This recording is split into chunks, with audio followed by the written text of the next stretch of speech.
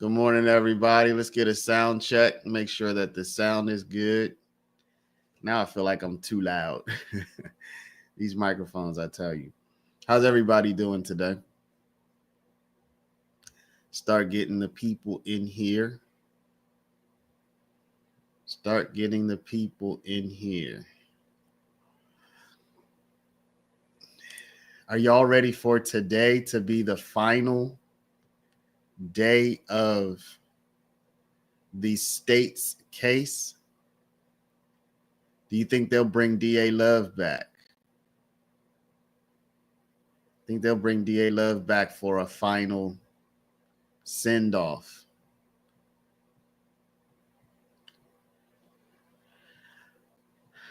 Let's see. Gemini, morning. Is that Gilly or Jilly? Good morning, Herbert. C. Gore. Cutthroat Radio Podcast from the West Coast. Y'all aren't playing no games. Y'all ain't playing no game on the West Coast early in the AM. So what do y'all think? What has the state proven so far? What have they proven? Donna, morning. Bonnie, morning. Umberto, good morning. T love me, morning. Gill like a fish has gills. So Gilly. Morning, Gilly. Y'all, has the state proven? You know what? I think the state might be able to, if they're lucky, they have enough to get the criminal street gang charge. Because they have the RICO charge and they have the criminal street gang charge. I think so far, out of everything, they might be in the vicinity of a criminal street gang conviction. That's what I'm thinking. I think they are hoping the jury will be so done with this, they will convict and move on. Maybe at this point, that might be all they have left. But I personally think that the criminal street gang conviction, might be the best bet that they have now.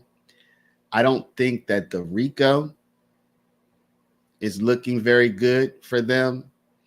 And I don't think that the two murder charges are looking good. Solitude, you think I'm wrong about what?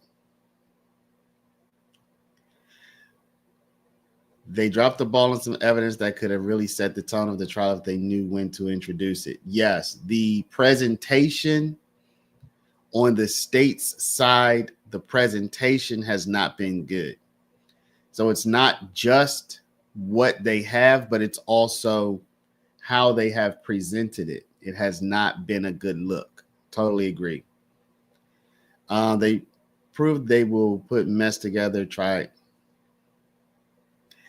Y'all, this is the thing. I feel like one thing I never hear anybody talk about, or very few people, is trying to put yourself in the place of a juror.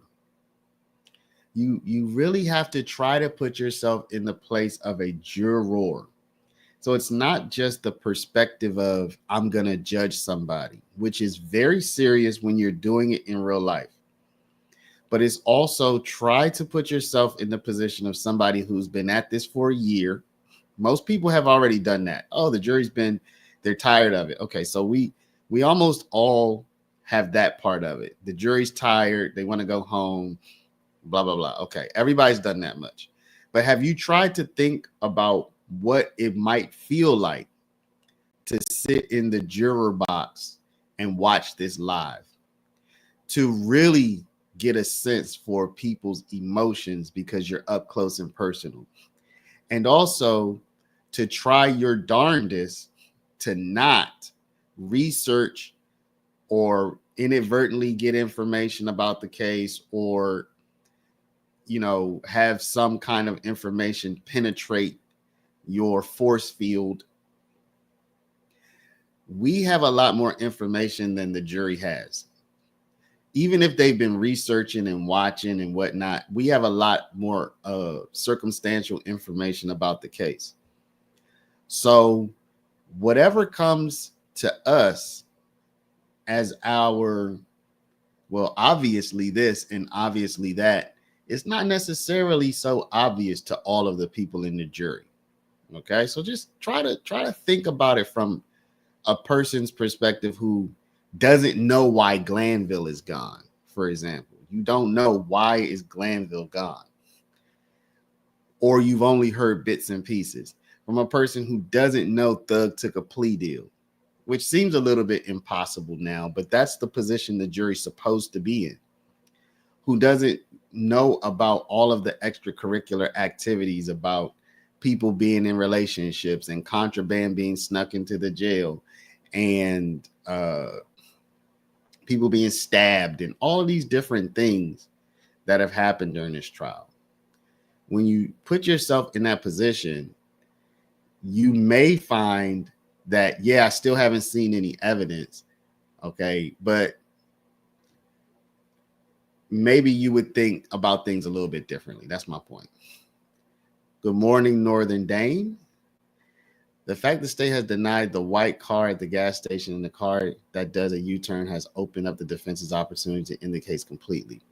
So, Comics, I agree that Max Shart needs to talk about that and needs to point that out. People are saying that Shart is leaving. He was leaving the exposition of that for later for his case, or for closing statements, closing arguments. He needs to do more with that. There's a lot there for him to do. I don't think he should leave it for the closing, because I'm not sure he can just play the video and analyze it during the closing. But if he brings in an expert who's going to analyze that video and really bring that reasonable doubt to bear, I 100% agree with you that there is reasonable doubt.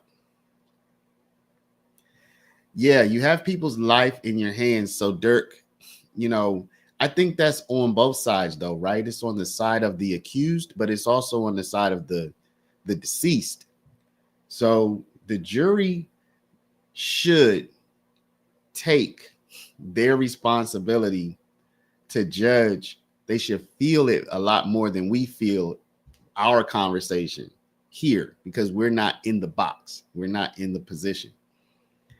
State will decide not guilty on murders. Everything else may or may not stick. That's what I'm thinking. The murders, I think, are going down as a not guilty.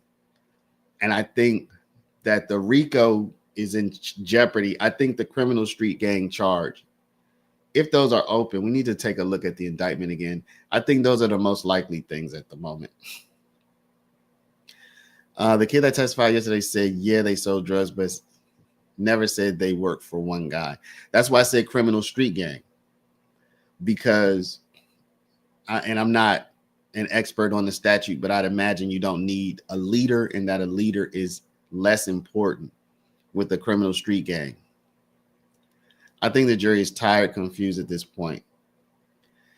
Look, at the end, during closing arguments, they're going to say, hey, these guys were at least in a criminal street gang, as evidenced by testimony that this, and that. And the jury's going to remember that stuff. Now, will they agree? We don't know. Good morning. I will be in withdrawal tomorrow if today is the end of the trial. No, today is not the end of the trial. Today or tomorrow is likely to be the end of the prosecution's case. I think we all expect at least Max Shart to put on a case, whether it's going to be a week or 2 or 3 or whatever the case may be. I don't know if Weinstein's going to put on a case with Yak Gotti. Yak's murder charge seems to be a lot more flimsy. And frankly, I think Yak is going to skate on that, and I use skate in the liberal term, not saying that he did anything. Shannon is in a little bit more trouble with the Chamel drinks. There is reasonable doubt, but I think Max has to get up there and point that out to the jury. So I definitely think Max is going to make a case. We have yet to see if and how much Weinstein will make a case. Weinstein has been a bit of a minimalist with his cross-examinations. And so I really don't know. And he's even said himself that as of, I guess, a week ago or so, he wasn't even sure if they were going to make a case for Yak. They messed up the entire case. Sloppy is so all over the place. Yeah, I agree. Everybody agrees with that. Everybody should agree that though the state did not have a whole lot of evidence, whatever evidence they did have, they did not. You know what's funny though, Paulette, that people have pointed out? The state seems to, perhaps due to lack of evidence, they seem to have intended to purposefully confuse the jury. So when you say sloppy and all over the place, at least some of that seems to have been purposeful and a decision that the state made specifically to confuse the jury. Morning, Tyarna. Jurors have been watching with the rest of the world not supposed to. Yeah. Y'all, another thing we probably underestimate is the jurors' desire to watch. We are a self-selected group of about probably 50 to 200,000 people on YouTube who are closely watching this case. We self-selected ourselves. We found these videos.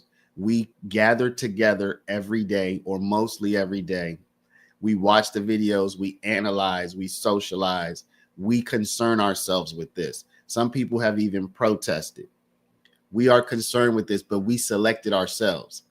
Out of the entire world population of 8 billion people, we have decided we want to watch this. The jury did not self-select. The jury was selected by somebody else. Why am I saying that? I'm saying that because the jury could very well feel like when they get home, they don't want to think about YSL trial. They don't want to even hear about it. I can very easily imagine that maybe, at random moments when something big's going down, maybe people Google, but they aren't us. They are not the people who inserted themselves into this whole thing as an area of interest. They were selected by a judge to be on this jury, and they're essentially being held against their will in a sense.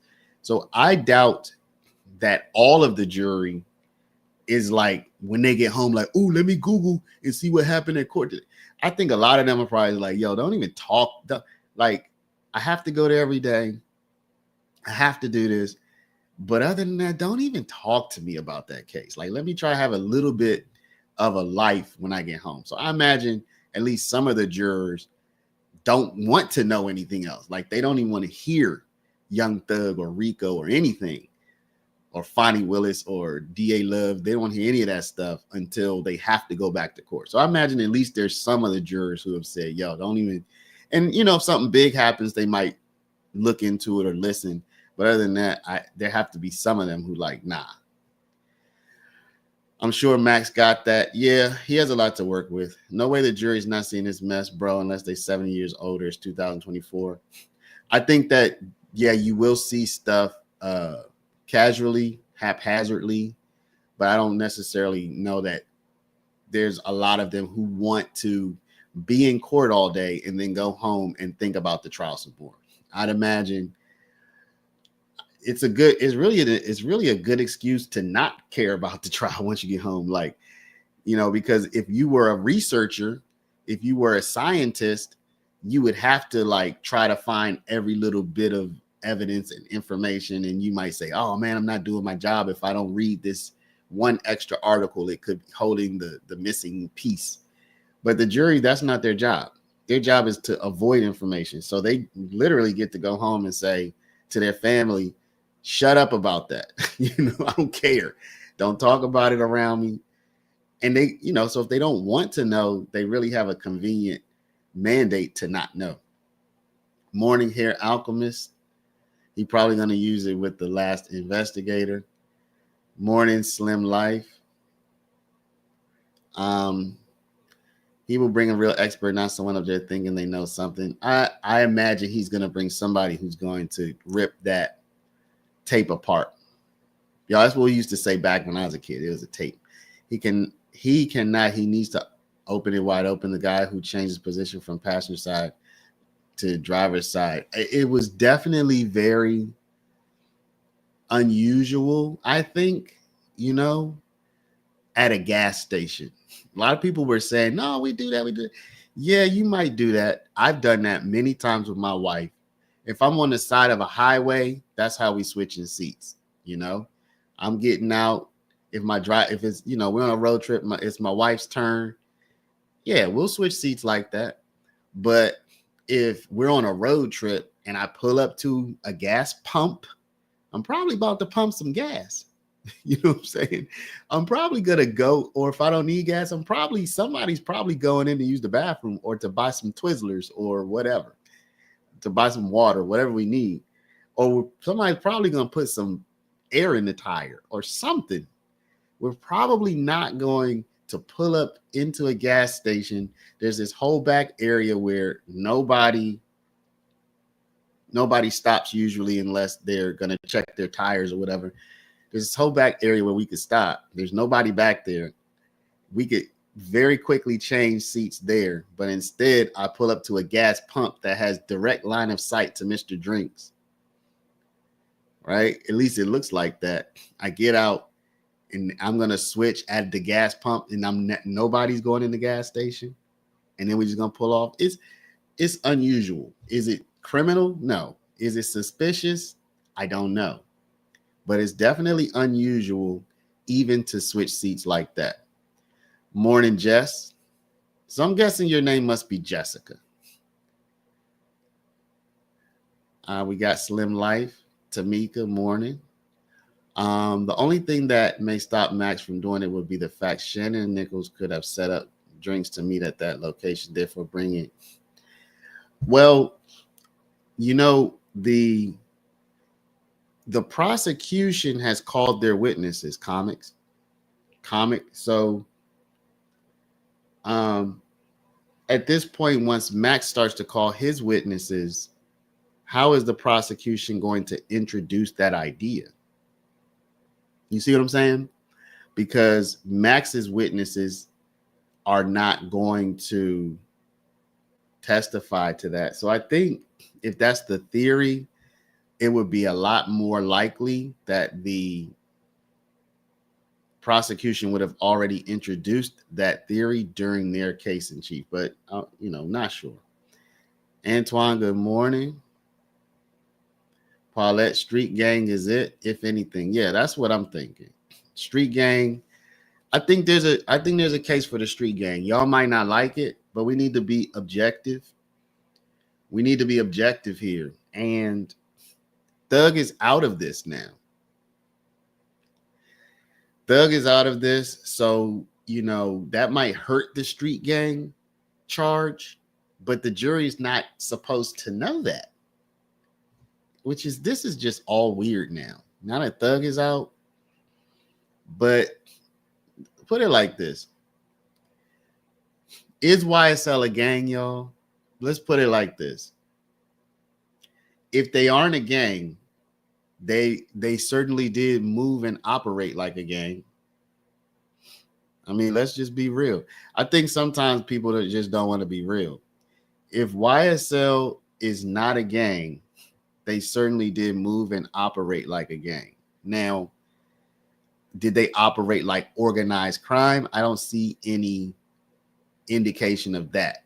I don't see any indication that they were making money and paying Thug. I don't see any indication that Thug was paying them outside of the music, the things they did for him music-wise. So the RICO thing, the fact that they were racketeering and that they had protected rackets and whatnot, I'm not buying that. But if you watch this whole trial, you see all the shootings, you see the number of people who went to prison and jail who were associated. You see the lingo, you see the colors, you see the clothing, you see the branding, and it was like a record label that was also associated with a gang. I mean, that's how I see it. That's just keeping it real. Now, does it meet the statutory requirements for a criminal street gang? Is it an illegal gang? Is it a criminal street gang? I don't know.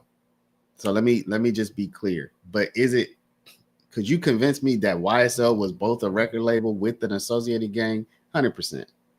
1,000,000%. So some of y'all might not want to hear that, but you got to be honest, man. Come on. I mean, what more do you need? What more do you need? You got a logo. Yes, it's the record. It's the same logo as the record label. Okay, but it's still a logo that people are using. Who yesterday, Mr. Sumlin said he wasn't a rapper, but he still had the logo on him. So what was his association to the record label? You know, what was it?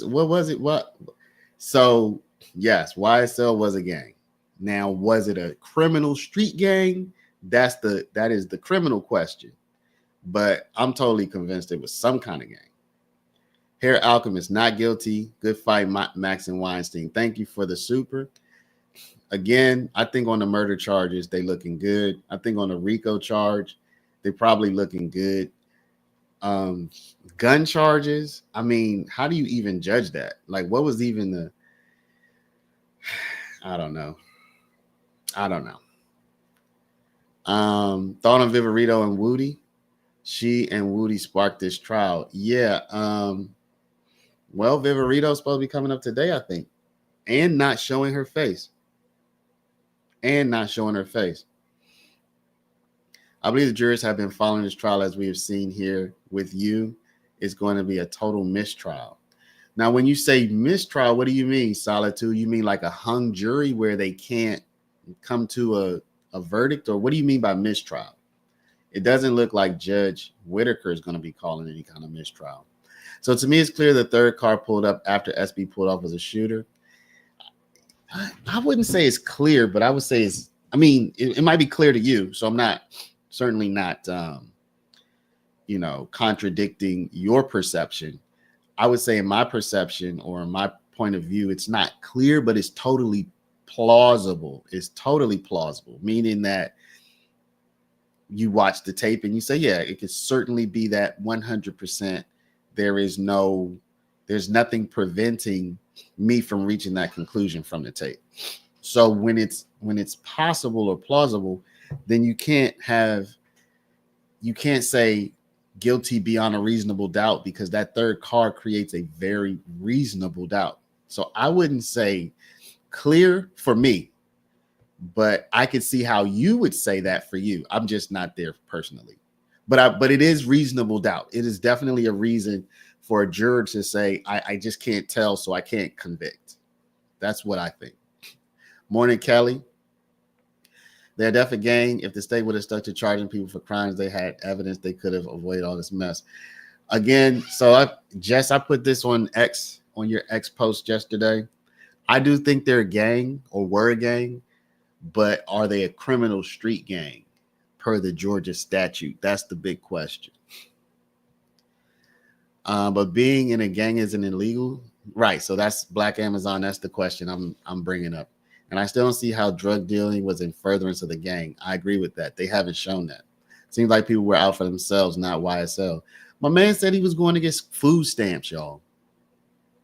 I mean, not that that's conclusive evidence of anything, but it's certainly evidence, not conclusive, but it is evidence that they were out here hurting. Like, not saying that gang members can't be hurting for money, but where was the fact that they all banded together to make stuff happen? Max and Doug definitely have charisma. They definitely do. You agree with something, so that's good. I hope the jury reaches a verdict that the state doesn't get any. Well, yeah, whatever verdict the jury reaches, the state cannot retry the defendants on those charges. But that doesn't mean that they're out of the water. Meaning that the federal government might be able to try them on those charges. Um, Depending on what the charges are and stuff, but the state cannot retry you on the same charges once you're found not guilty. Gangs are illegal. Gangs are not illegal. Even the prosecutors have said that. Gangs are not illegal. Criminal street gangs are illegal. Yes, we have. I guess you're saying, yes, we have what? Sorry, this is a case of false flagging, getting people caught up. I don't know. I feel like YSL is a real gang. I mean, now the interesting thing is this.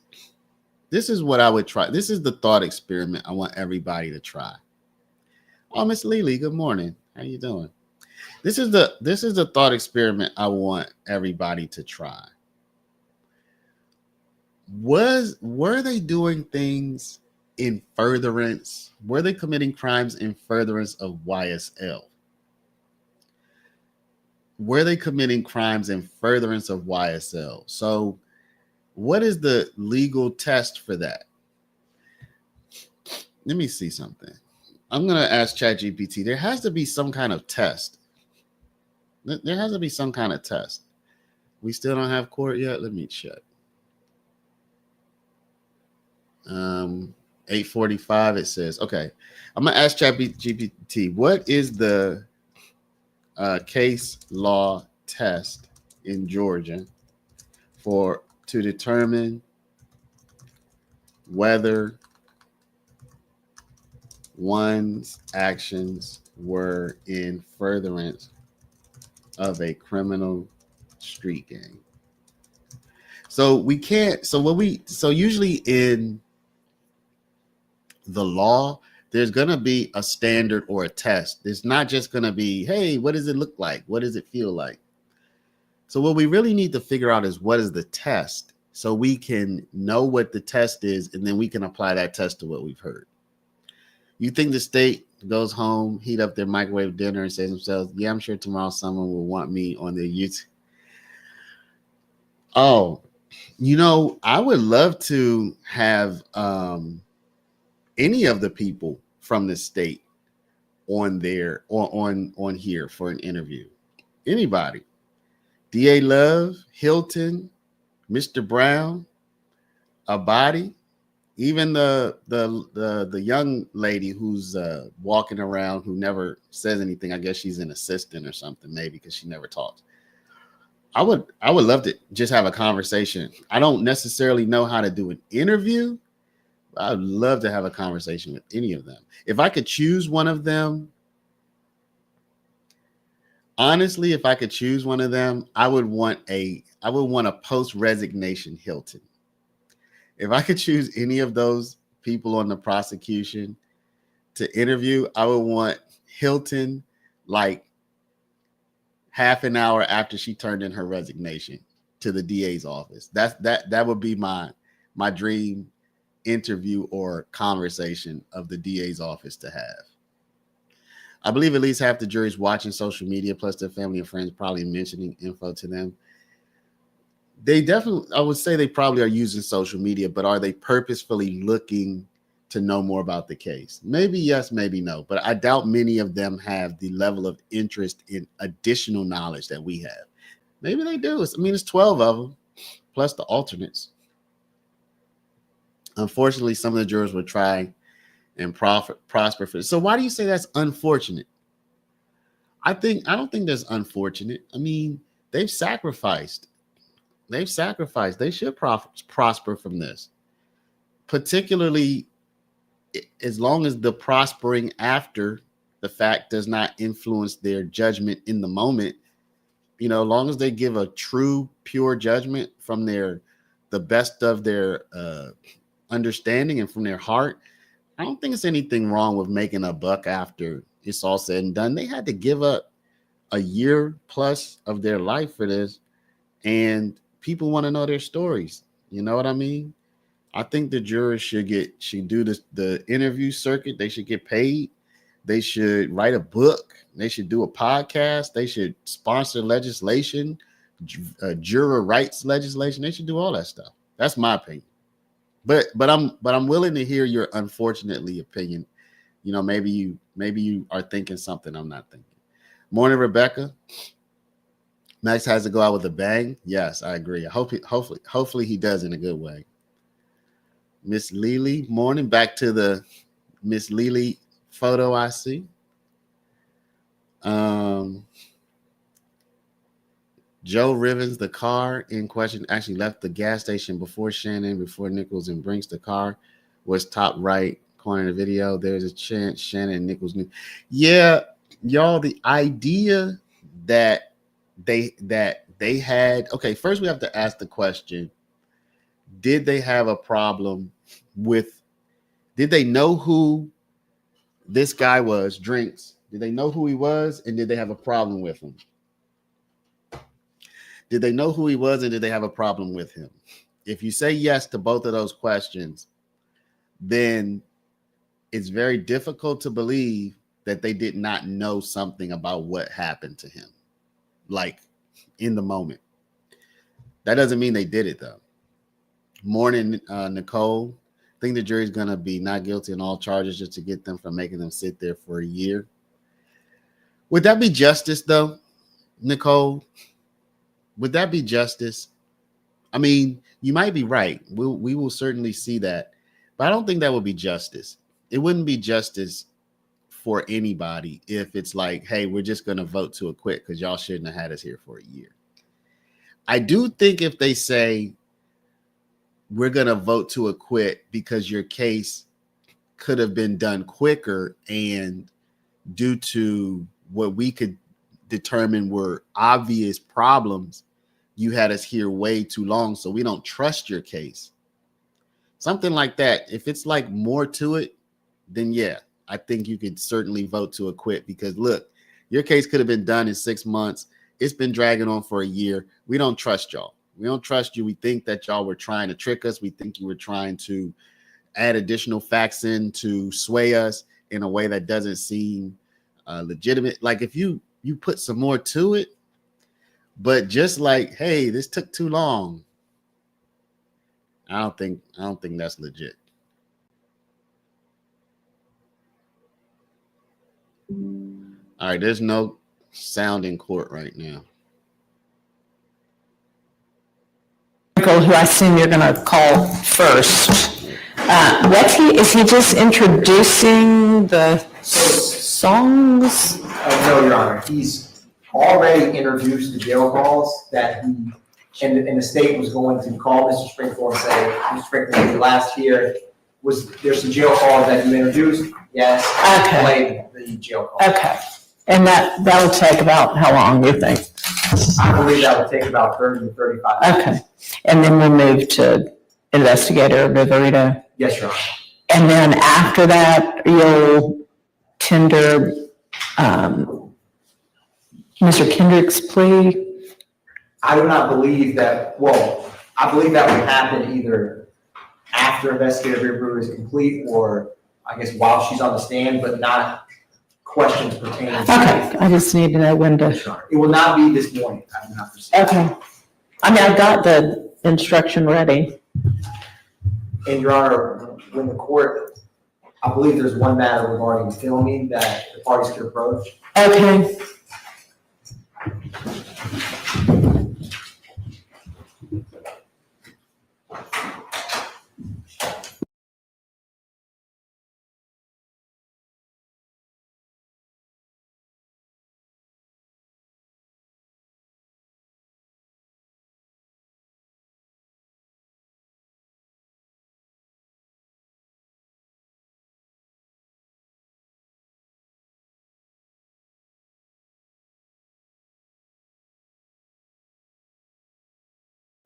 Something's weird about the sound in court today. Hey, Patron, how's it going? I definitely didn't see enough proof to convict them of these murders. No, I don't think anybody has. And, one of the problems with their trial is now that we're not talking about Donovan Thomas any longer. I hate to say it because, it's kind of sad, but it's almost like Donovan Thomas situation is a bit of ancient history in terms of the trial. And again, no disrespect to him and his memory. I'm just talking about in terms of this trial. They've moved on. They've moved on, so they're presenting us with information and evidence of things that have happened um,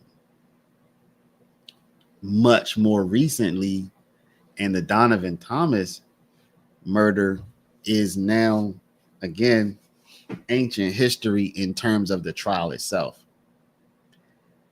Y'all do hit the like button, please. Do hit the like button. Y'all come in here every day, and I'm certainly happy. I'm loving it. Hit the like button. Party with us with the like. Party with the like. The state overcharged. I agree with you, Air, in the sense that they overcharged because they were going to have 6 people on trial at once altogether. If they weren't going to do this thing of having 6 people on trial, you might not say that because you were going to be proving all the charges of just one person at a time. But once you put 6 people with 50 some different counts, did y'all hear that Fonnie Willis says she's going forward with the Donald Trump? Fonnie Willis says she's going forward with the Donald Trump prosecution. And she even indicated that she may be willing to wait until he stops being president to prosecute him when his presidency is over. And I'm just like, and maybe, she apparently feels that that crimes were committed. And I'm certainly not in a position to say they were not.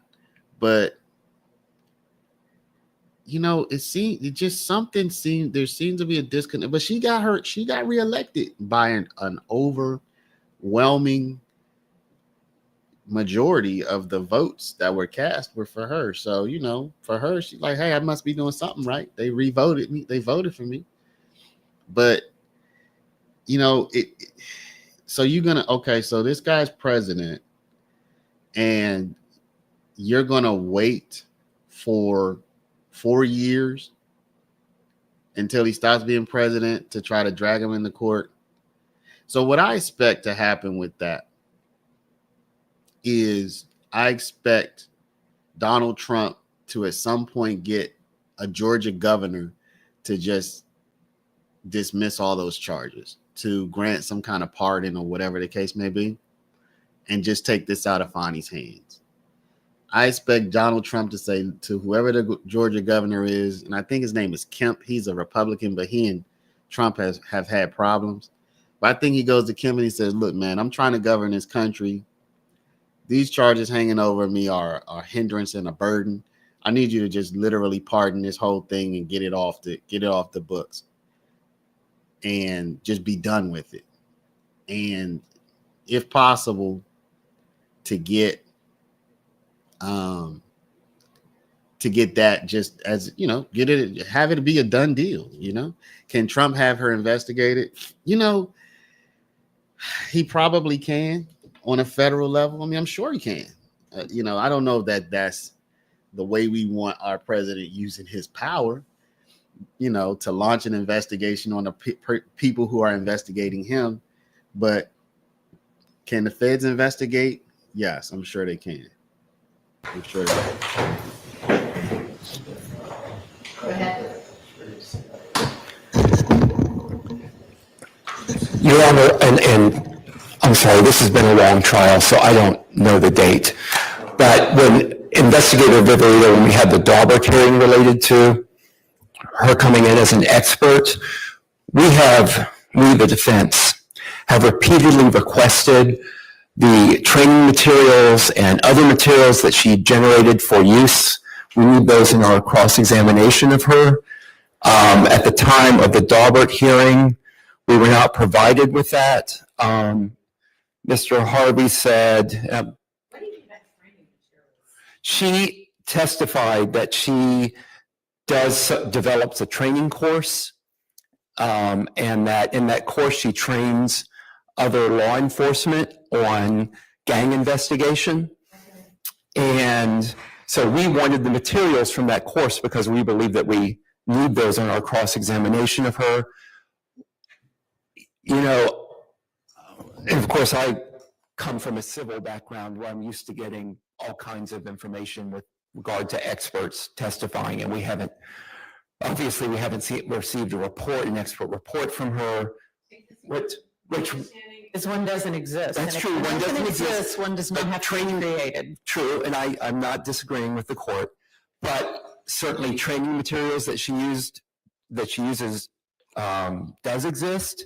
We've asked for it. We've not been provided with it. When's the last time y'all brought that up to the state that, hey, we still need those things? I cannot tell you, but we've repeatedly asked for them over the course of the last year, Your Honor. And we were told by the previous court that at some point that may become, actually, what did the court say? It might be something that may need to be tendered at that point or brought up if does come in as an expert.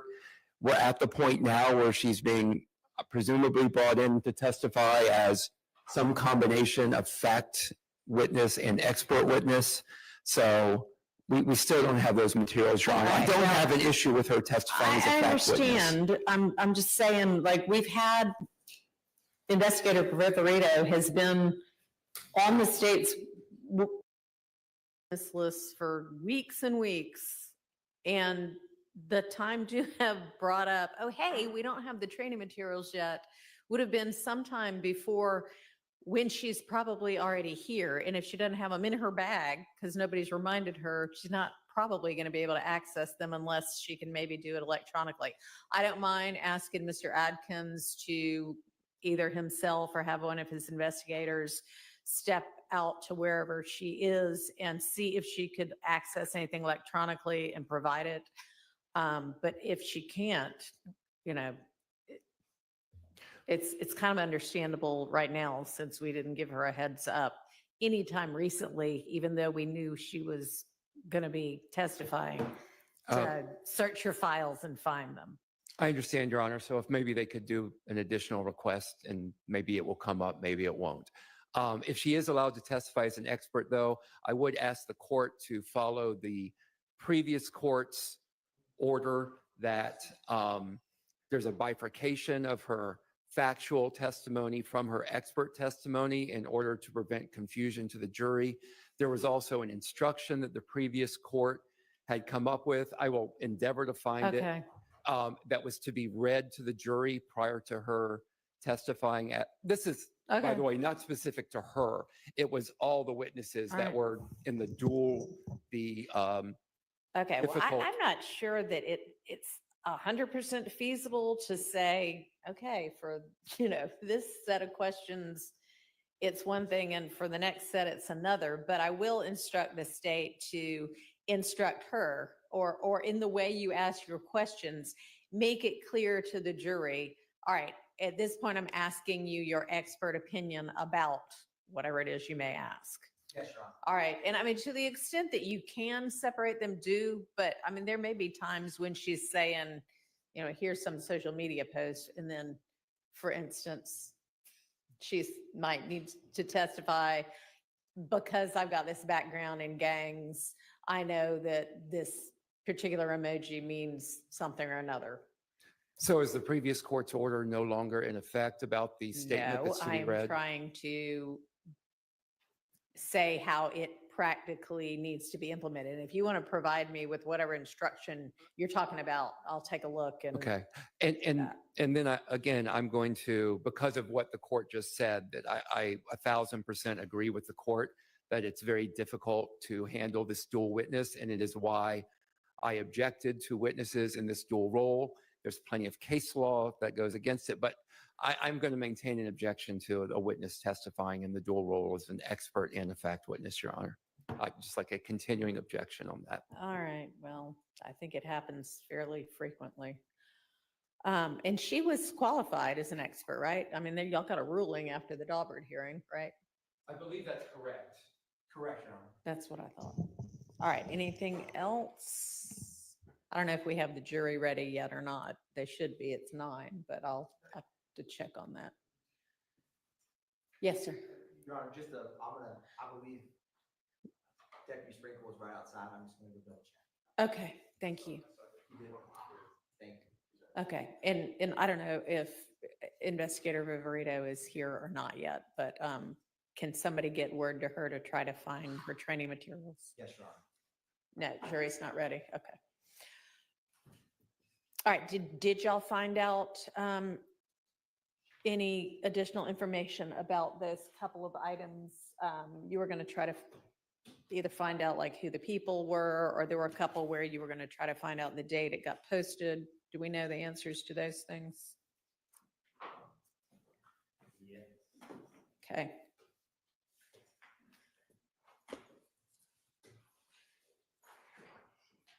And Mr. Abate, did you get a chance to check the sound so that we at least believe it's going to be working right when Mr. Sprinkle?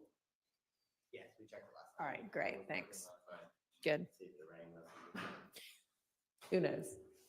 I want to know if he followed through on his promise to narrow down the number of calls. I did. All right. Can't wait to see that. Mr. Abadi always fulfills his promise. Instead of an hour and 20 minutes, I found it to be 25. Okay. Bless him. Judge, just thinking forward while we have a minute, I was thinking forward about what we were talking about happening in the near future. Mm-hmm. And regarding directed verdict motions, Right. I think it may be, we have obviously a lot of Evidence. evidence in this paper. Yep. If I could request the state, and maybe the court ask the state to, typically, my understanding is with each witness they've made, that they've presented, they've made PowerPoints of the evidence that they're seeking to admit. And generally, we've complained when it hasn't happened, but generally they've given it to us before the witness testified. They've given us a hard copy. Okay. If I was just thinking last night, if the state could forward all those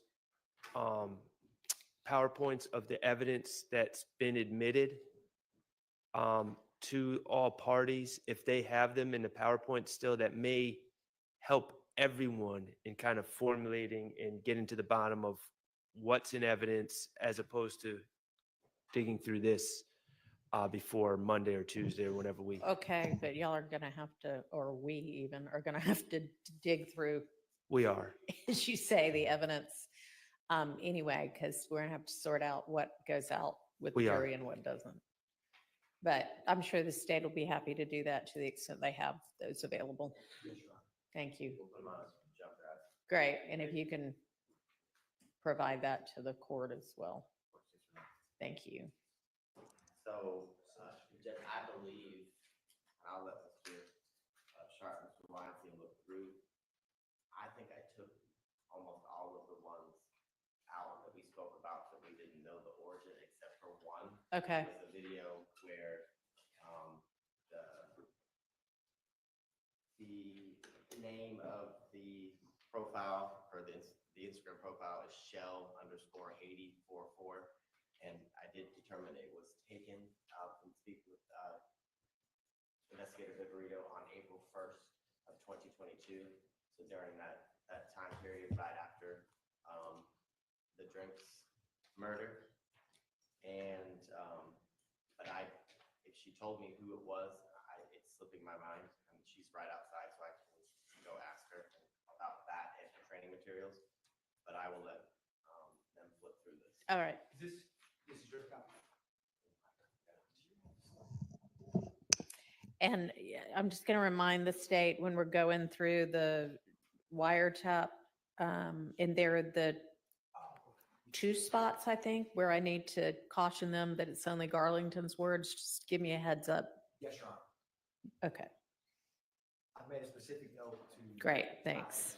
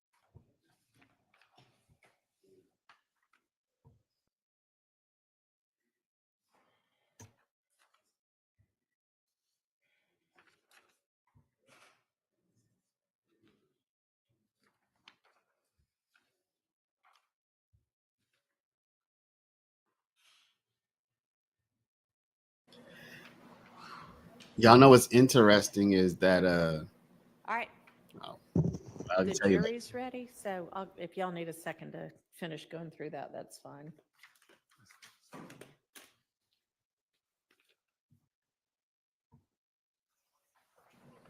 What's interesting, if y'all remember the day that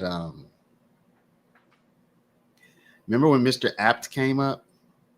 Mr. Apt was the one who cross-examined the gang expert, I think it was. And he was standing in for Doug. Well, I think Doug works. I don't know this for sure, but I think Doug might work at Mr. Apt. ABT, I think is his name. He's like a bald head guy. I think Doug works at Apt's law firm. So if I'm not mistaken, Apt might be the head partner there at the firm. But at any rate, yeah. Wouldn't y'all like to see that guy come up again? I wish he came back at least for an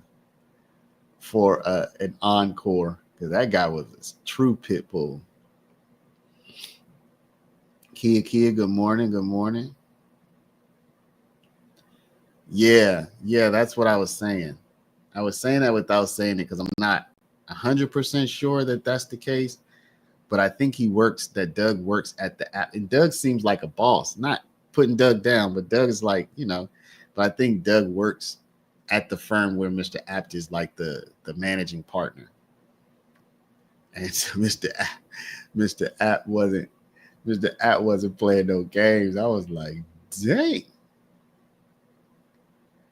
Mr. App ain't playing no games.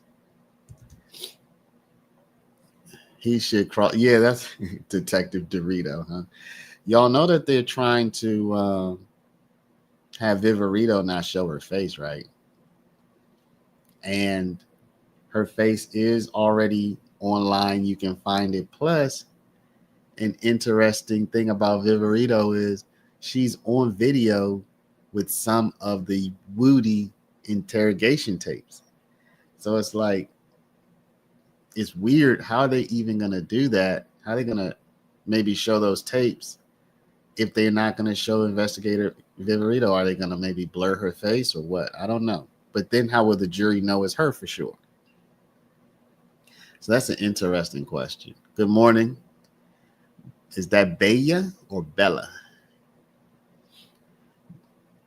Dorito is Investigator Viverito is a woman. Yes. Investigator Viverito is a woman who, well, you're going to maybe see her today. Set of evidence. Any issues? I wouldn't call it an issue. There's one that I don't think we've litigated. It's marked by Mr. Abate, so I'm saying.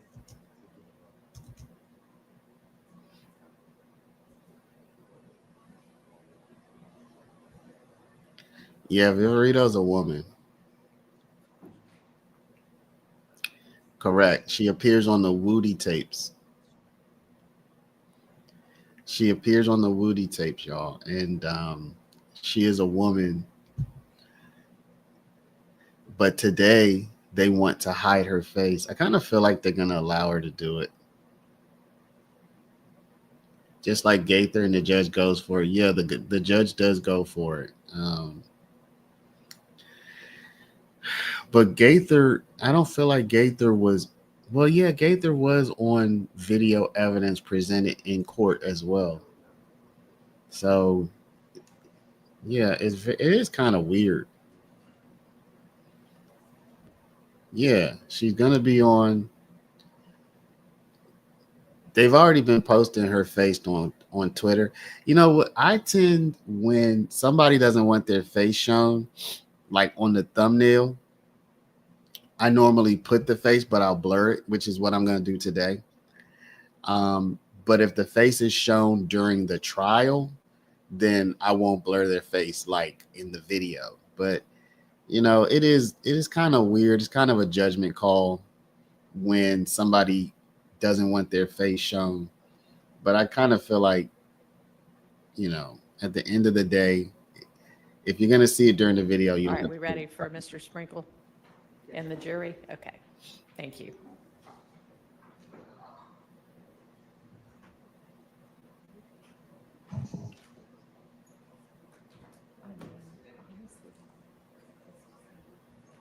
We're talking of misery. We're talking about investigator Viverito, who we expect will probably take the stand within the next hour or so, hour or two, and who will be, yeah, Sprinkle's back. Sprinkle had to get his one last little. No, nobody knows why he's back. Nobody knows why he's back. Sprinkle just had to, Sprinkle's like, can I come back, Judge? Yeah, exactly.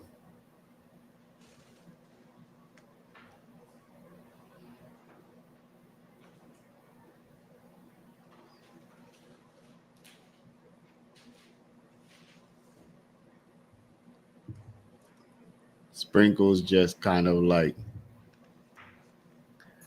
yeah, getting his last lick in.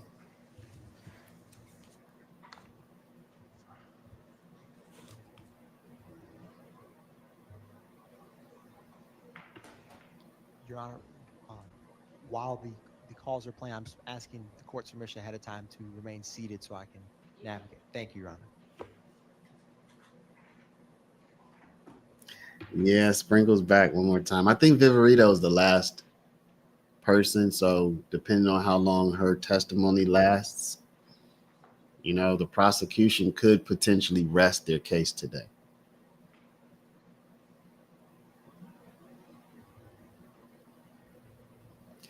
Yeah, I agree, LTK. It's not a good look.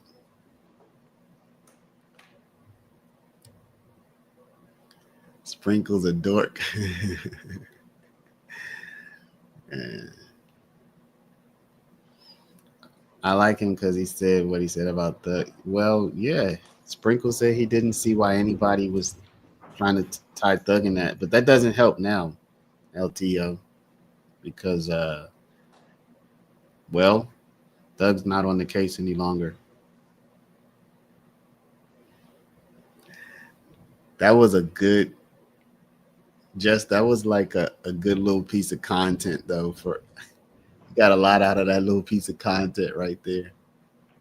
People so suspicious, and at the end of the day, it was very suspicious. At the end of the day, it's very suspicious the way that happened.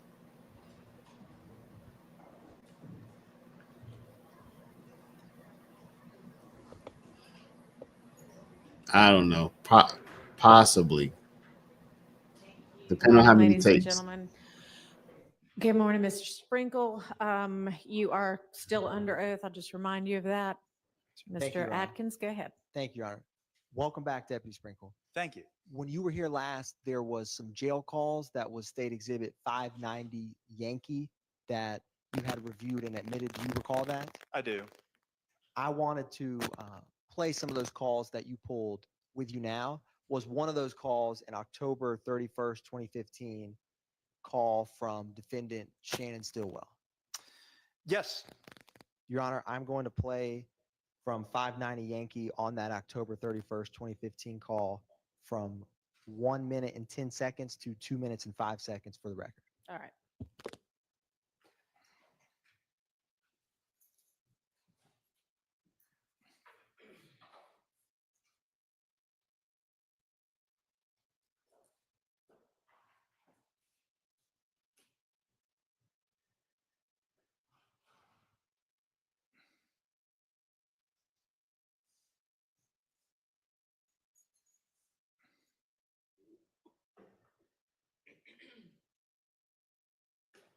Your Honor, I just noticed I'm in the Zoom, but for some reason when I shared, oh, It's not working. yes, give me one brief second, Your Honor. Okay.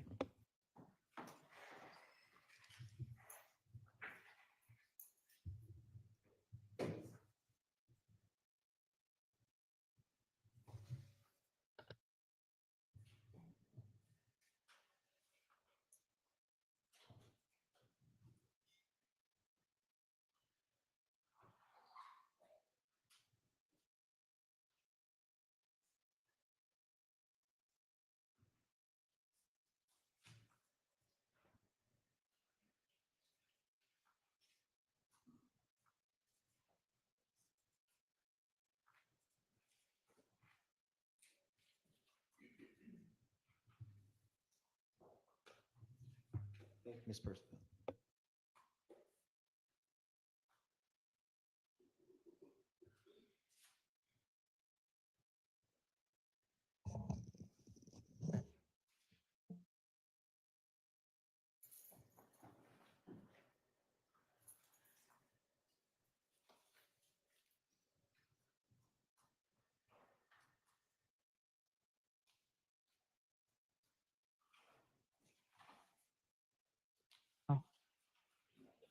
Hello. What's up? Hey. Oh, what happened? Doris and that lawyer, I had to talk to the lawyer. Oh, okay. What is that? And he just let him know he behind me, everything good. He said Doris sent him down there to so I can interview him to see if I wanted him. I'm like, you feel like he handled the case, then I want him. If you feel like he can't, then don't waste my time. Oh, okay. You want him? He talking like he can handle it, like everything. He can handle everything. He say he been working with all type of stars on all type of murder cases and all type of cases. Mm-hmm.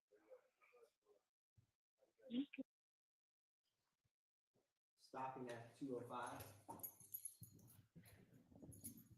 Deputy Sprinkle, was another one of the calls that you pulled a November 13th, 2015 call from Shannon Stillwell or Shannon Jackson? Yes. Your Honor, for the record, I'm going to publish 11:25 to 14:30 of that November 13th, 2015 call. So what is the 598? Oh, they're all in the same. Correct.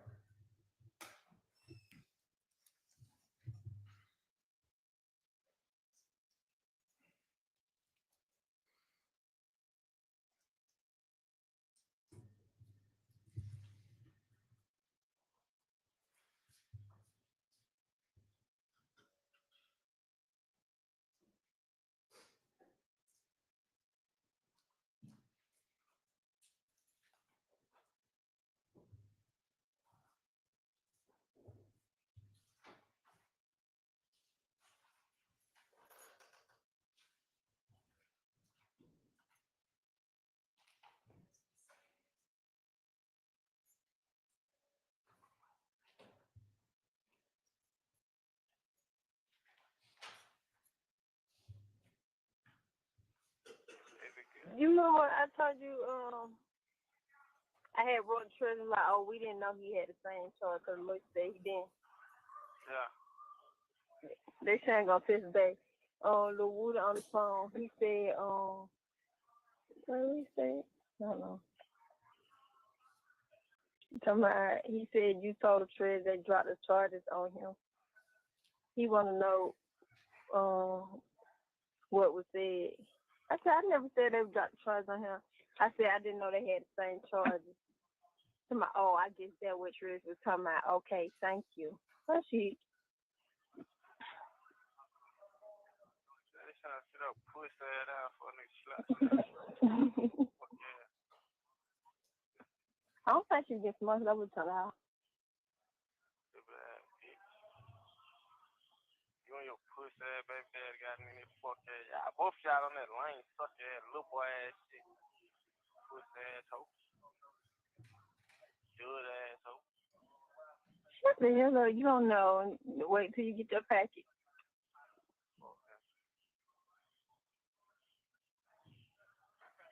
That fuck nigga envy me anyway, man.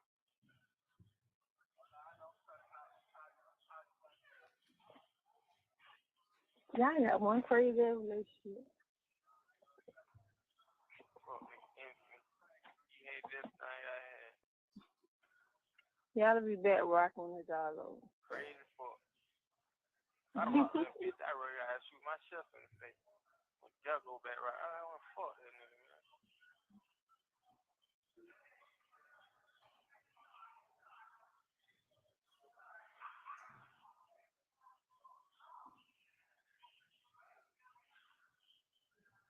They just whoop this little young nigga ass in him. That ain't funny. I know you were laughing. I wasn't laughing. I was just like, eat that baby. Shannon shit. Oh. What is that for? I hear blood and he ain't real right. He what? He ain't real right for his blood. He what? He ain't real right. What? Shit, do you know your own? It be different shit. Like, niggas push up on different niggas. And the wrong way. Nigga pushed up on me the right way. Nigga pushed up on him the wrong way. Like, hey, bro, you got to go and do this. Man, we finna goddamn go and get at you, man. And that's what they did. They pushed up on me like, shit, bro, you know, they saying, man, listen, man, do you want to talk to these people because you stressing these big homies, but you ain't on the phone with these folks. I got these folks, man, you want to talk to these folks. Yeah, bro. Now these niggas be goddamn. I be asking, I like, bro, you locked up for rug, bro, but you ain't help panhandling, bro.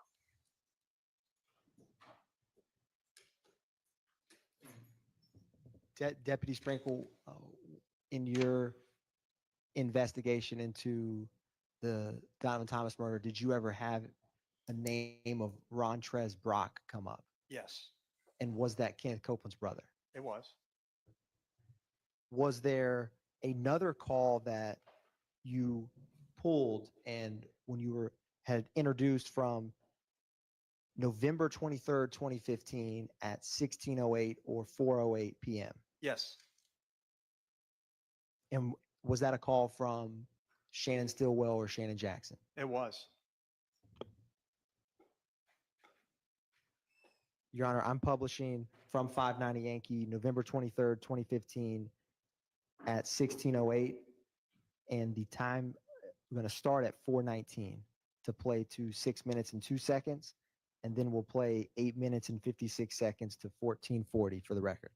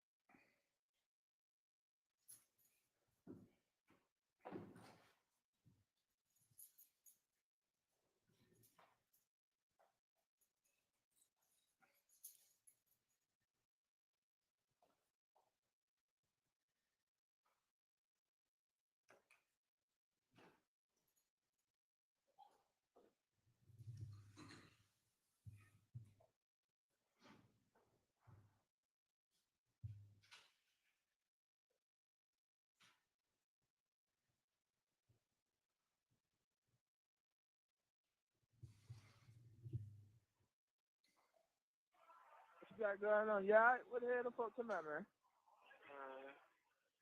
Shit. Sounds crazy. Yeah, not the police, but they got. Yeah. Nick. Yeah. Damn. Everything alright though. How the hell VO did? Huh? How the hell VO did? Yeah. Yeah. Okay. He say, she say. Yeah. Everything alright. See that shit is different from the nigga who they got locked up with him, you get me? Yeah. Nigga trying to free themselves, so nigga say whatever. But the judge kept saying like, he was just like, they shit, the way they saying, like, that shit don't mean nothing, because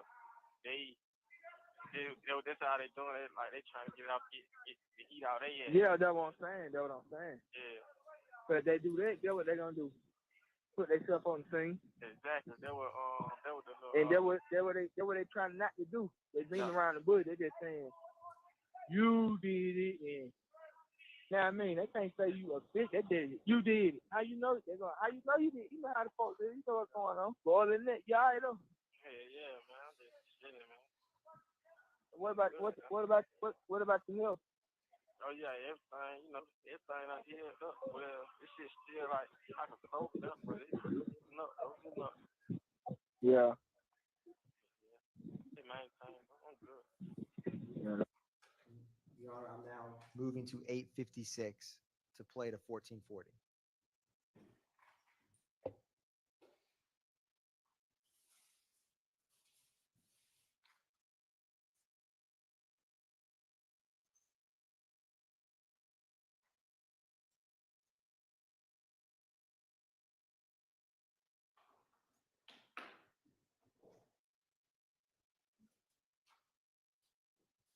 You look like you straight. Shit, I'm gonna have $6 on them.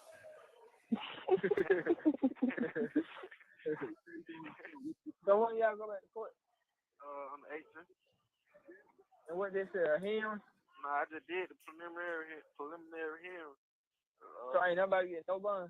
Nah, they dropped all Moulton charge because Moulton had a lawyer. They said the same thing about both of them, you feel me? They dropped all Moulton charge. They did only thing different was the little nigga named Deep Cleveland. He told me, I told him I did it. So they was he said that's the only different thing. Then he just wrote Moulton to my man, on God, bro, I ain't say that, bro. I go to court looking for no police lying on me, did that third. Fuck him. So Moulton got it on the lawyer. Yeah, Moulton got all his shit, they missed. So if you would have had lawyer, you would have got your own, didn't you? Hell yeah. How much, what he paid on it? I call my man. Huh? I call my man and see what's going on. You ain't got nobody else who you think give you nothing on the lawyer? Shit, I ain't called. But Kim just telling me that now to call him my knees on and shit. Who? Kim. I ain't calling it though. Who? Kente. Kente? Yeah. Man, them niggas that be talking, bro. Yeah, that's what I be saying. That's why I ain't really just put no like that fucking stuff. I was been sent the lawyer down here. That nigga, he keep coming down here, but he just like, shit, dog, keep telling me he ain't got all the money yet. The fuck you ain't got all the money yet. Who's saying that? So, that was the lawyer. Like, the lawyer keep coming down here though, but he just like, shit, I won't gonna represent you, but he keep saying, dog, saying he ain't got all the money together yet. How much they charge? And this nigga, he ain't telling me the price. He just like, I told Young Thug he gotta give me everything or nothing. It's everything or nothing. That's how he kept saying. So he want all his money at one time. He don't want I believe down. he doing that. He doing that because of Thug. You feel me? He know home got money, so hey man, I want all my money. You ready? Yeah, that's what I'm saying. Cause most lawyers, they used to do a payment plan, bro. Yeah, exactly. Knew that talked to some lady and she was like 4,000 some shit. She was 4,000 for it. start. Man, that nigga I had him, he want them money, bro. Nah, nigga who beat my brother's murder case. You know, I'm cool with him. He don't even want that much. 4,000 to start, that's too much. Yeah. I probably give him about 2,500. He probably put me on payment plan like every 2 weeks. Probably pay like 350. Yeah, well, that's cool. No? Mhm. Hold on, cuz. So, nice. Well, so what you got out here? What you got now? What you got now? Most of they got now, they got all them aggravated salt shit that they had. Aggravated salt, aggravated batteries, all that shit, them gun charges. You know, they had so what part of that truck? That murder charge? Yeah, they just dropped the murder charge out there. Man, that ain't shit. That's aggravated salt, just like that. Yeah. That's how he got like, you know, they got like 9 charges. Drop that murder and stack some on the aggravated salt. Cause they're like 20 years. Yeah, what? That's what I'm saying. Them aggravated assault charges and all that shit still the same thing. Yeah. Well, murder, they just make niggas say, woof, at least I ain't got this. Still got to fight the aggravated assault.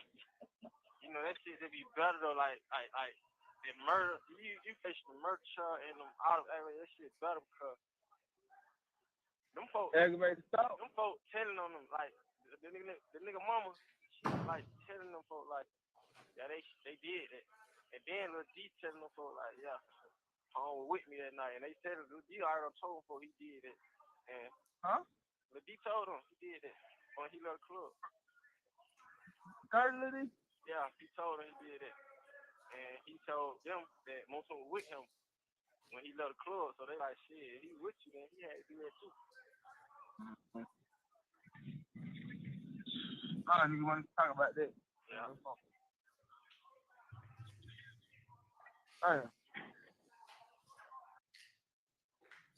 Stopping Your Honor at 1324.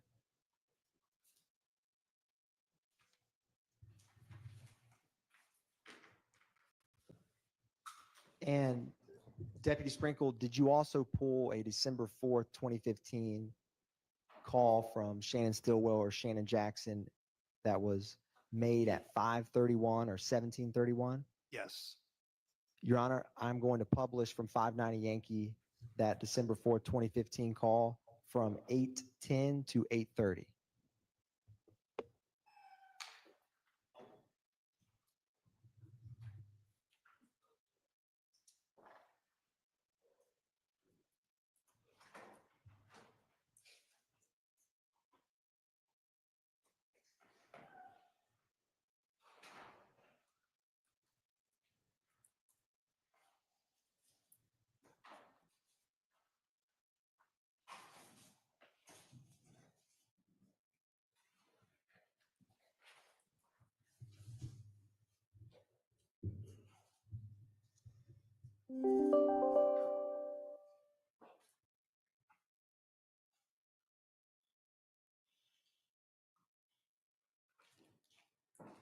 Is y'all fucking with you? Who? You know who I'm talking about. Who, nigga? No. Who? Oh. You talking about, him? Mm-hmm. Yeah, he want to pay for everything. Oh, okay.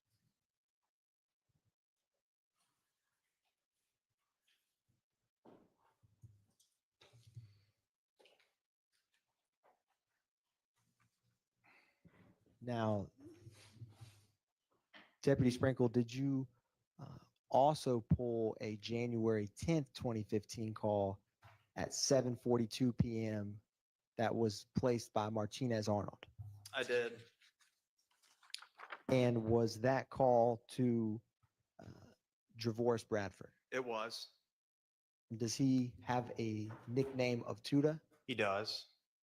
I'm going to play that January 10th, 2015 call at this time, Your Honor.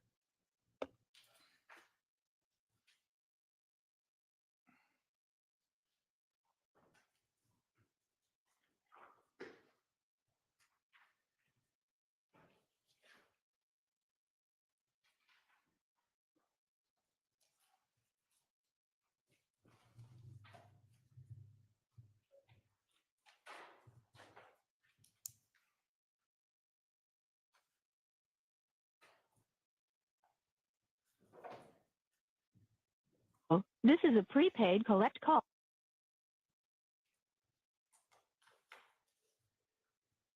Call from an inmate at Fulton County Jail. This call is subject to recording and monitoring, and your location information may be collected and used by corrections and law enforcement personnel. To accept charges, press 1. To refuse charges, press 2. If you would like to permanently, For a limited time, visit an inmate from the comfort of Y'all gonna set me up like Securus, you may start the conversation now. Dude. Cool. What's down? Call right back. Y'all gonna set me up like that? Nah, hell no, nigga. Which time you got there? Some shit there. Nah, hell no. Y'all good? Yeah, hell yeah. Hey, Goldie Mott. Who that is? Boosh. What's up, short stuff? What are you doing? Let's go. Yeah, brother. We going on. Sure. Yeah. Yeah. Well, yeah, got it. Who want to pull up? Oh. Yeah. How Christopher bro? All right. You keep calling all these girls.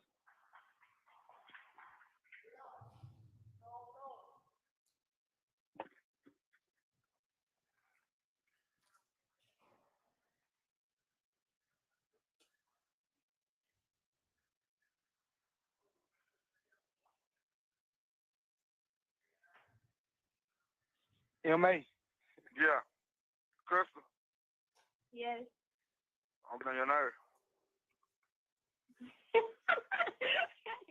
No. Why you acting today? No. Oh. You feel like you're getting on my nerves? No, a little bit. No, but I ain't talked to you earlier, so you had to threw me out. You said call you later on. No, because I was at work. Earlier you said they don't want to talk. Call you later. Because I was with a client, so. You with a client now? Crystal is my friend. Well, yeah. And she's pretty, so. I don't want nobody in my business. Crystal's my friend. She know you, so.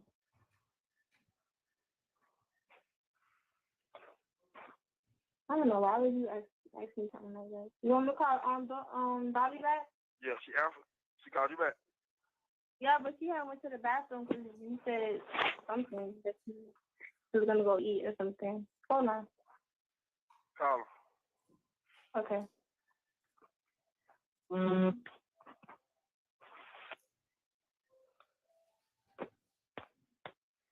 Think Dora at her house too, huh? She at her house or Slime house?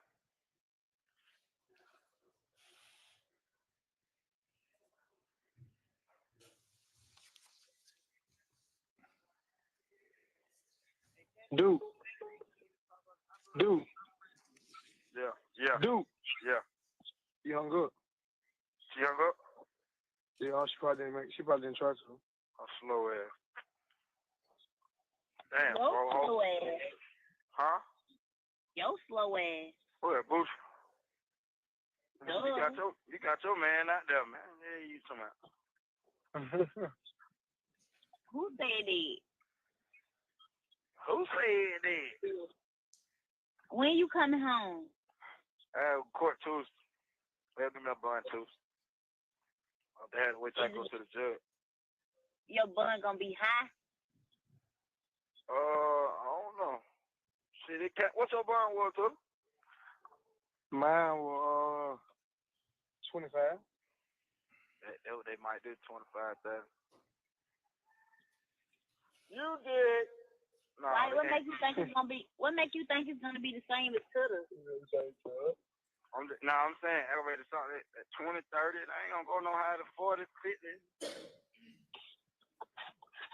It ain't gonna be that high though, cause they only do that when you got them when you dead ass wrong and you don't got them shit. Shit 300. There go right there. Don't be. Call Crystal. Crystal don't want to talk to you, man. ain't gonna talk these last 2 days. The girl don't want to talk to you. She hung up for a reason. Nah, she happy. Every time I call, she get even happy. You dig what I'm saying?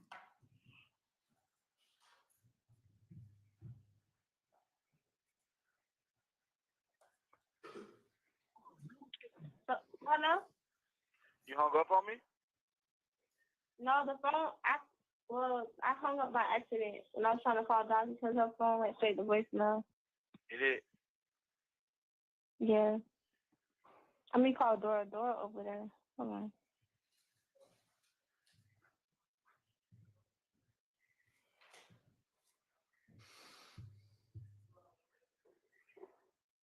Hey, you slide that tray over here, bitch out. Kick it over here. Yeah. What you say?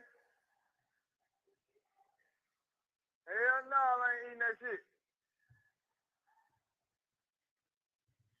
I gave it to nephew. It's on you next. Hello? Yeah. Dora. What up, man? What's up with it, homie? You dig what I'm saying?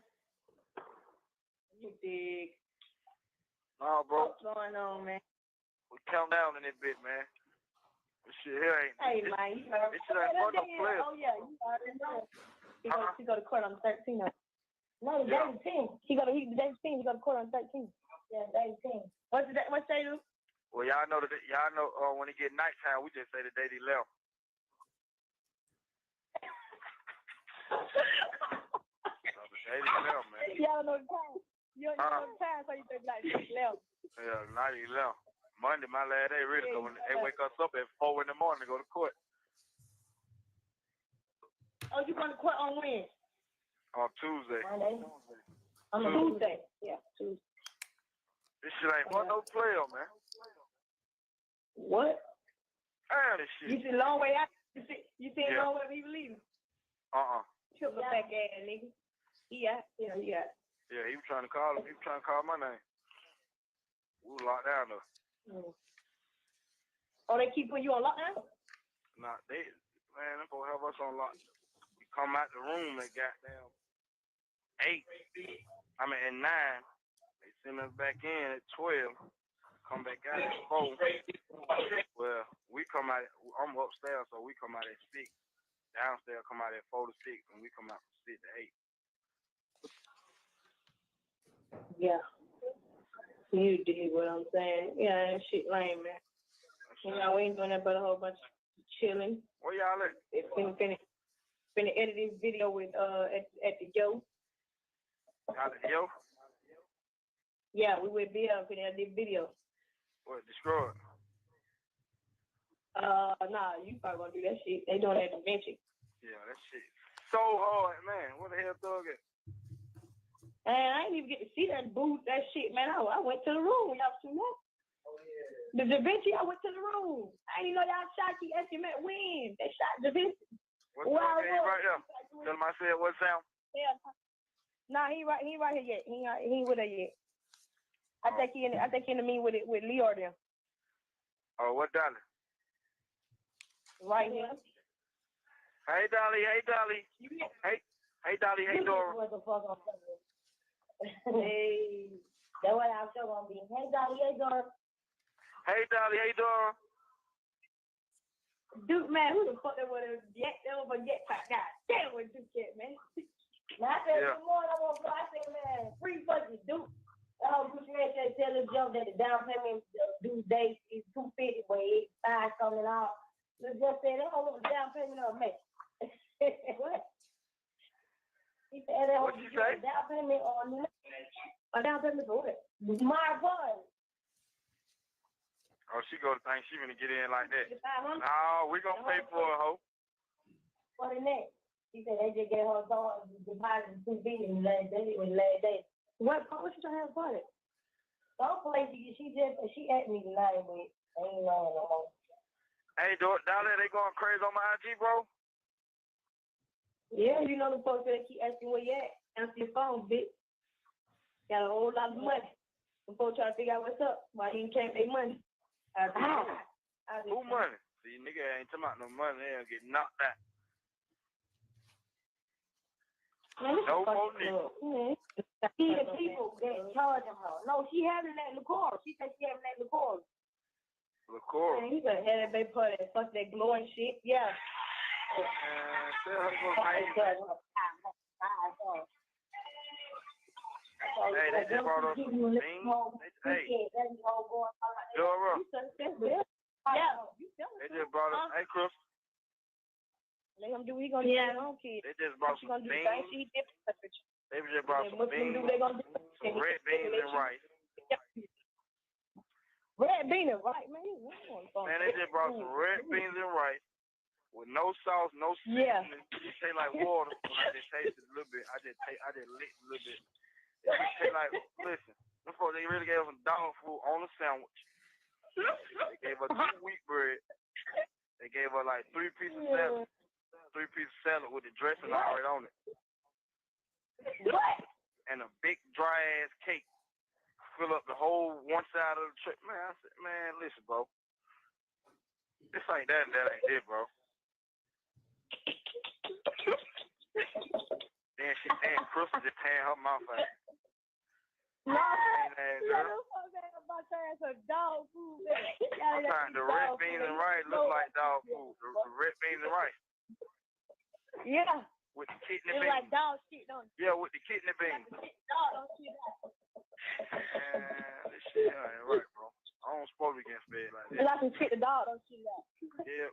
He look like shit. I ain't even, you know what I'm saying? He look like shit. I ain't want to say that because them folks eating all that shit. You know what I'm saying? Shit like dog shit. So they been in there. They got a helmet. They been in there. How you know it's not no seasoning in? You taste it. I tell you, I licked it. I tasted it. I tasted it on the spoon. So I did like water and a big ass cake.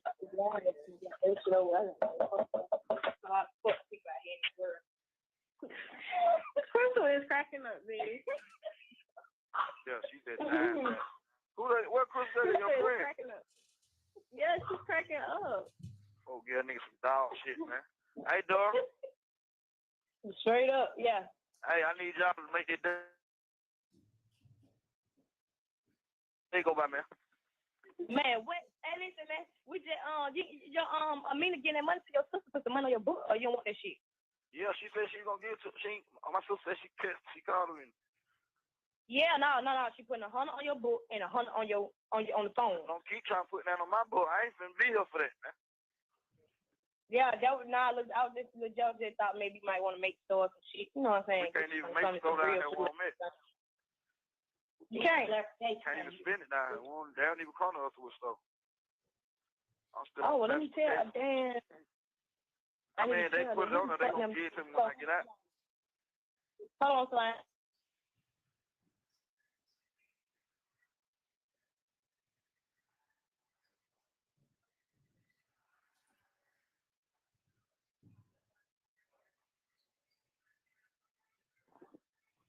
Hello? Yep. Yeah, man. Nah, well then I tell her they ain't don't worry about that shit. We'll just keep on the phone. She can put it on there, cause I might walk the bend on when I get out Houston. You motherfuckers on the phone. I go, okay, yeah. That motherfucker, it was 2 degrees out and they let out. I thought they'd be at the gas station. She said, so I wasn't gonna stand in front of that building. Yeah, no, I'm walking on. I'm telling you, I'm walking on. Straight down on the way. That bitch said, stay right well. Pick me up at the gas station. It's a number that caught my phone. You have 1 minute left. I'm stopping y'all at 14:35. And Deputy Sprinkle, was this the call you had referenced that after when you listened to this call, what was the next step that you did? I reviewed the surveillance video from the Texaco station next to the incident location on McDaniel Street. And was the one of the other calls that you pulled a October 4th, 2015 call from Diamante Kendrick? Yes. Your Honor, the state is going to play from 590 Yankee.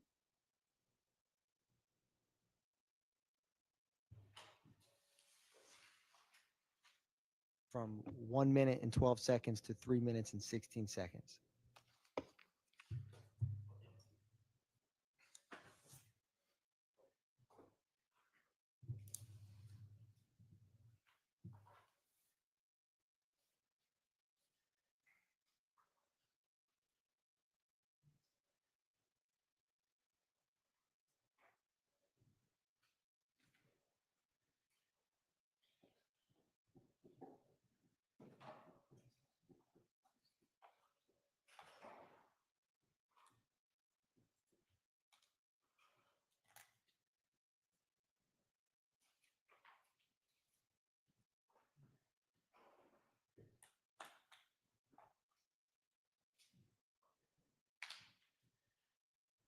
Right. Yeah, I've been on lockdown, man. It's down here confusing, man. I gotta get out. Okay, just first of all, keep your head up, and I just want you to know I love you. I put minutes on my phone yesterday, and I was hoping you call. Keep your head up. Keep your head up. Did Duke get out? Yeah. Okay, well, he got a whole lot of folks he got to answer to. Oh, Duke. Hell yeah. Yeah, bro, cause it nigga fault, bro. Monte, I love you, but you should have told that nigga fuck that shit. Take that ass whooping. Yeah. You should have told. You took yours. All right, calm down. I'm gonna calm down. Okay. I'm talk on the phone like that. Look. So what is it about tonight, man? Cause I go to court on the 15th. No, you go to court on the 16th. 1-6. That's what I said. Yeah, but they trying to still push the mixtape out. Who? Them. Just tell them forget 10 or 13 good songs and drop it. And okay. Tell them to find like, don't use that red bandana shit. Even though the bandana burgundy, just tell them to find like a picture like on slime sheet. And what I was finna say, man, these days going like so. Yeah, the day is only the 4th, but I'll be there. Your judge is Judge Atkins. Put his name in the universe. His name Judge Atkins. I done looked him up. I done saw him before too. Got a lawyer. We got Thug. I'm working on that now. Just say broke. Don't say the name. Huh? Just say broke. Don't say the name. Broke. Yeah, broke. Hey, Stop it at 3 minutes and 14 seconds.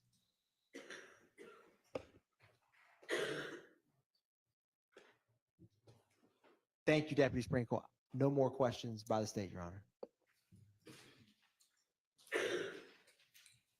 Mr. Sprinkle. Yes. Good morning. Good morning. How are you? I'm all right. How are you? Very well, thank you. Okay. Mr. Sprinkle, I want to talk to you about the phone calls from the jail with my client, Shannon Stillwell, on them, okay? Okay. And I know you testified before about this briefly. How many total calls did you review involving Shannon Stillwell? I don't know how many I reviewed. It would probably been around 30 to 50, somewhere in there. I downloaded over 700 though. All right. The first call that we heard was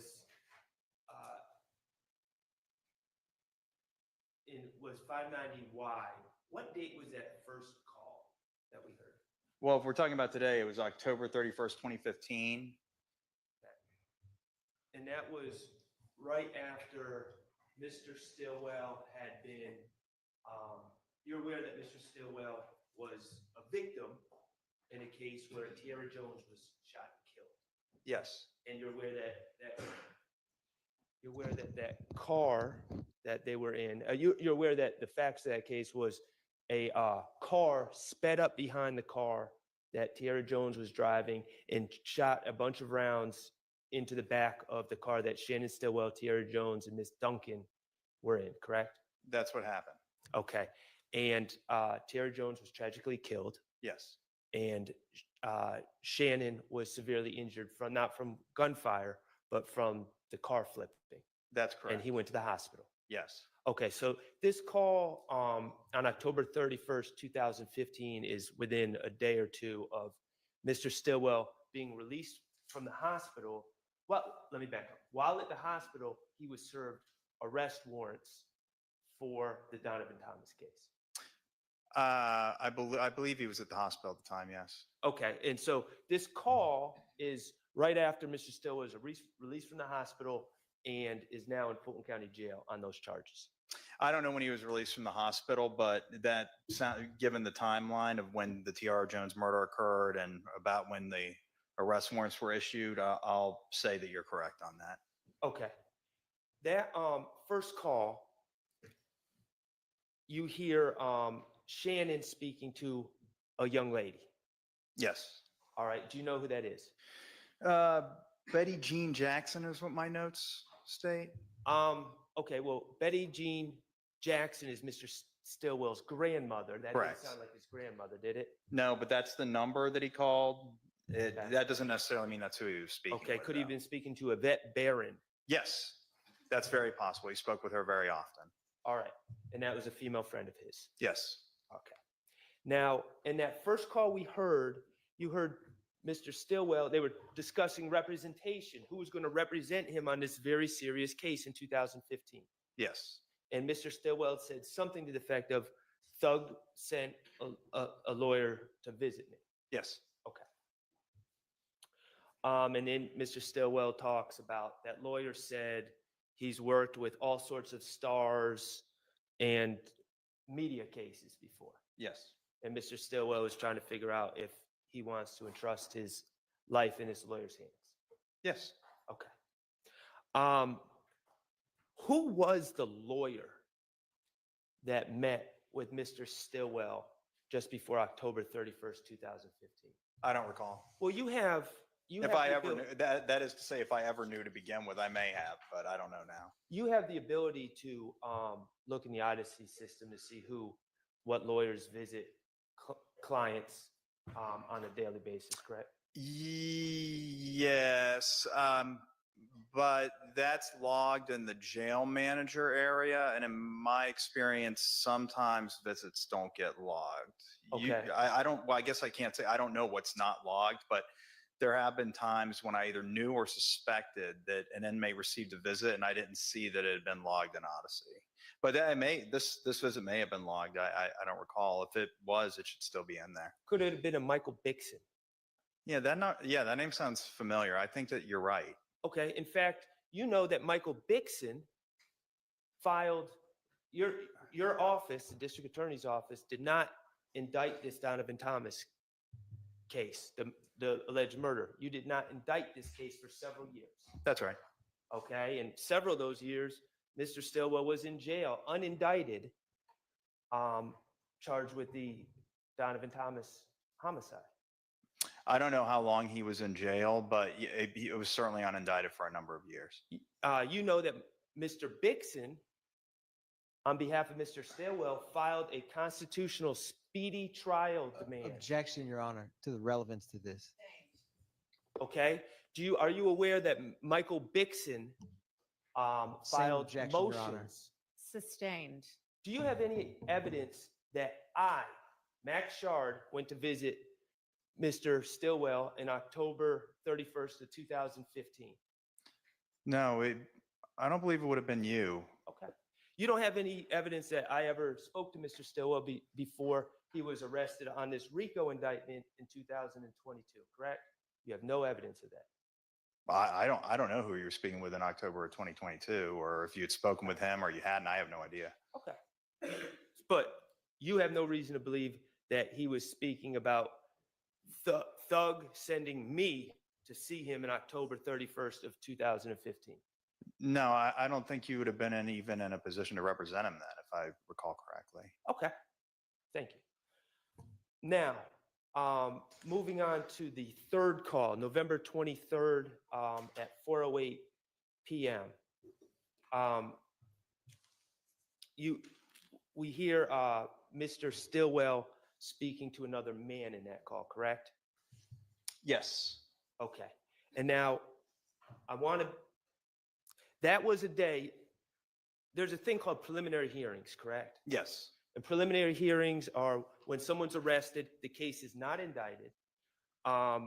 There's a court date where an investigator comes in and testifies as to the evidence in the case. That's usually, it doesn't have to be an investigator, but probably over 98% of the time it is. Okay. And you're aware that Mr.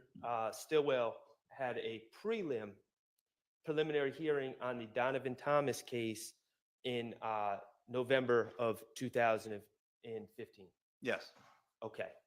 Have you reviewed the transcript of that hearing? No. Okay. Well, let me ask you this. In that hearing, it was Detective Thorpe who testified, correct? Yes. Okay. Kenneth Copeland didn't testify at that hearing. No.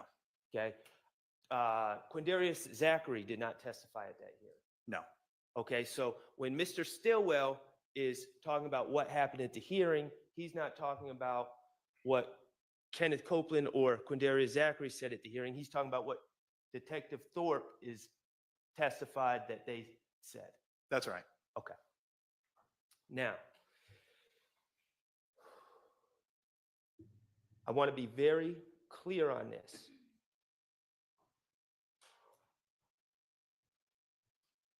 On that tape, Mr. Stillwell, and this was after his prelim was held, correct? Yes. This November 23rd phone call? Yes. In fact, it was right after his prelim was held. I don't recall the exact date of the prelim. I remember it was in November, and given some of the contextual details of that call, it sounds like it was very close in time to this phone call that we listened to. Okay. And that phone call we just listened to, the volume was a little low and the audio goes in and out a little bit. You would agree? Yes. Okay. I want to be very clear.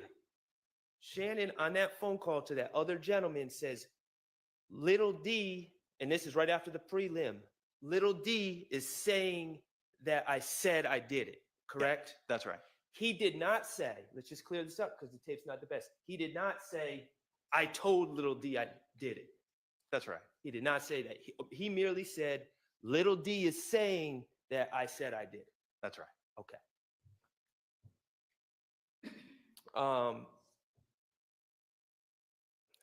Also in that tape, you hear Mr. Stillwell and this other gentleman talking about what's going on, the predicament that Mr. Stillwell is in, correct? Yes. Okay. The other gentleman says N-words trying to free themselves, correct? That sounds right, yes. They trying to get the heat off their ass. Yes, that was said. People trying to point fingers at others while not putting themselves at the scene. Yeah, I believe that's a verbatim quote, yes. Okay. And trying to free themselves, trying to get the heat off their ass.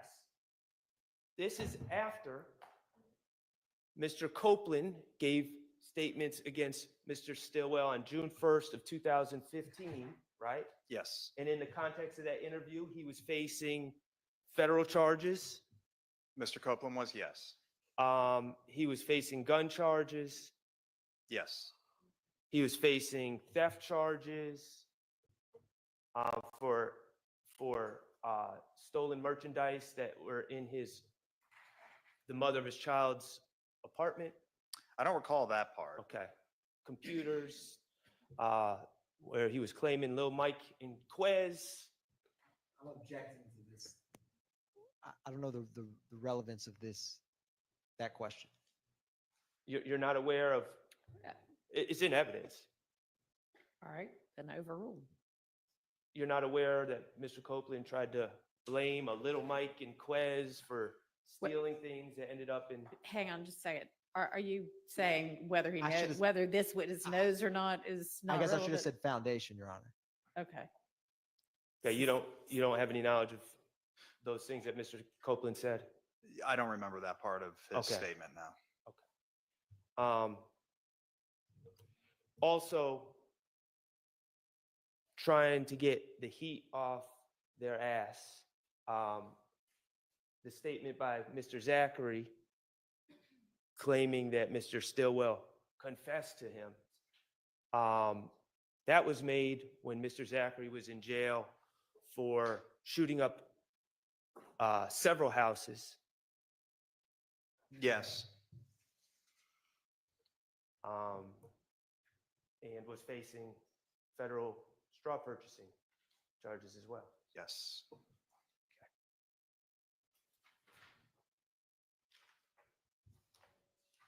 No further questions. Thank you. Ms. Weinstein?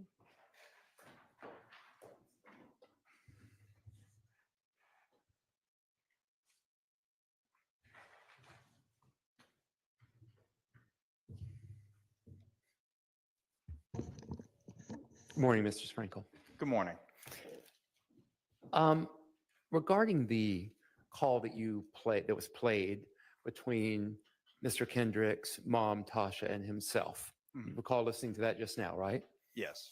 And Mr. Kendrick says, do you hear the language about the mixtape about to drop in that call? Yes. Did you investigate that mixtape about to drop? If I did, I don't recall now. Okay. And associated with that, do you recall if associated with that mixtape is an image of my client wearing a bandana? I do not. Okay. But there is a reference in that call where my client informs his mother to change that bandana away from a certain color. I think he says a red color, correct? That's right. That's what was said. And given that the state seems fixated on seeing burgundy as red and orange as red, Sustained. do you think it's reasonable for my client to want a bandana viewed as red to be changed to another color? Objection, Your Honor. Sustained. Did you know that in your investigation, did you find my client being signed to Young Stoner Life Records in 2015? I believe so. Yeah, that sounds right. Okay. And then again, that mixtape being associated with that. Yes, I believe. I don't recall exactly, but that sounds right. Okay.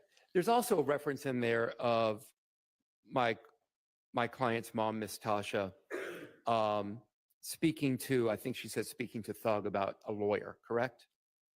Yes. Do you have, and I believe it was Mr. Bixson that represented my client at the time. Do you have any evidence that anyone other than my client retained? It's not missing. Anyway, let's forget whoever the lawyer was. Okay. That's okay. Thank you for your help. The lawyer that was retained for my client at the time, do you have any evidence that anyone other than my client retained that lawyer? I don't know who paid for the attorney or no, I don't have any evidence. Okay. Would you find it unusual that somebody would ask a friend to recommend an attorney? No. Okay. Thank you. Redirect. Yes, Your Honor. Now, Deputy Sprinkle, as part of your current job, do you handle a number of preliminary hearings that was discussed on cross? Yes. And were you at that hearing that was referenced on cross-examination? I believe so. If it was the same hearing in which Antonio Sledge his hearing was held, then yes, I was absolutely there. And I believe that Mr. Stillwell, Mr. Sledge, this was not over 9 years ago, or 9 years ago, most probably to the day. So I'm pretty sure I was there. Now, on cross-examination, there was reference about the information at the preliminary hearing comes from, in this case, Detective Thorpe. Do you recall that? Yes.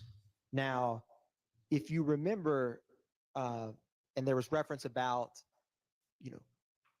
on cross-examination, what little D or someone said at that hearing. Do you recall that? I do. At that preliminary hearing, for witnesses such as little D, were names used or were something else used? Well, their legal names would have been used. And is there any times in preliminary hearings where witnesses are referenced by something other than their name? Sometimes yes, I'll often ask that the detective reference the witnesses by alphanumeric characters like A or 1, because there's a variety of reasons for it, but the basic reason is the case isn't indicted, and so we don't have to turn over the witness list yet, and we're still investigating, etc. And so the witness is not compelled or isn't required to recite the legal names or any name of the witness on the stand. Yes.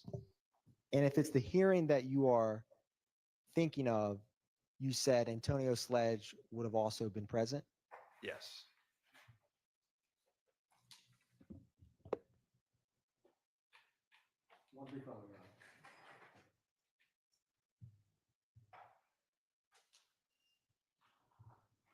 No further questions. Thank you, Deputy Sprinkle. This prelim back in 2015, you don't have any recollection if actual names were used or like witness A, witness B, witness C? I do not know. Okay. And in the event that witness A, witness B, witness C were used, just hypothetically, the detective still testifies to the background of who these people are, such as, for instance, witness A, who we found receipts from a pawn shop showing that they purchased guns, said this, right? Or something of that nature. There's context behind these witness A, witness B, witness C. Right. I mean, if you're saying that even if their names aren't used, if the detective provides enough detail regarding the circumstances surrounding the interview that one who is familiar with the witness could infer their identity from the testimony, then yes, that can happen. You said that so much better than I did. I appreciate it. Thank you. Ms. Weinstein. All right. Thank you for your time, and you are excused. Yes, Released. Permanently excused. Released. All right, let's take a quick break before our next witness, who I think might be a longer one.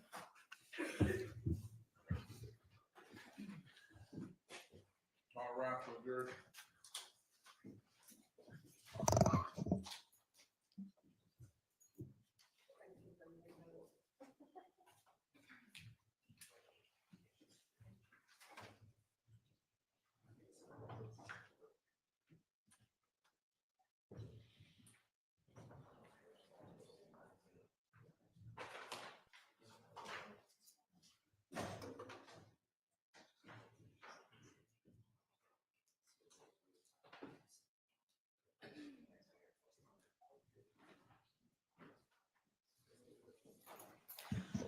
All right, let's figure out this request for an instruction about dual capacity witnesses. Mr. Weinstein, I see what you originally requested. You don't seem to have been able to find what the judge determined, or maybe you did really just a second ago. Give me a second.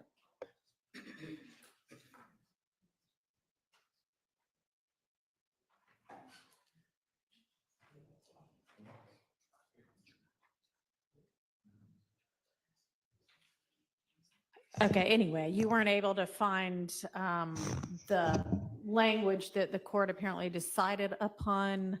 And this is kind of a fish or cut bait point, since we're about to have this witness on the stand.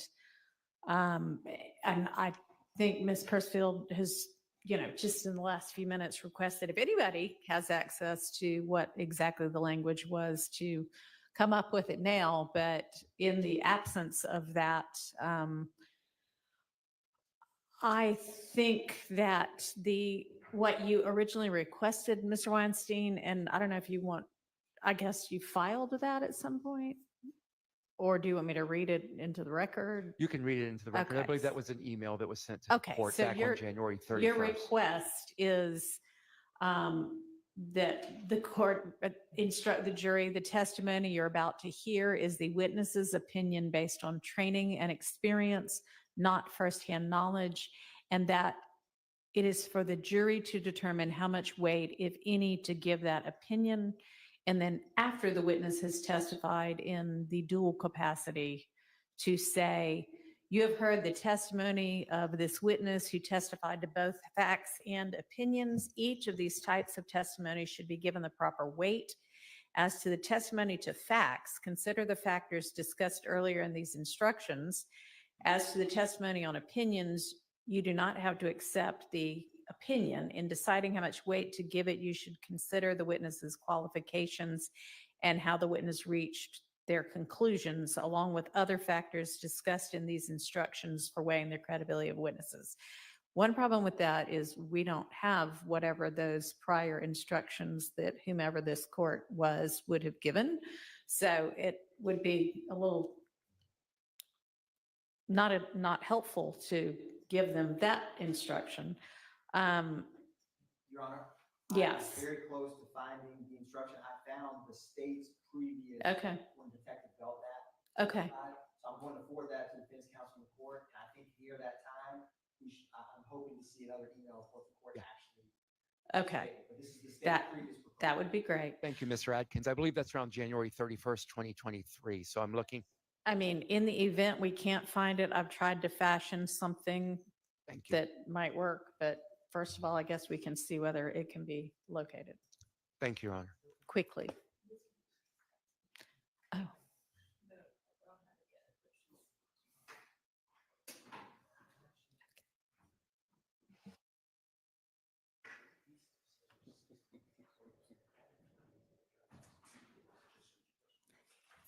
All right, and if either defendant needs to be excused to the restrooms while the attorneys are looking, y'all can go ahead and do that. I'm going to do the same, and I'll be right back.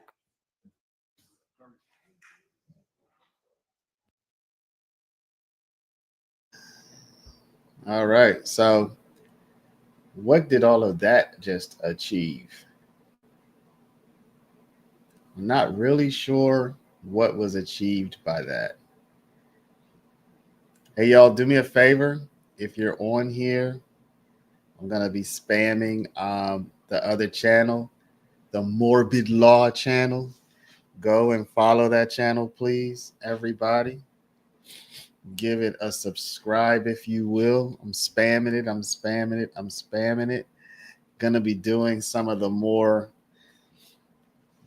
morbid type of content on there. You know, Halloween type stuff. Halloween stuff. So if y'all can go follow the Morbid Law channel, I'd appreciate it. Yes, morbid law. So that would be, so for example, I'll show y'all real quick. Since we have a quick second, let me show you. So we have a couple of videos there already. We have this guy who took justice. He got revenge for his son's abuser and he got away with it. Y'all might be familiar with that case. And then we also have the longest prison sentences in U.S. history. So if y'all can pop over to Morbid Law, it's just going to have stuff like, you know, people who were falsely accused, Jeffrey Dahmer type of stuff, all of that type of stuff. So if y'all can pop over there, give it a quick sub. We have 2 videos up. At some point, I think we'll be doing 1 to 2 videos a day. I have some editors and people working on this. They're kind of slow. They're going slower than I would hope. But thank you for subscribing, Kiera, Lavi, Levix. So, yeah. It is like a true crime channel. This is a true crime channel, but also this Morbid Law Stories is a true crime and courtroom channel. It's exactly what it is. But as you can see, it's not monetized because it only has, well, we have to 71 subscribers. So we need to get to 1,000 subscribers and we need 4,000 watch hours. And we're not even close to that, either one of those, but we'll get there. And so this is going to be true crime, but also I expect this week to have the first in a series of fictional crime. Long like series of fictional crime. So that's going to be something else that'll be on this Morbid. So you're going to have true crime and you're going to have fictional crime. I've been watching the Madeline Soto case unfolding. When that dude goes to trial, he's going to get the chair. Okay. Madeline Soto. Let me write that down. Yeah, we're going to be covering some of this. Now, I will tell y'all, I'm not a gory type of guy. I am the anti-gory guy. I'm the guy that does not, I do not like that stuff. It's not my thing. I don't like hearing, I don't like seeing the images. You know what I'm saying? But I do like storytelling. I do like storytelling. And thank you for subscribing. Thank you. Yes, thank everybody for going over there. Pop one there. There's a case. We're gonna be telling all kinds of crazy stories, y'all. We're gonna tell some of the widely known stories, like the Jeffrey Dahmer case, like Jim Jones. I think a lot of people don't know that. Don't know all of the details about that. Neither do I. So we'll be trying to give you a lot of stories, like historical stories, current events, and also fictitious stories. It's gonna be a lot of content on here. It's gonna be a lot of content on there. So I appreciate everybody for subscribing to that channel. Again, I'm gonna throw it in here one more time for anybody who's tardy to the party. And yeah, thank y'all. Appreciate that. So we're gonna be, that's gonna have a lot of content. Like, I'll give y'all another example. Hold up one second. This is something I put on the main channel. Let me find it real quick. Y'all might have seen. Let me show y'all this video. Did y'all see this video of the of this guy? Did y'all see this video of this guy who the cop threw to the ground? And he wound up like that. So this was body cam footage. You know, he didn't die, thank goodness. He didn't pass away, but he was pretty jacked up. This guy's 70 years old and the cop just slammed him to the ground. You know, it was some kind of traffic dispute or something. And the guy, I guess the cop doesn't like what the guy, he doesn't like the cut of this guy's jib. He doesn't like the cut of this guy's jib, and this guy gets the slam to the ground treatment. You got a ticket also? Yes. Your tag's expired? Yeah, you're going to see. I'm going to play this real quick. So it's like a traffic dispute. Right there. And then he comes back.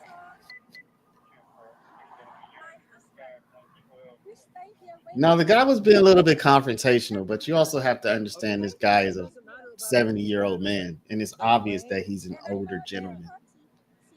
You know? I understand that, but you're not. You see where that car's at? Whenever you enter So that's the kind of thing we're going to be covering on the other channel. Current events, historic events, and even some fictitious stuff. Court cases. Yeah, he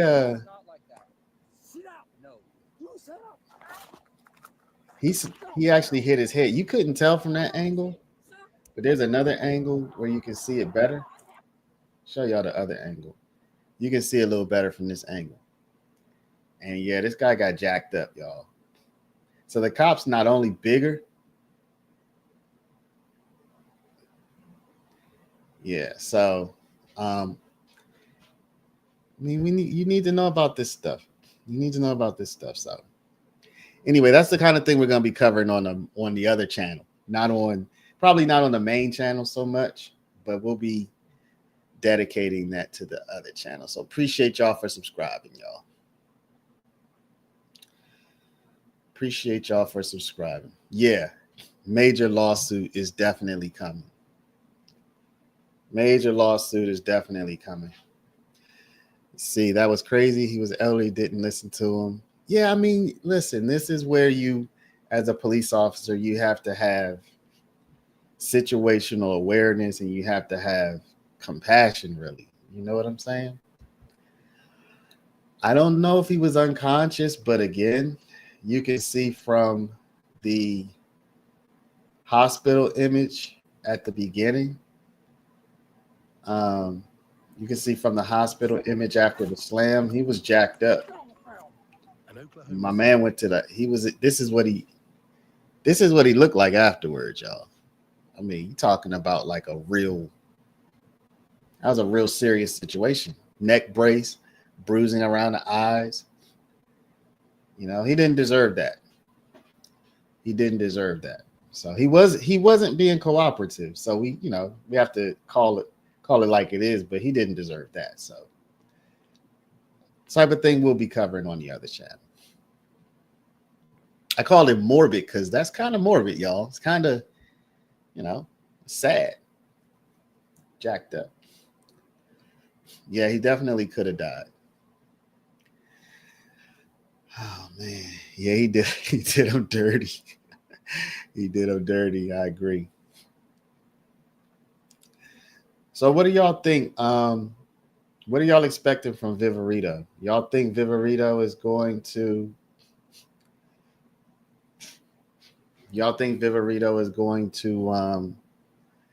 bring this all together? Do y'all think Viverito is going to bring it all together, or do you think that it's just going to be more of the same? Do y'all think he's going to bring it all together, or do you think it's going to just be more of the same? That's my question.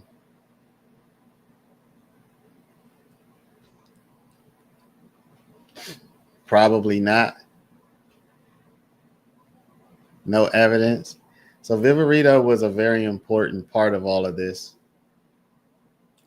Viverito,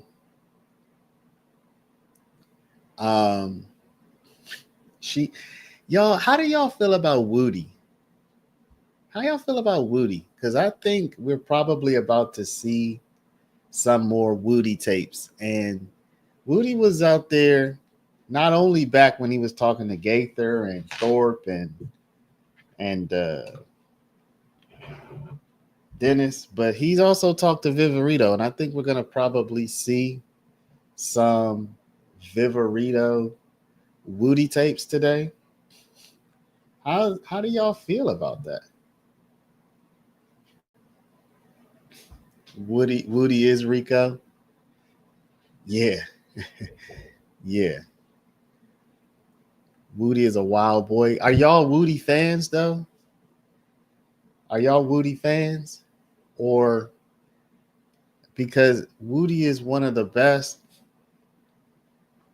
one of the most, I shouldn't say best. He's had one of the best outcomes of this whole trial. He's been able to basically leverage his notoriety into, I don't know if Woody isn't a millionaire yet, he probably will become a millionaire, will have earned $1 million or more off of this trial, off of his notoriety. So, some people feel like that's not fair. What do y'all think? Is he just one of these people who the rules don't apply to him? Like, for whatever reason, he just gets away with it, even though other people didn't. I respect Woody. He is a very likable Andre. No, that's tripping me out, Andre, because you don't like anybody. You don't like anybody. He just bought a Bentley truck. Hold up. Now we gotta look that up. Yo, hold up. Andre, give me a link. Let me see. Hold. Nah,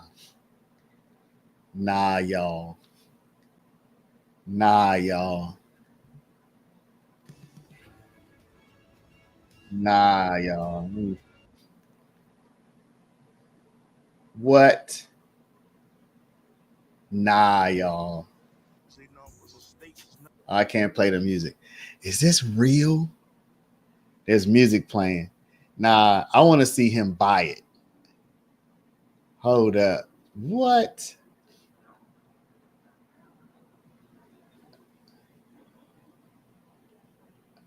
I'm not gonna play the sound because of the music, and they'll demonetize this stream.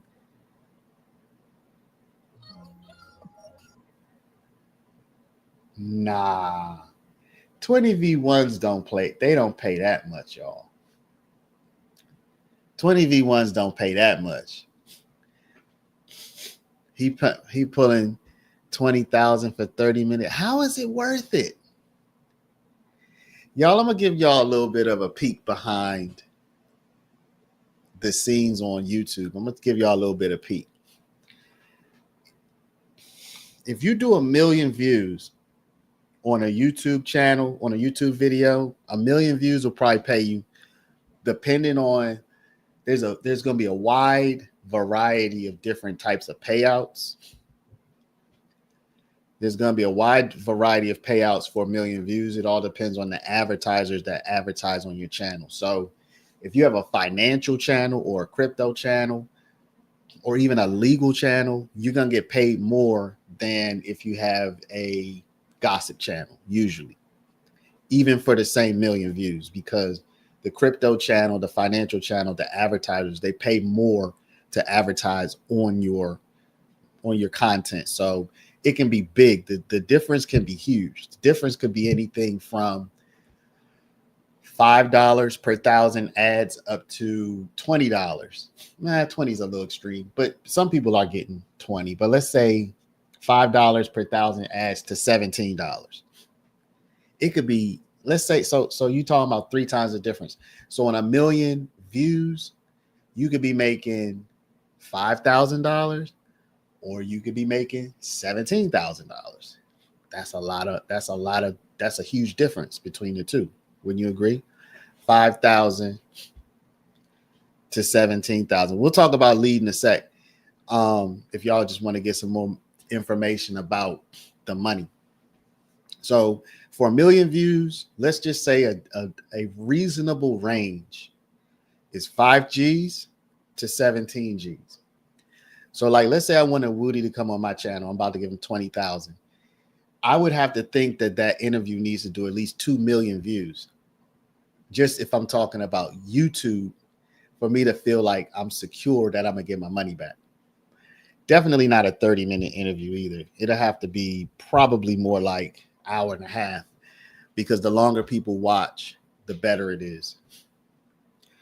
So anybody giving him 20,000 for an interview, in my opinion, they are, if we're just talking about YouTube revenue, just straight YouTube revenue, you're talking about, I expect to get 2 million views, 1.5 million to 2 million views on this. Maybe now you're going to chop it up. You're going to get clips. You're going to do this. You're going to do that.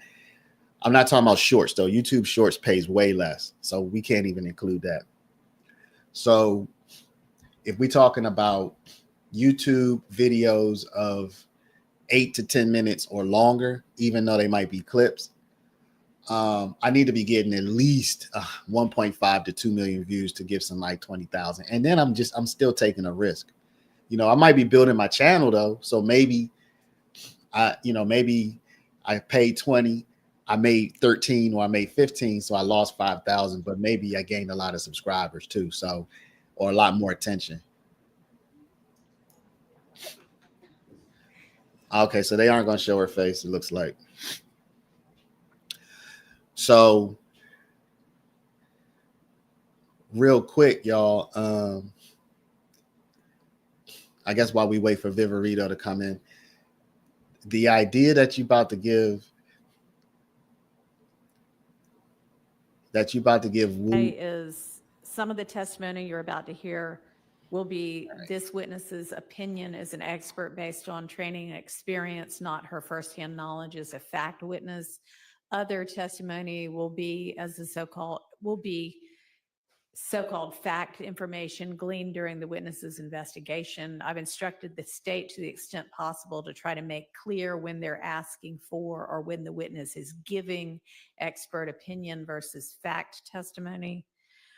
I'll just recall to you the instructions previously given about how to evaluate fact testimony, lay opinion testimony, if there is any from this witness, and expert opinion testimony. Y'all want anything beyond that?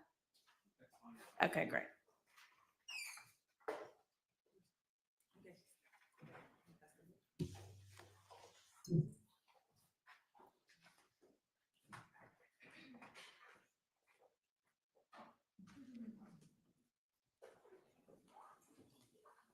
Are you ready for the jury? Okay.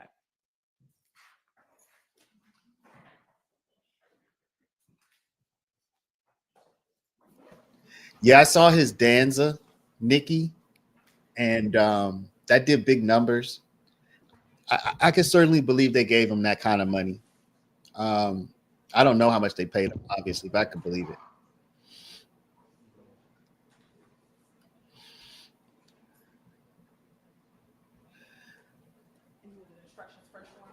Yeah, I think as soon as they come out, I'll do that. You can tender, then we'll get the witness and I'll give those instructions and off we'll go.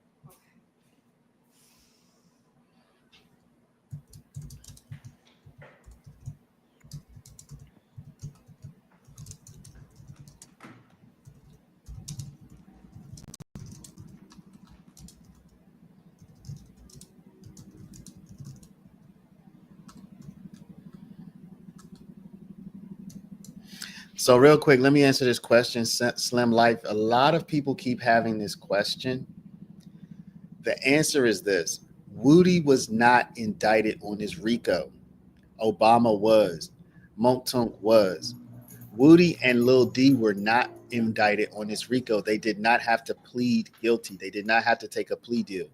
Neither Woody nor Lil D, Zachary, were on this RICO. Montunk was on this RICO. He had to take a deal. Obama was on this RICO. He had to take a deal. So when you look at Woody, you're not looking at a person who had to take a plea deal with this RICO because he was not part of it. When you see Lil D Zachary, the guy who was in the hospital, who came in like hospital clothes or something, or whatever it was, no, jail clothes, whatever that was. Lil D Zachary was not part of this RICO. He did not have to take a deal. So Obama and I think Tick, who was earlier in the trial, and Montunk, they were all part of the RICO. They all had to plea out, so they were forced to testify in a certain way. Woody was not part of this RICO, and neither was Lil D. So they didn't. They had more liberty as to like plead the fifth Thank and you. that kind of thing. All right, ladies and gentlemen, a guilty plea conviction is about to be admitted in this case. A guilty plea conviction of Mr. Kendrick will be admitted for your consideration, and it may be considered by you only against Mr. Kendrick and only as to counts 1 and 63. And let me also take this opportunity to instruct you about the guilty plea convictions of Mr. Stillwell, which had already previously been admitted for your consideration. Those convictions may be considered by you only against Mr. Stillwell and only as to counts 1, 52, and 64. You may not use the conviction of Mr. Kendrick in your consideration or deliberations against Mr. Stillwell. They are not evidence of anything against Mr. Stillwell. And likewise, you may not use the convictions of Mr. Stillwell in your consideration or deliberations against Mr. Kendrick. They are not evidence of anything against Mr. Kendrick. Each defendant has a right to have his guilt or innocence determined solely on the basis of the evidence presented against him, not by what may have happened with regard to a criminal prosecution of someone else. And there were also guilty plea convictions of Mr. Nichols admitted previously. For the reasons that I just explained, those convictions would have been admissible only against Mr. Nichols and not any other defendant. And because Mr. Nichols is no longer a part of this prosecution, and his convictions would have only been admissible against him, there is no longer a reason for them to be in evidence, and you are not to consider them for any reason in your deliberations and in reaching your verdict. And you also heard testimony about a guilty plea by Mr. Winfrey. Whether Mr. Winfrey pled guilty to something is also not to be considered against any of these defendants. This proposition is true about the guilty plea convictions of any co-defendant. And again, that's because each defendant has the right to have his guilt or innocence determined solely on the basis of the evidence presented against him and not by what may have happened with regard to a criminal prosecution of someone else. Thank you, Your Honor. And Your Honor, this time the state would like to tender State's Exhibit 438 VV pursuant to 24-9-902, which is a self-authenticating certified copy of conviction of Mr. Diamante Kendrick, an indictment 15 SC 140116, where Mr. Kendrick pled guilty to participation in criminal street gang activity, conspiracy to commit a crime, possession of a firearm or knife during the commission of or attempt to commit certain felonies, theft by receiving stolen property, BGCSA for the purchase, possession of a controlled substance in Schedule 1 or Schedule 2, driving, fleeing, and attempting to elude, and possession of a marijuana less than an ounce. All right, that is admitted. And you can call your next witness. Your Honor, the state calls Investigator M. Viverito. All right. And while that investigator is making her way to the stand, I'm going to give you another instruction. And this is kind of just a reminder instruction. So some of the testimony you're about to hear from this witness will be the witness's opinion as an expert based on training and experience, not her knowledge as a fact witness. But other testimony she's going to give will be so-called fact information gleaned during the witness's investigation. I've instructed the state to the extent possible to try to make it clear when they're asking for or when the witness is giving expert opinion versus fact testimony. And I'll just recall to you the instructions that were previously given before another expert's testimony that was going to testify in a dual capacity about how to evaluate fact testimony, lay opinion testimony, if there is going to be any from this witness, and then expert opinion testimony. All right, thank you. And if you can swear the witness.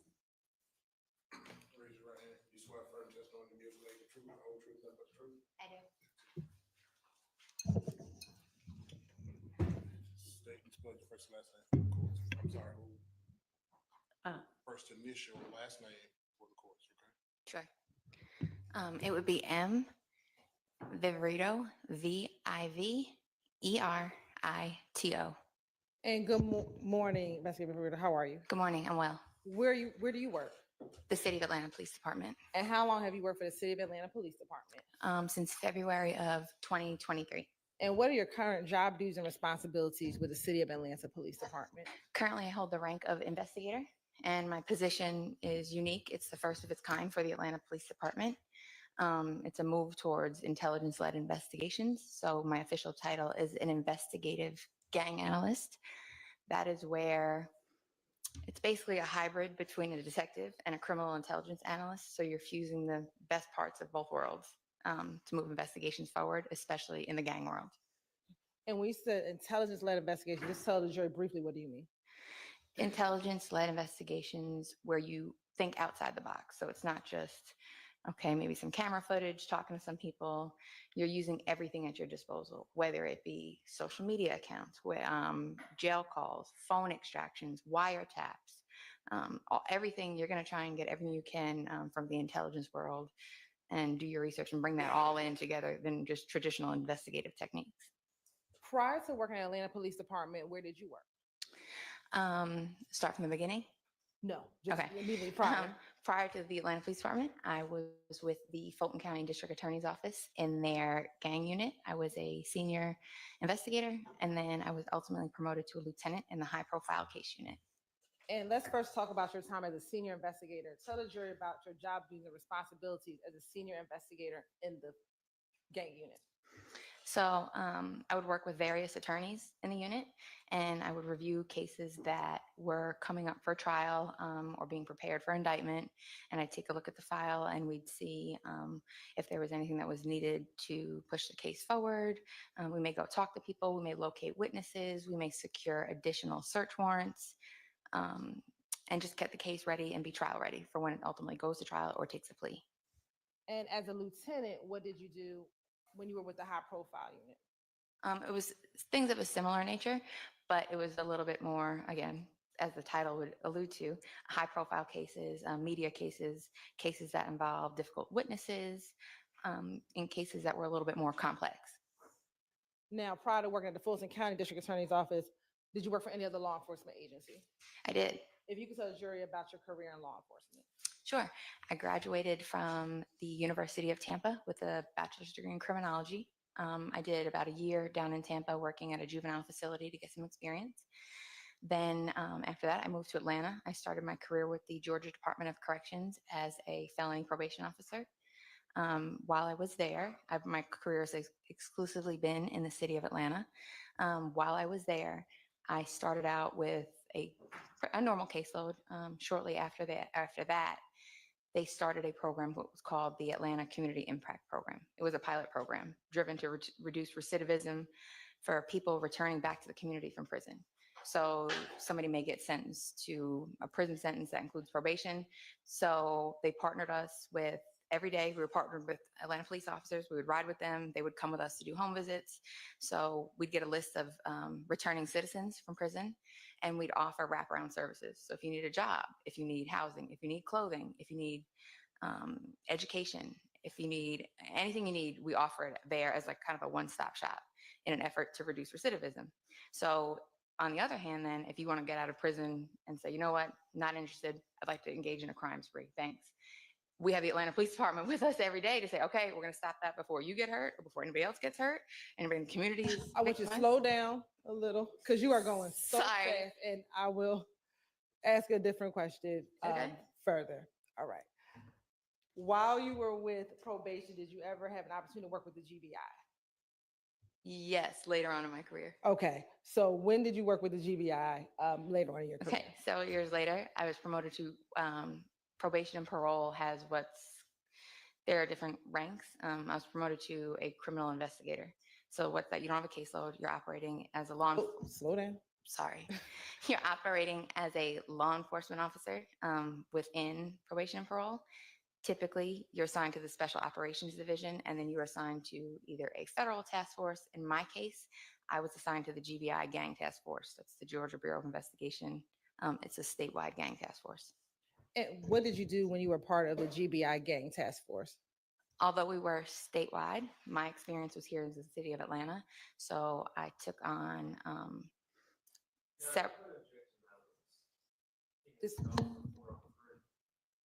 You're right. This is her training to qualify her as an expert in gang. Do you want to stipulate to it? To her expertise? I mean, you may.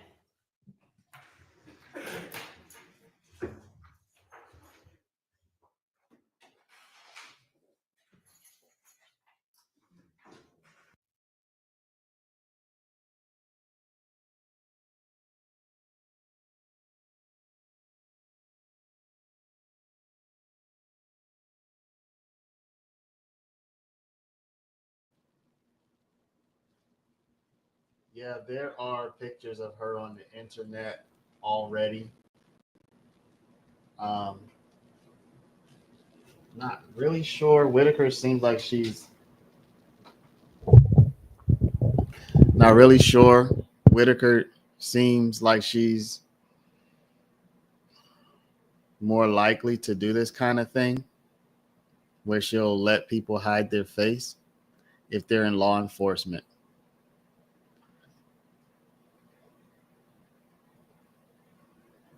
So there are pictures of her. You can find them very easily on Twitter or X.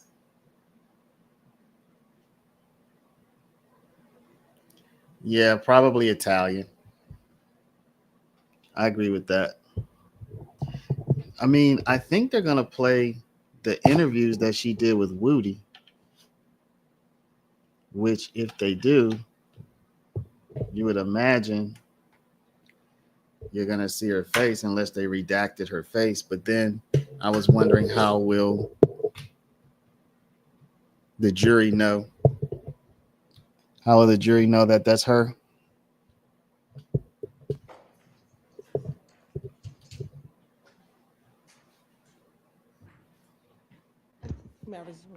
Okay. So specifically going into what you were doing with the GBI Gang Task Force.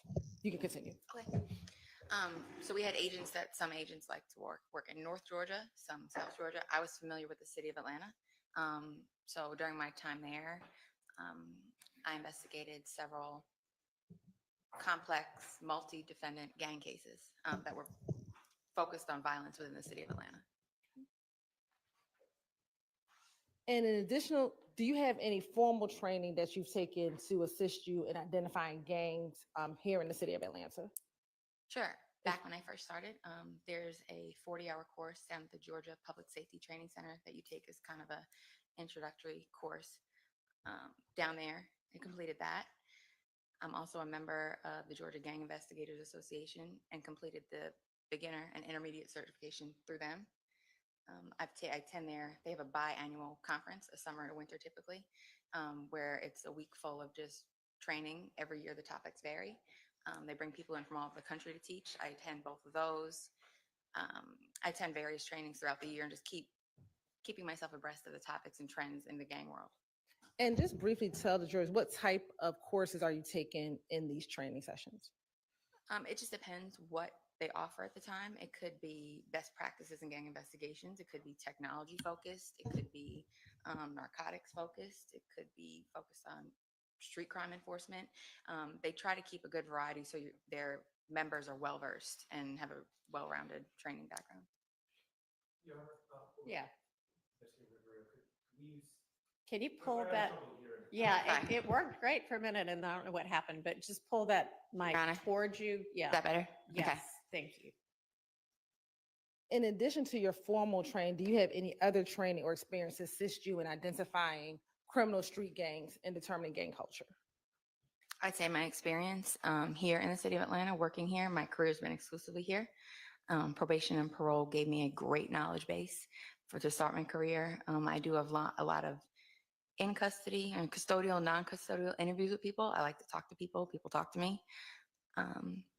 And I do listen to a lot of jail calls. I feel they're great to get information, phone extractions, wiretap calls. You kind of learn from the gangs themselves.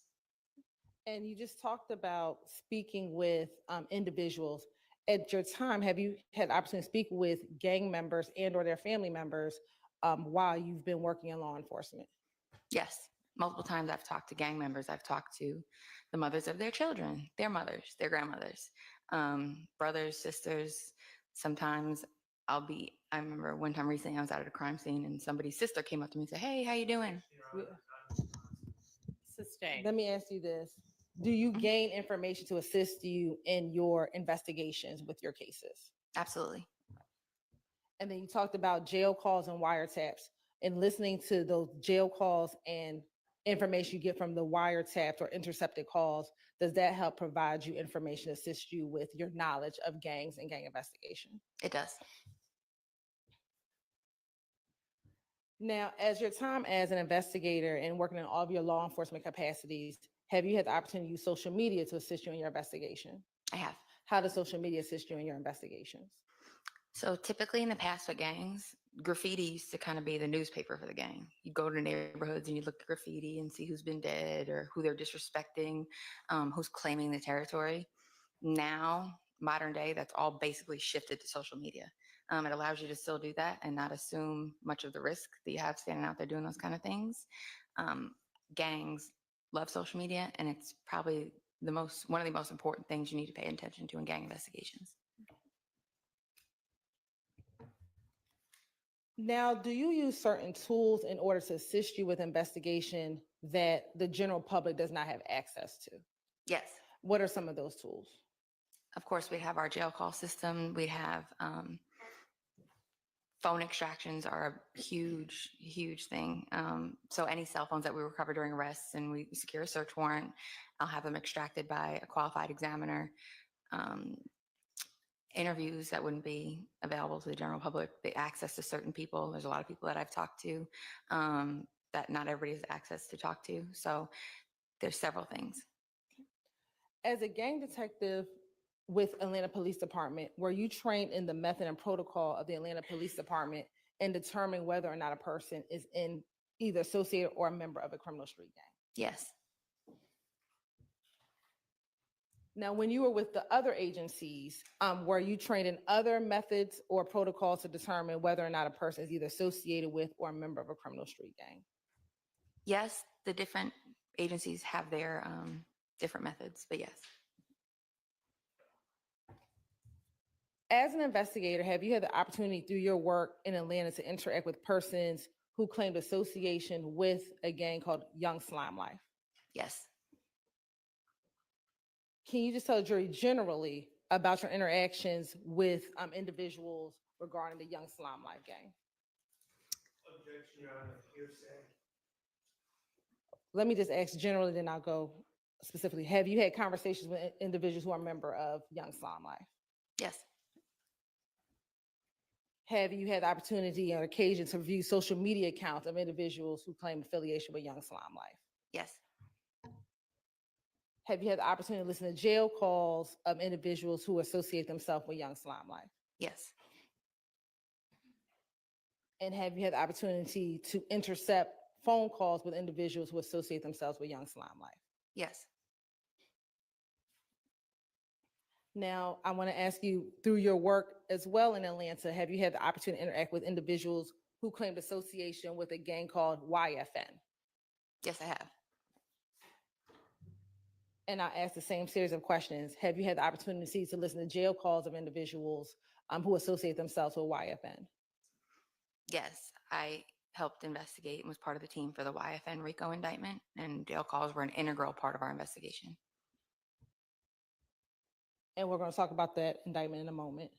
Have you had the opportunity to look at social media of individuals who claim affiliation with YFN? Yes.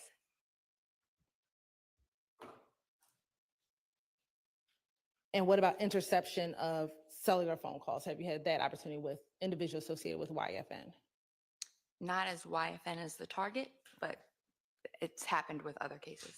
And when you say not with YFN as a target, what do you mean? When you intercept phone calls, you have a target phone number that you're intercepting the calls from. I haven't had a wiretap case. I've done a few of them. I haven't had one where a YFN person was a target.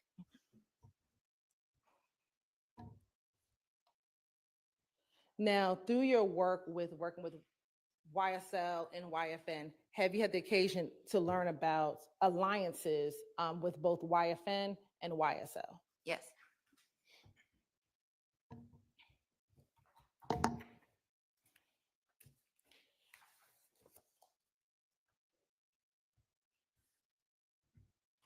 Now, I think you mentioned briefly GGIA, but if you can explain to the jury, what is GGIA? That's the Georgia Gang Investigators Association. Many of us are members and we attend the conferences. They offer great trainings and certifications throughout the year. And like I said, they have a winter and a summer conference. You can go there, you can meet gang experts from throughout the country will come present and just learn from a variety of experienced individuals. And I think briefly you mentioned, have you had the opportunity to teach courses in gangs? I have. What type of courses have you taught? I serve as an adjunct instructor for the Georgia Gang Investigators Association.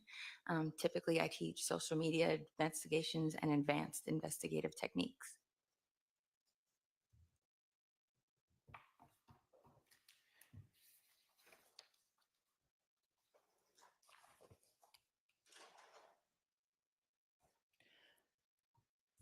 Now, you talked about the fact that you listened to a lot of jail calls, you've intercepted cellular calls on wiretaps.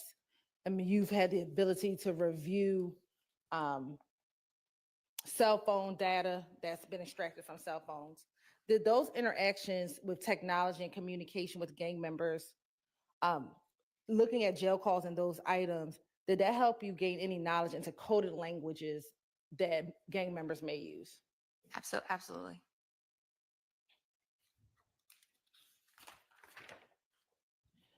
Have you had any training on gangs and music? I've had at the Georgia Gang Investigators Association, I believe a few years ago, they had some blocks on music and gangs. And have you had the occasion in your experience to investigate gangs with people who have ties to the music industry? I have. In Atlanta, it is very common. And is YSL and YFN both of those gangs that you've been able to investigate? Yes. And have you listened to music of individuals associated with both those gangs, both YSL and YFN? I have. And are you familiar with gang references in music? I am. Your Honor, this time the state would like to tender investigator Viverito as a witness, excuse me, as an expert in criminal street gangs and criminal street gang activity, Your Honor. All right. She's so qualified and may testify as an expert in those areas. Now, while you've either been at Atlanta Police Department or the Fulton County District Attorney's Office, have you had the opportunity to lead any gang investigations? I have. And specifically, I want to direct your attention to this particular case, this indictment here, where you wanted to lead investigators on this indictment when you were at the Fulton County District Attorney's Office. Yes, I was.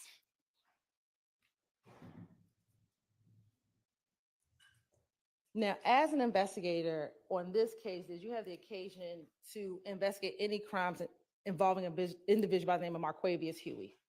I did.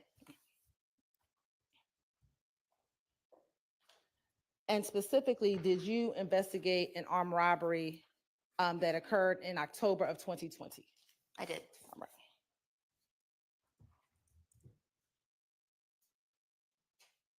How did you get involved in that investigation? Prior to coming to the DA's office, when I was at the GBI Gang Task Force, my office was at the Atlanta Police Department's headquarters in their gang unit. So I was very familiar with all the detectives and the different units up there. I was approached by a detective, Jeffrey Henderson, from the robbery unit regarding a robbery case involving Mr. Huey that he had. And when he approached you, what, if any, steps did you assist him when he approached you? I did. What if steps did you take to assist him with that investigation? Just identifying Mr. Huey's gang involvement, who he was affiliated with, who he would have had alliances with, who he would have had rivalries with, things of that nature. And how did you go about assisting to identify Huey's relationships with any gang involvement? Well, the first thing I did was review Mr. Huey's social media accounts. The name has changed a few times, but when I reviewed it, it was Mr. Huey's very proud of his affiliation with Young Slime Life. Yep. Sustained. Don't provide commentary like that, okay? Just if you're testifying to facts, just give us the facts. Disregard that last comment. So just what were some of his names? JBS Quay for Jonesboro South Quay. I can't remember the rest of them off the top of my head, but he would change. It changed a few times. And when you looked at his social media, did you also do any other investigation to assist Investigator Henderson? When Investigator Henderson, following Mr. Huey's arrest, obtained his cellular devices, Investigator Henderson did a search warrant for his devices with a scope of 30 days. So what that means is when the phone is extracted, it's permissible to review 30 days worth of data. I think the time frame was just around the time of the robbery. Within that time frame, there were additional crimes and evidence in the phone. I secured search warrants to expand the scope of what was allowed to be searched to the entire phone on 2 phones. And once you were able to secure a search warrant, did you then look into the phone, the expanded phone? I did. And in preparation for your testimony today, have you had the opportunity to look at some of the contents in that phone? I have. You have permission to approach? You may.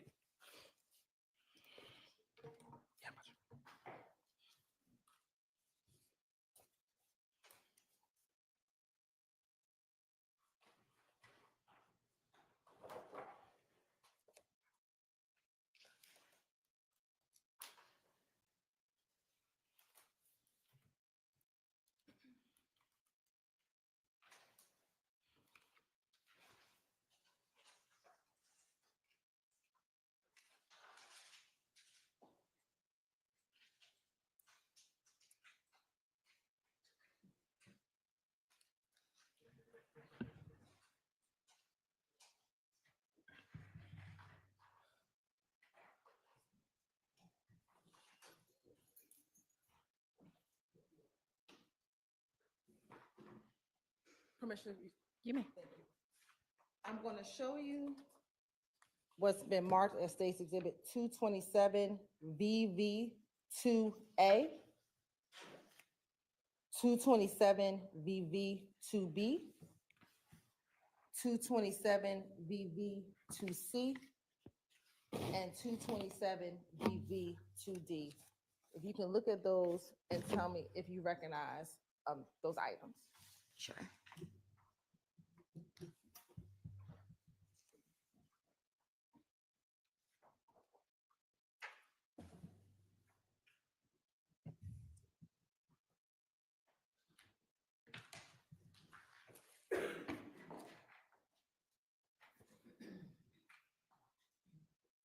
Yes, I recognize them. And how do you recognize them? They are text messages that were extracted from Mr. Huey's phone, his phones, as well as two contacts that were stored in the phone. Okay. And those appear to be accurate depictions of text messages and the contacts that were in the phone that you reviewed back in 2020. They do. Right. Your Honor, this time the state would like to admit State's Exhibit 227 VV2A, 227 VV2B, 227 VV2C, and 227 VV2D into evidence. Admitted. Now, Investigator Viverito, when looking through the phone, well, let me ask you this. Prior to getting involved with this investigation with Marquavius Huey, did you have any knowledge of any beefs between YFN and YSL? Yes, since 2015, YSL and YFN had had an ongoing conflict. Overruled. And when you were working with the GBI task force in 2020, did you have knowledge of that beef? I did. All right.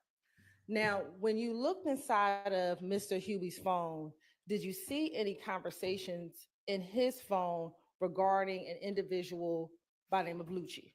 I did. Okay. And generally, what information was in the phone that you saw about an individual Lucci? What did you see in the phone? I would see that when Lucci or Mr. Rayshawn Bennett, when Mr. Bennett would have, there was a handful of performances or appearances within the city of Atlanta. The flyer would be shared either by Mr. Williams or Mr. Huey, and Mr. Huey would talk about going to handle that. It would be told or asked to go handle that. And you said he would be talking to Mr. Williams. How did you know, when you're saying Mr. Williams, who are you referring to? Jeffrey Williams, also known as Young Thug. How did you know he was speaking with Jeffrey Williams? Based on the phone numbers that he was in communication with, as well as how they were named in the phone, but the phone numbers themselves. I'm going to first show you what's been admitted as 227 VV2C. Okay. And it should come up on your screen in a moment.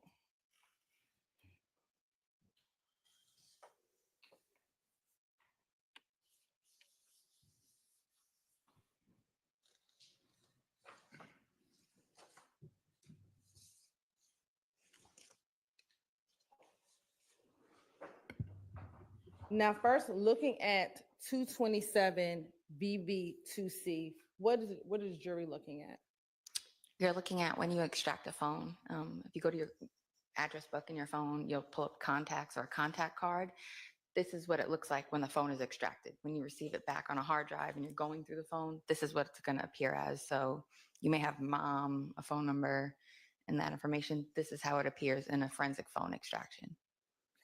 And for 227 VV2C, do you see a name associated with this contact? Yes. And what is the name?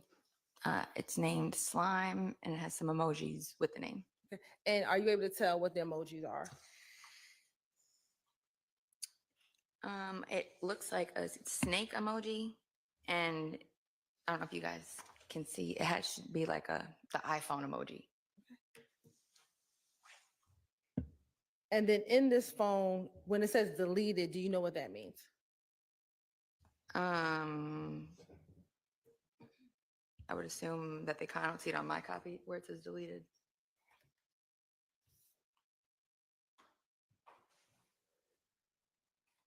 Versus deleted in the left-hand column? Oh, okay, there you go. So yeah, that would be, I would assume that means that contact was deleted or removed from the device at some point, but still stored in the memory of the device somewhere. Okay. And where it has other, what is in the other category? That would be the number associated with that contact. All right. And then for the created category, what's the created category? That's going to be the date that the contact was added to the phone. So say you meet somebody, you add their contact to your phone, you put them in your address book, that's going to be that date. Okay. And then if it was modified, what does that mean? Modified could be you change their name, you add a last name, you delete the contact, or you modify the number in any way. All right. And what was the phone number associated with this contact in the phone? 213-910-1192. Now I'm going to also show you 227 VV2D. Okay.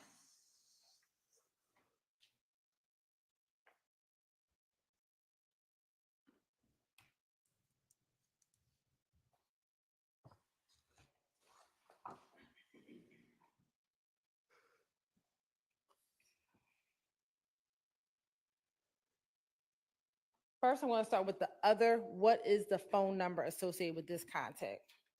213-910-1192. And is that the same phone number from 227 VV2C? It is. Right. And when you look at the name, what is in the name section? So here, it's going to appear as almost like a bug type emoji, but I had a chance to review the physical device. It is a spider emoji. That's just how it translates to, I don't know if you have friends, if you have an iPhone, your friends, the Android, sometimes the emojis don't translate correctly. When you extract the phone, that's what happens here. So when you look at the physical device, it's going to be a spider. And then what was the created and modified date on 227 VV2D? March 1st of 2019 is created and modified November 22nd of 2020. And through your investigation, did you associate this contact with an individual? I did. And who was that? Jeffrey Williams. All right. Now I'm going to publish 227 VV2A.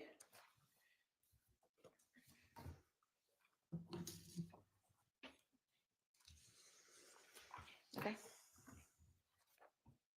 And I want to go to slide 2.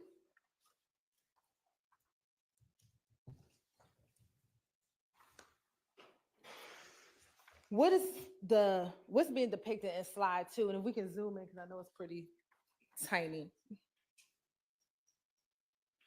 So just like in your phone, when you send a message, typically the message you're sending is going to be in green for iPhones, blue if they have the sent recipient has an iPhone. It's going to be on the right-hand side of the conversation. What that is going to be is it's a flyer for a YFN Lucci performance or appearance. Okay. And who sent the flyer, and to whom did the flyer get sent to? Mr. Huey sent that flyer to Mr. Williams. Right. And looking at slide 3, excuse me, in the middle, what is in the middle? Is that this attachment of what the flyer is? Yes. Now looking at slide number 3, is that the attachment? It is. All right. And for the record, what does the attachment say? It is a flyer. I think it was a performance or an appearance. It was a mixtape release for Mr. Bennett at the Diamond Club, which, from my experience with other investigations, is a YFN stronghold. And if you need to, you can use the screen to help point out as well. Yeah, so you'll see it's just saying he has a mixtape release, and this is at the Diamond Club on Northside Drive. Now looking at slide 3.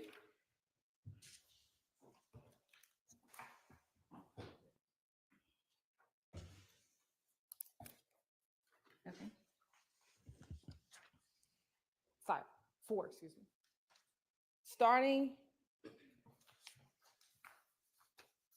at slide 4. And if you can either read from the screen behind you or from your paper, or read from the screen behind you and so we can show the jury. Tell the jurors about the conversation that is happening as a result of this flyer. So it's a little confusing, but at the time, if you look at the time and dates these messages are sent, the flyer and the initial conversation is started on Mr. Williams' phone that has a 213 area code or a Los Angeles area code. Once the flyer is sent by Mr. Huey, Mr. Williams switches to his Atlanta phone number and they engage in conversation to where Mr. Williams tells him, handle that tonight, and follows it up with slat. And then Mr. Huey responds, slat. And you said that this was Mr. Williams' Atlanta number. On the left-hand side, it says slime. Would that be the contact, how the contact is saved in Mr. Huey's phone? Yes, that's how it would appear in the phone. And what is the Atlanta phone number? It is 404-789-1371. And what is the date, roughly the date and times of these text messages? January 19th, 2020.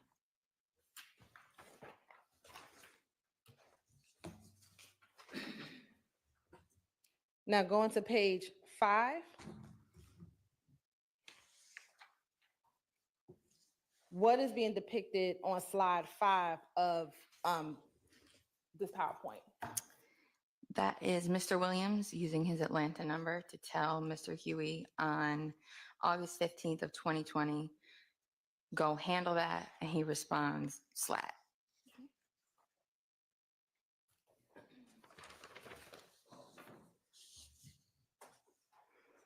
Now, looking at page 6, or slide 6, excuse me. Now, is this September 2nd, 2020? It is. Okay. And what is occurring in this text message conversation beginning on September 2nd, 2020? Okay, so several months later, Mr. Huey is going to send another flyer for a YFN Lucci appearance or performance. And Mr. Williams responds, where's that at? Mr. Huey tells him, Claremont. Mr. Williams responds and says, slatty handle, stay very low. And Mr. Huey says, slat, for sure, I've been out the way. And looking at the next slide, is this a copy of that flyer? Yes, it is. And when is the date of the appearance that Mr. Bennett is advertising? September 6th.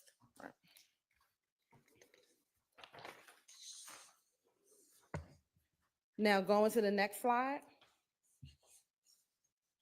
Does that conversation continue? It does. Okay. And if you could say for the record what the conversation is as it continues. Mr. Huey tells Mr. Williams, I appreciate you for everything, my brother. Never about money with me. I'm built on loyalty. He sends the 100 emoji, which kind of means like, I'm for real about it. Mr. Williams says, slat, handle that, I got you. Mr. Huey responds, slat.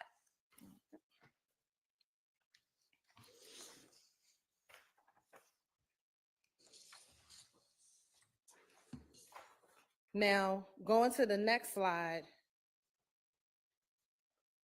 is there some additional conversation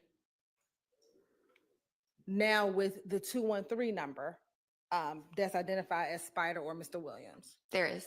Okay. And when is this conversation? July 20th of 2020. Okay. So this is after the first Lucci conversation, but before the second Lucci conversation. Yes. All right. And what is occurring in this conversation? Mr. Huey sends in the first message, you see an attachment. It's a video clip of a friend that wanted really bad he was like trying to get his career off the ground as a rapper here in Atlanta. He says, post this for me, my brother. And then he uses a derogatory term for somebody and says, that person's out here in LA, twin. Not referring to his friend, he's referring to somebody else, somebody of the opposition, it appears. Sustained. Yes. And is that just generally the context of this conversation? Correct. All right. I want to move to The next slide. I'm sorry, the next slide. Specifically, on this slide, do you see a message with an individual by the name of Javon Fleetwood? I do. And are you familiar with that individual? I am. And how are you familiar with that individual?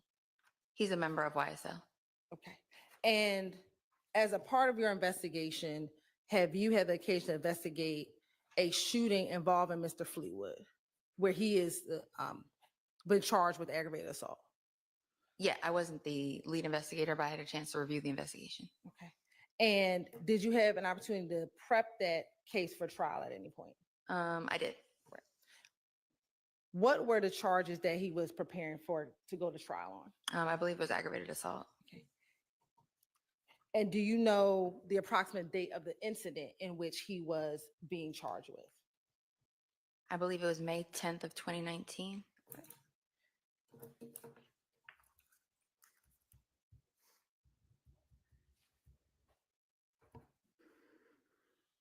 And in that May 10th, 2019, was there a vehicle associated with that ag assault? There was. Well, we haven't heard it yet, but avoid hearsay. Yes. As a part of your investigation, when you were investigating that case for trial, I'm going to get the hearsay. Don't elicit hearsay. I won't elicit hearsay. Because right now it sounds like she's testifying as a fact witness, right? Yes, Your Honor. Okay. Did you get social media account for Mr. Fleetwood? I didn't obtain records for it, but I reviewed some posts from his account. From his public account? Correct. And have you had the opportunity to view those posts prior to your testimony today? I have.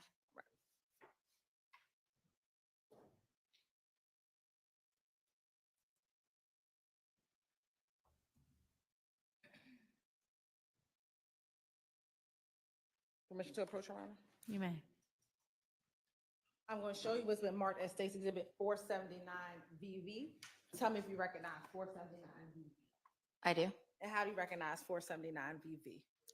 That's a photo of Mr. Javon Fleetwood from his Instagram account. And is that from his public Instagram account? It is. Right.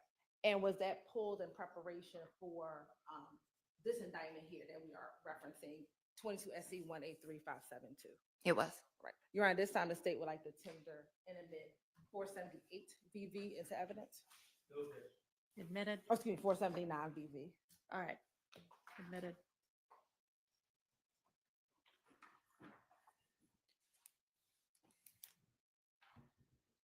And we'll publish that in a moment.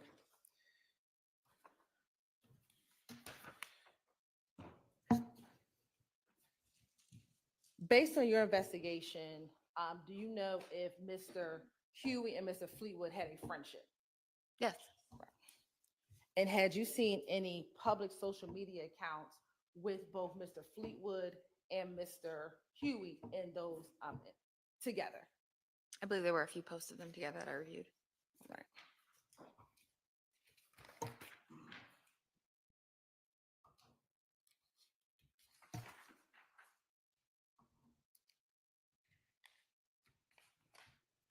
Now I want to go to, I think, slide 10.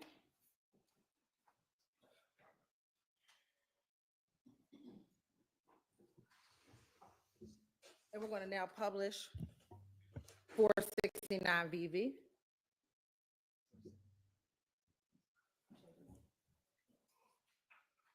Four 471, 479 VV.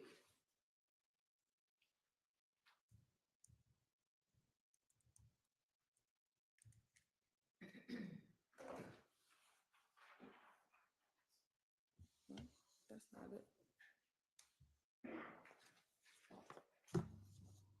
And is that Mr. Fleetwood?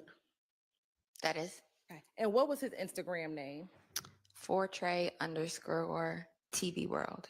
And I want to zoom into his face. Do you see any tattoos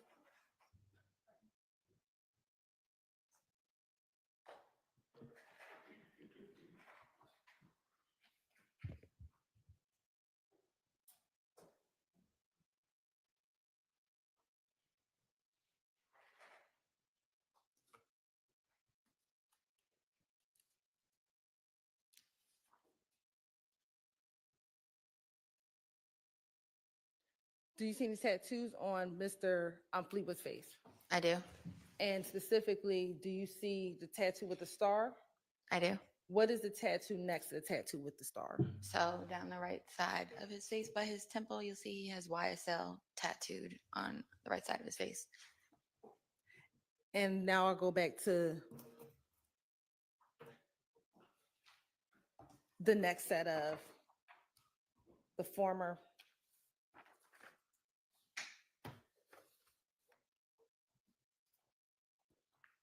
States Exhibit 227 VV2A.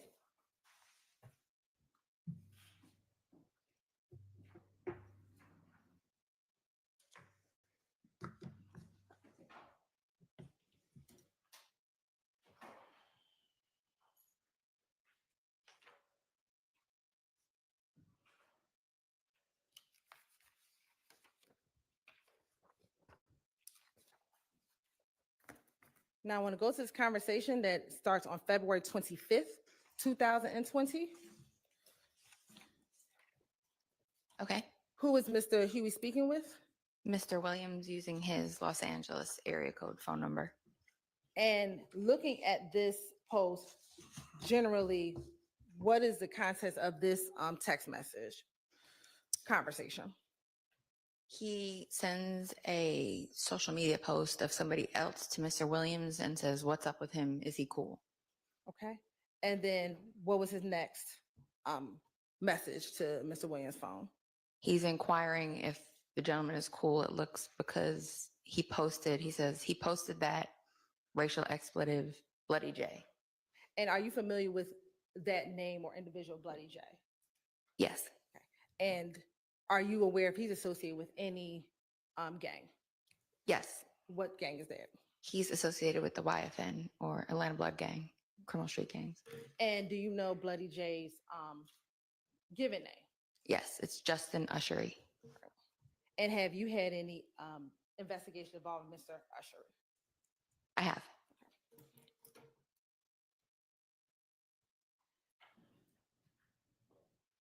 And then did Mr. Williams respond to his to Mr. Hugh's inquiry? He says, "Who is that?" To which Mr. Huey responds, "Duct Tape Dave." And are you familiar with the individual by the name of Duct Tape Dave? Yes. How are you familiar with that name? He's a pretty prominent guy within the duct tape criminal street gang. Okay.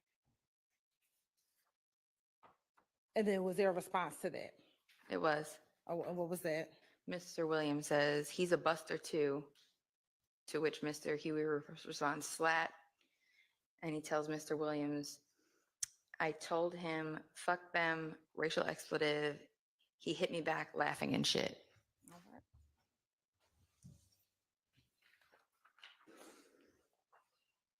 Now I want to go to a tweet that begins on March 12th, 2020. Okay.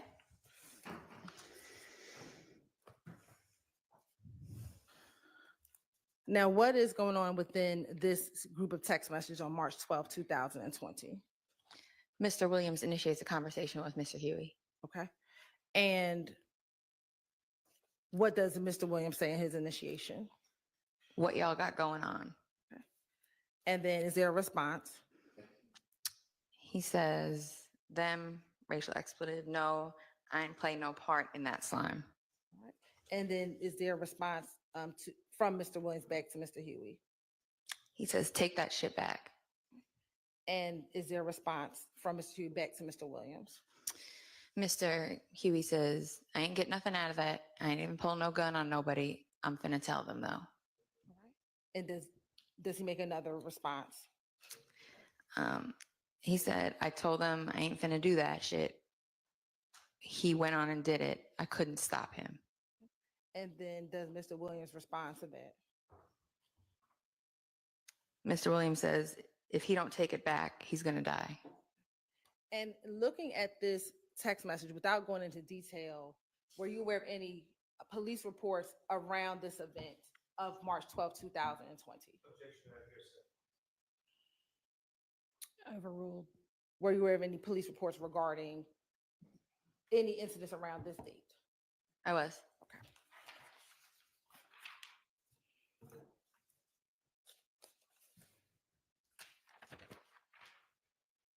Now I want to go to 227 VV 2B.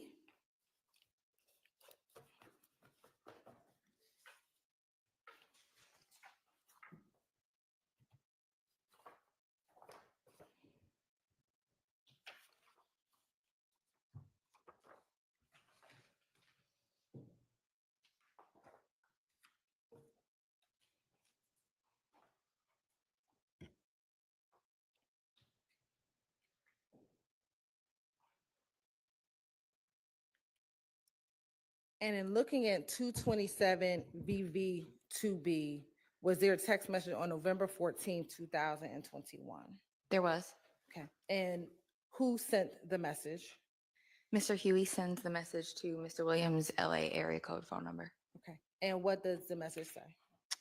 It says, you know, I'm ready to handle the business and go sit down if I got to about any one of y'all on my mama. Now I'm going to approach, I'm going to show you what's been marked as 428 VV. Tell me if you recognize Stacey Dibbitt 428 VV. I do. And how do you recognize Stacey Dibbitt 428 VV? This is a photo from Mr. Huey's public Instagram account. And is that, what was his account name? __ Quay1. And were you familiar with that Instagram post for Mr. Huey? I was. And were you able to pull that Instagram post in preparation for this case here today? I was. You know, this time the state would like to tender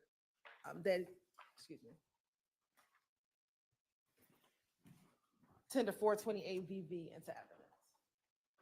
I'm sorry, 28, 428 Okay. VV Admitted. and permission to publish. Amen.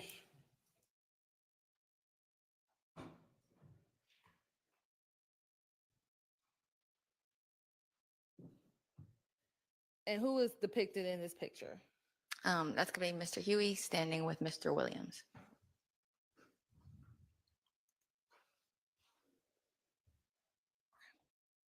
And is there a caption? There is. What's the caption?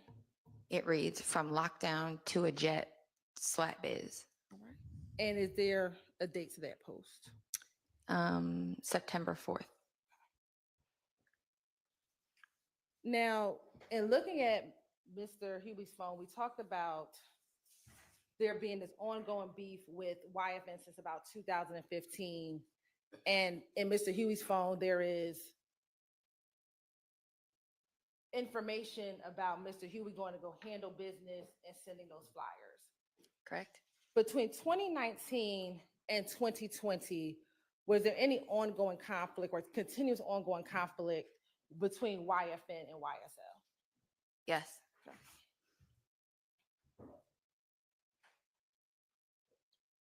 And through your investigation, were you made aware of incidents that occurred between 2019 and 2020 between those two groups? Yes, several. How did you learn about those incidents?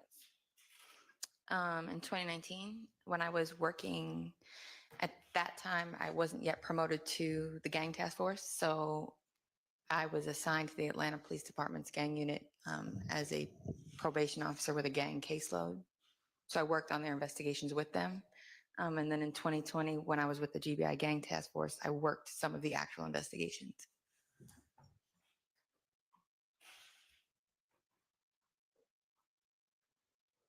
Specifically, did you ever work an investigation regarding a May 2019 incident involving YFN Lucia or Mr. Rayshawn Bennett?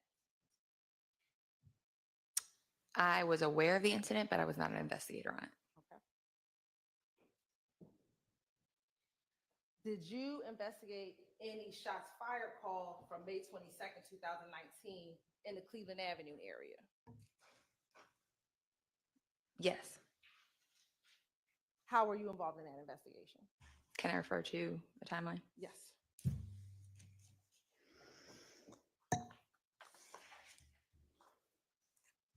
That was an incident where shots fired at the YSL stronghold located at 151 Cleveland Ave. Sounds like we're reading off the report, and I just would ask if you Sustained. Are you familiar with 151 Cleveland Avenue? I am. How are you familiar with 151 Cleveland Avenue? That's a known location where YSL members hang out, sell narcotics, congregate.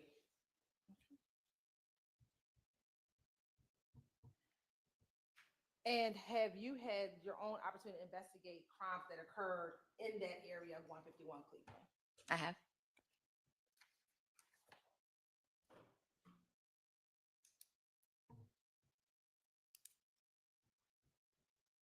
Now, I want to take you to 2020. Did you have the occasion to investigate any specific incidents involving YFN incidents towards YSL members or YSL members towards YFN members? I did.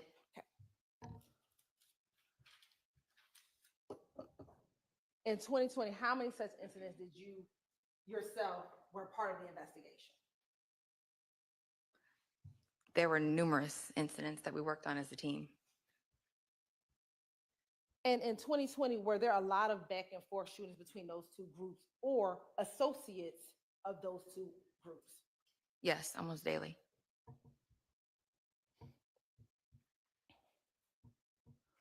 In 2020, were there also social media posts of antagonizing between one group, posting on social media, antagonizing the other group? Yes.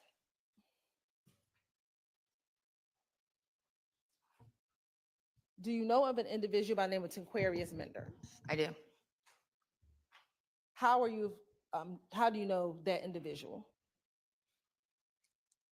How are you aware of that individual? I want to make sure I answer that.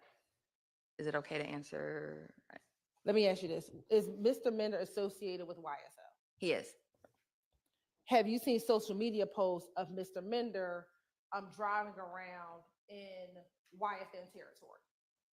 Yes, he would post himself driving around and he would tag, in case you didn't recognize it from sight, he would tag Summerhill.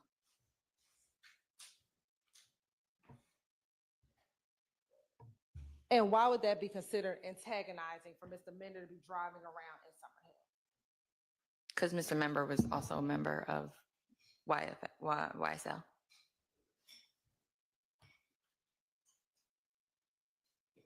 In 2020, did you have the occasion to investigate a case involving Mr. Mender and Mr. Diamante Thomas at Greenbrier Mall? Yes, but I think it was Dontavius Thomas. Excuse me, Dontavius Thomas. Are you aware if Dontavius Thomas is related to Donovan Thomas? Yes. How are they related? I believe it's his brother. How were you involved in the investigation regarding Mr. Mender and Dontavius Thomas? At that time, like I said, there was a conflict. The conflict had reignited. So almost daily, every day we had incidents happening. I remember that day we were at work, we got a call about a vehicle that was fired upon while it was driving on the highway, and it had flipped over, had two victims inside the vehicle. Myself and investigator Storno of the Atlanta Police Department's gang unit began to look deeper into that case and realized that the victims on the case were Dontavius Thomas and Reginald Carter, the brother and cousin of Donovan Thomas. And you said you began to dig deeper. What else did you do as a part of that investigation? Once we got into the investigation, we located a suspect vehicle that I knew to be associated with Mr. Mender and his cousin, Wayne Alford.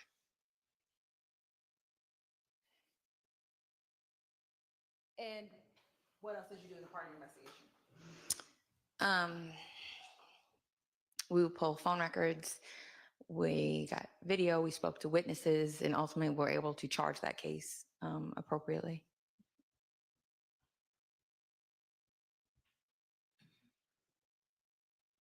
Were there other conflicts that occurred in 2020? Yes, following that case, I mean, it was, like I said, it was daily. It was constant shootings back and forth between the Summerhill neighborhood of Atlanta um, and some of the other areas where the YSL associates would hang out. It resulted in murders. It resulted in aggravated assaults. Um, there were numerous incidents.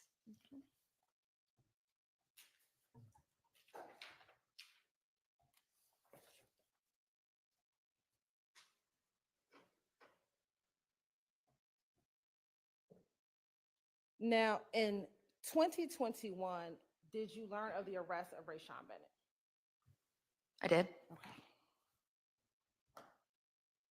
And when he was arrested, where was he housed? At the Fulton County Jail. And while he was in the Fulton County Jail, did you learn of a stabbing of Mr. Lucci in February of 2022? I did. How did you become aware of that incident? I believe one of the investigators from the Fulton County Jail had mentioned it to me. And once you learned about the incident, what, if anything, did you do? Once I learned about the incident, I inquired about who the suspect was, and I found out that it was a Mr. Jaden Myrick. When you found out it was Jaden Myrick, what did you do at that point? I was familiar with Mr. Myrick, so I began to listen to his jail phone calls and look at his jail.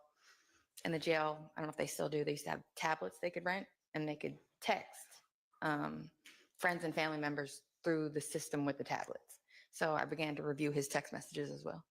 And you said you were familiar with Mr. Myrick. How were you familiar with him? His involvements in the case that we had at the office. Okay. And we say the office, talking about the Fulton County District Attorney's Office.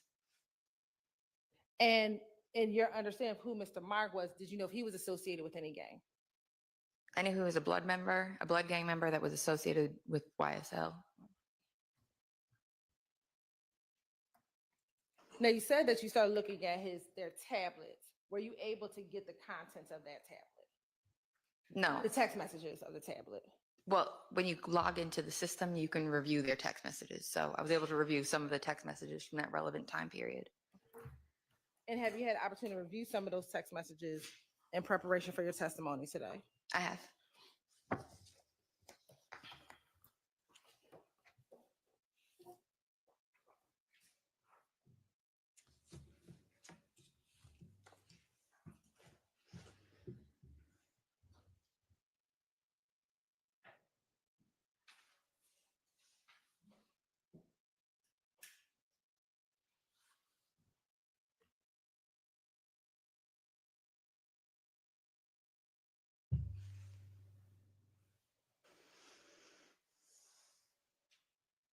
And let me ask you this. When you first learned that Jaden Myrick was the person who stabbed him, did you know if there was a plan to stab Lucci? Did you know anything about what led up to the actual stabbing? I did not, which is what led me to review his phone calls and text messages because I was trying to see what had happened. I'm going to show you what's been marked as Stacy Exhibit 5TT. Tell me if you recognize Stacy Exhibit 5TT.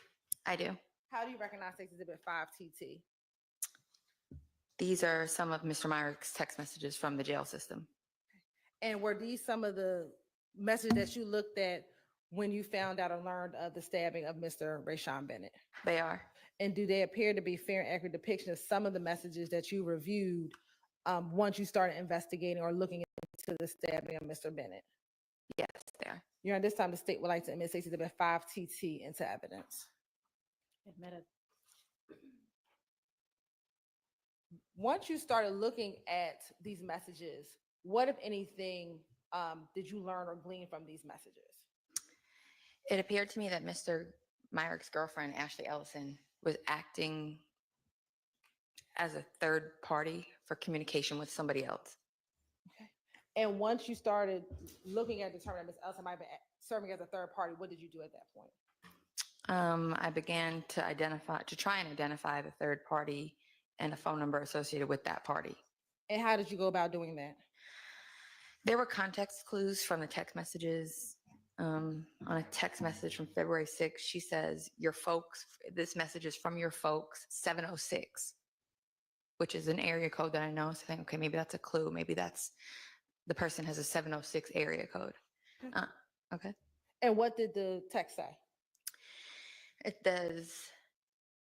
So Miss Ellison is conveying the message from the 706 area code to Mr. Myrick. And she says, and the person is telling her to tell him, tell lil bro, I talked to the biggest, just now waiting on the news. He thinks we're flexing. I talked to the biggest, he thinks we're playing because the racial expletive in the same house and it ain't handled. I done put the food on the table. Make me proud. My name is on the line on this one, so don't make me look bad. And what was the date and time of that message? February 9th, 2020 at 11:32 p.m. Is it 2020? I'm sorry, 2022. Okay. And in reading that, did you have an understanding of what they were even talking about? A basic understanding, yes. What was your understanding of it? That they were waiting for confirmation that the act had happened, saying that we think we're flexing. He thinks we're trying to get one over on them. And they think that they were kidding because I guess they'd been housed together for a little while and nothing had happened up until that point. And he tells them he put the food on the table, like he gave him the opportunity and make me proud. And once you saw that message, how did you go about determining if 706 was a phone number or what 706 was? I reviewed Mr. Myrick's jail calls. You can pull jail calls by the inmate themselves. And I looked at his jail calls to see if there are any phone numbers that he had called with a 706 area code. And were there any phone numbers he had called with the 706 area code? Yes, there was one. Now, once you saw the phone number that he had called, what, if anything, did you do about the phone number? I requested the records for the phone number. I learned that it was a Verizon phone number. When you have Verizon, they retain what is called text message data. As long as it's not an iPhone, if you have an iPhone, as long as it's not iMessage and it's Android to Android or iPhone to Android, for 7 days, they will retain the contents of those text messages. So I secured a search warrant and requested the call records as well as the text message content for that phone number from Verizon. And were you able to get that information? I was. And once you received the information, what, if anything, did you do? I tried to, it just comes in as a big spreadsheet. So I went through and sorted and identified the calls. I'm sorry, the texts, and read through them. And when you said you sorted, how did you go about sorting and identifying the text messages?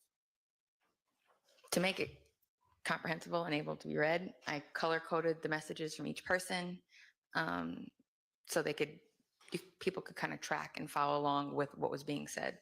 And have you had an opportunity to review a copy of a demonstrative showing how you kind of color coded those text messages to help determine what people were talking? I have.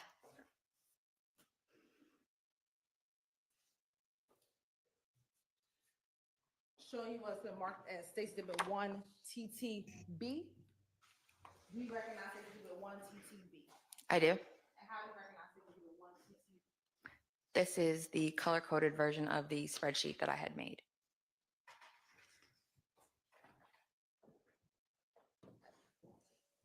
And I'm going to show you here States Exhibit 1 TTC1, 1 TTC2, 1 TTC3, and 1 TTC4. Do those appear to be enlarged versions of your color-coded copy of your text message? Yes. Your Honor, this time the state would like to tender and admit first States Exhibit 1 TTB and 1 TTC 1 through 4. B as evidence and C 1 through 4 as demonstrative. All right, those are admitted. And permission to publish. You may.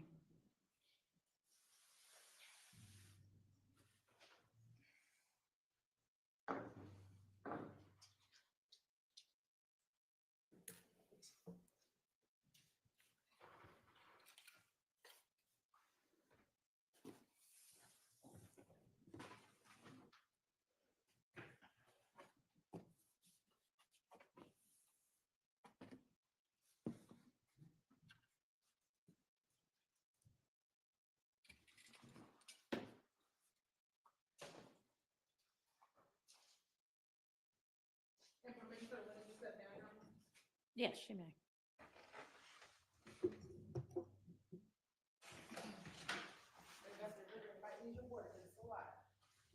So, first, orient the jurors as to the colors and who, when you have dark green, who are you highlighting, light green, the pinks, and the reds. So first, orient the jurors. Okay.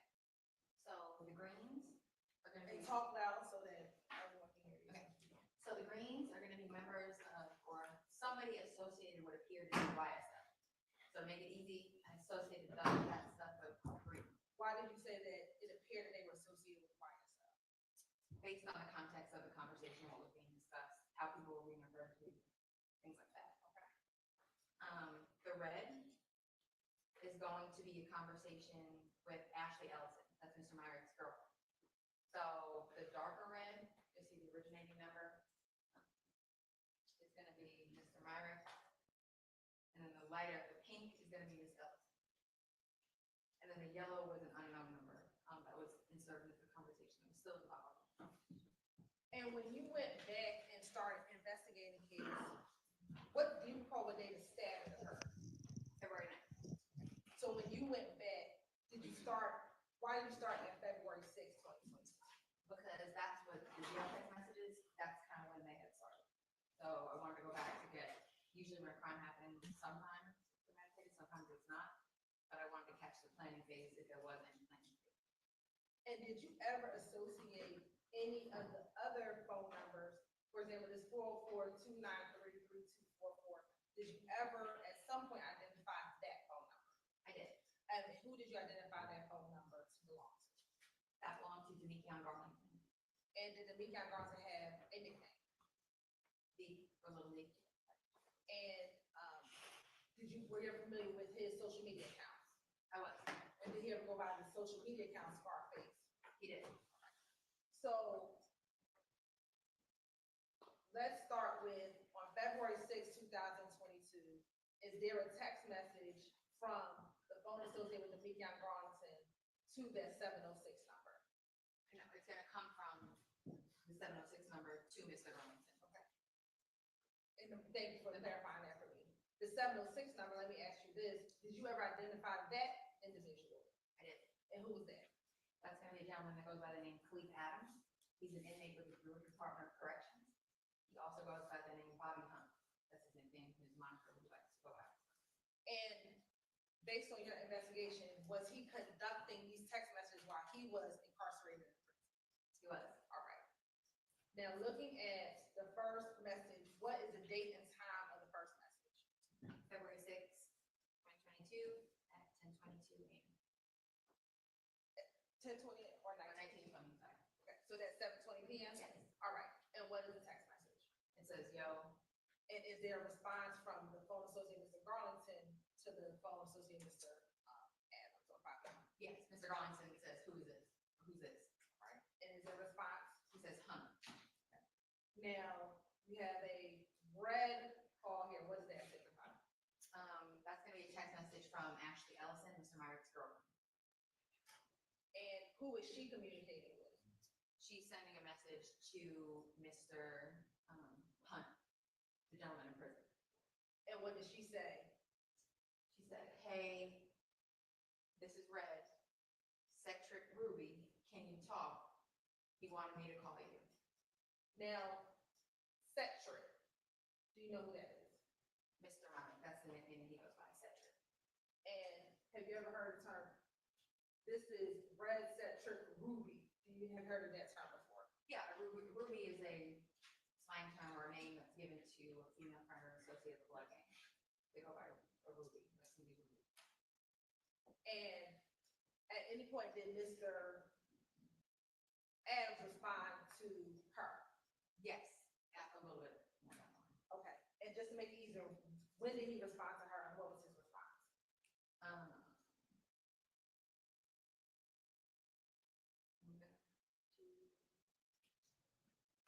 When I call you, it might have gone through the jail messages. It's hard to explain. Okay.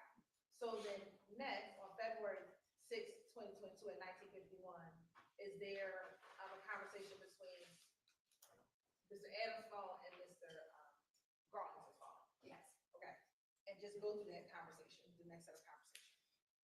So Mr. Arlington says, what it do, twin? Mr. Adams, who's been in communication with Mr. Myrick, says, my little man right there with the F-U-C-K, racial expletives. And Mr. Arlington says, oh yeah, where about? Mr. Adams says, you know which I'm talking about, right? The singer. And Mr. Arlington says, who's locked up? And Mr. Adams says, 650. To which I know that to be a nickname from Mr. Bennett. He will wear a 650 chain. He goes by 650 Luke. He has music. He has a Maybach, 650 Maybach. That's where it comes from. So Mr. Ronson responds, "Oh yeah, meet him." And then Mr. Adams says, "My little man gonna call back tomorrow." Mr. Ronson says, "Okay, let me know." Mr. Adams, attempting to use code language, says, "I'm gonna let you know. He's been ready to get an autograph for the game." And then Mr. Ronson says, "Okay, let me know ASAP." To which Mr. Adams responds, "Red." And when you said you using coded language, what do you mean? Instead of saying, my buddy's ready to kill him, my buddy's ready to attack him, I hope that his contraband phone gets. Right. Okay. This was trying to, if the calls were getting intercepted, when phones get taken, it's an attempt to conceal the activity to the person that made it. So they're not really trying to get an actual signature autograph for the guy? No, I'm not trying to get an autograph. Okay. Now, after that conversation, is there some conversation between Ms. Ellison's phone and Mr. Adams' phone? Yes. Okay. When does that conversation begin, and take the jury through that set of conversation?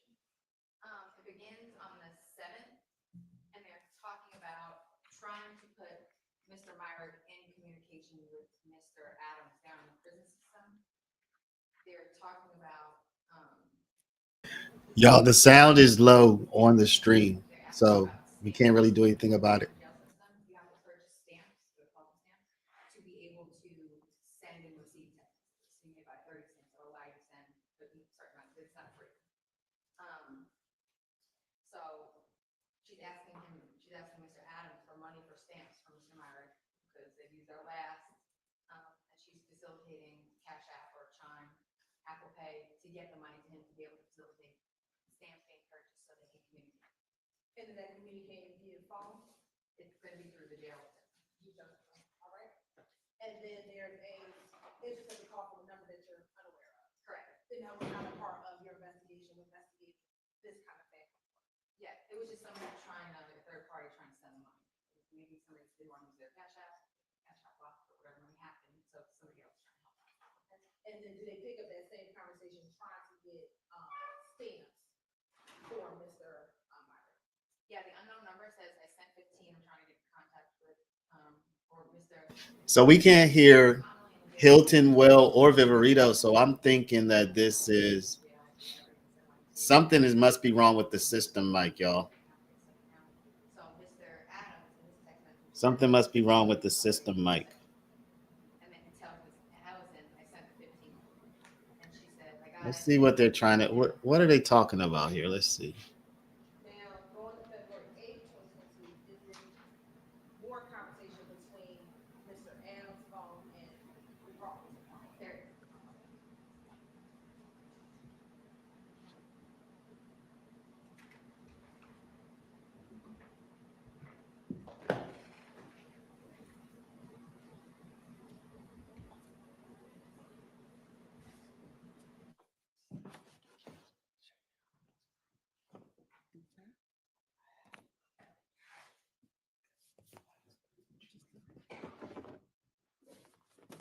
What's strange is it seems like Shark was out of his chair that whole time.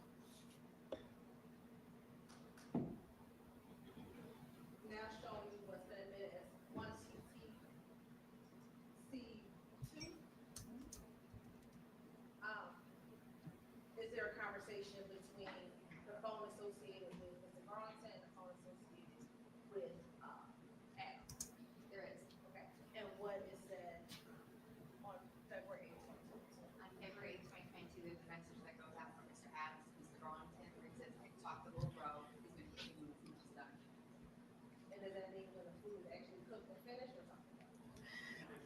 Can't win. Can't win. I don't know what to do with this mic situation. Don't know what to do with this mic. I'm not even close to the mic right now. Now, is there conversation then between Miss Allison's phone number or Allison's phone number and Oh my gosh. All right. yes, okay. Just tell us your general date and time and what's the general context of what's going back and forth between them today. So it starts on That's because y'all have your volume all the way up trying to hear Hilton. Miss Elton saying, Cedric wanted me to tell you, Chris That's the Hartlock problem. is back up and he made the news last night. Exactly. And he says, I seen it when it happened. Exactly, Miss Flynn. Now, in your understanding, Domestic, do you know what they're referencing? I do. And what is it? They are referencing the incident where Chris Strickland was shot off to Dave Roberts and he was arrested for that. I believe it was on February 7th, so that news yesterday. Okay. And he says, seen when it happened. And Miss Ellison says yesterday. It's because y'all got your volume all the way up. Put your volume normal, people. And Mr. Adams says, tell him to leave that be between him. And Mr. Adams said, focus on the bag. F all the other shit you worried about. It's none of your business. Okay.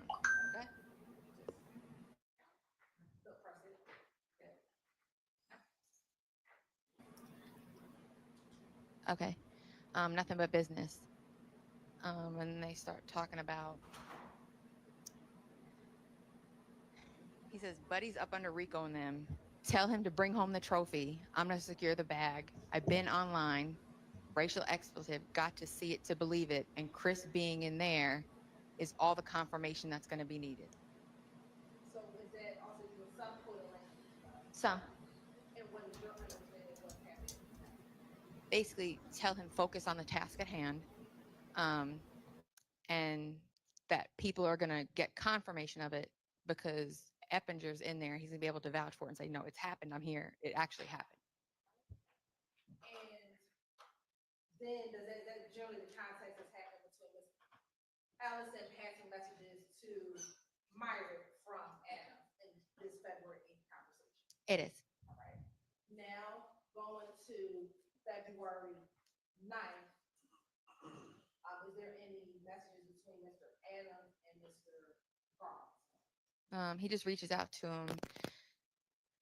To me, it appears that maybe Mr. Garlington may have attempted to call him and he couldn't answer. And he says, yo, 12 is on the floor. 12 being a slang term for police. When you're in the prison system, the guards should come around, do rounds. If that's happening, he wouldn't have been able to answer his phone if the call came in.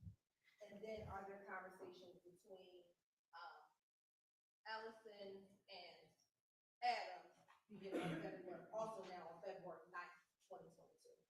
Yes. Okay. And tell us the general, what's the conversation happening here on February 9th, 2022? Mr. Adams is engaged in a conversation with Miss Ellison and he says, yo, and she says, what's up? And he says, tell Lil Bro, I talked to the biggest, just now waiting on the news. They think we're flexing. And she says, okay, I'll text this to him. And then Mr.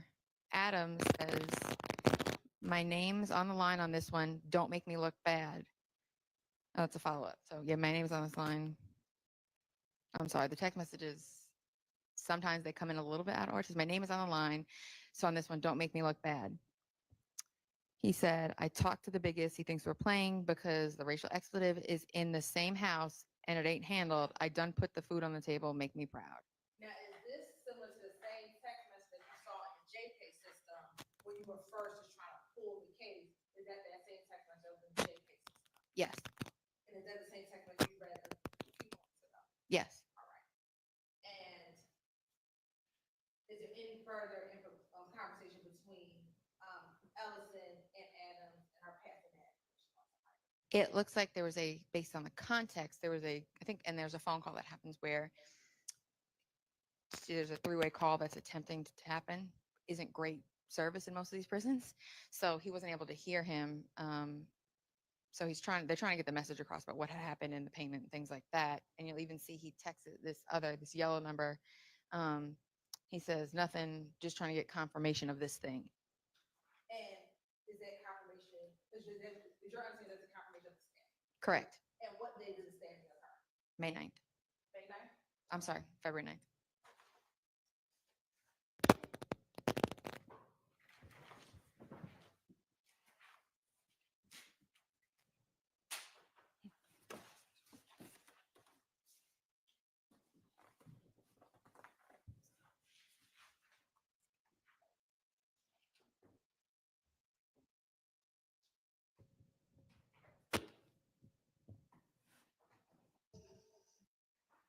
Now, on February 10th, is there some conversation between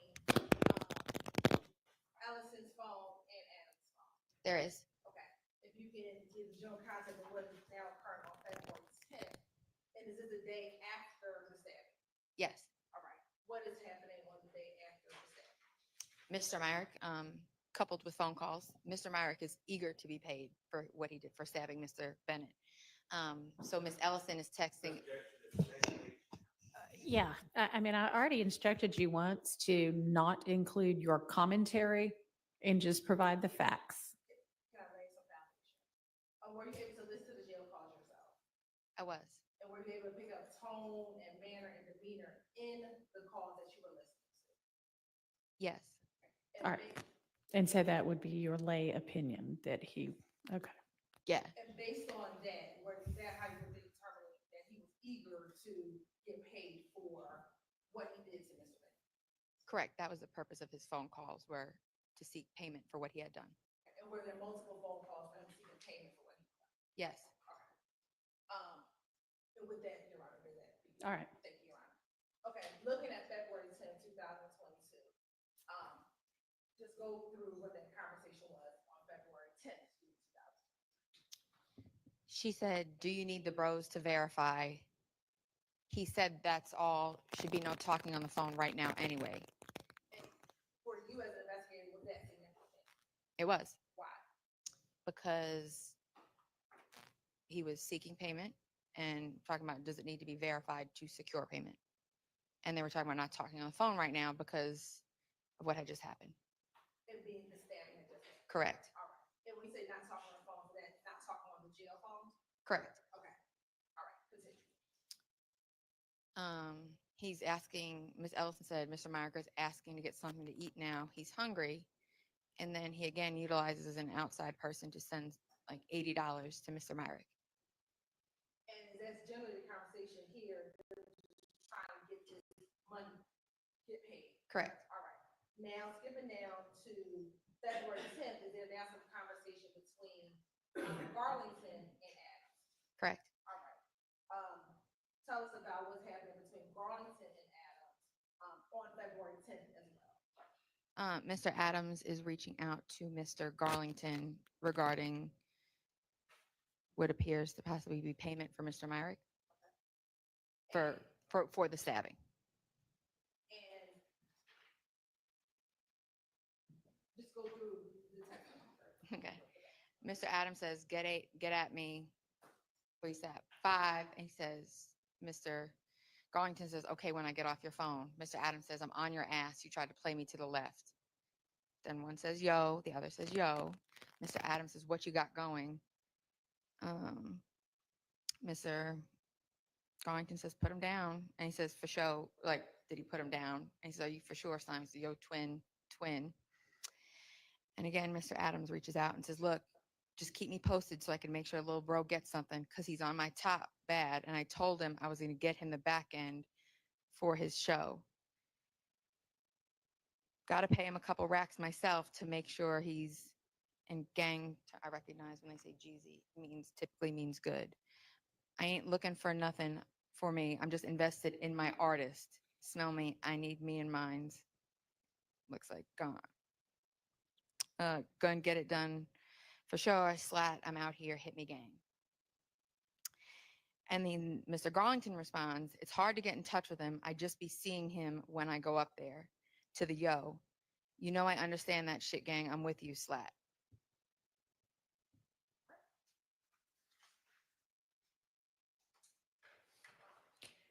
Ms. Hilton, you don't have to do it right now, but be kind of thinking about when a good lunch break would be. This is the last one, so I All put right. right here. Sounds good.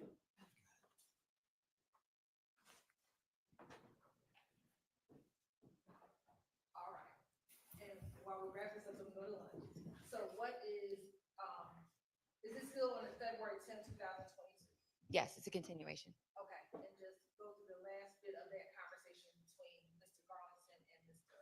Adams on February 10th. Mr. Garlington says, okay. And Mr. Adams says, for sure. I know it's going to take time, bro. Bro is bigger than big, and he got to be hands off with everything. We locked in from county to 4-4 ever. Slime, I'm rocking, and mine's going with me. It's all hands on deck. And does that text message repeat itself? It does. All right. And from your investigation and understanding, when he says, for sure, I know it's going to take time, bro, bigger than big, and got to be hands off with everything. We locked in from county to forever slime. Who did you understand they were talking about, given your investigation and content of this text message? From my investigation and my knowledge, it sounded like somebody in a leadership role with YSL. Did you know specifically who? It appeared to be Mr. Williams. Objection, Your Honor. Speculation. Sustained. And motion strike. Can I lay some found? You can try. Okay. How long have you been working back and forth with the YSL gang?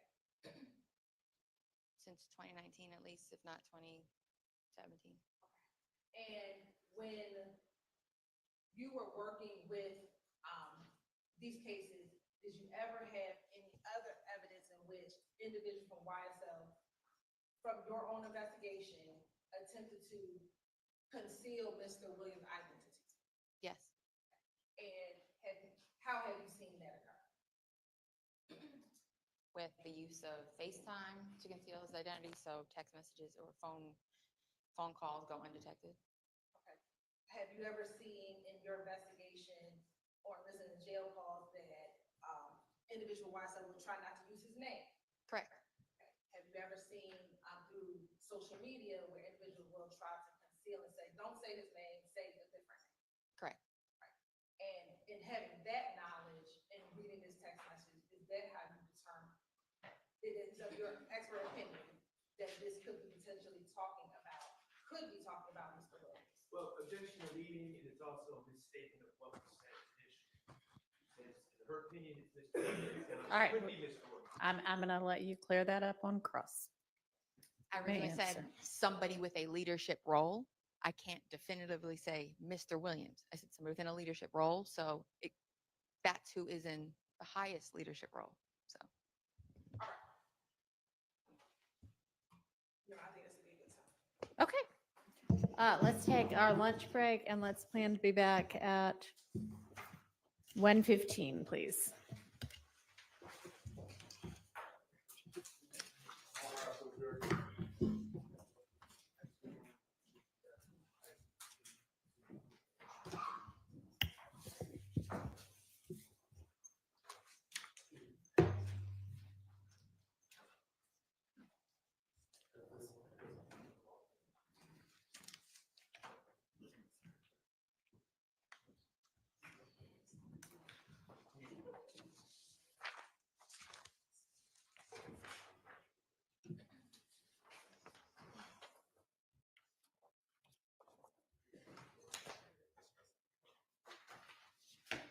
Right, just stay where you are for a minute. Is there anything we need to take up before we break for lunch? Okay, we're in recess. Thank you, Alana. Your Honor, it's nothing to take up, but I printed and was gonna bring to defense counsel and the court two cases the state wants to provide counsel for issues that may come up Okay, during this discussion. thanks.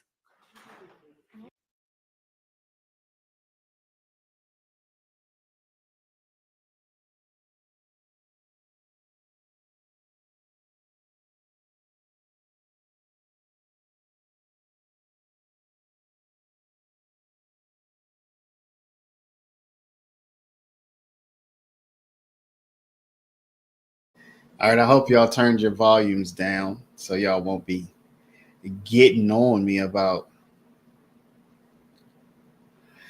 y'all today. This has been difficult to follow, so I'm just going to replay yesterday. I'm just going to replay yesterday because it's more interesting. So let's just get a replay from yesterday. This out. I'm going to show you how I afforded this car. Okay, you ready? All right, 100.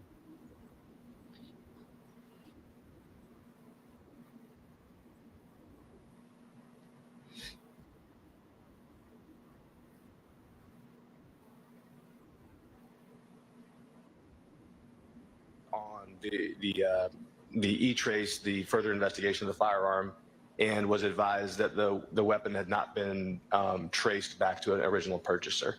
I reviewed both my report and the photographs of the weapon. And do y'all want to see Obama? Would y'all prefer to see Obama, or would y'all rather see this part? You want to put Obama back on?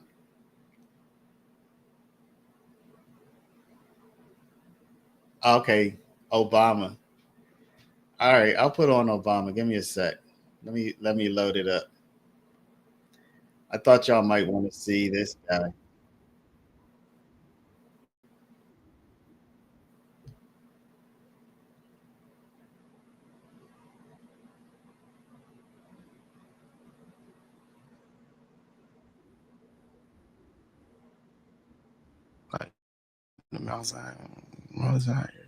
Okay. And do you have a nickname?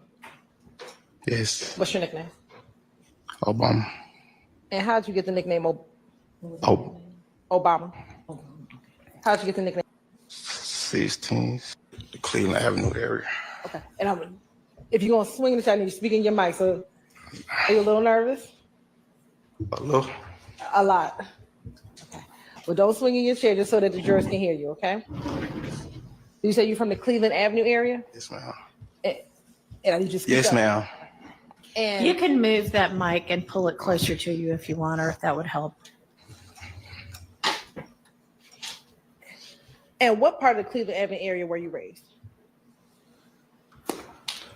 I mean, like the Mount Zion area. Okay. And do you have a nickname? Yes. What's your nickname? Obama. And how'd you get the nickname Obama? How'd you get the nickname Obama? Really, we was there playing around, growing up, and it just stuck with me. It just stuck. As you were growing up in the Cleveland Avenue area, did you ever hear of a gang called Rock Crew? Yes, I heard the Rock Crew. Okay. And how did you know about Rock Crew? I mean, it was just a little, it was popular where I was from, like where I was growing up. Were you part of Rock Crew? Yes, ma'am. Okay. Did you know someone by the name of Quentin Porter? Yes. And did you also call him Boo or Big Boo? Yes, ma'am. When did you join or become affiliated with Rock Crew? 2006, 2007. How old were you? 16, 17. And at some point, did Rock Crew transition into YSL? Some people stayed Rock Crew, some people went YSL. Okay. What did you do? I mean, both of them from the area, so I mean, I never really picked a side. I really just. Did you ultimately just claim both? I'm Rock Crew and I'm YSL. I mean, yeah, okay. Yes, ma'am. Okay.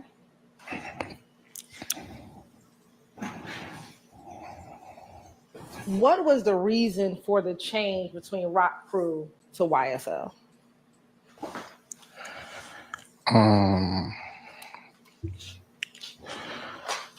I really think, like, from my Sustained. Do you know why there was a change from Rock Crew to YSL? I don't call it like 15 something.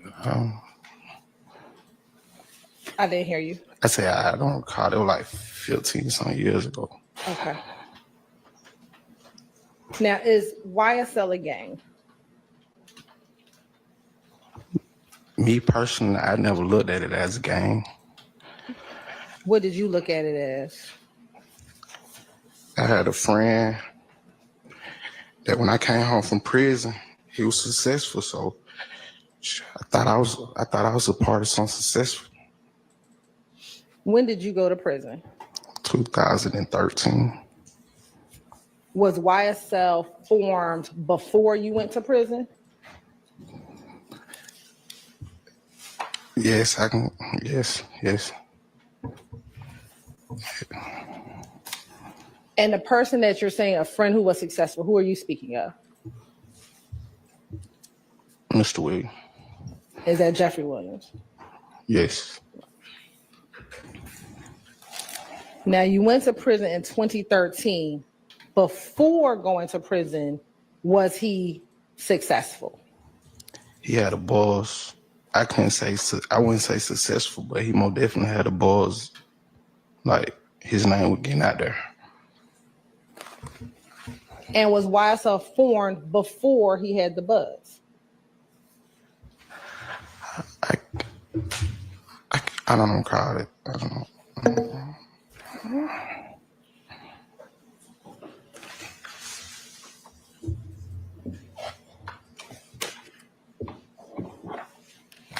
What does YSL stand for? I mean, you can use it in any kind of way. Young successful living, young stoner lifestyle, young slime life. Before you went to prison, how were you using YSL? 2013. Before, when I went to prison, it was young slime life, 2013. And do you actually have YSL tattooed on your body? Yes, ma'am. And do you have Slime Life tattooed on your body? Yes, ma'am. Permission to approach? You may.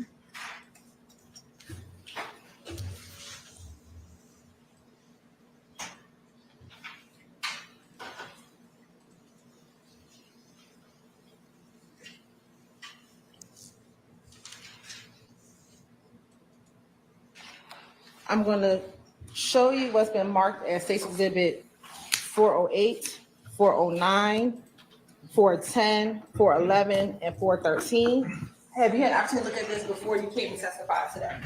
Yes, ma'am. Did I show you earlier? Yes, ma'am. And without saying what's in the picture, well, strike that. What are you looking at in those pictures? Myself. And does it appear to be yourself in all of those pictures? Yes, ma'am. All right. You're right. This time the state would like to tender State's Exhibit 408, 409, 410, 411, and 413 as evidence. Admitted.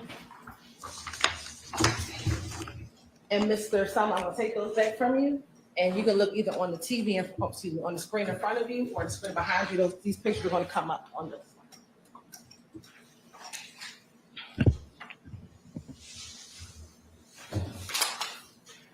I'm going to actually first start with 413.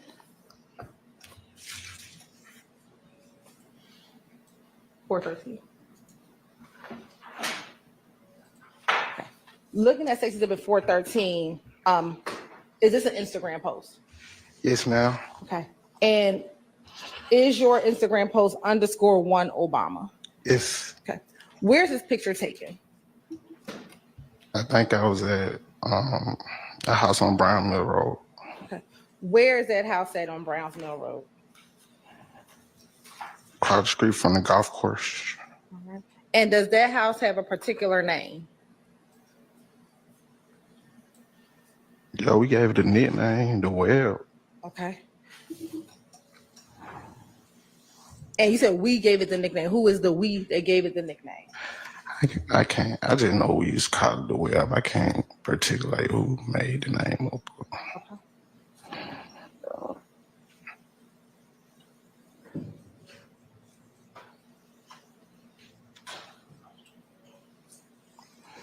Commissioner Post, again, you're on. You may. I'm going to show you what's been marked as Exhibit 426 and 427. Tell me if you recognize what's inside of 426 and 427.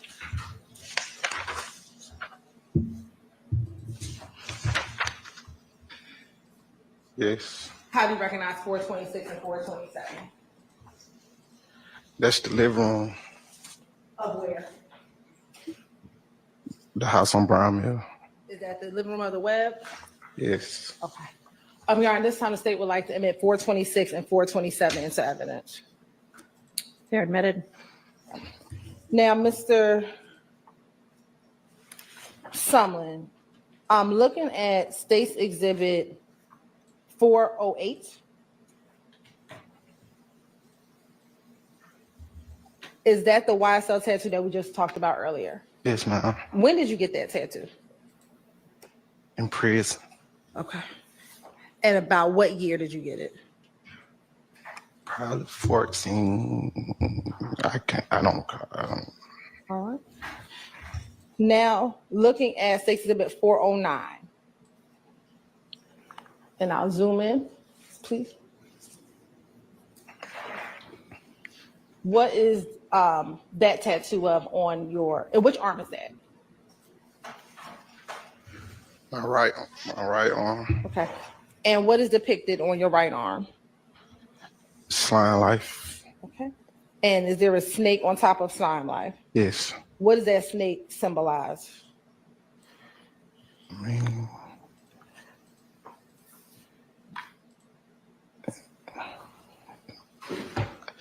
I said got it. What you mean? What it symbolize? Was the snake a symbol used by members of YSL?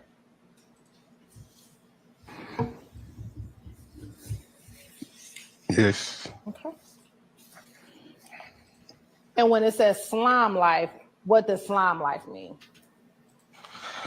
I just got it when I was in prison. I was hearing good things about. So, I was just getting stuff really. That was so long ago. I was trying to put all that behind me. Okay. I'm going to show you what's been marked as Exhibit 410 VV.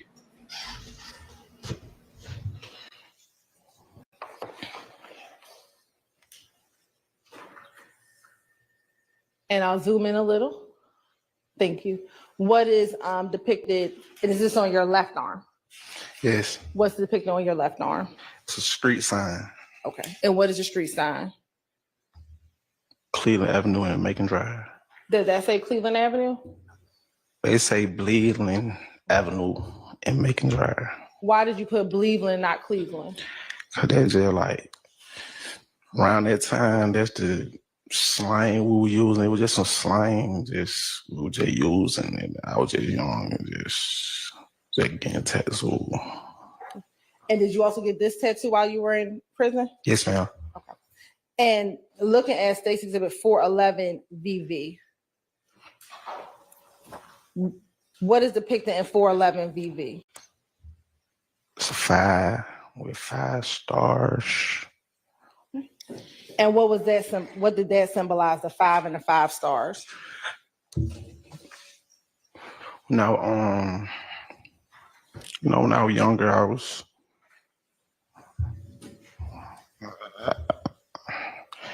when I was younger, I was claiming blood. When I was younger, like 15, 2000, I had it before I went to prison, so they like 2010. And you said when you were younger, around 2000, you claimed the blood. I claimed blood. Okay. Was there a specific blood set that you claimed? No, I don't even think I was real blood. And I just know it came to Atlanta, and I was just saying I was a blood. Okay. How many 5-point star tattoos do you have on your body? On my body? On your body. I don't know how many on my body. Do you have more than what's just depicted in this picture? Yes. Do you have some 5-point stars on like your stomach area? Yes. Do you have 5-point stars on your other arm? Yes, man. 5-point stars, that's really like fill-in work. You just. It was the 5-point stars significant to your affiliation with Claiming the Blood? I mean, not all. I ain't gonna say all of them. Some of them just really filling in work just to make the tattoo look full. What made you choose 5 Point Stars over something else?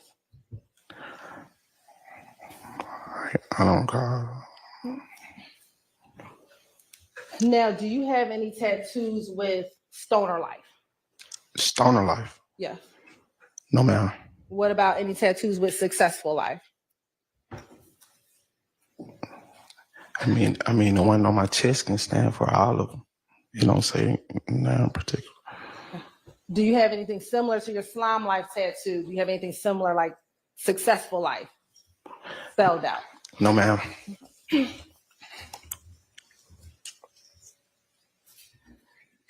Now, did there ever come a point in time where you would call yourself the original Slime, or a group of you all to be the original Slime? Yes. What does that mean to be original Slime? Only thing I mean by original is day one before all this. And we say day one before all this, what do you mean? I mean, like before, like day one back. I mean, I was just saying like before the fame and stuff. And have you had the opportunity to view a video from your Instagram account where you talk about the original Slime? Yes, ma'am. Right. I'm going to show you what's been marked as 415 VV. Tell me if you recognize 415 VV. Yes. And how do you recognize 415 VV? I signed and dated earlier. Is that the video that we watched? Yes. All right. And did that appear to be the post that you put on your page? Yes. Did it appear to be any more additions or deletions from the post that you put on your page? What you mean addition? Did it appear to have anything more than what you put on your page? No. Did it have anything less than what you put on your page? No, ma'am. All right. Your Honor, this time the state would like to admit 415 VV into evidence. All right, that's admitted.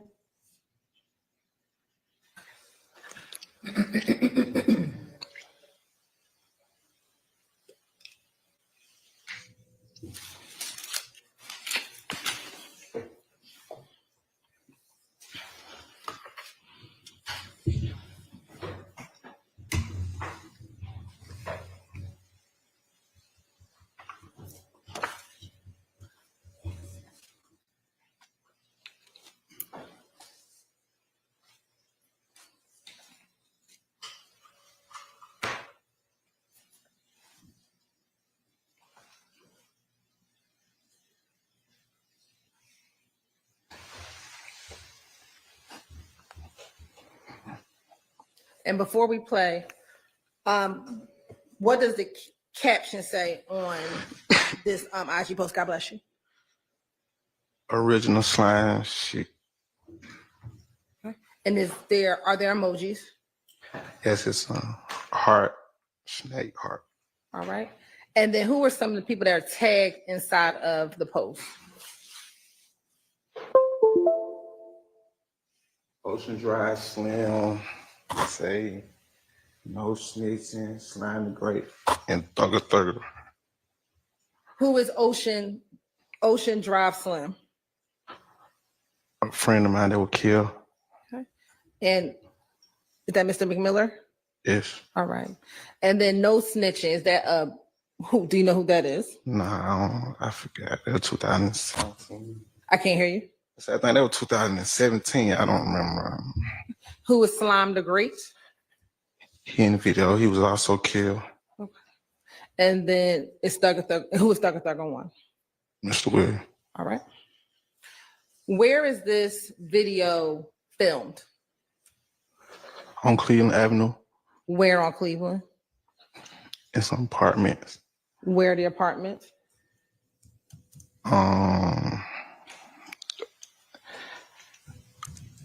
I think we're behind the checkers. And is that behind the checkers that's near I-75 in Cleveland Avenue? Yes. All right.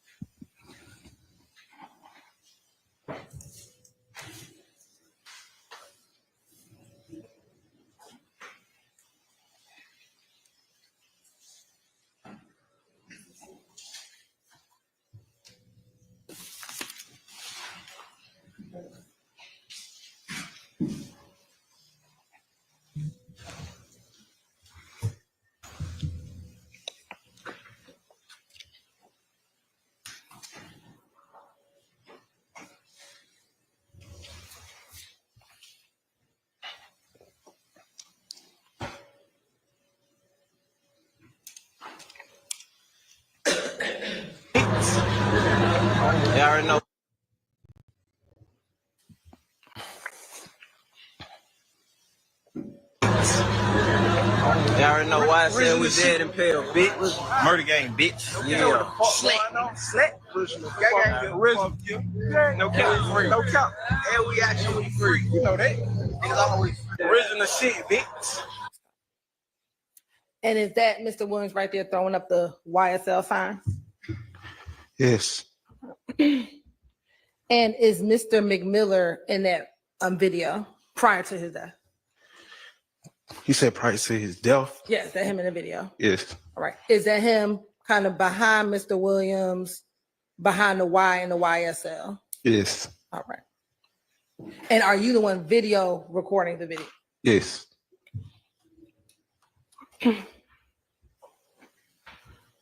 The young man the other young man who passed away, what was his name? His name was Tay. I know his name was Tay. And is he related at all to Quindarius Zach? Yes. How?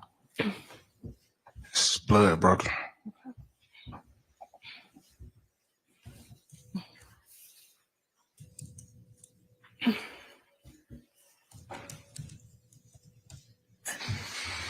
Now, Mr. Williams, what back in 2017, or even up to 2022, what did you call Mr. Williams? Lil Joe. Is that the only name that you reference him by? I might say slime sometimes. You know, we use that like it's a universal word, like twin. Call everybody slime. I might say slime sometimes. I don't know, but I know I say Lil Joe. What about Spider? I ain't never called him a Spider.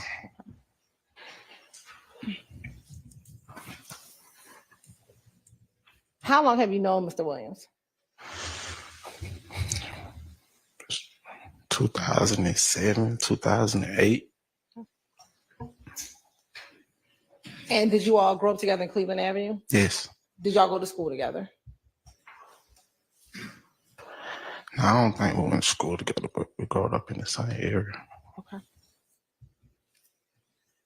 Do you, yes or no, do you know Shannon Jackson, also known as Shannon Stillwell? Yes, ma'am. In number of years, how long have you known him? I've been knowing Shannon 20, 25 years.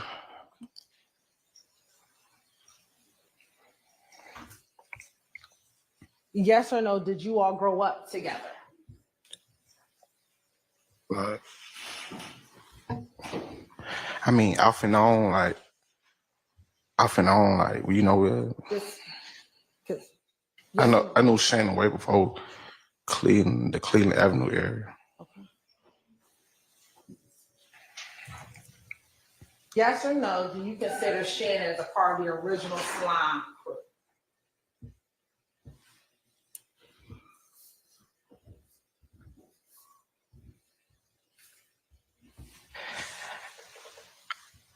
I can't, 2000, I can't say, like, before I went to prison, I was on house arrest for 15 months, so I don't know who was outside. I had to be in the house at 7 for 15 months. I didn't know who was outside with who. Then I went and did my 5 years. I can't say.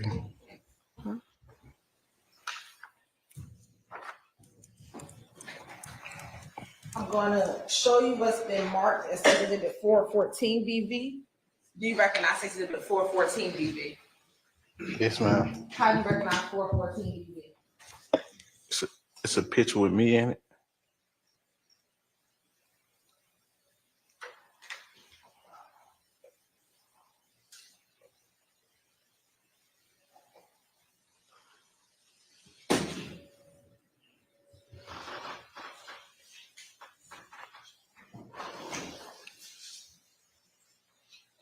Do you recognize people in that picture? Yes. Okay. And how do you recognize the people in the picture? Well, it was person who posted, it say Slime Bean Bean, and I see me, Mr. Stillwell, and another guy. And where did y'all take that picture? We was at Cleveland Avenue Park. And does that appear to look like the people that you know inside of that picture? What you mean? Do they look like the people that you know? The people that you took the picture with? Oh yeah, yeah. Your Honor, this time the state would like to admit 414 VV into evidence. I'm going to publish this one because we have to look at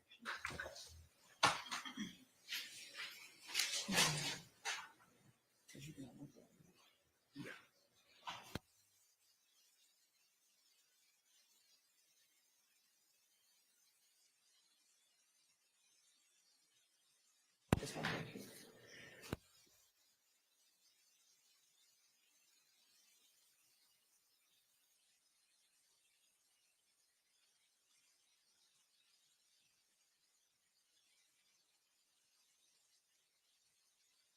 Mr. Jones, I have no objection. All right, it's admitted.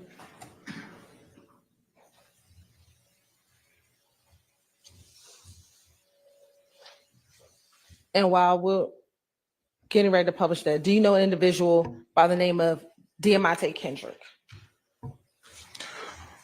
What's his nickname? Yeah, got it. Yes. In a number of years, how long have you known Yet Gotti? Probably about 3, 4 years, something like that, like 3, 2, 3.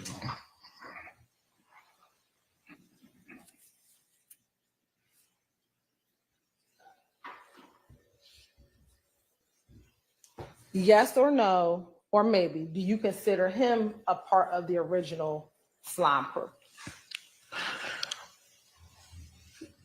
I mean, I think when I came home, he was signed to the label, so I mean, talking about the original, like Whoever you define. I remember, I can't remember from him being around back then. Okay. Do you know Trontavia Stevens, Tick or Slug?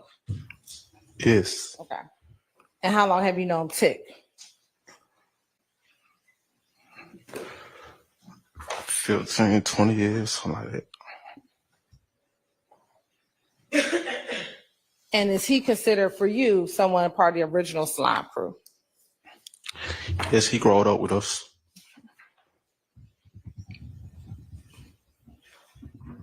Do you consider him or Mr. Williams one of the founders of YSL? What you mean by founder? Like, who decided to start YSL?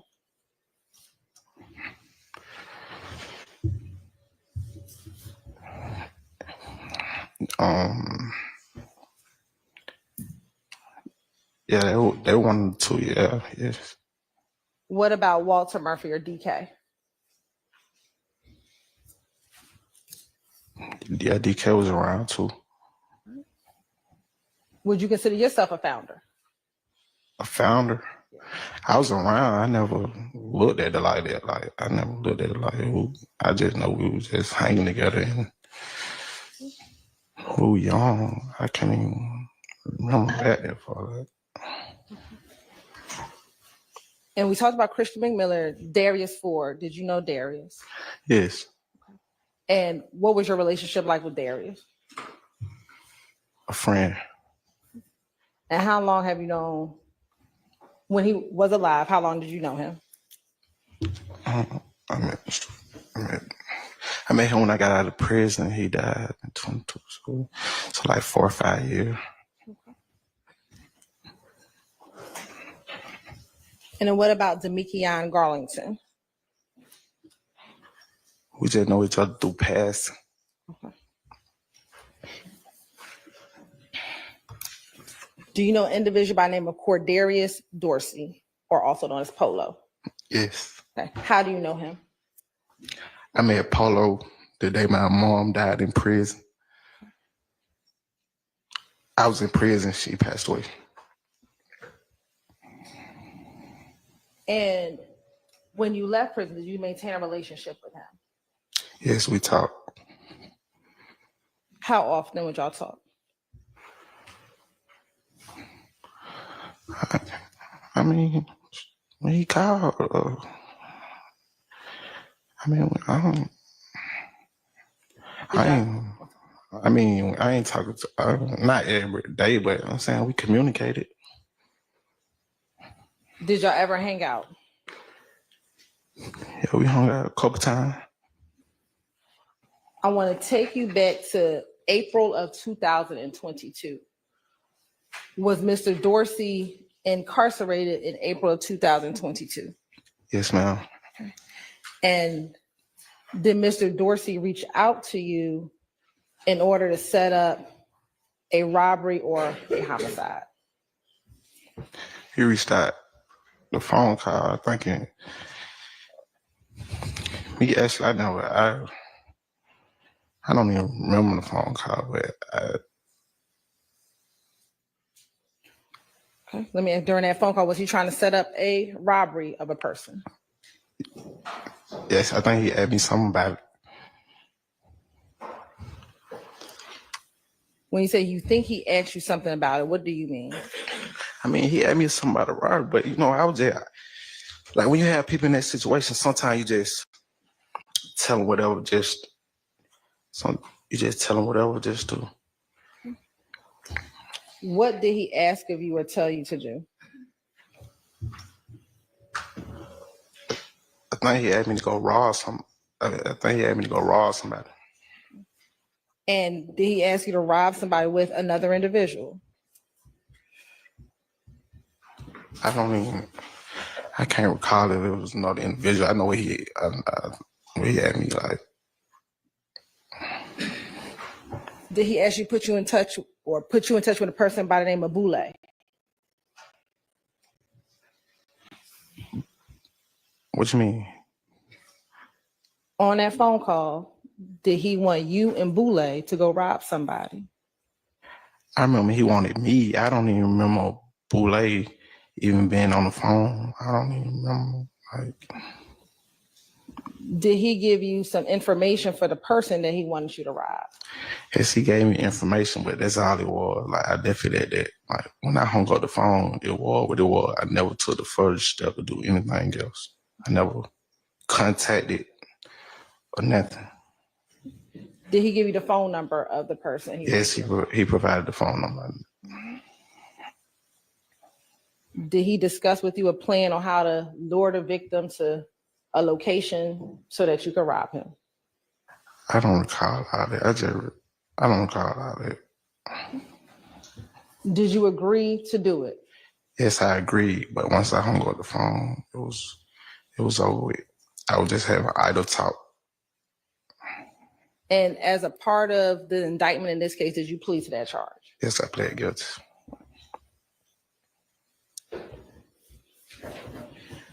Do you know someone by the name of Christian Eppinger? Yes. And what do you call Christian Eppinger? Call him Big Briss. Big what? Big Briss. Okay. How do you spell Briss? You spell it Chris, but you just substitute the B, I guess. You substitute the C for the B? Yeah. All right. How long have you known Mr. Eppinger? Including this year? Including this year. Probably about 3 years. Are you older or younger than him? Older. Do you know about how much older you are? No. How did you meet him?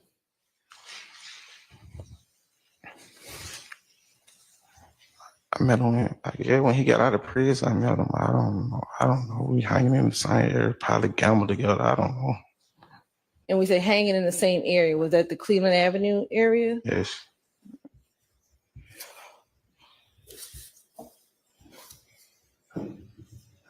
How often would you see him in the Cleveland Avenue area? I mean, whenever I decide to come outside, or whenever he decided to come outside, I ain't just coming outside looking for nobody. Like, if I seen him, I probably seen him. Then, you know what I'm saying? Did you ever hang out with him? Yeah, we probably hung out at the park. Did he have your phone number? Yes. Did you have his phone number? Oh, you talking about, did he have my phone number when he was incarcerated? Yeah. When he was incarcerated and when he was not incarcerated, did he have your phone number? He probably did have my phone number. He probably did.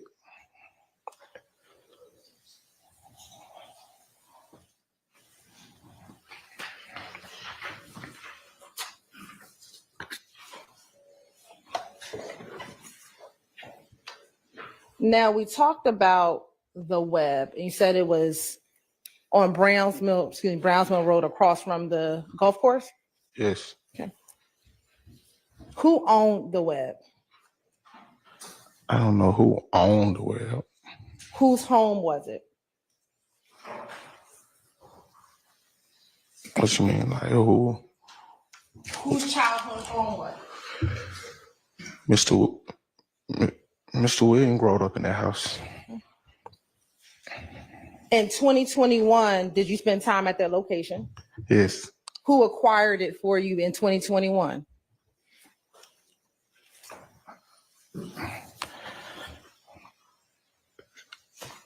I think Mr. Williams had done rented it for us. And would people sell drugs outside of the web? Sell drugs at the web?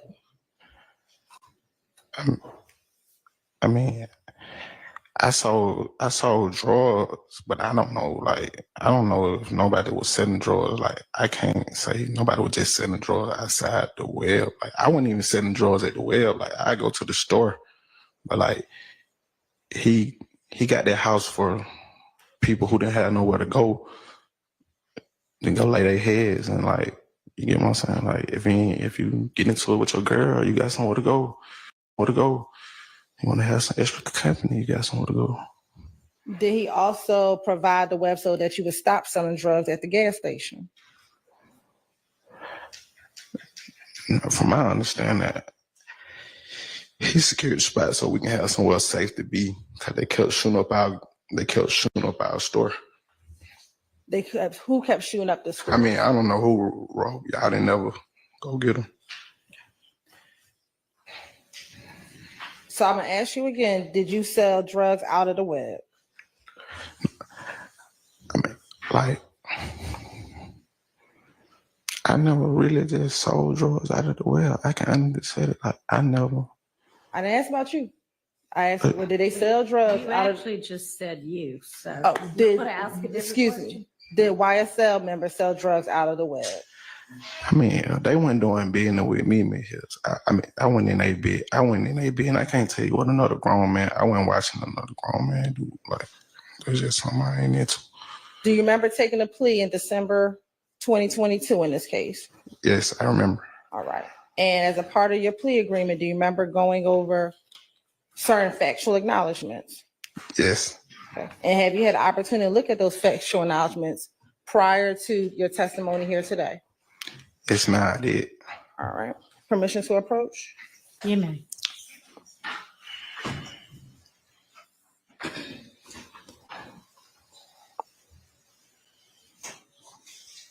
I'm going to show you what the Market 6 Exhibit 420 VV. Do you recognize 420 VV?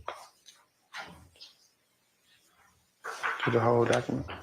20 VV, the whole document? Yeah, you can flip through it to make sure it's the entirety of it. Yes, ma'am. And it's 420 VV, the plea agreement that you signed when you took a plea in this case. Yes. And does that appear to be the entire agreement with no additions or deletions?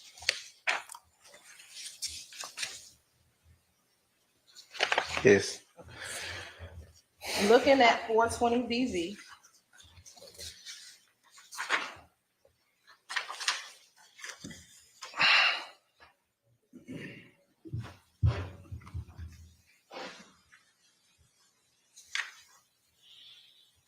First, I want to go to number 14. Here, the house on Browns Mill Road, is that referred to as the web? I said it. All right. Looking at number 13, does that say YSL members sold drugs from their home at 2539 Browns Mill Road, Atlanta, Georgia? Yes, ma'am. And did you initial that right there? I did. And did you initial that as a factual acknowledgement in this case? Yes, ma'am. All right, so I'm gonna ask you again. Did YSL members sell drugs from their home? Yes, Your Honor. Overruled. Answer. You can answer.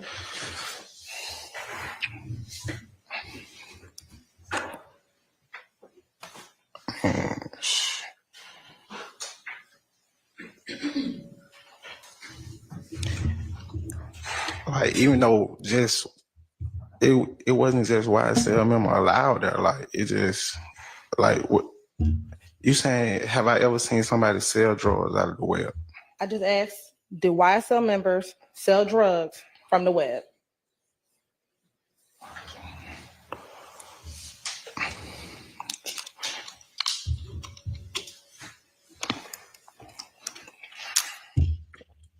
Yes. Okay. And I'm going to publish what we just admitted. Read it. Oh, the pictures? Yes, Your Honor. All right. 426 BV.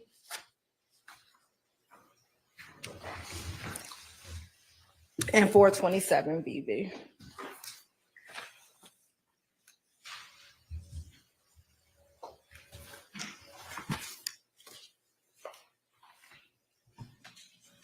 Right. Is that the living room at the web? Yes.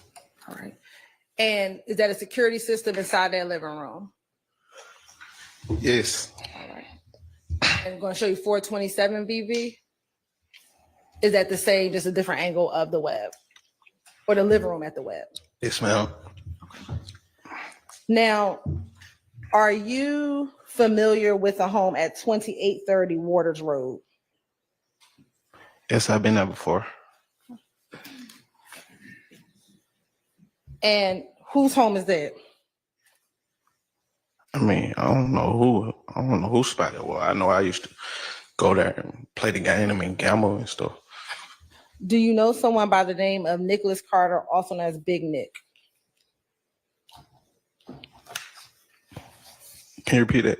Sure. Do you know someone by the name of Nicholas Carter, also known as Big Nick? I know somebody by Big Nick. I don't know Nicholas. I don't know Nicholas Carter. And how do you know Big Nick? Just from around the area. Do you know him to stay at 2830 Waters Road? Stay there? Yes. I know. I mean, I ain't frequent Water Road like that, so like I don't see him there, but I don't know if he stayed there. You said that you would go there and play the game. What game are you talking about? I'm gonna go play the PlayStation 5. You said PlayStation 5? Yes, yeah. The other YSL members congregate at 2830 Waters Road.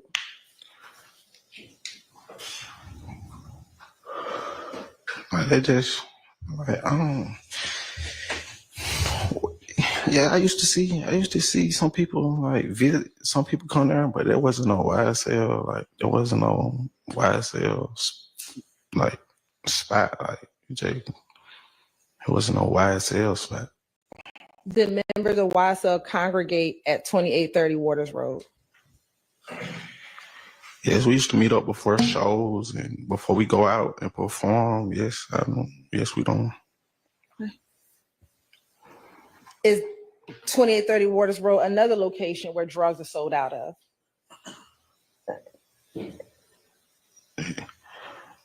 Drawer probably sold out of drawer probably. Drugs probably or drugs were? Like,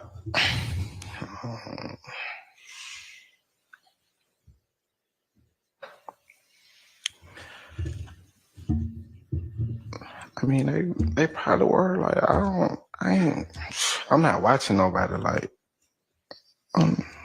Did YSL members sell drugs out of 2830 Waters Road?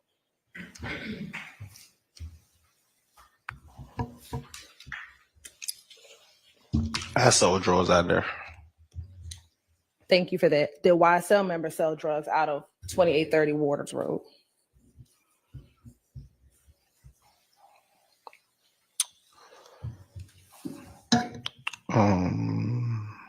Yes.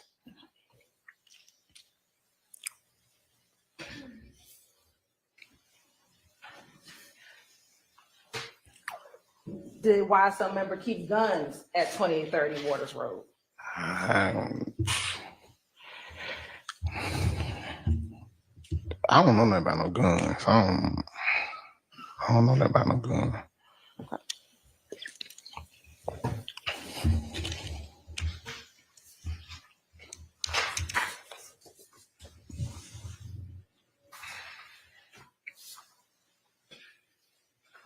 Permission to approach.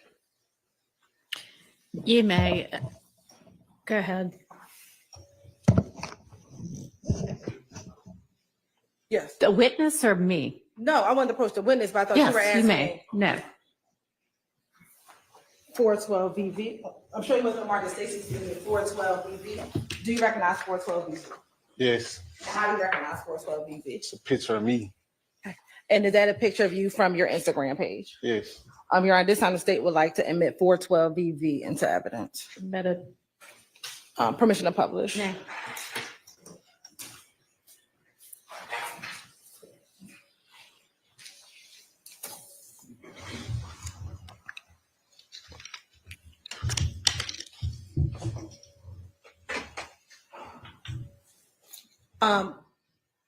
First, where is this picture taken?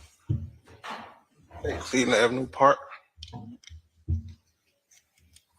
And the clothing that you're wearing, what is it? What does massa, does that say massa on your pants leg? Yes. What does that stand for? I think Make America Slime Again. And is that a snake on the right-hand side of the pants leg?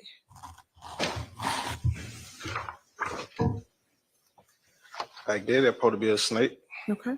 And then what is your caption? Can't spell slime without me. And then do you have a hashtag? The beast. All right.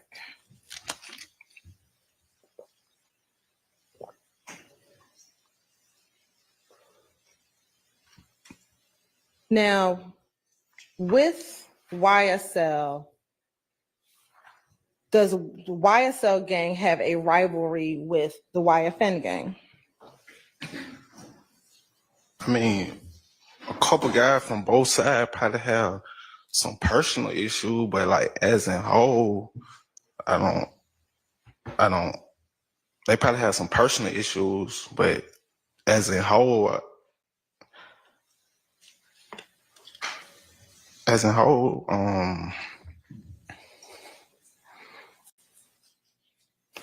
I can't just say everybody got a problem with everybody. Like they probably they got personal issue, whatever they got going on, they got going on. I'll ask again, is YFN a rival gang to YSL?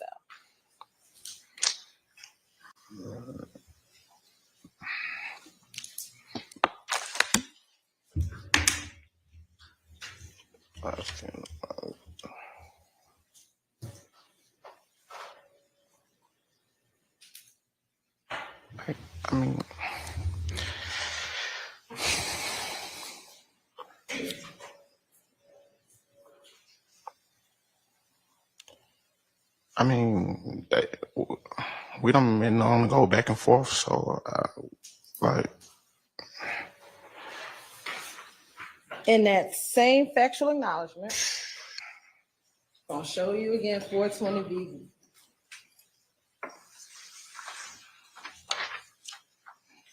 On page 2, what does number 3 say?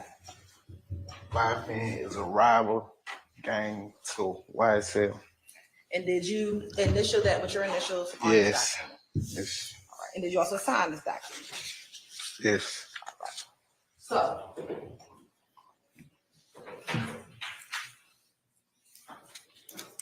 how long has the rivalry been in existence?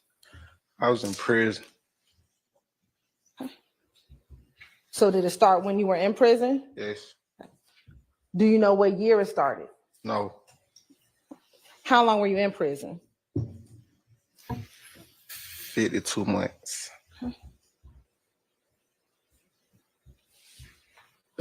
So when did you get out? 2017. Did the rivalry start before you got out of prison in 2017? I mean, I hadn't heard some stuff, but I guess, yes. Do you know an individual by the name of YSL Lucci or Rayshawn Bennett? Yes. How are you familiar with him? He's a rapper. Do you know him outside of being a rapper? Personally? A person? I said personally? Yes. No.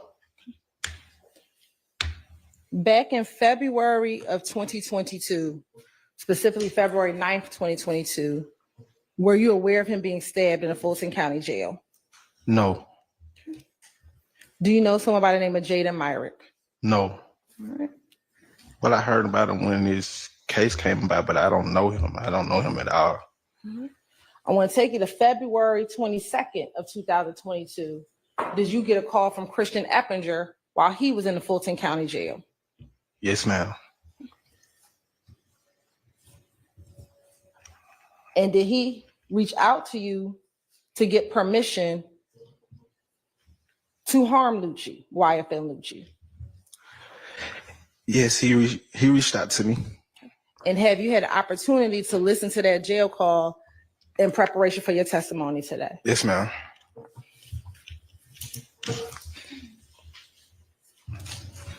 I'm going to show you what's been marked as State's Exhibit 418 BV.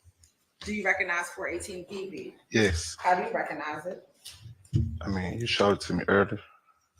Is that the jail call? I mean, I think you showed me 3 discs. I think yeah, you say jail call. Have you heard the jail call? Yes, earlier. All right. Yeah, and this time the state would like to tender and admit 418 VV into evidence. All right, it's submitted without a question. Permission to publish? You may.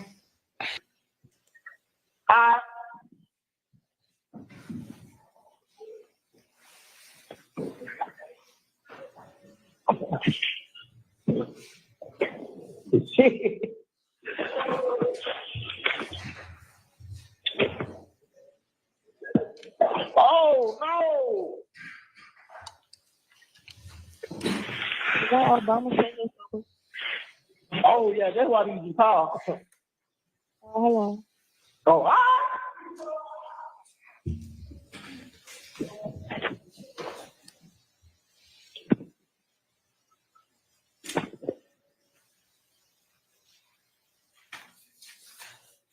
He on the phone. Yo, what's up, nigga? What's up? What's going on? What the hell you got going on, my brother? Shit, just popped out. I had court today, bro. Goddamn, I been stressing, boy. I got a warrant with Ned, shout. And goddamn, I went to court this morning. I ain't bring that shit up, so I'm back out now. I'm sending up some shit right now. Me, Ted, and Rose. Send some shit up. They got some bad. You know what I mean? Soon that shit go through, I'm gonna bless you, bro. Seen about 500 now. How much them phones is? You know, I'm in Rice Street, man. I know, nigga, they got a phone down there. Yeah, that shit upstairs though. Oh, it's upstairs. What store you on? They got me on PC with the boy Lucci. Oh, there's on PC. Yeah, hey, find out what I can get for that, bro. Huh? Now find out what I can get for that, bro. Get for what? You know what I'm talking about. I know what you can get for. I just told you why I'm at. Okay, so what you need me to do? Find out what I can get, man. I just told you who I'm in the zone with. Who you in the zone with? Lucci, nigga. Oh, you in the zone now? Yeah. No, I'm finna make a call right now. I'm gonna let you know. I'm gonna let you know when you gonna make the call back. I call back anytime, bro. I've been trying to call you, bro. I like, bro. I know if one nigga gonna make sure nigga straight, bro, Obama gonna do it, bro. Obama gonna make sure nigga good. Man, yeah, you know that, but goddamn, I'm finna just put some. I'm just put something in some 4 years and see. What, you know what I mean? What they gonna send to you? Goddamn. What you want? I need a lawyer, bro. I need a lawyer and correct. Yeah. You do, and that's a big fear right there. If you get that, boy. So, shit, I don't see nobody not fucking with you, bro. If you handle that business, bro.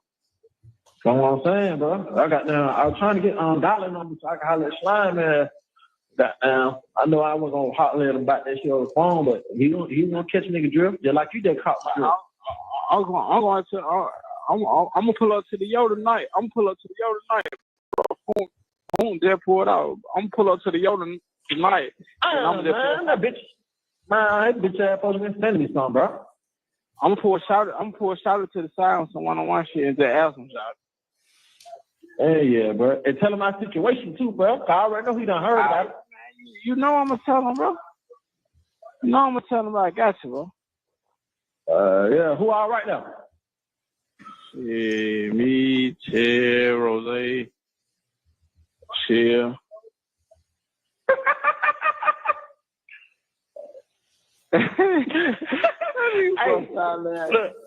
Hey, say, tell Rose, be on the phone.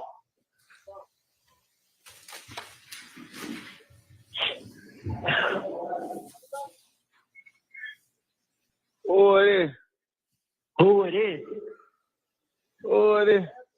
That big red line, man, nigga. Man, stop playing on me, boy. What's going on, man? What's up, nigga? What you doing, man? You good? Yeah, just nigga trying to make it. I ain't complaining. I'm alive, man. I'm gonna get some for you. Give me like Monday. I got you. Hey, yeah. What are you going? You want me to get too? If you can cash up to my baby mama. But goddamn, if you want to like drop it off, it's my girl staying in Lakewood. Alright. Obama got the number? Yeah. Alright, my phone there. I'm gonna get my Obama. I got you. Hey, yeah, man. Just hold your head, nigga. It's good. Huh? You ain't talking nine? Nah, they got me on PC with the op boy. On PC? Yeah, they got me right here with Lucci. No.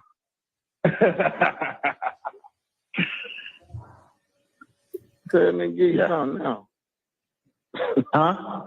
Tell me to give you something now. Man, I'm trying to holler at Slime, man. Yeah, you're right. Yeah. Yo. Yeah. Yeah. Hey, Obama. Yo. Yeah, though, man. Just make sure you do that, though. I know you're gonna got that make sure it's good, but I mean, got that. Cause I already know, bro. I already know the situation, bro. But like if I bust at some of these folks, you know what I mean? Let you handle their business. If the folk want you to handle their business, then got down. All right. Yeah. Hey, when you get a chance, call me back, bro, so I can talk to you one-on-one. I got a lot of ears around. All right, got now. Yeah, that's so. Hey, who right there with a cash up, man? One of y'all they got cash up. I got cash up. I ain't got nothing on it right now, baby, bro. Oh, man. Yeah. It's a girl. Tell her to lock me in. As soon as I get some more cash up, I see some. So. All right, bro. Love y'all. I love you back, bro.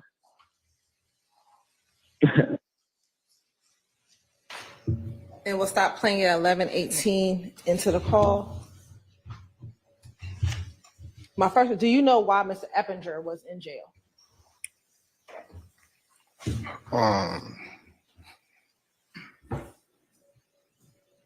Allegedly.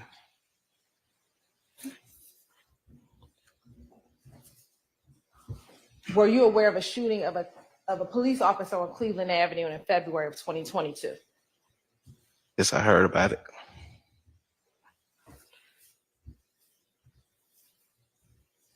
And did you have any knowledge if Mr. Eppinger was a part of that shooting?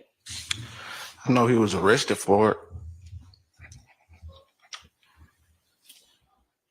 Now, on that call, Mr. Eppinger reached out to you to get permission to stab Lucci? I mean, yeah, he called me. Yes, he called me. Do you know why he would have to call to get permission to stab Lucci? I mean, that's another conversation. I left where it was. I never took the next step to reach out to nobody to try to hurt nobody. I was just idle conversation. I was just talking to be talking. I didn't. I understand. My question is, though, do you know why he would have to get permission to go stab Lucci? He ain't got to get permission. He a grown man. He can do what he want to do. So why was he calling you to get permission? Mrs. James. When he was asking for permission, who did he want you to reach out to? I don't know. I said I put some in the. I know. I just replied like I put some in a couple people's ears. So Who were the couple people's ears that you were going to put something into? nobody. Okay. When he says that I've been trying to get Dolly so I could talk to Slime, who's Dolly? Mr. Williams have a sister named Dolly. Okay. And then who is Slime? To my in the car. I guess he referring when he said. I guess he put Slime and Dolly in the same sentence. So I just assumed he was talking about Mr. Williams. Going back to your plea agreement, did you tell us who Slime was in that call when you took your plea? Can I see the plea? Sure.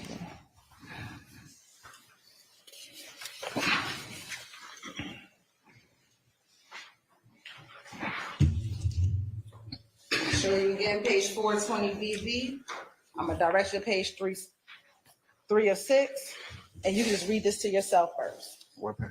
We're gonna look at number 11.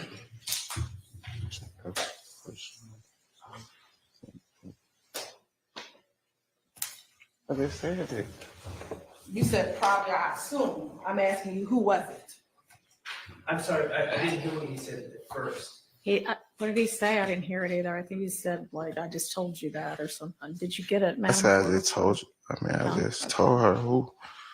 Did you say you assumed who it was, or was it Slime? I just, like, from the conversation, I just put 2 and 2 together. He put Slime and Dolly in the same sentence, so I just figured he was talking about Mr. Williams. I never. When you said you were gonna pull up to the yo, what were you referring to? I was talking about the studio, but I was lying.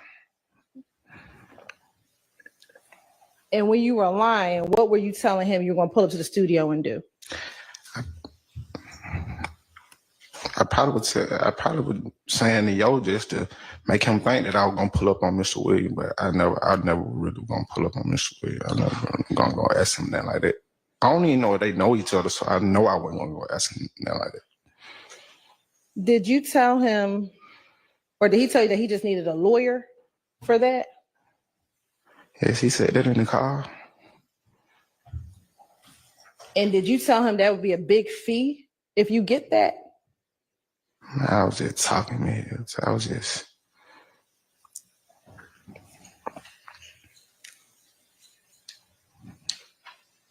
Now, in that call, did you also say that Funk just pulled off? Yes, I think I said that in the car. Who is Funk? Who is Funk? Yes. Funk. Okay. And is on phone also Mr. Williams' brother? Yes.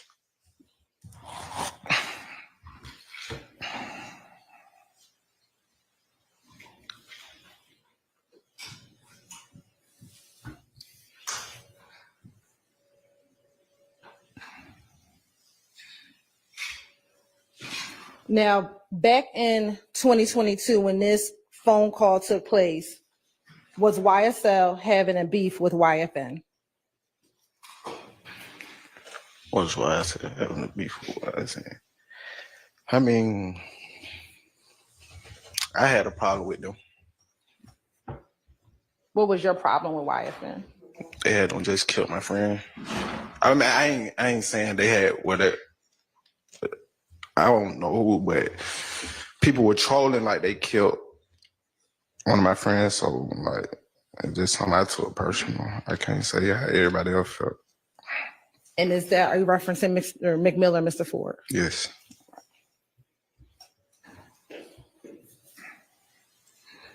Now, do you know someone by the name of Kenneth Copeland? Yes. And does he have a nickname? LaWood. And do you know someone by the name of Zay? Zay. Yes. Yes.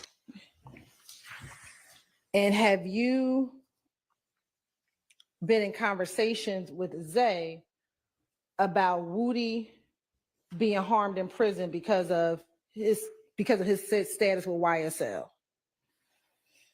Yes, I heard the phone call earlier.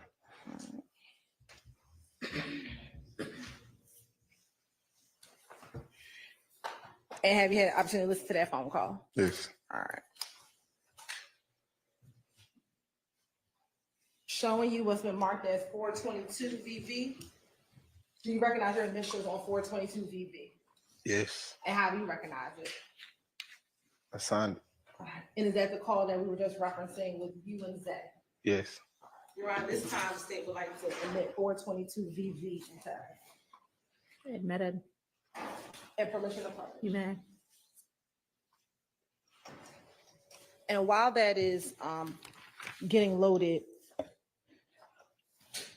were you arrested for the charges in this indictment, 22 SC 183-572? Yes. All right. And where were you arrested at? Not an address, but a location. In the cab. Was it a house, an apartment, or something else? A house. And when you were arrested, did the officers who came arrest you, did they take pictures inside of your home? Yes. Okay. And did they find a bandana and a gun inside of the house? Yes, that's what they found. Did they find the gun underneath a bed or a mattress in the room that you were staying in? I mean, I had Jake came to the house, so yes, I guess they did. And was that a picture of the bandana and the gun that was found when they arrested you? Yes, but that's what they found. I'm wrong. I ain't wearing no bandana. I'm not having no bandana. Was the bandana found in the room that you were in? The room that they said I was sleeping in, yes. Is that the bandana, is that the gun that was found in the room that they say that you were sleeping in?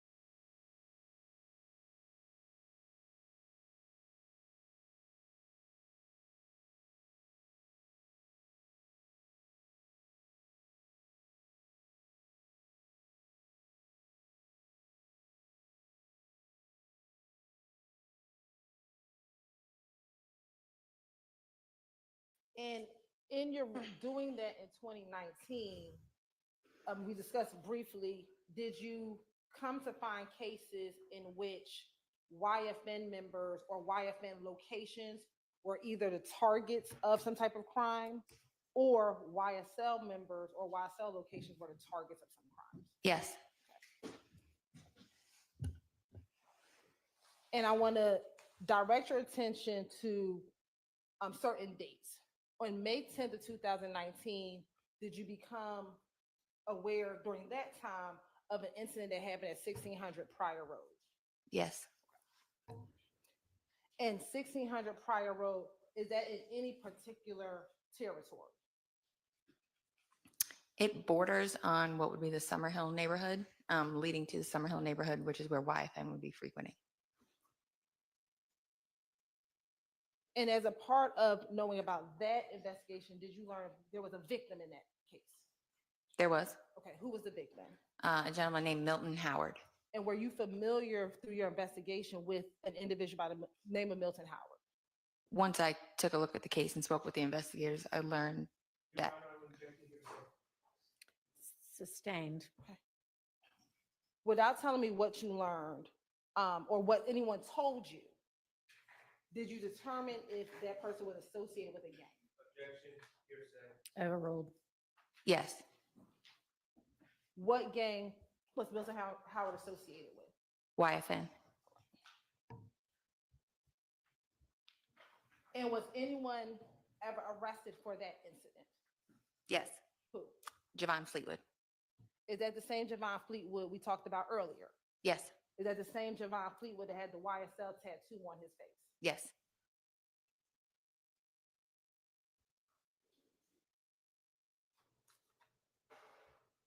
Also in 2019, in that same role that you had, did you become aware or did you receive police reports about an incident that happened on Crew Street? Yes. Is Crew Street in any particular gang territory or neighborhood? It's in the Summerhill neighborhood of Atlanta. Say that one more time. It's in the Summerhill neighborhood of Atlanta. And is that the neighborhood affiliated with YFN? Yes.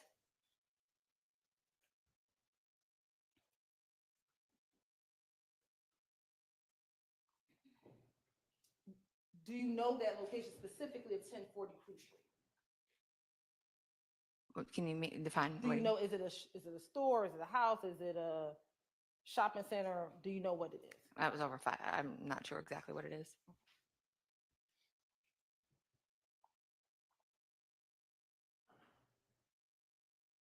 And were there any victims at the location? I believe there were. You want to rephrase? Yeah. Sitting here today, are you familiar specifically with that incident? Can I look at my notes to refresh my Do recollection? you have notes regarding a timeline of events that occurred in 2019? I do. Will looking at your notes help refresh your memory as to that particular incident? It would. Yes. Uh-huh.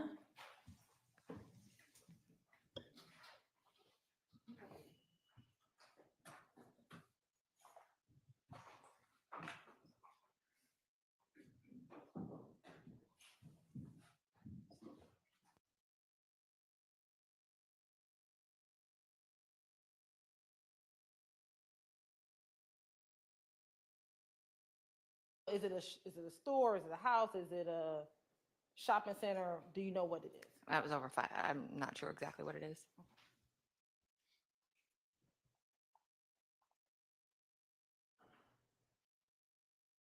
And were there any victims at the location? I believe there were. You want to rephrase? Yeah.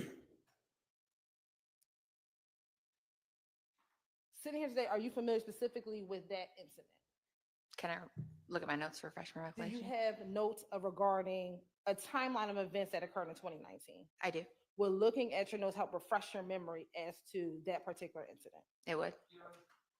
Yes. Uh-huh.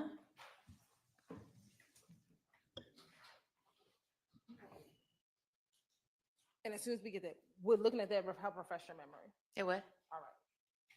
Just look at it without saying anything. If it refreshes your memory, look at it and look at it when you're finished.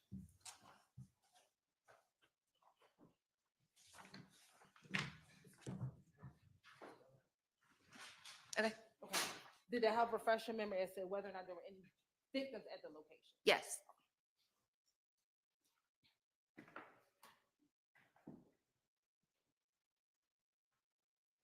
Was YSL Lucci at that location? I learned through the investigation that he was present. He'd been seen at the location. Yes. And was that incident on May 22nd, 2019? It was. On that same day, did you learn of or did you have the case to investigate a shooting at 151 Cleveland Avenue? I learned that there was shots fired there. Yes. Okay. And was that also on May 22nd, 2019? Yes. And as we talked about earlier, that's in the Cleveland Avenue area. Correct.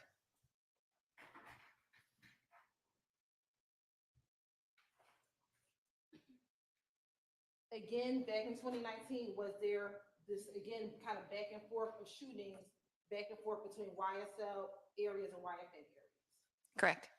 On May 25th, 2019, was there a shooting at 211 Cleveland Avenue?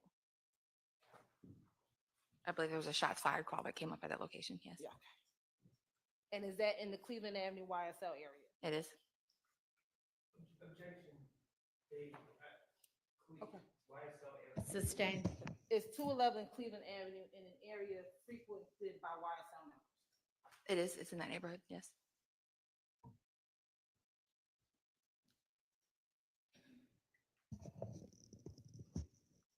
In May 27, 2019, was there another shooting at 355 Bellegarde Place? There was.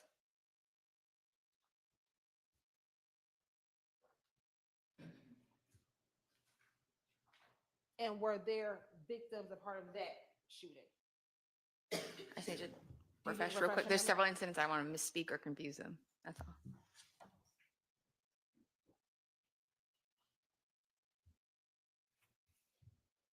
Yes.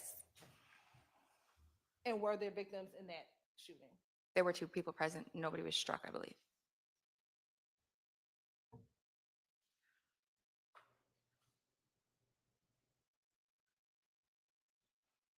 Now, with the instance that we just referred to, outside of the one that happened on Pryor Road, for the Crew Street and the 2 Cleveland Avenues and the Bellegarde Place, was there anyone ever apprehended, to your knowledge?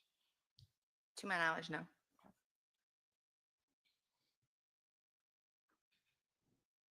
Now, taking you to June of 2019, did you ever learn of an incident in which the grave of Donovan Thompson was defaced? Yes. And was there a police report associated with that defacing?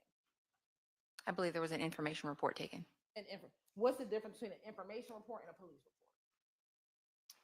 I mean, it's a type of police report where just information was given, and they wanted the incident documented.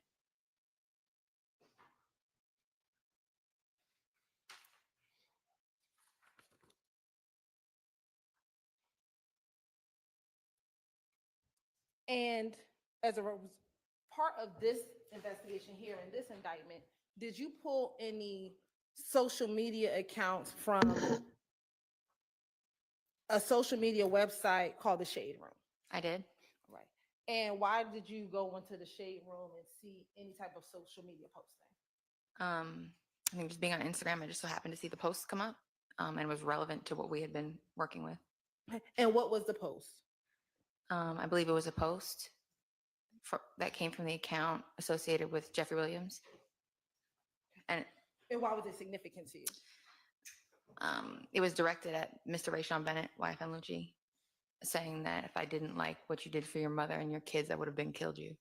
And did you grab that? Did you do a screen grab of that posting? I did. Permission to approach your honor? You may. I'm showing you what's been marked as stated the 429 BV. Tell me if you recognize 429 BV. I do. And how do you recognize 429 BV? This is a accurate depiction of what I had screen grabbed. And does it appear to have any additions or deletions from what you screen grabbed as a part of your investigation? Does not appear to, no. Your Honor, this time say would like to admit 429 VV into evidence. All right, that's admitted. Permission to publish. You may.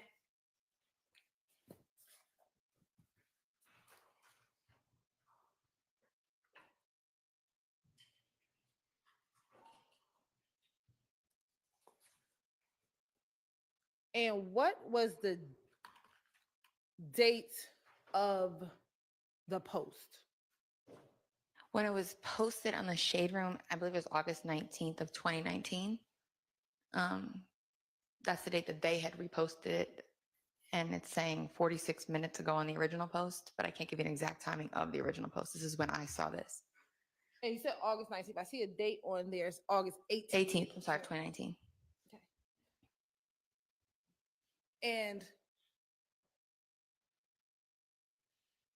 do you know, to your knowledge at all, if that particular post was ever deleted from the actual account of Thugger Thugger One's account? I believe it was. And do you know if this was captured on a Shade Room just prior to it being deleted or before it was deleted off of the Thugger Thugger One account? I believe right before it was.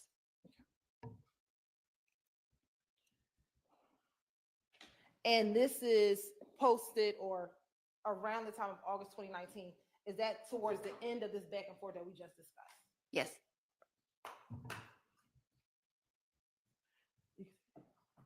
Now, you talked about in 2020, there was some transition in employment or what you were doing initially in 2019, and then you transitioned to something, a new role in 2020. What was that transition in 2020? What was your new role? So I had been promoted to criminal investigator, and I was sent to the special operations section, to where typically once you arrive there, you're assigned out to a task force. Could be the ATF, the FBI, the DEA. I went to the GBI gang task force. I then went through a police academy associated with that position. I graduated and then went to, because my whole career had been spent in Atlanta, I was assigned to the Atlanta Police Department, and I worked out of their gang unit. And what were you able to do now that you weren't able to do in 2019 with those 2019 cases? What were you able to do with the 2020 cases? I was freed up from supervising an actual caseload. So I was free to, and now that I'd been through the academy with them, charge and work criminal cases. And did you end up then working criminal cases, again, associated with the conflict that was happening between YSL and YFN? I did.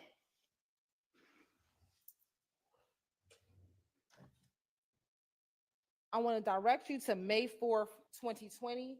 Did you have the occasion to be a part of the investigation of an incident that occurred at 1220 Gun Club Road? Yes. How did you get involved in that investigation?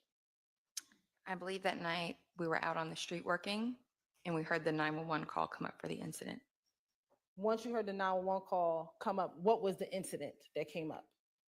There was I think it was described on radio as like a active shootout up and down Gun Club Road happening at that moment. Okay. What did you do once you received the call? Or heard the call over the radio? I believe we reached out to the aggravated assault unit to find out who the victim suspects were. And who were the victim suspects? Let me ask you this. Once you learned about who the victim suspects were, what did you do? I looked at their social media accounts. Whose social media accounts did you look at? Mr. Tanquarius Mender. And had that name come up before? Were you familiar with that name? I was. How were you familiar with Tanquarius Mender? I'd worked with him previously in my other roles, and I'd spoken to him before in non-custodial settings, custodial settings. So I had a pretty decent rapport with him at that point. And we spoke of him earlier. Was he associated with a gang? Yes, YSL. And did he have another association with another gang? He did. What was that? The Rolling 60s Neighborhood Crips.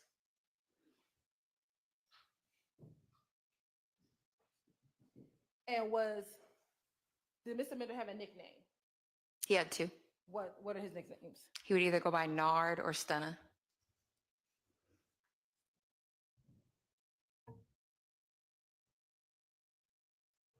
Now, you said you looked at his social media. Did you look at anyone else's social media? No, just his at that point. Okay. Once you looked at Mr. Bender's social media, what, if anything, did you do next? When I spoke with the aggravated assault unit, I let them know about a post I'd seen the day before. What was the post? Mr. Mender had been driving around Summerhill, tagging Summerhill, kind of laughing while he's driving around Summerhill. Is that the post that you talked about earlier this morning? It was. Okay.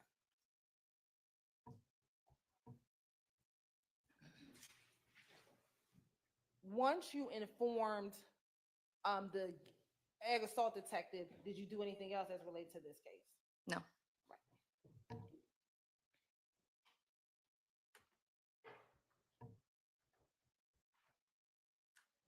Did you ever look in Marquavius Huey's phone around the time of this investigation? No.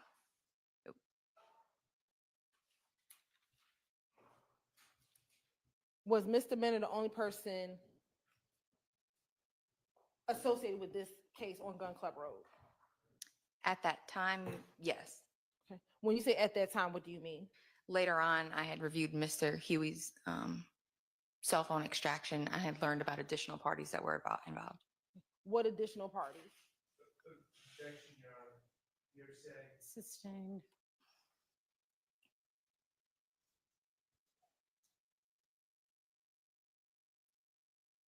Let me ask you, when did you look at Huey's phone? I'd say right when I got them back, but it was pretty, there's a lot of things. So it took a while to take a real deep dive into the phone. So I had to do bits and pieces. Did you look at Huey's phone around the same time when you were assisting Sergeant Henderson with his case in October 2020, or had you looked at Huey's phone prior to that? No, around October 2020. Okay. So when you were looking through his phone in October 2020, is that when you saw information about some stuff that happened in May of 2020? Correct. All right.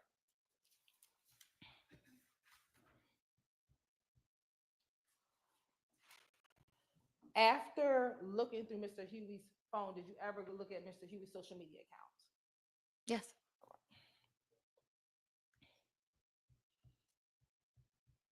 Do you know an individual by the name of Kenneth Copeland? I do. How do you know Kenneth Copeland?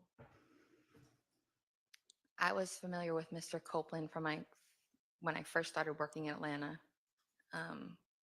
when he was part of the 30 Deep Criminal Street Gang. And I'd supervised him throughout the years. Were you familiar with his social media account? I was. In looking at Mr. Mender's, Huey, and Mr. Copeland's social media account, did you see any pictures of any of them on each other's social media accounts? Yes.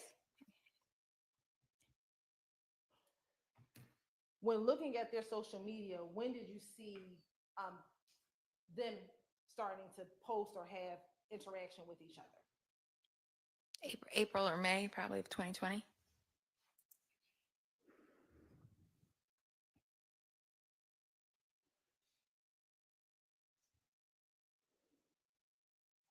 As it relates to the incident in May of 2020 at Gun Club Road, was there anyone ever arrested for that incident? I don't believe so.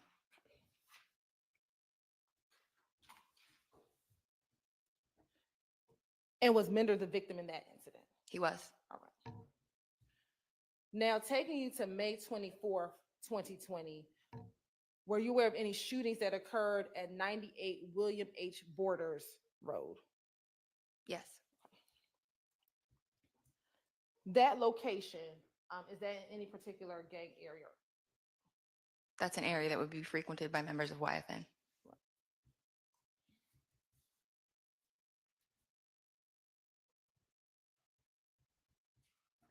Taking you to May 25th, 2020, did you investigate or have the occasion to investigate a case that happened at 411 Parkway Drive?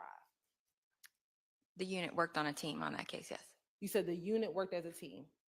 Yes. Okay. How many other people were you working with? Probably maybe 10. The unit as a whole would, because there were so many cases, would split up and divide tasks on each case. Were there any victims associated with that case? Yes. Who were the victims? Reginald Thomas. You may.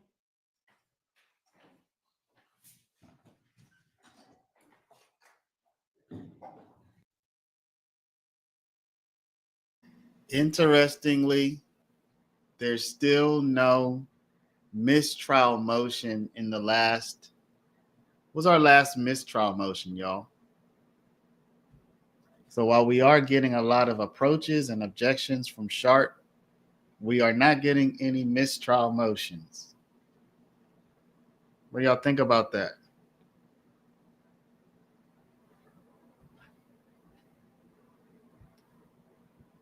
David says all those plea deals shouldn't play into a directed verdict. Young Thug should have waited it out. What do you mean by that, David? What do you mean by that? She won't grant it. Why should they? Okay. The one pause for a week is the last. Yeah, I don't. Yeah. There haven't been any mistrial motions in the past couple of weeks. They're winning. Remember, there are multiple charges here, y'all.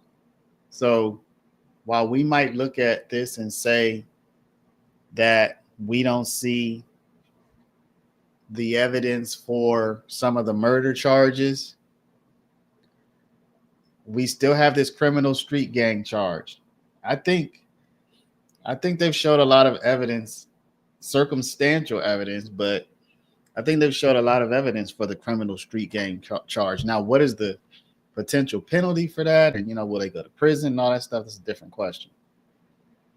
Yeah, the judges say they're likely to win on appeal, but imagine how long is that going to take? And how much more is that going to cost? How much more is that going to cost for you to go to prison on an appeal? You're talking about time. You're talking about money. I think Thug, they haven't presented. I think Thug was about to win, y'all. Now, I am definitely not forming an opinion or opining on his plea that he took. A lot of people say he should have waited. I'm not saying he should have done anything, but I think it's clear that he was going to win this case. They didn't have him on a murder. Now, he did have a bunch of drug stuff that they probably would have gotten him on, but he wouldn't have gotten the amount of time he got. He probably would have wound up just getting probation anyway. I think Thug was going to beat this. I really do. I think Thug was going to beat this. That would have been a big risk for Thug, says Air Hall. I don't know, man. I don't know. I feel like Thug was in a good position. I mean, listen, you have a seasoned attorney like Brian Steele telling you we're going to beat this thing. He's seen all the evidence. They can't just come up with new evidence all of a sudden. When I say can't, I mean, Brian Steele's seen all the evidence and he's seen the way the trial's gone. And he says, look, man, we're going to win this. He knows what he's talking about. Now, nobody knows the future. Nobody knows what kind of curveball could have been thrown at the last second. But I think Thug was going to win. Thug had it's so funny because they built the whole narrative around Thug, but there's the least amount of evidence for him. I feel that too, but yeah, it would have been a gamble. I mean, it's always a gamble. But think about this, Air. Are they going to convict him on RICO? I mean, what RICO? What RICO? So even if he would have gotten convicted, he probably there's still a chance he would have gotten sentenced to time served anyway. Does that make sense? So even if he did lose, his sentence could have still been time served plus probation. So I think Thug was in a position to skate on this.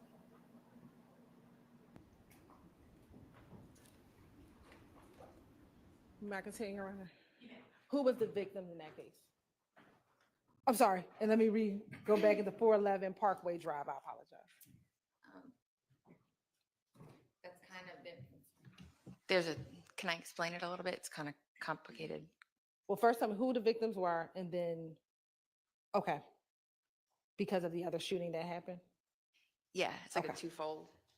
All right, let me ask you this. 411 Parkway Drive, are you familiar with that location? I am. How are you familiar with 411 Parkway Drive? That is traditionally Rolling 60 Crip from my experience in Atlanta, Rolling 60 Crip territory in Atlanta. That's somewhere where you'd find them, especially on a nice day, hanging out in the parks, the areas throughout the Fourth Ward.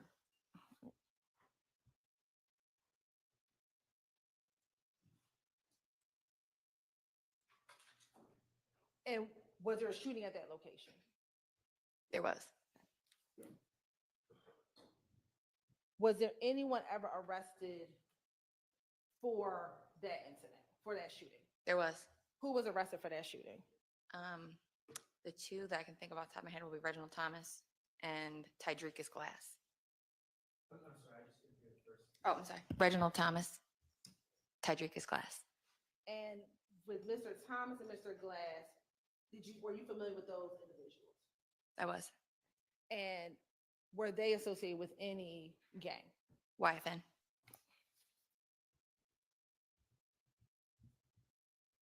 And I think I asked earlier about Mender being a part of Rolling 60s Crips. Correct. Did Rolling 60 Crips have any association with any gang? They had an alliance with YSL. And I said association, you said alliance. Why did you give a distinction? Because association would just say, like, we're cool, we know each other. Alliance would be like, to me, from my investigative experience, means that they'll work together and they'll partner on things.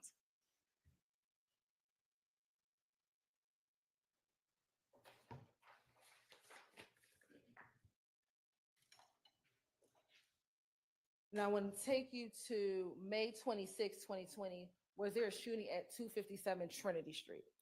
There was. And was there a victim of that incident? There was. And who was that? Marcus Sims. And were you familiar with that individual? I was. How? He was a friend of Tanquarius Mender. And to your knowledge, do you know Mr. Sims was a part of any gang? No, we'd classify him as an associate, but I wouldn't say he's a gang member. Okay. And associate of what gang? The Rolling 60 Crips. Is that because of his relationship with Mr. Alford? Both Mr. Mender, Mr. Alford.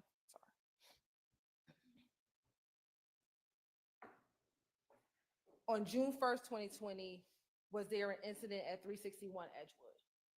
There was. Are you familiar with that location? I am. And how are you familiar with that location?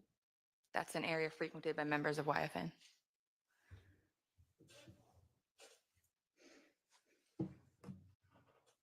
Was there anyone injured during that shooting? I don't believe anybody was injured, but I think 2 people were shot at. I want to take you to June 3rd, 2020. Was there an incident at 600 Martin Street? There was.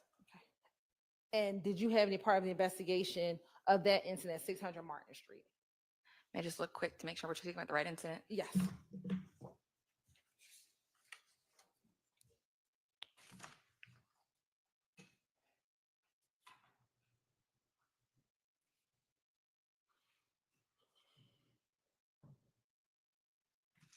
Yes.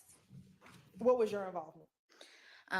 That was a case handled by the aggravated assault unit, but based on the location of where it occurred, we assisted with some information on that investigation. And what was significant about the location where it occurred? It was the scene of a YFN Lucci video shoot And 600 Martin Street, is that any, where is 600 Martin Street? in Summerhill.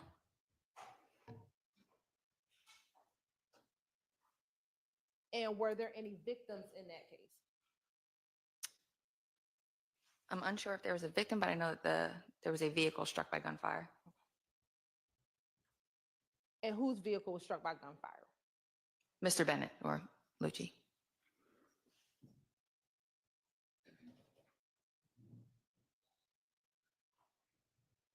I'm gonna take you to June 4th, 2020. Was there an incident at 1044 Hank Aaron? There was. Okay. And where is 1044 Hank Aaron? In the Summerhill neighborhood of Atlanta. It's an apartment complex.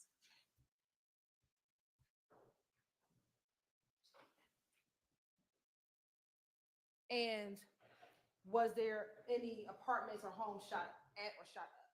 There was. Who do you know whose home was shot at or shot up?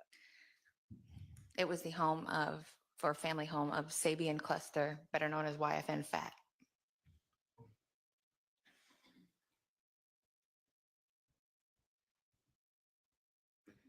And were there any shell cases found in that case? There were. And were there any shell cases found at the incident 600 Martin Street on June 3rd? There were. And was that this incident just a day apart? There were.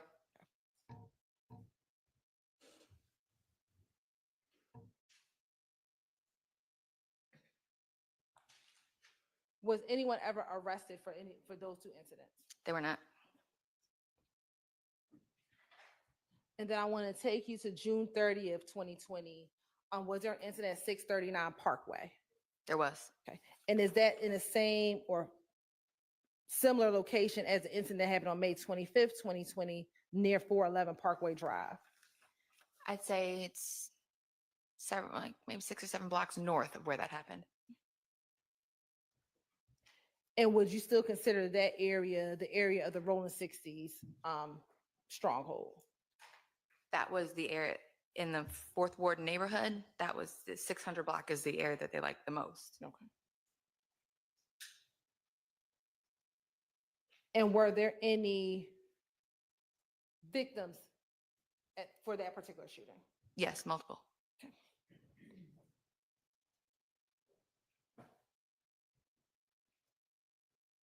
Who were some of the victims? There were multiple members of the Rolling 60s Crips, including Shadari Mitchell, Kenneth Long, Demario Franklin, and Marcus Sims was shot and killed that night. Is that the same Marcus Sims that we talked about from the May 26, 2020 incident? It is.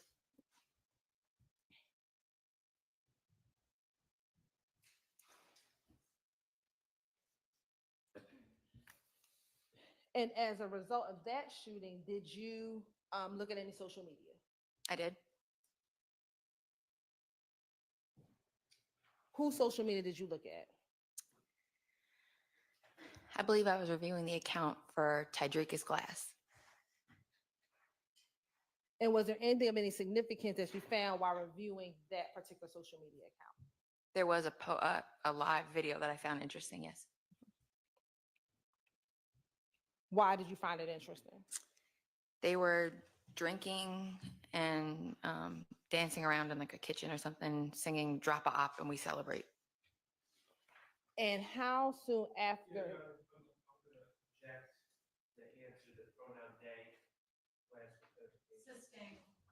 Okay. Is that what the post said? I believe there, if I remember the video correctly, there should be like maybe 2 people in the scene, and one of the 2 YFN associated individuals, or whoever's in the photo, is singing out of their mouth, Drop Op and We Celebrate, while they're like pouring shots, I think it was. Okay.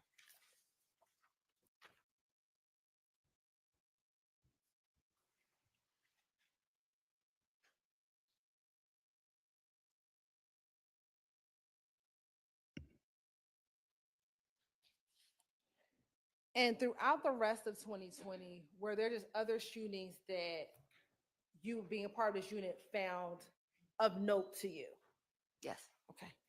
And were some of those shootings in both the YFN associated territory as well as the YSL associated territory? Yes.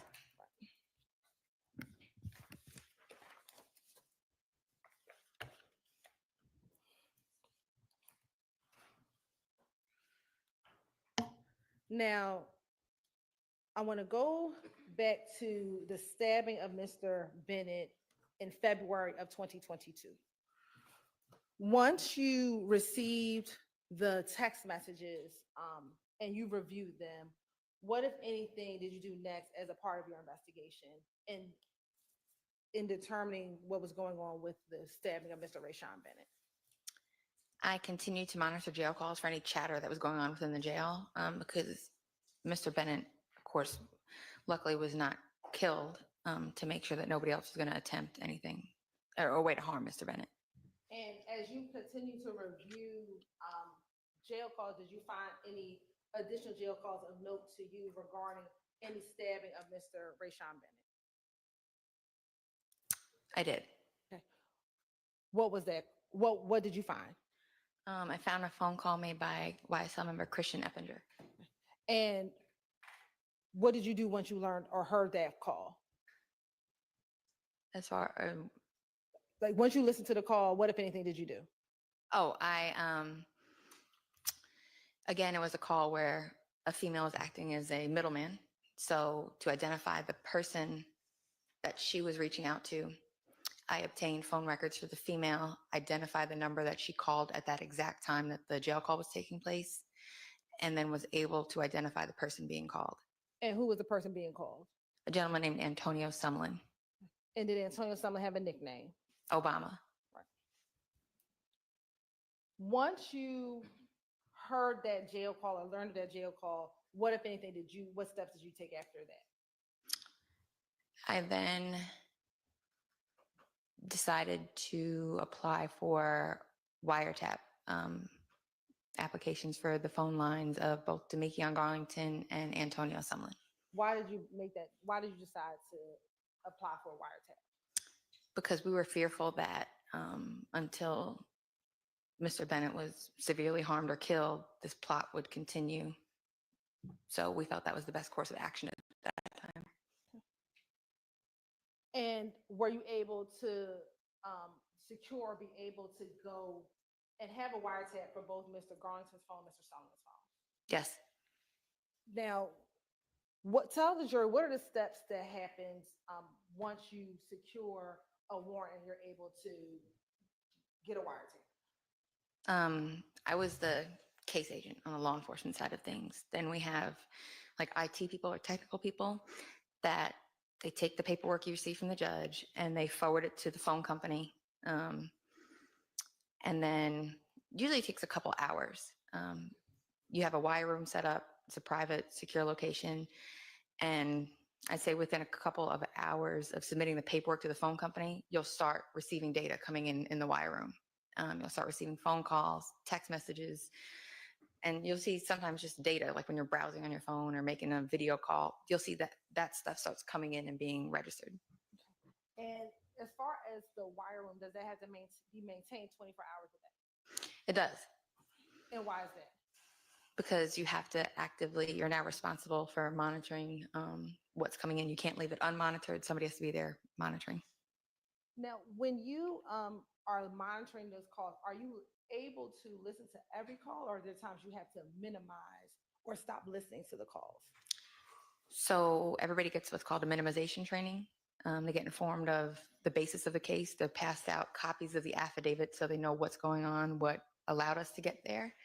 They read through that. We conduct a meeting. Everybody's informed. We talk about what they should listen out for, what's going on. And then they're explained on minimization procedures. So if somebody calls their grandma, for example, and she's talking about what she's going to make for dinner, or what do you want for me to buy you this year for your birthday? You listen for 2 minutes. And if at the 2-minute mark, there's no criminal activity, you mute or you minimize for 1 minute. You give the full minute, you resume, you click back in, and you listen for another 2 minutes. If there's no criminal activity, you mute again. And I'm sorry, I say mute, I mean minimize. At that time, once you minimize, you cannot go back. The recording stops. And you do that. Now, if there's criminal activity heard, that's related to your case, you can listen. And when you got the warrant, do you remember when you got the initial warrant for both the phone from Mr. Garlington and Mr. I want to say we went up on the line somewhere around like the first week of March. So it should have been around there, like the 10th, maybe years, somewhere around there. As it relates to Mr. Garlington, were you able to initially listen to his calls? No. Why not? What happened? Coincidentally, he had changed his phone number. Once he had changed his phone number, what, if anything, did you do? Let me ask you, did you try to secure another number for Mr. Garlington? I did. How did you go about securing another number for Mr. Garlington? I reached out to his probation officer to see if, to remain in compliance, he may have updated her with his new phone number. And had he done that? He had. And then for Mr. Sumlin's line, were you able to go up on his phone immediately? Yes. How long were you on, how long did you have a wiretap on each of those phones? The initial application goes for 30 days. So I know we had 30 days on both. And then I did renewals on both. So we did 60 days. I can't remember if Mr. Garlington went into custody before his 60 days was up or not, but we had authorization for 60 days ultimately on both. Why did you choose to extend the first 30 days? Because the criminal activity was still pretty active. There were still crimes being committed, still intelligence being gathered.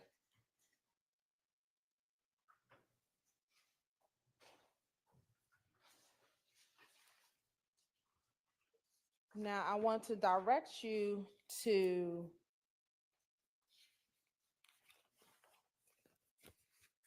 March of 2022. Okay.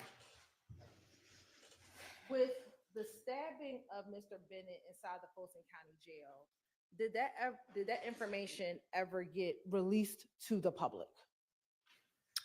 It did, but it was delayed. Okay. And when you said it was delayed, what happened? I don't believe it hit the news until some court documentation was filed.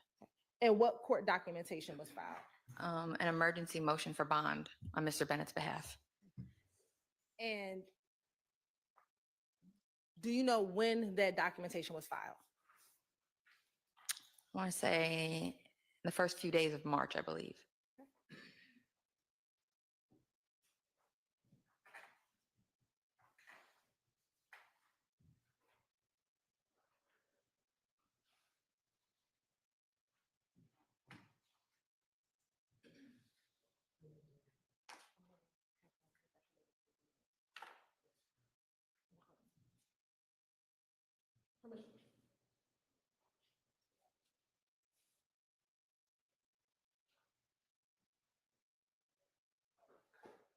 Permission to approach? I'm going to show you what's been marked as State's Exhibit 6TT. Would I have refresh your memory as to when that bond here, or when that motion was filed? Yes. Okay. When was that motion filed? March 1st of 2022. And after March 1st, 2022, did you start seeing public media posts about the stabbing of Mr. Bennett? Yes, several news outlets picked it up.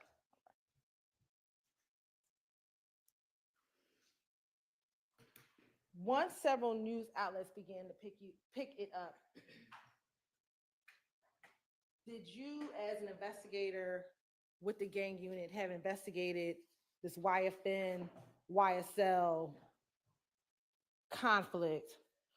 Did anything about that report spark any investigation on your part about anything that you were going to do as it relates to the conflict between YFN and YSL? Based on my experience with with these two groups and the conflicts, we were on heightened alert for any events that or shootings or incidents that may occur. And by the time the media release occurred, were you already up on the wire, or did that come after the release of the information to the media? I believe it came after. Okay.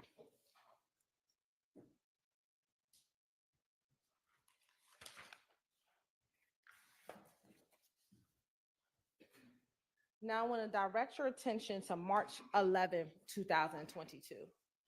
Did you become aware of the shooting on I-75/85 northbound? I did. And did you become aware of who, if anyone, was killed as part of that incident? I do. Okay. And who was that? That would be Christian McMiller and Darius Big Ford.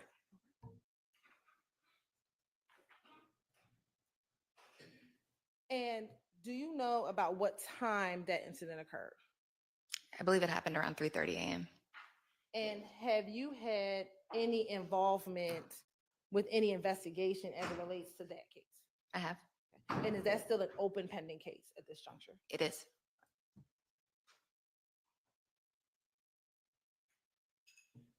After that shooting on March 11th, 2022, did you become aware of a shooting at 12 Atlanta? Yes.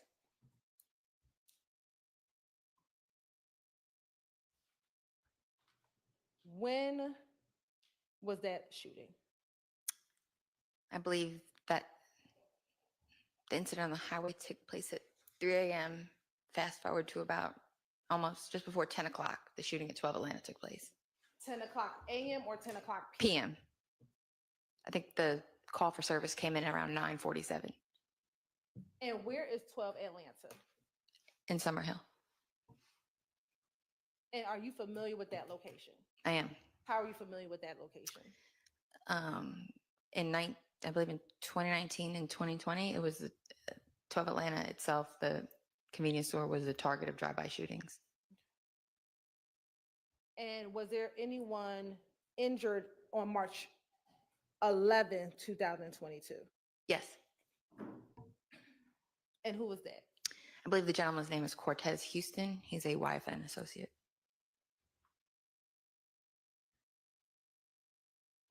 And has there been anyone arrested for that shooting? Yes. Who's that? A gentleman named Stephen Harris. And are you familiar with that name? Yes. How? He's documented, not by me, but another member of the gang unit as a member of YSL.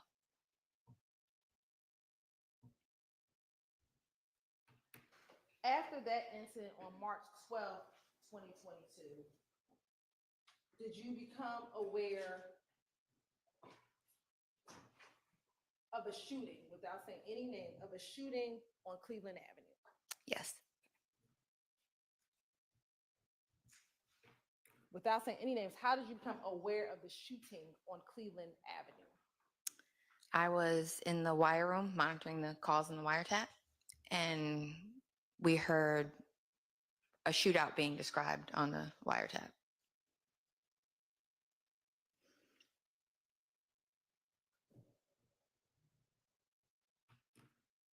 After hearing about that shooting on the wiretap, did you ever come to learn of a shooting on March 14th, 2022 at I-20 in Windsor?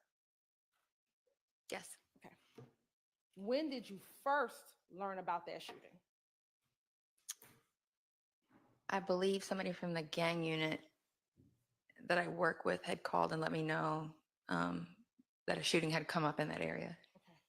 And once you learned about that information, what, if anything, did you do? I spoke with investigator Flores, who I believe was the on-call gang investigator for that night. And did you learn of the individual? Was someone killed at that location? Yes. Okay. Did you learn of the name or the identity of that individual? A gentleman by the name of Shamel Drinks. Now, when you first heard that name, were you familiar with that individual at all? I was not. When you first heard that name, did you know at that time if this murder had anything to do with any gangs? No. And you say no, why is that? Just because I did not recognize him, I didn't know him, so I had no reason to believe at that time it was. After hearing about the shooting at I-20 and Windsor Road, did you look at any social media accounts? I did the next day. Why were you looking at social media? Just in conjunction with the wire, we were always monitoring what was going on, just to be abreast of anything we may hear, just so we were aware of what was going on, so we can understand the context of things we were hearing. And as you were observing social media, did you see anything of note to you as you were perusing social media the next day after the March 14th killing of Mr. Shamel Drinks? I did. What if anything, did you find? I saw several posts of a gentleman that matched the photo of what I saw of Shamel Drinks at the crime scene being made. Okay. And when you say was being made, who was it being made by? Members of YFN. And about how many posts did you see when you were just kind of viewing and observing? There were numerous posts. I don't think I could put a number on it. And when you saw those posts, did you ever capture those posts? I began capturing them just in case they were needed. You said you captured just in case they were needed? Correct. Okay.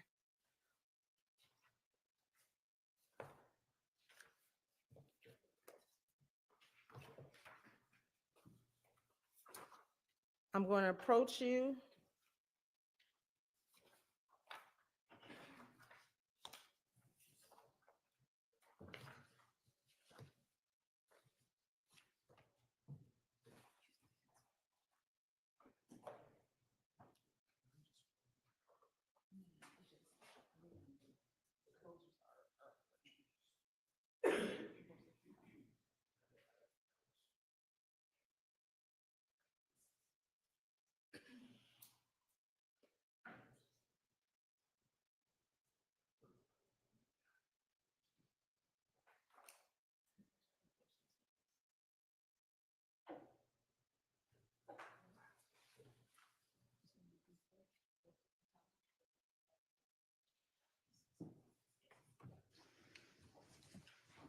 Permission to approach, Your Honor.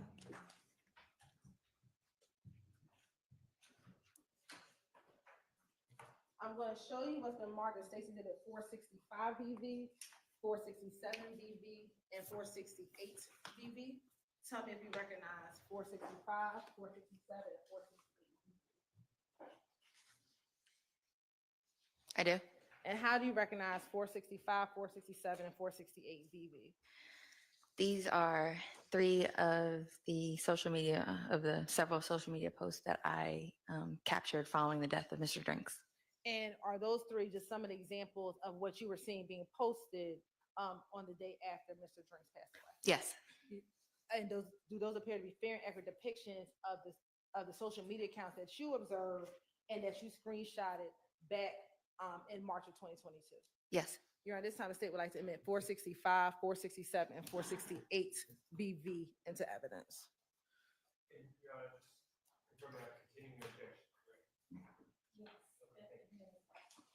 Permission to publish.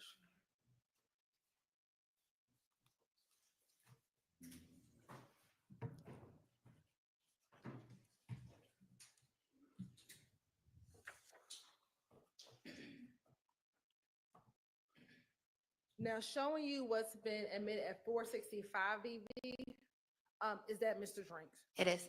And who is the person posting this picture? That is a gentleman that goes by the name Kelvin Watts or Shell Kel. Okay. And were you familiar with Shell Kel? Yes. Okay. And how were you familiar with Shell Kel? From past investigations involving both of these groups. Okay. Now I want to show you 467 BV. Who is the person? Is that also Mr. Drinks? It is. And who is posting that? Who made the post? It's made by 44 Stevo, which I know to be Steven Johnson. Okay, and I apologize. Going back to 465, what was Shell Kel's Instagram handle? It's Shell Kel _nutlife. All right. Now back to 467 BV. 44 Stevo, what's his given name? Steven Johnson. All right. And was he associated with YFN? Yes. All right. And next is 468 BV. Who made the post? The username is going to be YFNFat14. That's going to be Sabian Cluster. And is that the Sabian cluster that we talked about a few moments ago with the back and forth shooting? It is. All right. And what was that? What did that post say? I don't feel right putting that behind your name nut with the broken heart.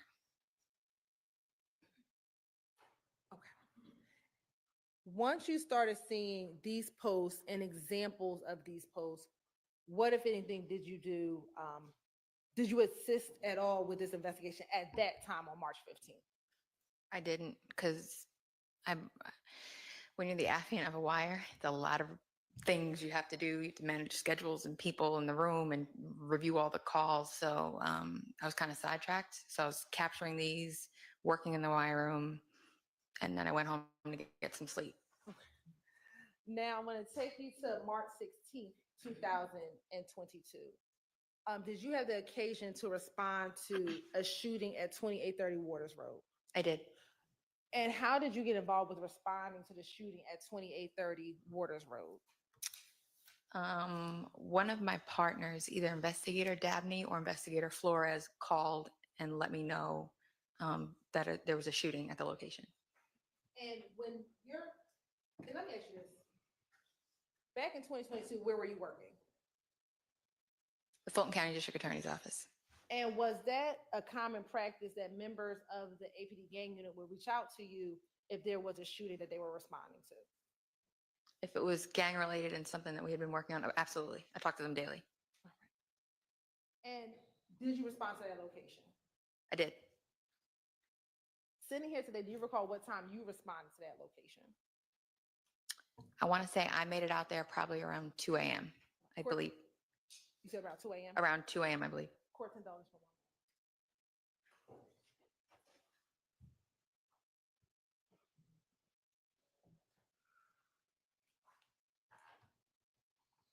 Once you got to the house, what, if anything, did you do? I met with my partner, Investigator Flores, and I spoke with the officers on scene, and they said they had several victims that were separated amongst different cars on scene while they were still sorting out what was going on. And I got the names of the people that were present. Okay. And were you familiar with any of the individuals who were present? Yes. Okay. Who did you know? I knew Mr. Garlington, of course, because he was one of my wiretap targets that we had running. And I knew Mr. Shannon Stillwell. I know Mr. Stillwell, I think goes by Jackson also. Okay.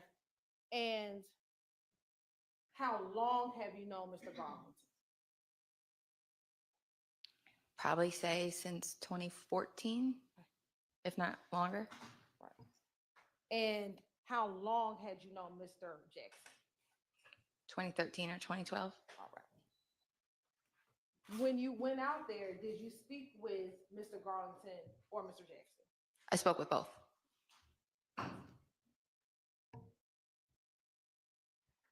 And were either of them able to provide you any information about what had occurred at their home at the home that night? Your Honor, I'm going to object. That motion.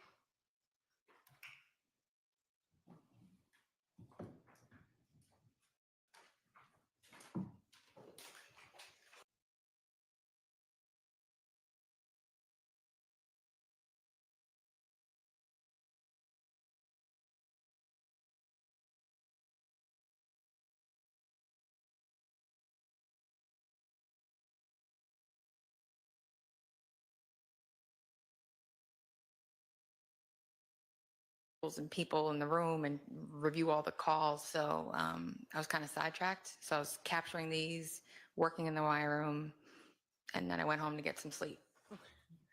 Now I'm going to take you to March 16th, 2022. Did you have the occasion to respond to a shooting at 2830 Waters Road? I did.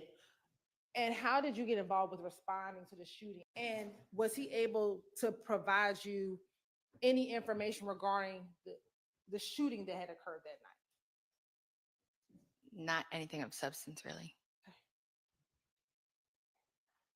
Was he able to give you any description of what happened that night? If I remember correctly, he just said, I think when he arrived at the location, people just started shooting, but he didn't know what had happened or why.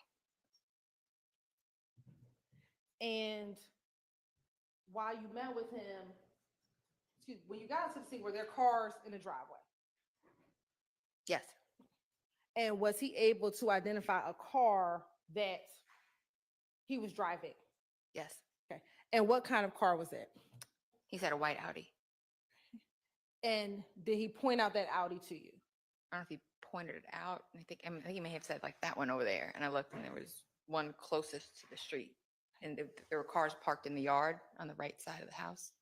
And there was a white Audi that was like an Audi sedan closest to the street. There was an Audi SUV and an Audi sedan, and it was the sedan that was parked closer to the street. And did you ever take pictures of that Audi? Or you were investigator Florida take pictures of that Audi? One of us did, yes. And did you take pictures of Mr. Garlington? Yes. And what about Mr. Stillwell? One of us did, yes. Were you familiar with an individual by the name of Miles Farley? I had seen him, but I'd never interacted with him before. Had you seen social media accounts for him? Yeah, social media accounts, music videos. I'd seen him around with the guys. Was he present on that morning of March 16, 2022? He was. And did you take pictures of him? One of us, I think Investigator Flores may have. Now, when you met with or spoke to Mr. Jackson, were they victims of the shooting? Yes.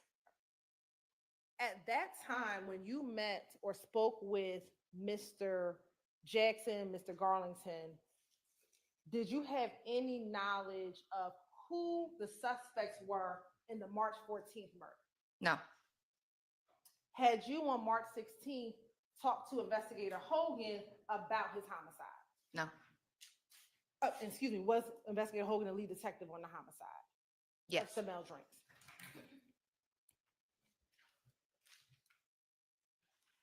When you spoke with Mr. Garlington and Mr. Jackson on March 16th, had you seen any surveillance video from the homicide on March 14th, 2022? No.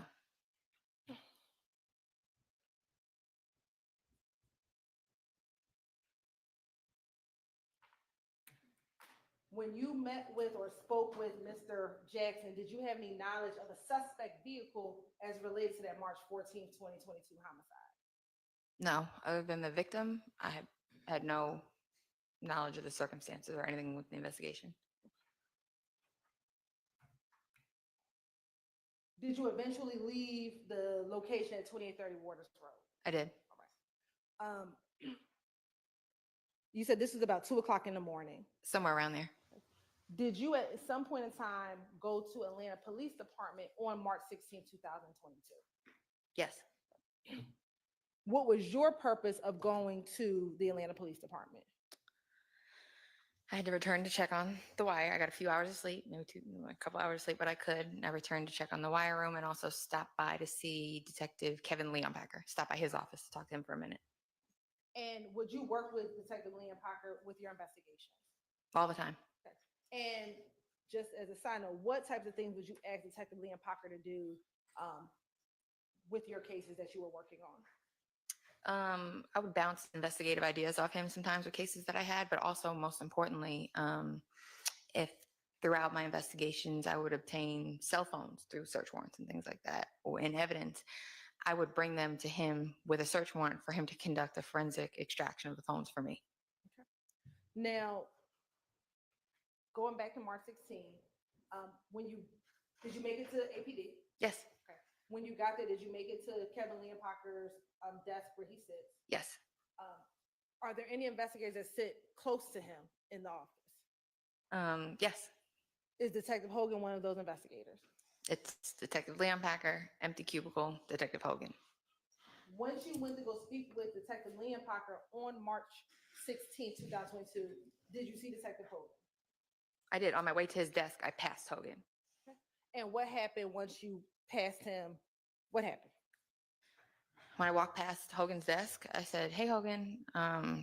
I said, "Your victim," I said, "is being posted by some of the YFN guys. Just checking to see what you got. What do you got? Like, what's going on?" And then he said, "Well, I got some surveillance video and some people, but I don't know. Not much else." He said he didn't have much else. Yeah, he just. At that point in time, did he show you the surveillance video? Yeah, I said, "Well, show me what you got. Let me see what you got." And he's pulled. I talked to Kevin for a second. He said, "Come on over," and I looked at the video that he had. And what video did you look at? It was video from a gas station that I recognized to be at Fulton and Windsor. Okay. And what did you see on the surveillance video? He showed me some individuals that he had identified as his suspects. Okay. And when you saw the video, what, if anything, did you do?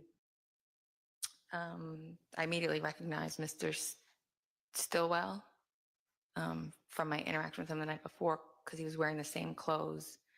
And I recognized Mr. Farley on the video.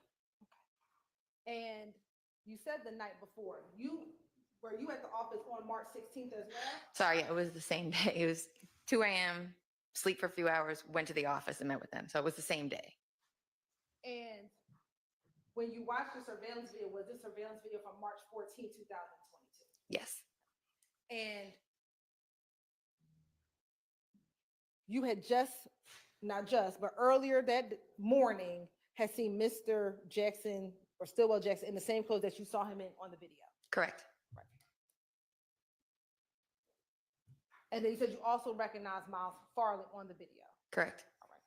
Once you recognized both Mr. Farley and Mr. Stillwell, what, if anything, did you do?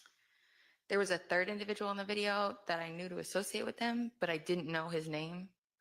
So I told investigator Hogan he may want to get with somebody else to get a name on that person.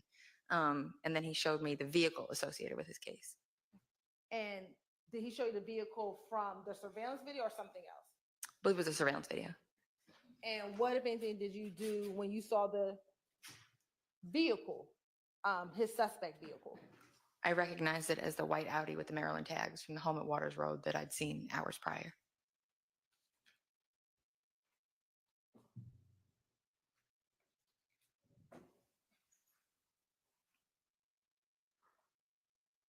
Now, you said that you did not recognize the third individual in the surveillance video, and you directed Hogan to speak with someone else. Did you direct him to speak with anyone specifically? Well, I recognized him by face. Just a name, I didn't have a name. So I think Investigator Belknap was either in the homicide office or he was upstairs, and I called either him to come to the desk or come downstairs to help Hogan. And let me ask you this. I want to go back to March 16, 2022. When you spoke with Mr. Jackson about what happened that night, how did the conversation come up about what vehicle was his? Do you recall? I believe that was prompted by when he said I just got here and they started shooting, or something like that. I just got here and they started shooting, or I pulled up and they started shooting. So I said, "Well, what vehicle were you in?" I think that's what prompted that question.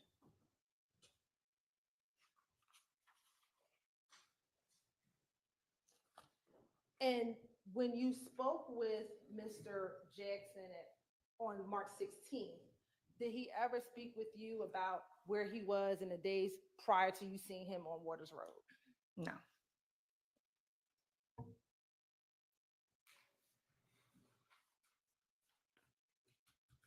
While you were speaking with Mr. Jackson, did you ever speak with him about the homicide that had occurred on March 15th at I-20 and Windsor Road? No.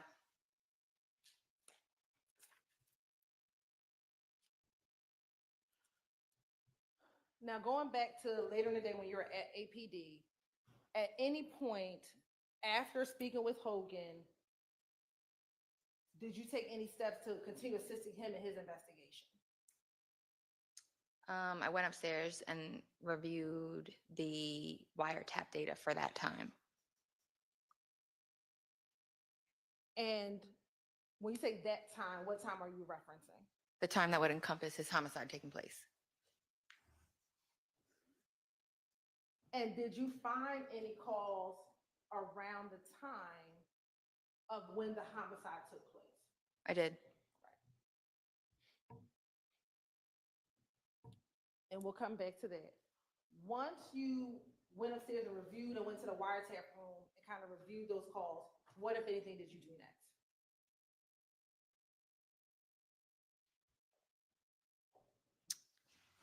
I think I just continued to let him know that I was available if he needed anything from our end. But Did you ever come to take out a search warrant for the home at 2830 Waters Road?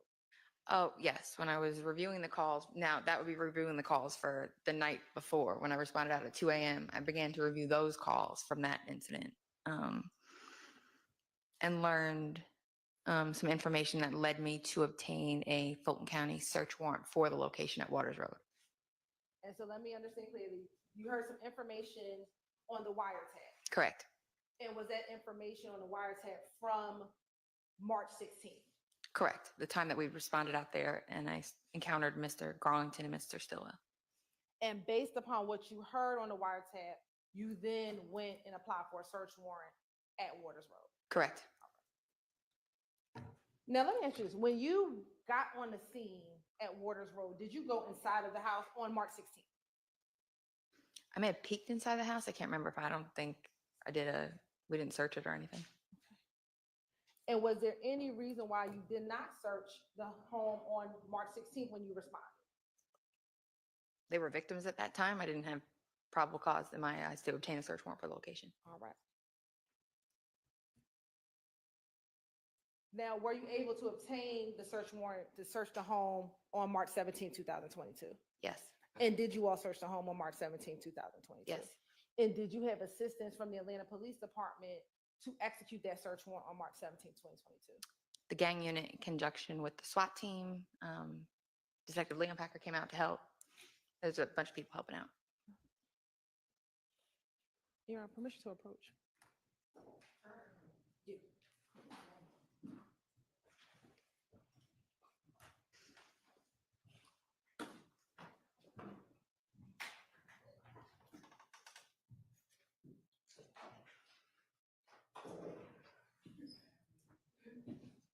So, y'all, I'm gonna explain this real quick. This is the prosecution's final witness, but we do expect the defense to put We on. all think this would be a good time for a bathroom break. So let's take a restroom break. We'll be back in a few. We do expect the defense, at least Sharp, to put on a defense.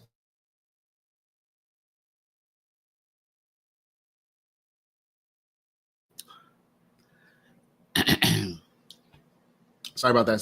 So Shard is not, there's no requirement in the law for the defense to even get up and make a case. But I think Sharp will do that. I think Sharp has considerable amount of ground that he needs to cover to try to get Shannon in the clear, particularly for the Chamel Drinks situation. So I definitely do expect Sharp to make a case and focus on that and maybe other things as well. Weinstein previously said he will see if he's going to make a case for Yak. Yak seems like he is probably not in the same position as Shannon as it relates to Donovan Thomas, because I mean, if y'all remember, Yak's phone didn't even ping like everybody else's phone did. So, you know, would you just expect Weinstein to note that in closing arguments? He might make a case, but Shannon's definitely going to have to make a case. I think he needs to really. They were talking about motion straight. Yeah, that's directed verdict on some of the overt acts. I don't think he's going to get any kind of directed verdict though on the more serious charges. So, you know, no, sprinkle should be done unless maybe one of the defendants calls him back, which maybe they will. Who knows? I don't think so though. So I think what we're going to see is Vivarito's going to wrap up maybe today, maybe tomorrow, Monday, who knows. Vivarito should wrap up, and then we should see probably Sharp, start to call his witnesses. And he's going to do the same thing that the prosecution has done. He's going to call his witnesses. He's going to be on direct examination. Then the prosecution will be able to cross and that whole thing. Do I think they're going to call the cop with the Richard Millet? I think right now Shark's big thing is I think Shamel Drinks is the big X factor for Shark. So if you notice, most of the time they've spent talking about, I mean, they did talk about Donovan Thomas, but you really got the sense that was kind of directed at Thug before, and Thug's not on the case anymore. I think Shark is going to really focus a lot on Shamel Drinks. This is a break. It was an approach, then a break. So I think that they threw the Richard Millet situation in more as a way to just create distrust of the police department. I don't know for sure unless they have more information. I don't see with the limited information they have that they want to keep bringing that up. Now, if they have information about some wrongdoing, how does that really affect this case? I would imagine they would want to bring it up if there's more information about some actual wrongdoing. Yeah, they asked to approach, but then they went on break. Is this really last witness? Yes, this is the last witness for the state. This is not the last witness overall. I don't know that, for example, if the state were to wrap up today and then Sharp were to finish crossing Viverito today, and maybe even Weinstein may have to cross Viverito as well. I don't know that Sharp's going to start calling his people today, or if Weinstein's going to do his case, I don't know who would go first. So there's still some kind of uncertainty. Max definitely has something up his sleeve. I think if nothing else, there's a lot of ground to cover with what we've talked about. It seems clear to me that either the hive mind and Max's mind are just in sync on some things, or maybe his team is monitoring social media. I would have my team monitoring social media if possible, because we are collectively probably 20,000 people watching this case right now, of all backgrounds, of all genders, of all shapes, sizes, colors, and we will have different thoughts that might just not appeal to the criminal defense attorney in the moment. So I would definitely be monitoring social media. And I'm relatively sure that everything we've pointed out, Shart and his team have reviewed and assimilated the information. And if they didn't already have that thought process, I'm more than sure that they are monitoring what we're saying to see if we can give any clues. So what if there's a jury member that stands up and goes, wait, we wanted to just end this now? I mean, we did have a couple of jurors that did something like that. They didn't just stand up in the middle of the trial. I think the jurors, they face jail time if they were to purposefully disrupt the trial. They could be held in contempt, I'm pretty sure. So I don't see a standing up in the middle of testimony situation, but we've had a couple of jurors who have during breaks, they have expressed different complaints basically and situations, but they haven't been able to get off the jury. Do you think the state's case is too weak? What do you mean too weak? Do you think the state's case is too weak to rest at this point? Well, they have to rest their case at some point, and it doesn't seem like they have much more. I think they've made a decent case on the criminal street gang, y'all. I think they made a decent case on this criminal street gang. I really do. These guys, you could arguably call YSL a gang, and they were committing a lot of crimes. They were tattooing it on their body.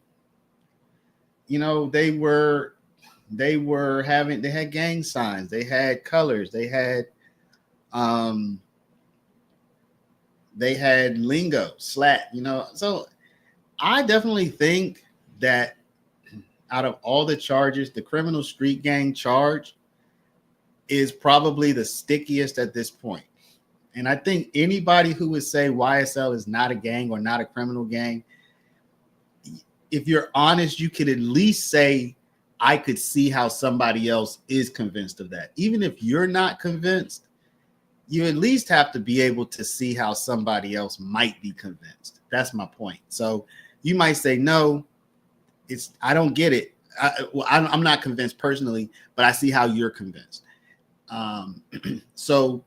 But you need 12 jurors to be convinced. You know, you need all of them to be convinced. You can't just have 2 or 3 or half or most. So I think right now the criminal street gang is the charge that I'm most suspicious of as it relates to a conviction.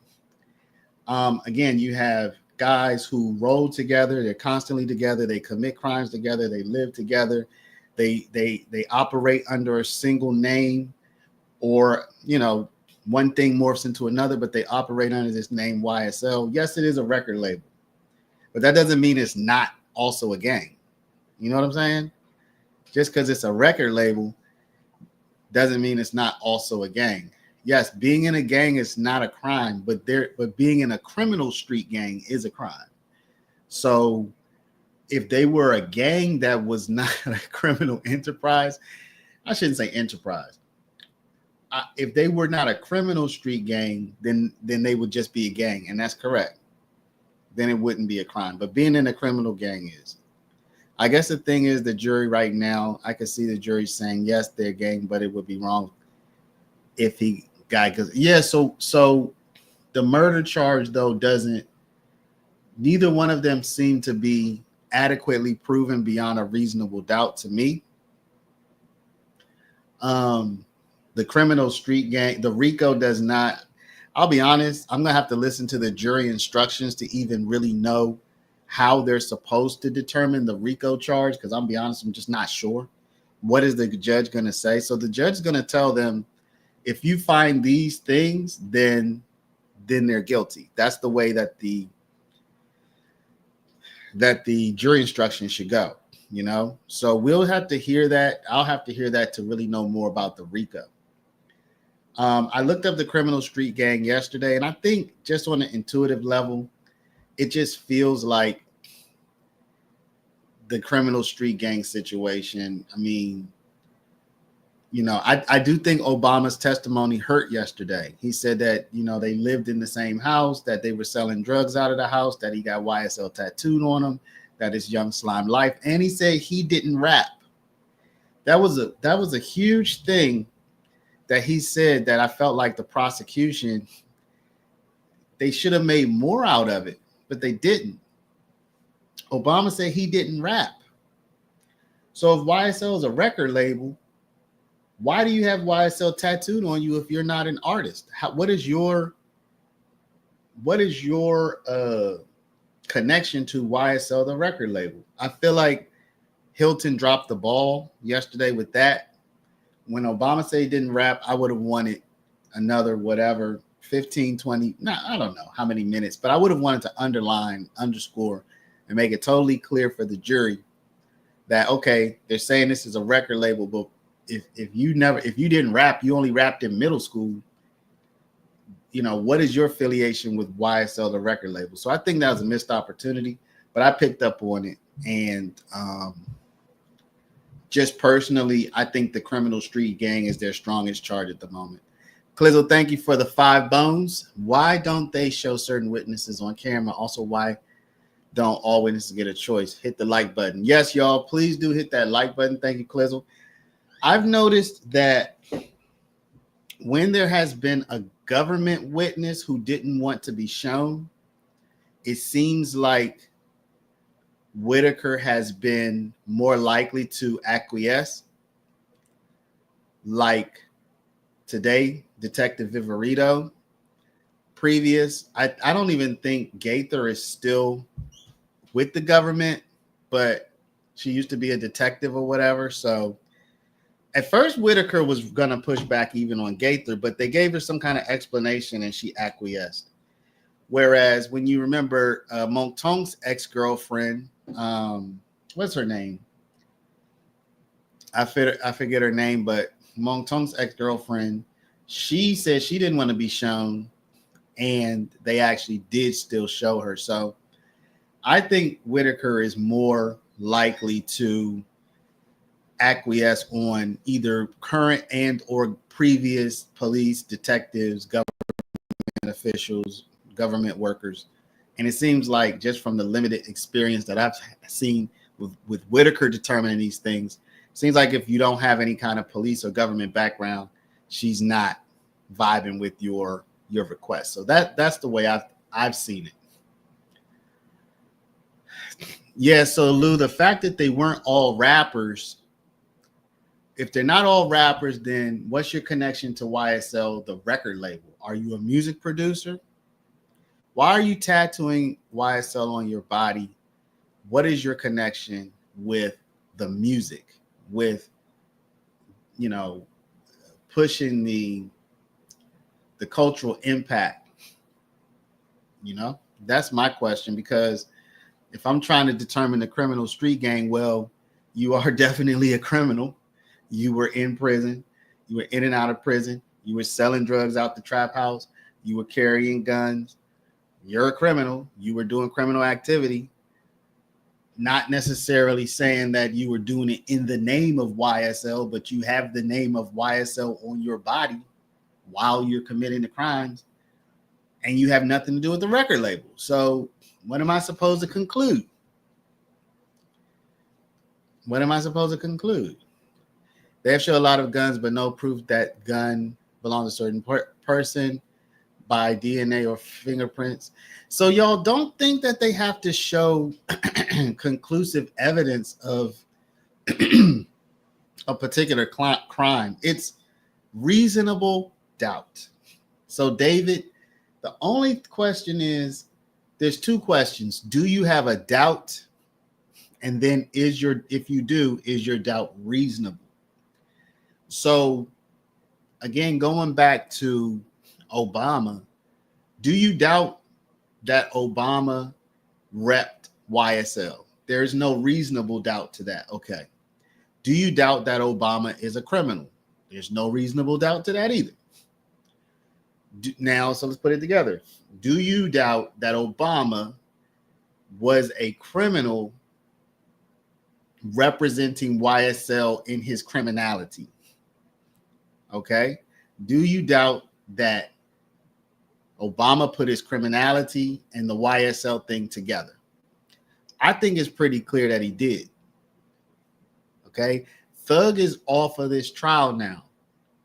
So really the only two people who could possibly be stained, if you will, with what Obama said, well, as far as this trial is concerned, would be Yak and Shannon. I don't remember a whole lot of evidence that Yak, Shannon, and Obama moved together. So they kind of were still proving the case against Thug yesterday, which is weird. Did y'all get that? Do y'all see how yesterday they were still proving the case against Thug while Thug is not even on trial anymore? Isn't that crazy? Mr. Vegas, if they charged with that, they're gonna be found guilty. But I really haven't heard Shannon yet being found at the house. Well, that's exactly what I'm saying. So it seems like if the charge was on Obama, he would be guilty. It seems like Obama kind of implicated Thug a little bit by saying, yeah, I'll talk to Thug about this, I'll talk to Thug about that. But there wasn't a lot of nexus between Obama and his criminal street gang activity and Shannon and Yak.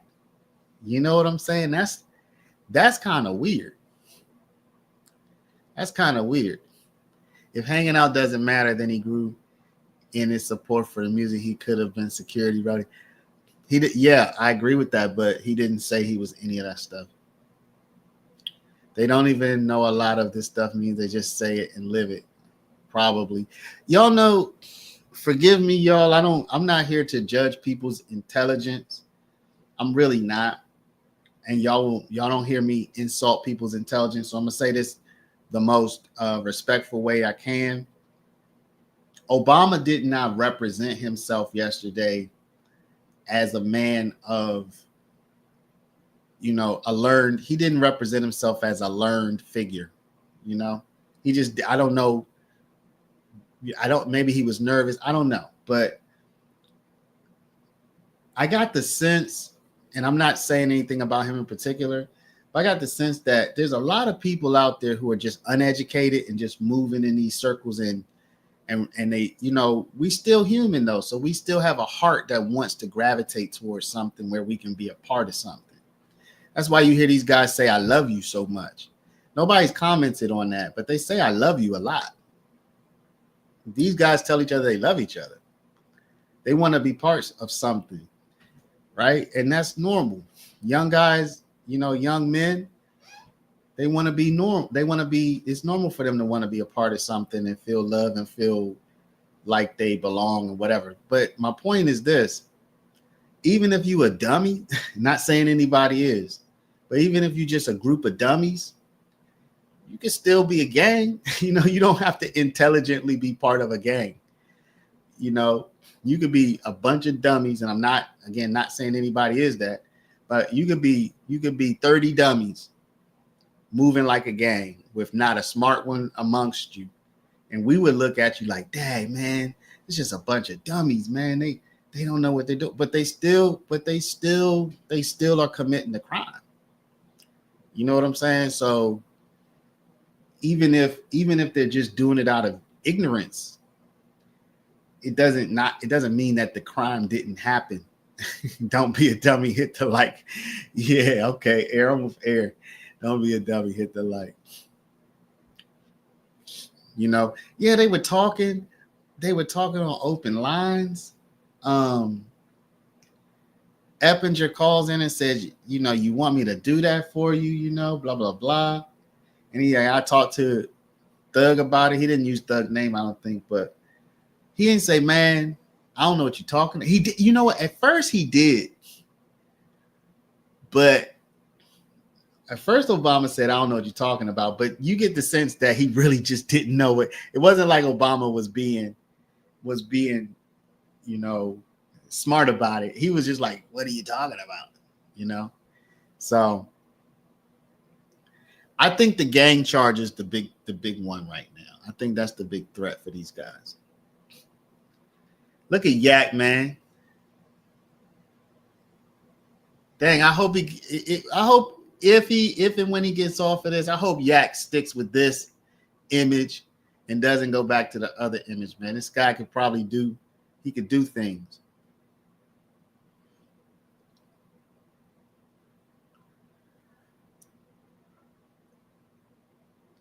Yak looked like a true lawyer up in there. He looked like a black scholar up in there.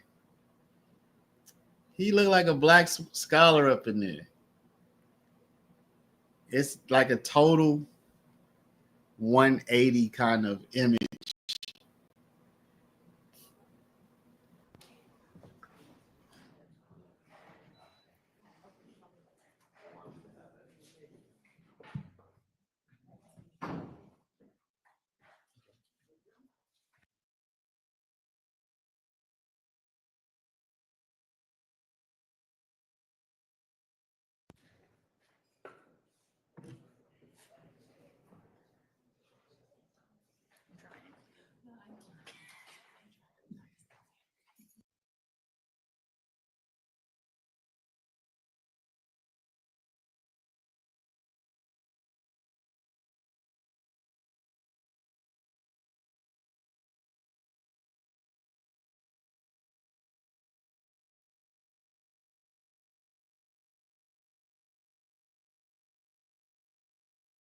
No problem.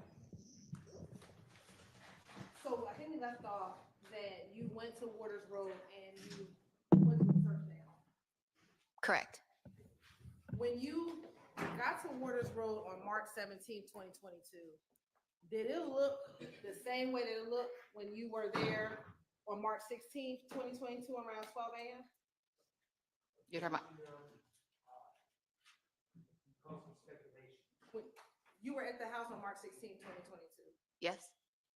When you went on March 17th, 2022, did the house look the same on March 17th than it did on March 16th? I'm going to overrule that. I mean, go ahead. You can answer. Are you talking about before or after entry was made? After entry was made. I mean, it's not a particularly clear question. That may be the problem. On March 16th, when you went to the house, did it have TVs and video surveillance systems and stuff? Did you, You're talking about the interior? Yes. When you went on March 16th, did you see video surveillance inside of the house? On March 16th, when you responded and spoke to Mr. Jackson? I watched body camera and I was able to see through the front. Okay. Hang on. When you saw the house, did you go? Did you go inside the house? But if the front with the front door open, you could see from the front yard there was a large monitor with feeds running. Okay, so Did you personally observe? Yes, Your Honor. So let me go back. When you got to the house on March 16th, were you able to see inside of the home? Yes, from the front. The door was open. Yes, I could see into the house. And when you saw inside of the house, were you able to see television and video surveillance systems? Yes. Okay. When you went on March 17th, 2022, and after the search warrant, y'all made entry into the home, was that same surveillance camera system still at the house? Was it still there? It had been removed. Okay.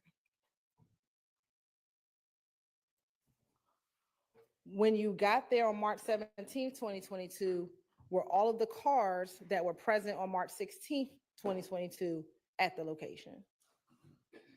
No, I believe 3 were left at the location.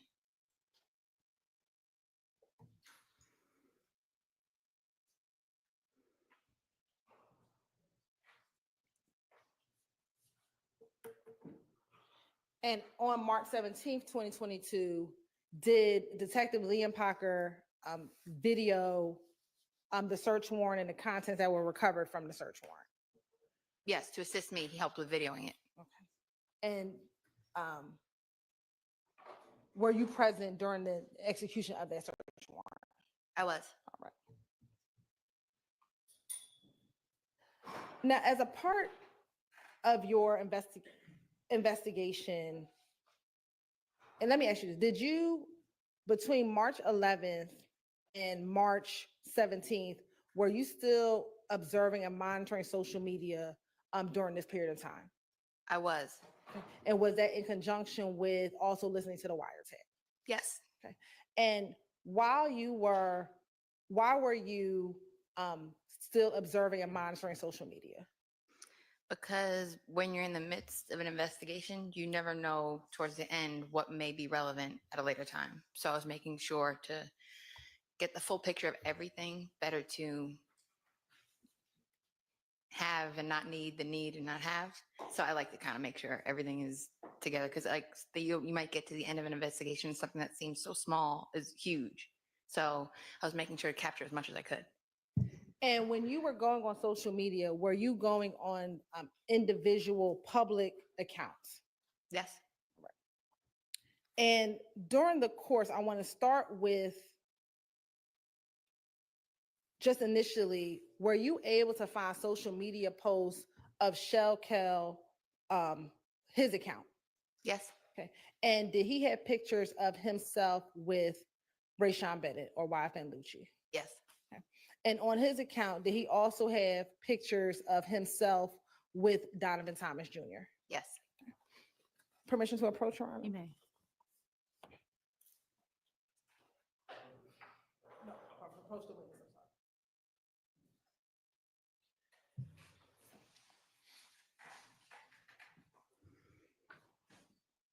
I'm going to show you what's been marked as Exhibit 440 BV and 454 BV.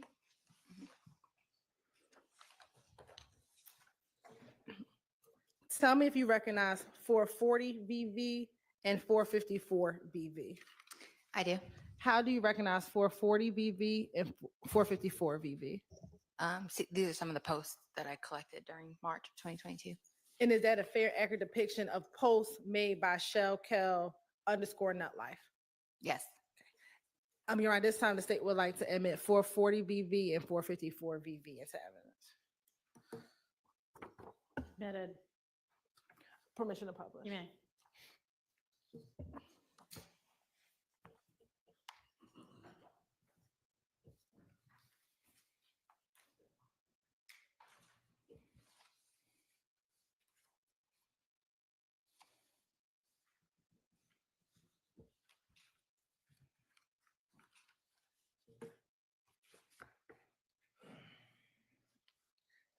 And looking at 440 VV, there's a post date of December 1st, 2018. Do you see that? Yes. Okay. When did you capture the image? Should have been sometime in March. And who is depicted in the picture? That is Kelvin Watts in the white T-shirt, and that's Mr. Rayshawn Bennett, who's shirtless. And sitting here, do you know the area or where this picture is taken? That appears to be the Trestle Tree Apartments. And are you familiar with Trestle Tree Apartments? I am. And how are you familiar with Trestle Tree? That's an area favored by the YFN criminal street gang. Okay. Now looking at 454 VB.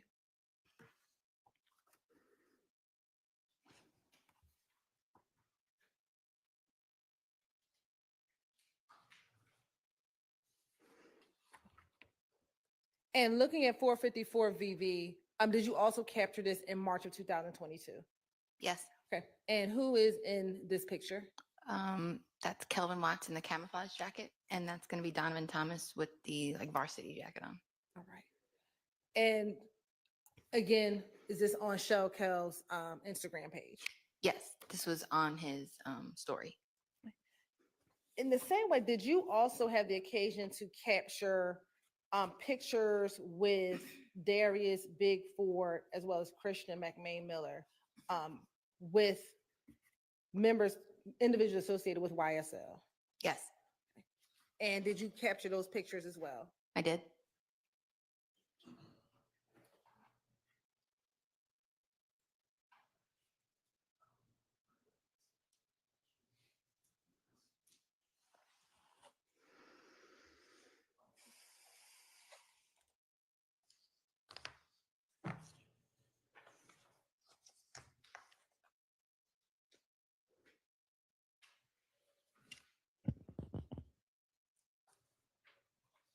I'm going to show you what's been marked as 441 VV, 442 VV, 443 VV, and 451 VV. Take a moment, tell me if you recognize those images.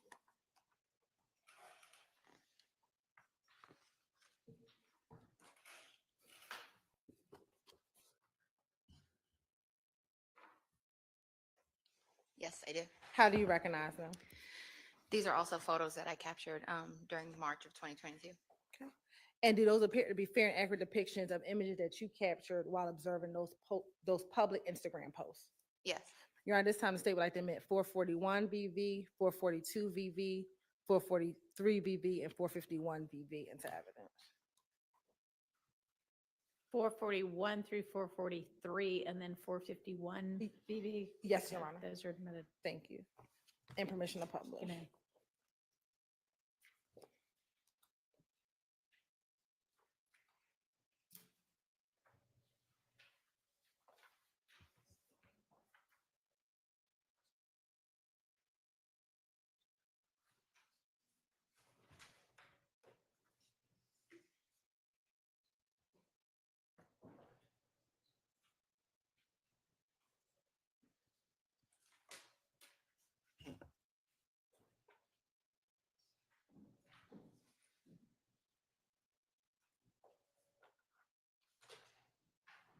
Now, looking at 441 VV, what Instagram post, what Instagram handle is this? The username is going to be real1_FR. And do you know who that Instagram account is associated with? That account is going to belong to Darius Ford. And when was this originally posted? October 13th of 2021. And again, did you screen grab this though in March of 2022? I did. Right. And who is, do you recognize anyone inside the picture? The gentleman with the orange hat is going to be Darius Ford. And then the gentleman next to him in the white shirt is going to be Jeffrey Williams. All right. Next, going to 442 VV. Is that posted again from Mr. Ford's account? It is. And what is the date of this Instagram post? February 17th of 2021. And again, is that Mr. Williams depicted in this photo with Mr. Ford? Yes. All right. Looking at 443 VV. Are you familiar with this Instagram handle? I am. And what is the Instagram handle? It's would normally say Ocean Drive Slim, but the C has been replaced with a 5. And when is the original date of this post? March 29th, 2019. And are you familiar with the individual depicted in the post? I am. And who's depicted in the post? Christian McMiller in the green hoodie, Jeffrey Williams in the yellow, and 21 Savage or Mr. Shaya Joseph is in the white hoodie. Okay. And are there any just emojis on this photo? There's a green snake and a dagger emoji in the caption, and it says 4L. All right. Next, looking at 451 VV. And is this also another post by the account belonging to Mr. McMiller? Yes. And do you recognize any of the individuals inside of the picture? I see Mr. McMiller in the blue hat with the orange hoodie. Looking at the back of Mr. Garlington with the blue hat with the white writing. I see Mr. Quantavious Greer. He also goes by Umfunk. And then I see Mr. Sumlin standing up with the white tank top with the white hoodie. All right. Now, while you were looking at social media, after the death of Mr. McMiller, Mr. Ford, did you see any social media accounts with anyone associated with YSL regarding the death of Mr. McMiller and Mr. Ford? Yes, multiple accounts. And did you screen grab those in the same way? I did. All right.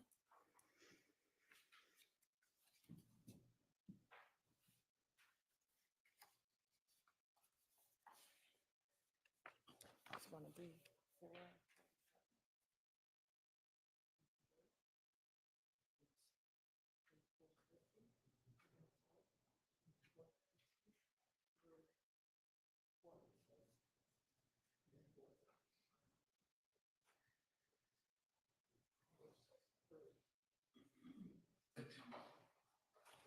Permission to approach again, Your Honor? You may.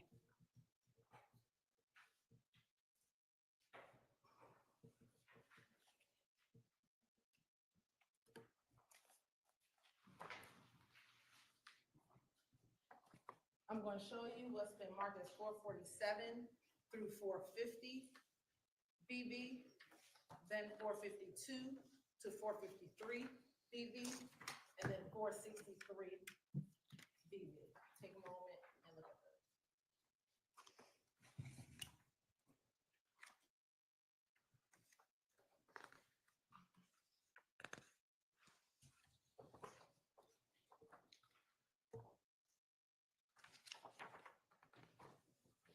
those. Okay. And do you recognize those images? I do. And how do you recognize them? There are additional social media images I pulled during March of 2022. And do those appear to be fair and accurate depictions of images that you captured back in March of 2022?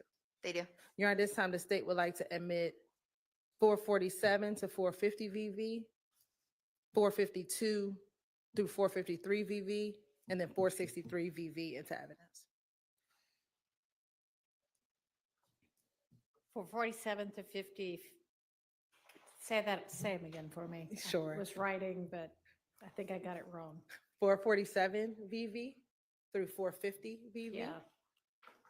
Then 452 VV through 453 VV. And then last is going to be 463 VV. All right, thank you. Thank But you. I did get it wrong, so those are admitted. And permission to publish. You may.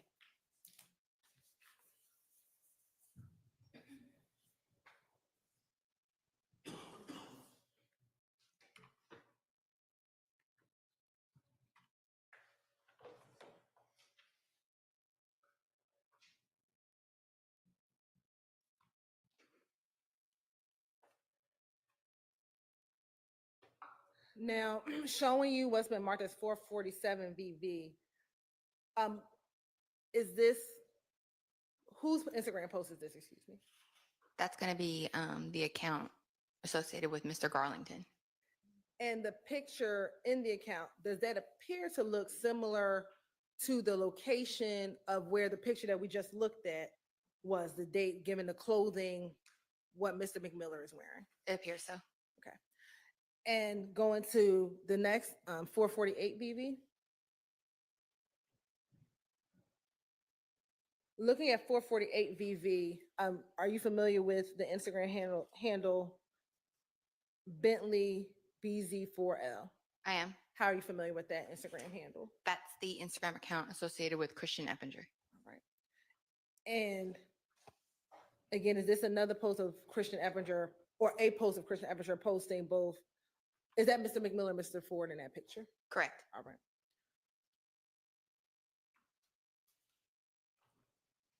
Going to 449 VV. Are you familiar with the Instagram handle OOG_Tunk? I am. How are you familiar with that Instagram handle? That's a social media account associated with a gentleman named Antonio Sledge. Okay. And what is depicted on the post that he posted? Again, that will be Christian McMiller and Darius Ford.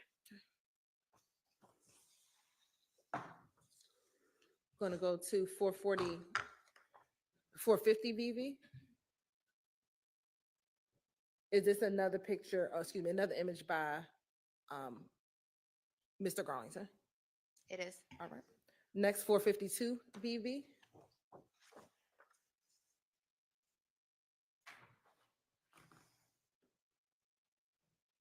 Are you familiar with the Instagram account OG.BOOL_? Yes. How are you familiar with that Instagram account? That's the social media account associated with Shannon Stillwell. And is this a post that was posted on that account? It was. And what does it say? Just rest, Mac. I got you, man. And are there emojis? There are. What are the emojis? A crying face, a broken heart, a bandaged chart, and the devil emoji. All right. Next, going to 453 VV. That is a post of Mr. Stillwell with Mr. Ford. Okay. And is there an emoji on that post as well? Yes, the bandage chart and the sad crying emoji. All right. And the last 463 VV.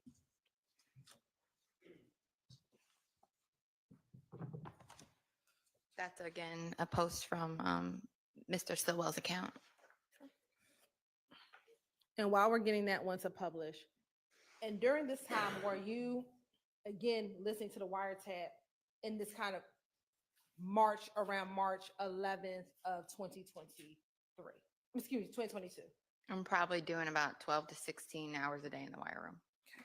And in preparation for trial, have you had opportunity to listen to some of those calls? I have. And now we have 463 VV. Is this a post from the account belonging to Mr. Jackson? Yes. Okay. And what does the post say? I can hear Mac now still playing Goddamn Big. We let them suckers get us shit. Where the fuck boo at? Oh, sorry.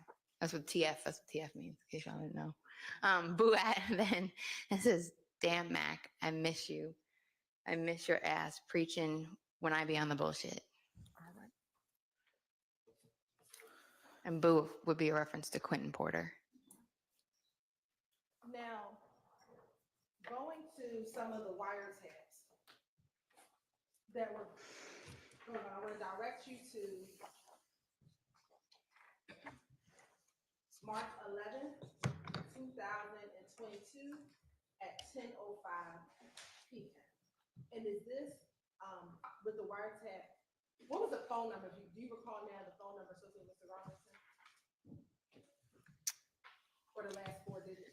I know Mr. Sumlin's ended in, I think, 8711, and I just knew the other one was Mr. Garlington. I want to direct your attention to March 11th, 2022 at 10:05 p.m. from 27 seconds to 3 minutes and 30 seconds.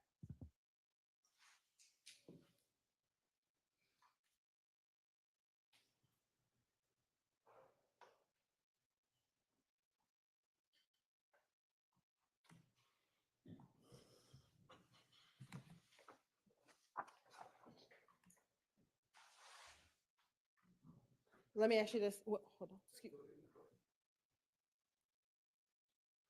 After Mr. McMillan, Mr. Ford were killed, were there Instagram posts disrespecting both Mr. McMillan and Mr. Ford? There were several. And did you capture those those Instagram posts that were being posted?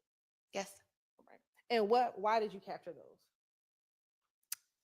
Just because of how inflammatory they were. I knew that they were going to be important because they were very, very disrespectful and inflammatory. And have you had the opportunity to look at some of those posts prior to your testimony today? I have.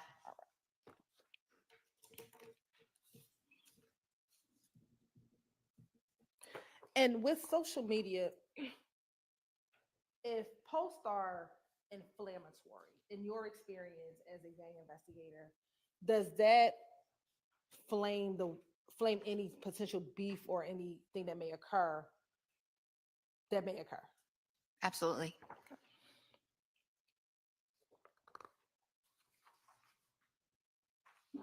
I'm going to show you what's been marked as 456 VV, 457 VV, and 462 VV.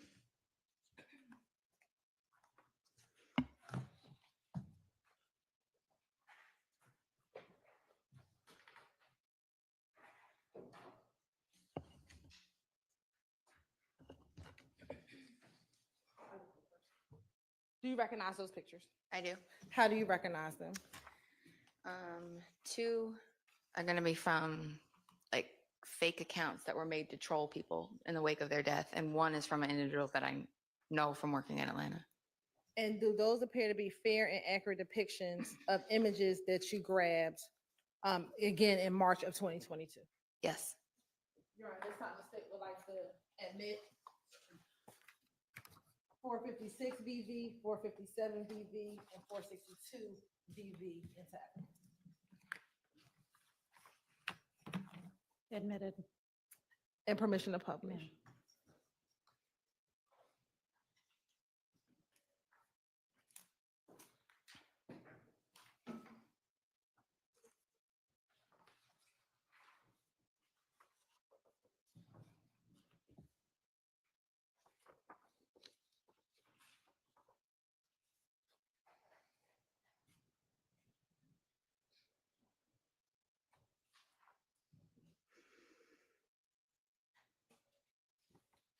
Now, looking at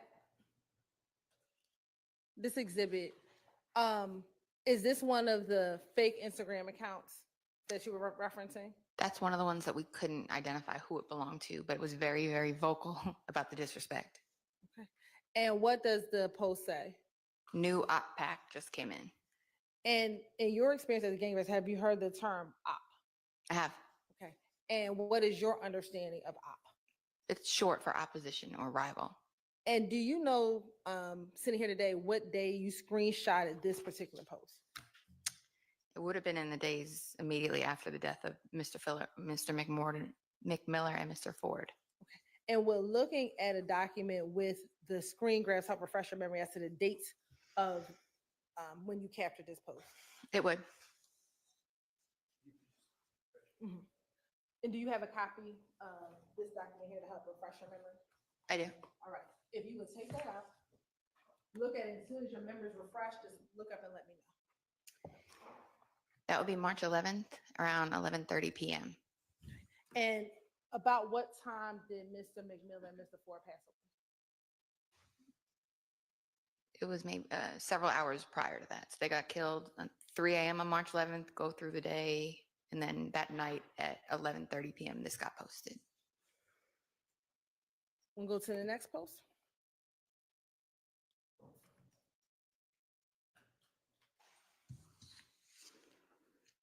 Now, looking at Facebook at 457 BB, are you familiar with the Instagram handle 1ABG _ Big Nick _? Yes, How are you familiar with that Instagram handle? I'm familiar with this individual. His name is Nicholas Johnson. And does he have a nickname? Usually it's Fat Nick or Big Nick, depending on what he changes his handle to. But he's a YFN member. And why was this, what, if any, significance did this post have? This was also posted several hours after Mr. Ford and Mr. McMiller had been killed, and he posted a song on top of him just moving around, saying, and the song was entitled Slime and Chalk, which is referring to like typically in the old crime scenes where they'd outline the body in chalk. So this was inflammatory in that nature. He's posting this kind of just making sure everybody saw it. And when was this, when did you capture this post? The capture time reads 3 hours ago. So if I can refer to the sheet just to get the posting time. Yes. It was posted at 11:20 p.m. that day following the murders. So it means that it was captured at 11:20 p.m., which means 8:20 p.m. it was posted.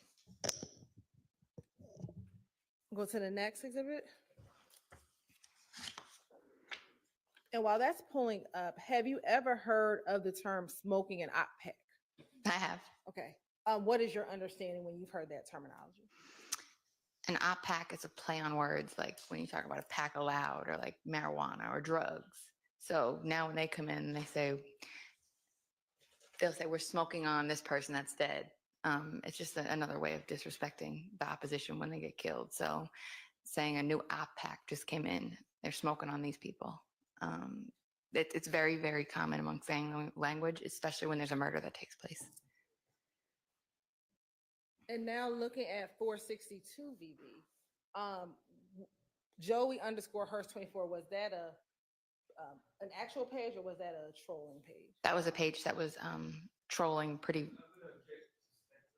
Sustained. Okay. Were you familiar with that page? I was not. Okay. Were you familiar with anyone being associated with that page? I was not. Sitting here today, do you recall what the picture that's in the caption, what that said? With the picture itself? Or No, not the profile picture. The profile picture. I can't see. It seems like a drawing or of some sort. And again, was this an example of some of the inflammatory posts that you were seeing that you captured? Yes. Okay. We can take that. Now I want to go back to the YSL call. Permission to publish. You may.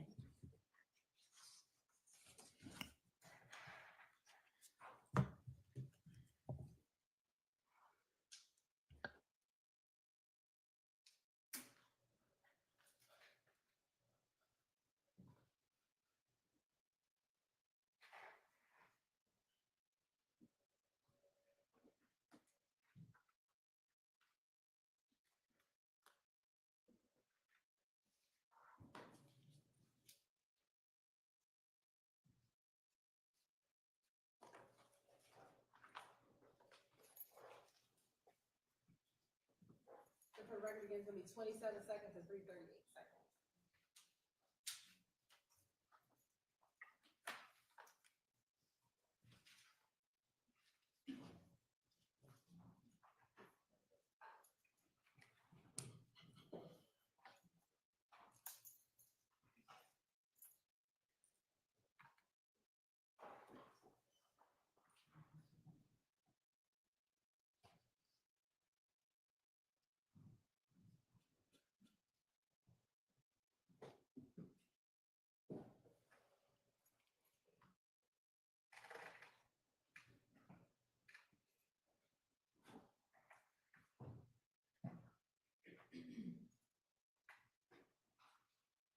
Christian, ain't it?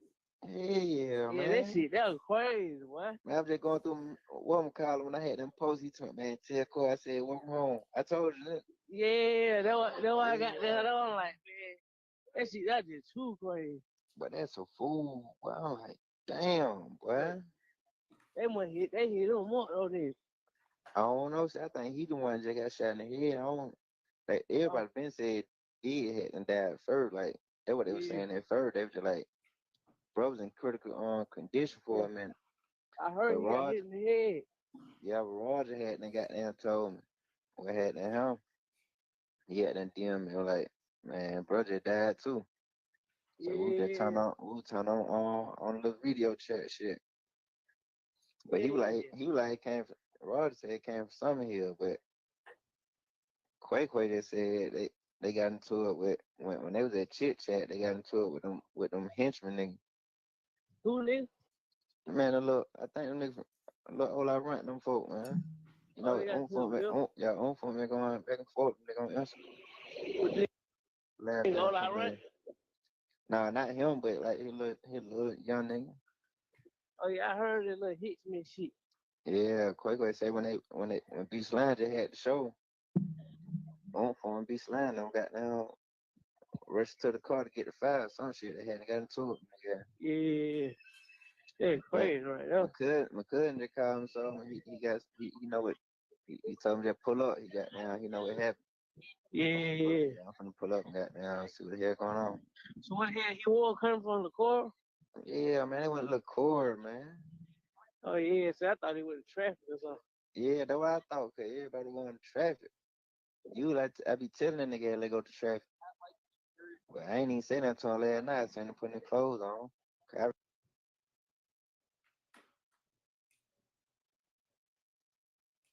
Lose their mom up by 5 in the morning. Yeah. They like somebody got shot in the car, but they ain't really showing that. Yeah. I get on Instagram by 6, 7, like maybe by 7, 8 or something. I'm like, damn, that way it was. Hey, yeah. Man, I ain't know that, man. Them folk blowing my phone up. Yeah, I said, them folks were on. Them folks, they ain't see none of them niggas in the car. Nah, like, man. Yeah, it was just them two, I think. I don't know, but I ain't heard nothing, bro. I ain't called nobody. Man, that nigga running, man. What the hell wrong with this nigga, man? That nigga walk so goddamn fast. I ain't talking nobody but Ed B. Oh, Ed B. Yeah, you know he don't know. Yeah. Yeah. Well, Ed B just laying low. Nah, he with his folk. Okay. Yeah, the girl in charge is tripping, man. I called his phone, somebody, this ain't his number. Yeah. For real. Yeah, I think it was. Yeah. Okay. And we started playing at 3:37. Want to ask you 3 questions about that call before the next call.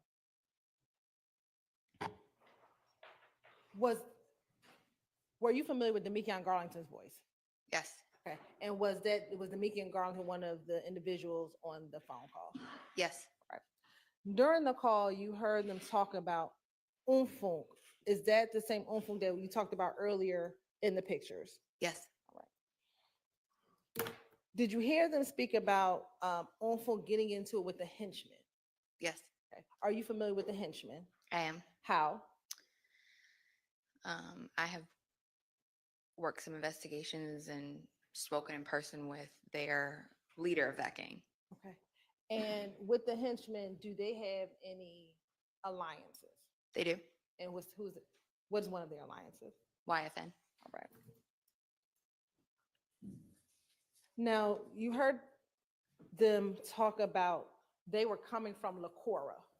Are you familiar with Lacora? I am. Okay. What is Lacora? It's a nightclub lounge on Metropolitan Parkway here in Atlanta.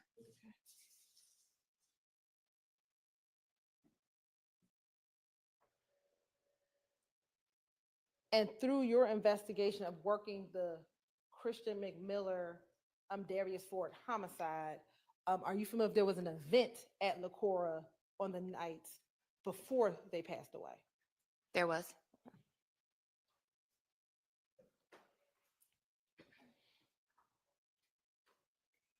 And based on your investigation, were Mr. McMillan, Mr. Ford at that location prior to their death? Yes.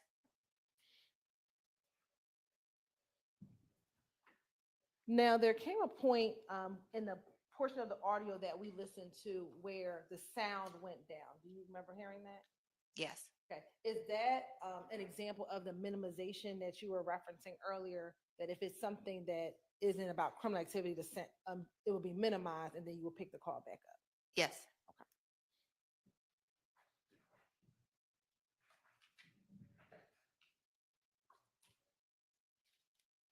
In listening to that call, do you know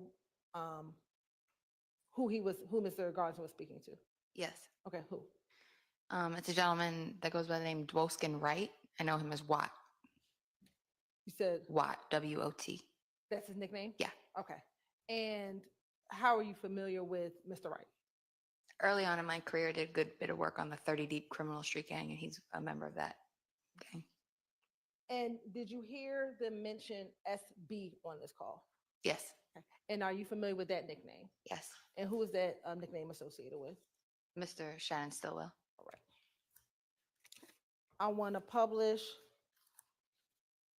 our next call, which is on March 12th, 22 at 12:49 p.m. from 00 to 1:12 p.m. I mean, 00 to 1:12 minutes.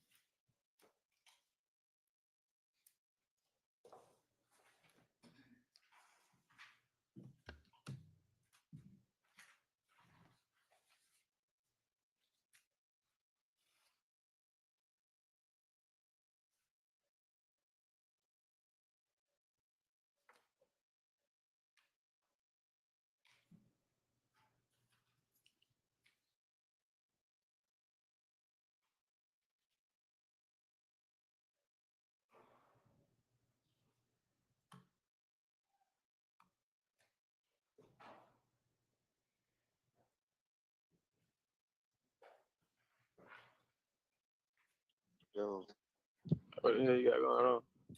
shit, just got up. Hey, anybody asked, we went and looked like soon in the midnight. Anybody just said we went and looked for that motherfucker. We couldn't find it. Okay. Don't tell nobody. Yeah, I know. Well, over there you at? Leaving the room. Leaving the room. Yeah. What you finna Huh? What you finna do? Shit, same old shit. Same shit. Same shit. I'm saying, what you at? Someone told me you gonna come pick me up. Shit, that was going. Yeah. Yeah. Think somebody beat him, Rodlow. I said, man, Rodlow ain't getting no coat. Yeah. I tried that shit yesterday with a nigga I don't got down no. Yeah. Yeah.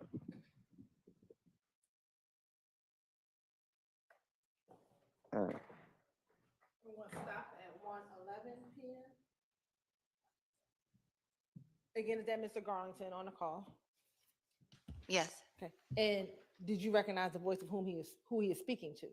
That would be Mr. Stillwell. Right. And in that call, the Mr. Stillwell said, don't tell anyone we went to go looking? Yes. Okay. Or we went to go looking, don't tell anyone? It sounds like that. It's kind of hard to hear, but that's what it appears to sound like. Okay. And they mentioned on that call, did you hear the reference to Big Nick? I did. Right. And are you familiar with that name? I am. Is that the same Big Nick, to your understanding, if Mr. Garlington and Mr. Stillwell are talking, do you know which Big Nick they could be referencing? They would be referencing Nicholas Carter. Okay. How are you familiar with Nicholas Carter? I know Nicholas Carter to be an older member of the gang associated with 2830 Waters Road. And you said an older member of the gang? Correct. Which gang? YSL. And you said you know him to be associated with 2830 Waters Road? Correct. To your knowledge, how is he associated with 2830 Waters Road? I remember him being arrested at that location during a narcotic search warrant back in 2014.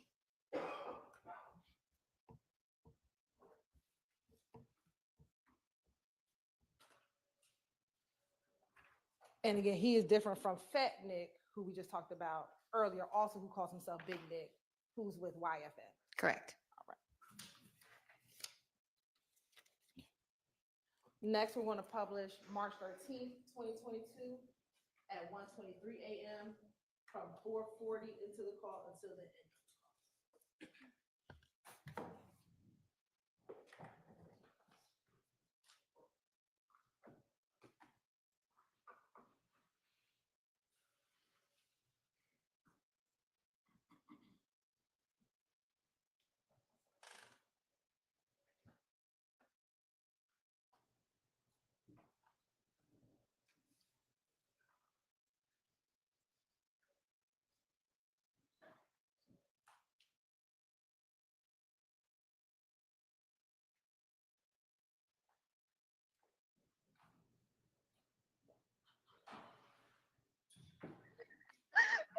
Yeah, for real now, right? Bro, D, if you say about Matt Main for real. Man, on DB on Saturday, yeah, bro. That's why I just had to come drink, bro. That's why I said I ain't called you. Dad said, "D, okay?" I said, "I text. I ain't want to call him." He said, "Yeah, he ain't answer. I called him." Yeah, that fucked up. That shit got me hurt, bro. I fucked with bro. Yeah, that shit fucked me up. So I know D was sad about that. Hell yeah, man. Damn, big poppy little shit too. I know it, bro. Damn. That shit crazy. That part said they had like 45 gun shells out there. Huh? 45 gun shells? Yeah. Just know, Cash, we gonna get some get back. We already did. D, you better show that down somewhere. I am, but still, bro. I am gonna sit down. Listen, I'm gonna sit down, bro. But you better sit your ass down somewhere, baby. I am, but bro, nigga think it's shit the game you out here playing. For real, bro. Like I already going through some shit before that. Like it like all type of trying. They got run on my head, bro. Like and I still just be going places. You see, I don't be worried about shit, bro. Cause I be prepared. I be prepared for shit. If a nigga pay with me, they know that shit ain't gonna be easy. Oh, baby. I just got to a shootout early. Why the fuck you get into a shootout, D? Because it was a car looking strange. Yeah. Don't say that gun there. Why would you? Oh my god. Because the car, they were 3 deep with hoods on, so I had to shoot it. I don't know. On the day, it was the car. The day on Cleveland. On Cleveland, it was a car. I know it, bro. Yeah, you do. They you need to Yeah. Yeah, you right, bro. Yeah. That how them niggas follow me. That how they follow me from people. Yeah, I would hold. Mm-hmm. That's what you doing up at 131. Yeah, phone. I didn't talk the phone. I talked to him. I told him for the call. He just said, you know what we on every day.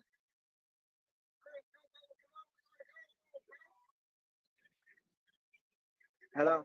What you doing up at 131? Right, we're going to pause it at 7 minutes and 30 seconds into the call. Do you know who Mr. Garland was speaking with? Without seeing the phone number, it's hard to, or a name from the line sheet, it would be hard to tell. Okay. Did you hear when Mr. Garland said on DB and then he kind of explained something? Yes. Okay. Are you familiar with or have you heard that initial DB? I have. Okay. And what do you understand or DB, those initials to mean? They're referencing Derek Benning. He's one of their fellow gang members that was killed years ago. And earlier when we talked about kind of the timeline after March 11th, there was a shooting on Cleveland Avenue. And you heard it on the wiretap. Was this the call that you were referencing? Yes.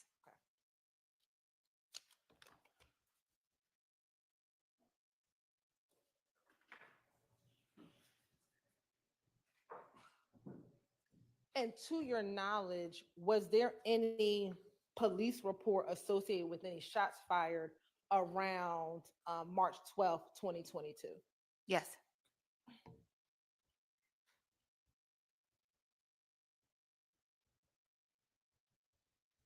All right. I'm now going to publish March 13th, 2022 at 5:49 p.m. 2 minutes and 10 seconds to 3 minutes and 10 seconds.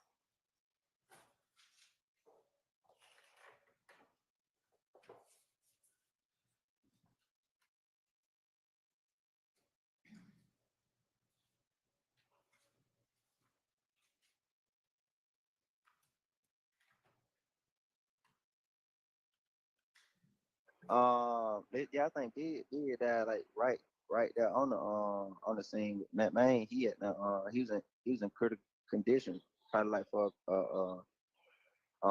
few hours. Yeah, and I got shot in the head. I think he was at brain dead or something. I don't know where, but wow, that shit up, bro. Cold summer, boy. Oh God, I don't know. They say the nigga Kill or Murder just made a little song that somebody sent me that. He just made the song. They sent me that. I don't know. They trying to act like they did it. Yeah. Yeah, got some more niggas claim that shit. And they don't even know them though, but they be okay. Hey, who? He okay, the nigga who claimed.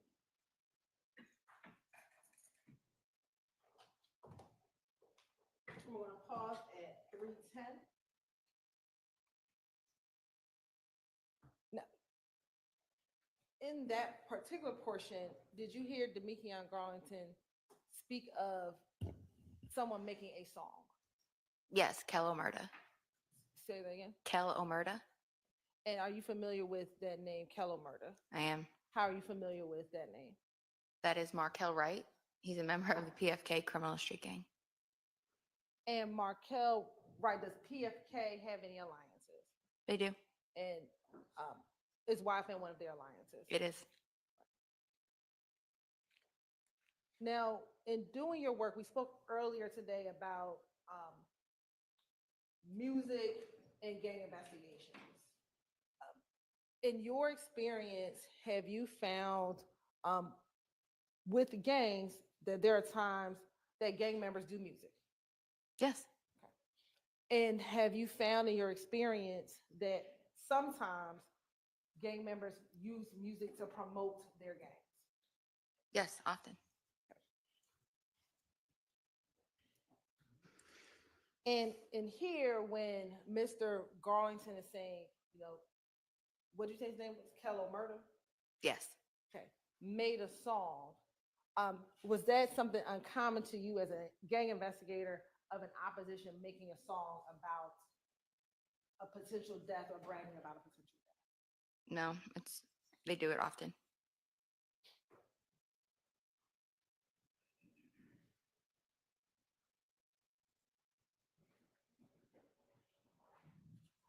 And did you hear when Mr. Garlington said some other dudes might be claiming it as well? Yes. Did you see any social media posts throughout your investigation or while you were looking at social media of different groups claiming to have done the murder of Mr. Ford and Mr. McMillan? Not really. It was mostly YFN and then pages that were trolling, like pages that were just popping up out of nowhere, trolling.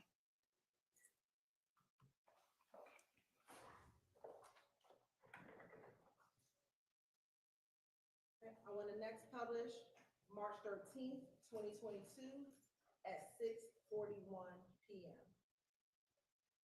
From 00 to 2 minutes and 9 seconds.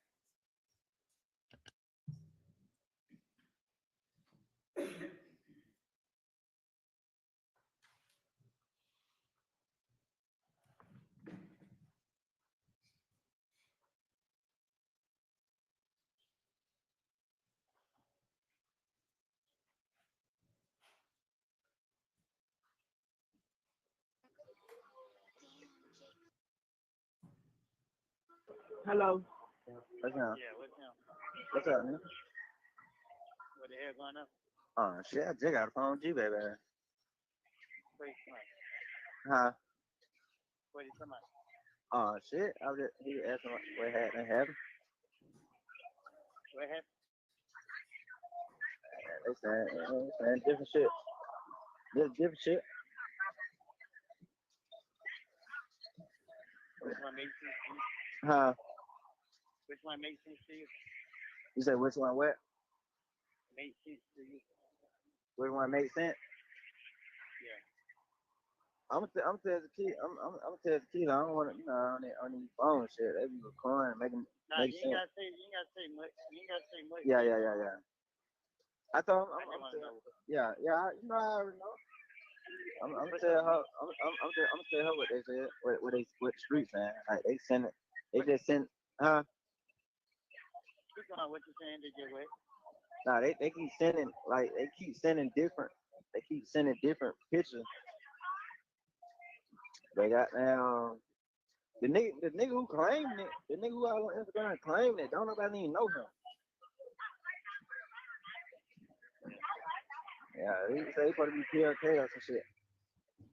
I seen on phone last night. I seen on phone last night. We ain't even got down. We ain't even really just talk like that. Everybody was leaving. I had one out there with 21 now. Little Chip had an all black party. I had that one out there. Like, I'm walking out, seeing funk at the door. I shit, what's going on? That shit, you know what? You know what we on? I'm like, I'm finna call you. Yeah.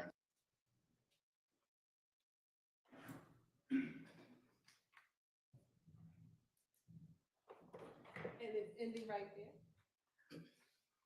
Were you familiar with the person that Mr. Garnes was speaking to? From the voice, it sounds like Kenneth Copeland. And had you yourself had discussions or conversations with Mr. Copeland throughout the course of your career? Multiple, yes. Okay.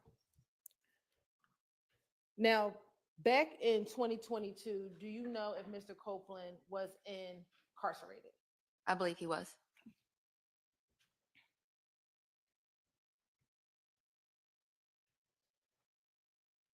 Are you aware of the relationship between Mr. Copeland and Mr. Garlington? Yes. How are you aware of that relationship? They were good friends.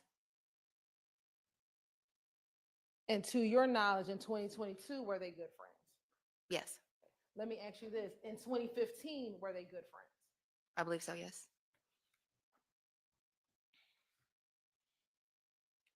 And is Shannon Jackson a part of that friend group between Mr. Copeland, Mr. Garlington, and Mr. Jackson, to your knowledge? Overruled. Yes.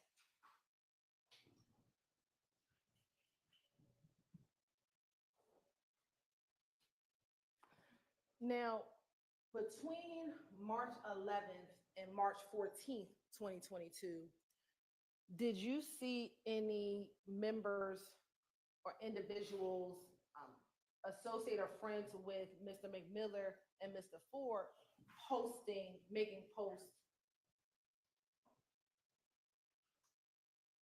that appeared to be in response to some of the offensive YSL posts? Yes. And did you capture those posts? Yes. And have you had an opportunity to view those posts in preparation for your trial? Yes. I mean, for your trial, for this trial.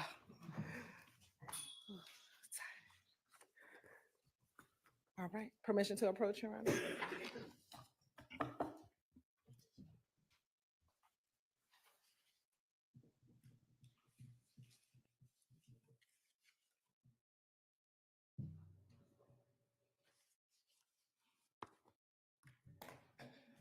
I'm going to show you what's been marked as 464 VV, 455 VV, 446 VV, 475 VV, and 458 VV. Tell me if you recognize those exhibits. 464 VV, 445 VV, 446 VV, 475 VV, and 458 VV.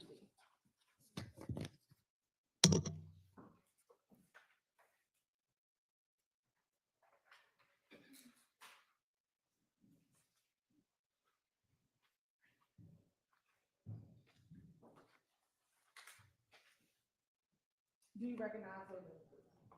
I do.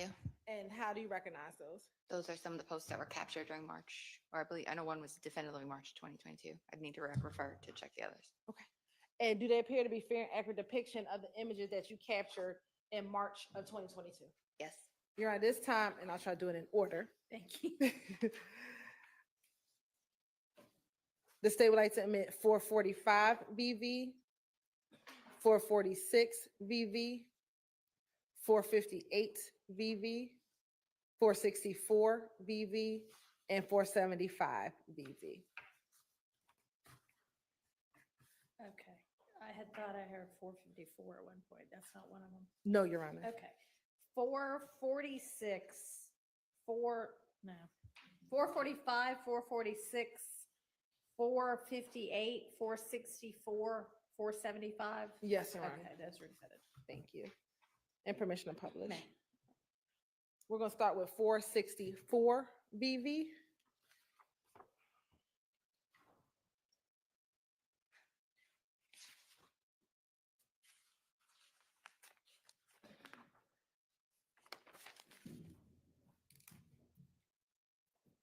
And looking at your chart, will it refresh your memory as to when you screen grabbed this post?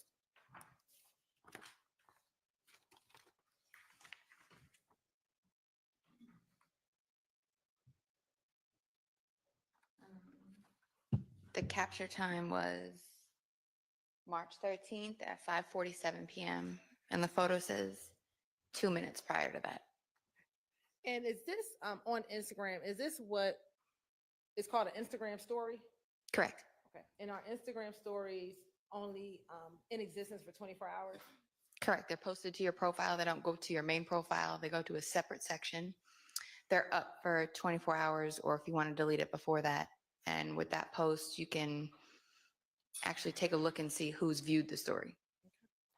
And are you familiar with the Instagram handle? I am.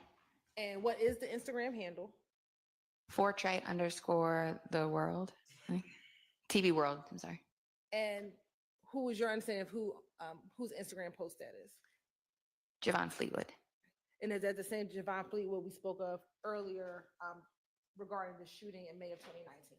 Yes. Okay. The same individual with the YSL tattoo on his face? Yes. Okay. What does the caption say? F, middle finger emoji, being safe, you got to stay dangerous. Now looking at 445 VV.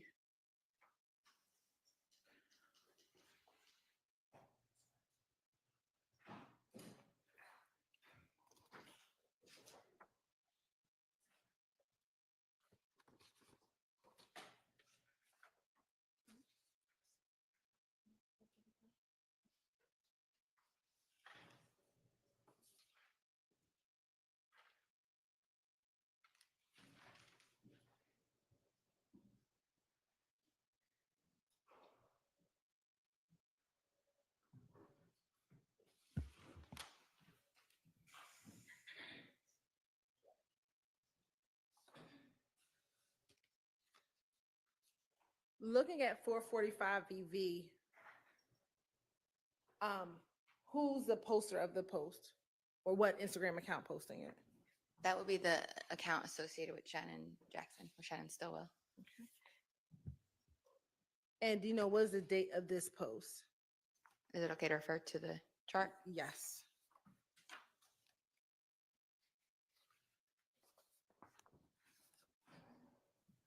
The date would be March 9th at 9:48 p.m.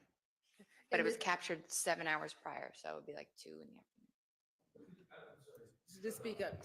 Sorry. It was the capture date is March 9th at 9:48 p.m., but the post said 7 hours ago, so that would be around 2:48.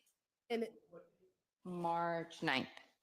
and is that before Mr. McMillan and Mr. Ford were killed? Yes. All right. Now looking at State's Exhibit 446 VV.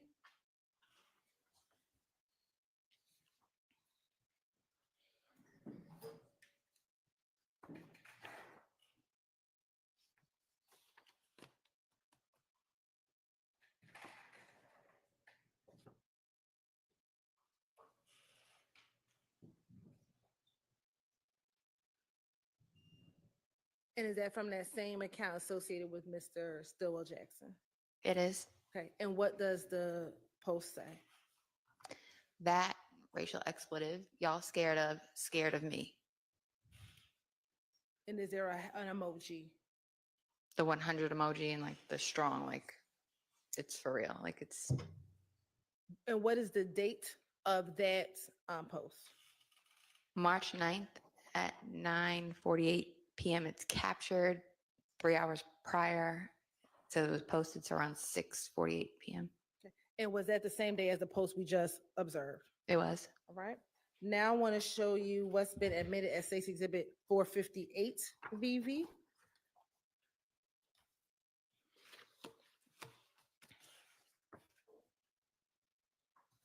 And looking at State's Exhibit 458 VV, is that also posted from the same Instagram account associated with Mr. Stillwell? Mr. Stillwell. Yes. Right. And what does the caption say? Ain't gonna be the only one crying. And when was the date and time of this post? That was on March 11th, around 11:23 p.m. And on March 11th, around 11:23 p.m., was that around the same time or approximate time that 12 Atlanta was shot up? About 2 hours after.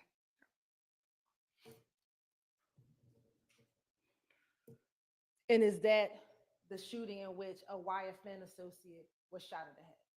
Yes.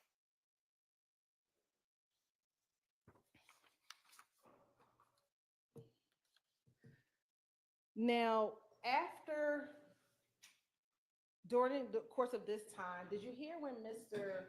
Garlington on the last call said that there were people claiming to have done it? Yes. Okay. Did you see any posts that piqued your interest of anyone that could be interpreted as claiming to have done the killing of Mr. McMillan, Mr. Ford? Objection. Did you find any, and I'll rephrase, Your Honor, did you find any posts of note to you as a part of your investigation regarding Mr. Kelvin Watts? I did. Okay. And that post, what was of note to you in that post? There were several. Can you refer to the specific post? Sure. Did you find a post of Mr. Shelkel reposting a picture with Mr. Drinks, Mr. Jasper Walter, and himself? I did. Okay. And first, when was that picture captured by you?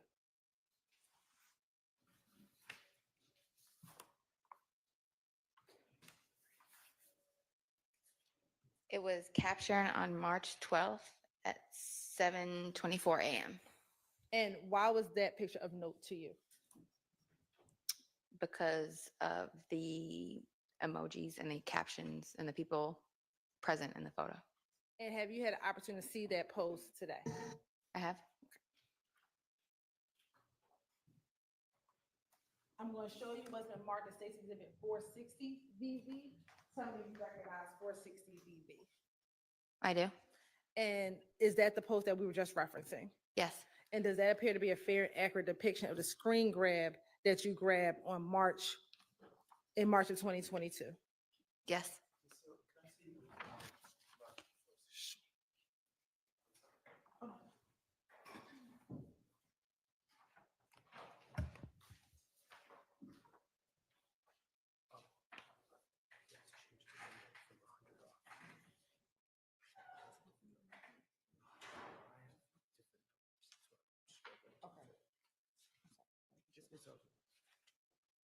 I know what you're saying.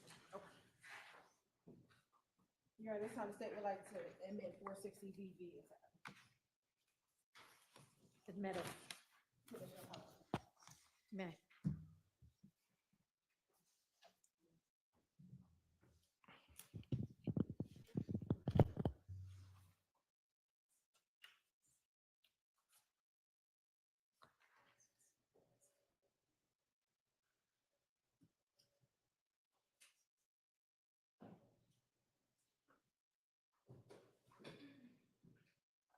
Now, who is the original poster of the picture?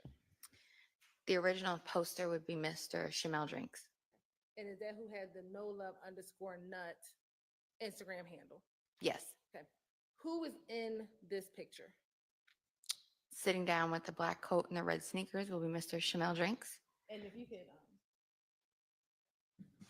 Sure. Right here, you'll see this is Shamel Drinks right here.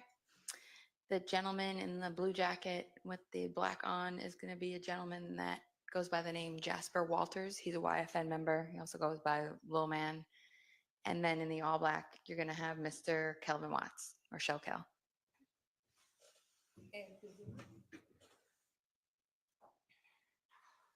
And did Shellkel_NutLife, the account associated with Kelvin Watts, repost that picture? He did. All right. Now there's some words on the picture. First of all, what do the words say?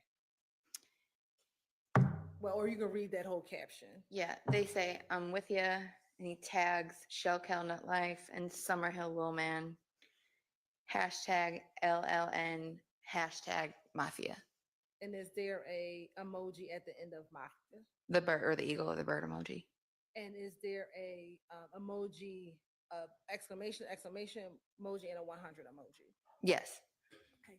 Now, for Instagram, that I'm with you, exclamation 100 at Shell Kel Nutlife at Summerhill.Lilman.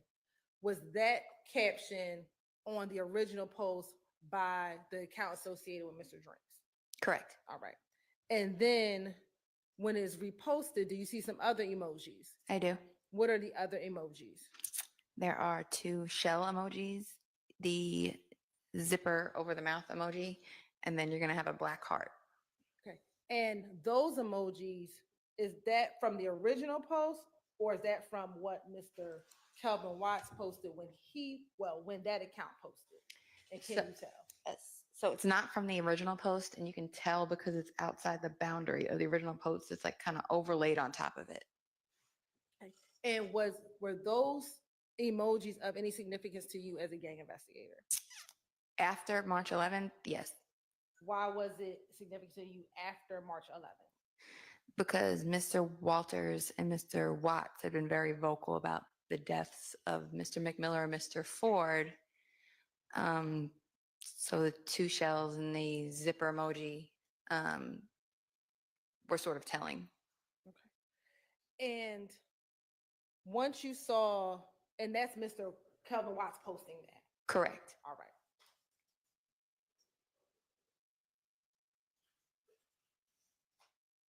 After seeing this post, and when did you capture this post? I believe it was March 12th around 7 a.m., 7:30 a.m. Okay.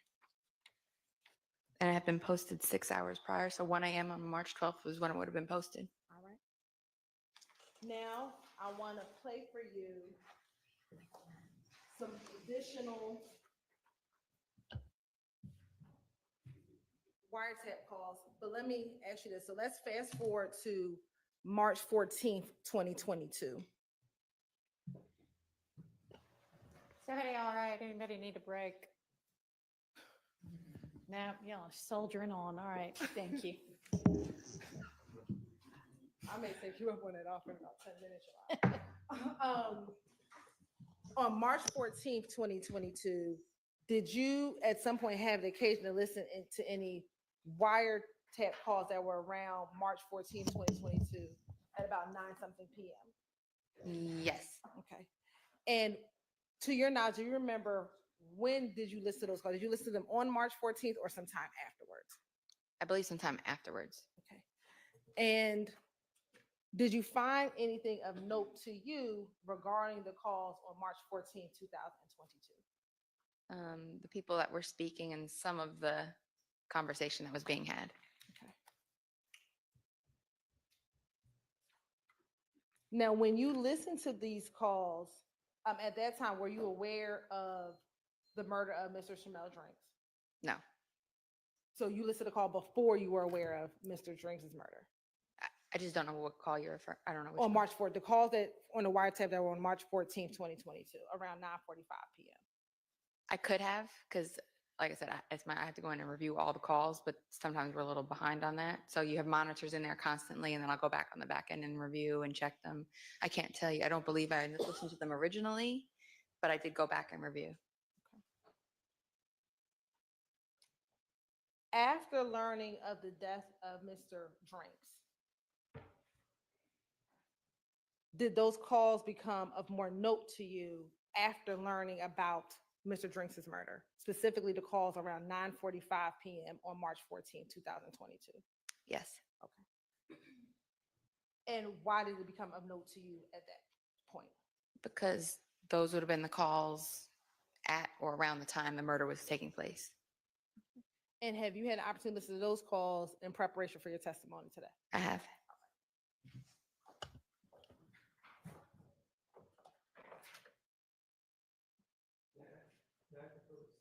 You may.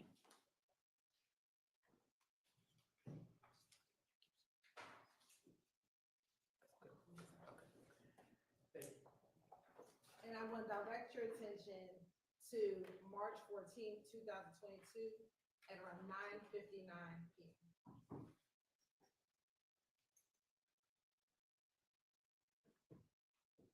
Permission to publish, Your Honor. You may.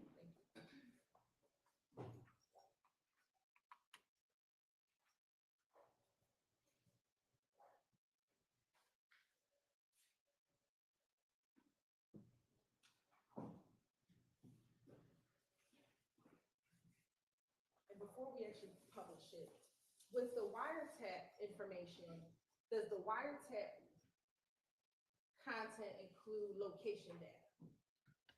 It does. And so are you able to see on the documentation with the wiretap where a phone call is when that phone call is being placed? The majority of the time, it's not always foolproof. Sometimes the location will blank out and you won't have a location, but typically you can click on the map icon and it will show you where the person whose phone calls are being intercepted is at that time. It'll give you an approximate location of what tower they're at, and it will show you an approximate radius of how close they are to that location. Thank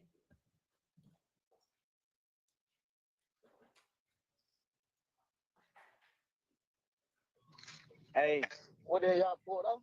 Nah, call me on video. Hurry up. Call me on the video. Call it.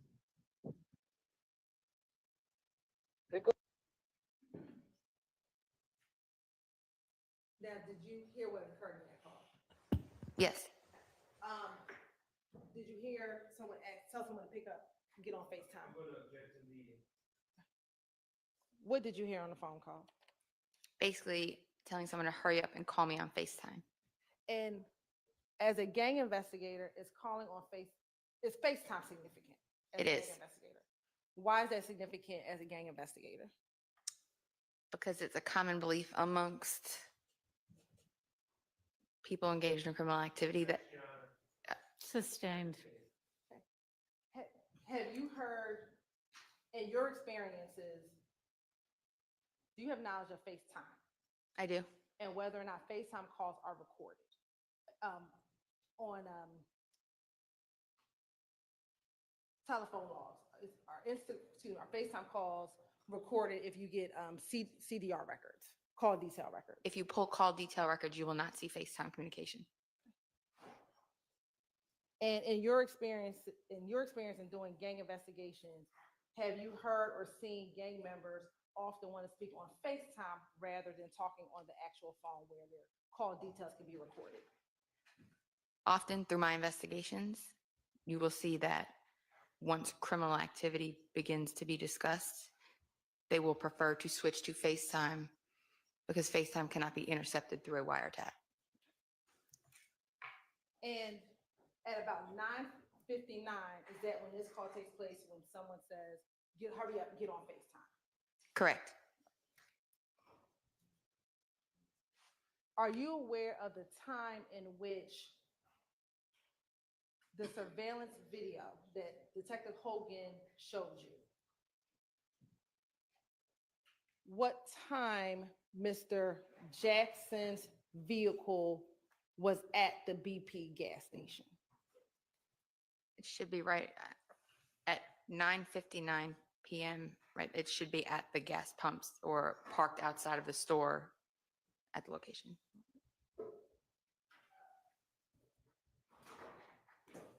And from the viewing of the surveillance video, were you familiar with both the car associated with Mr.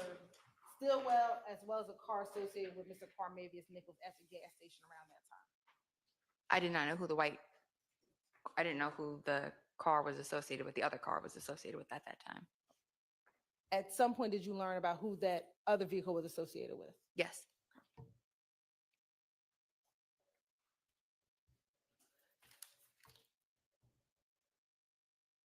Now, when you met with Detective Hogan,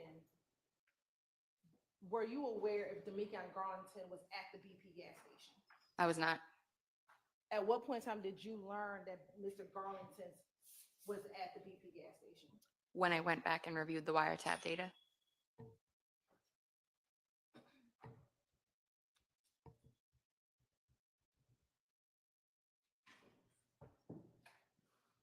Based on your investigation, were you able to determine if he was in the white Audi?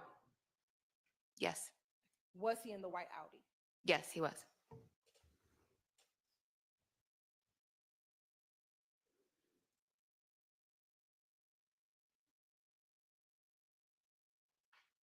Once you heard this phone call, were you ever able to do any investigation as to the phone number that made the call?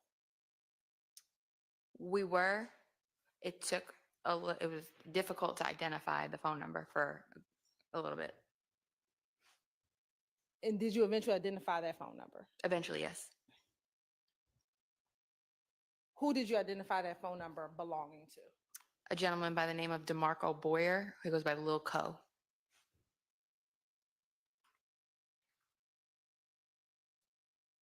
And based on your investigation, did you ever learn what was that phone at the gas station as well? It was.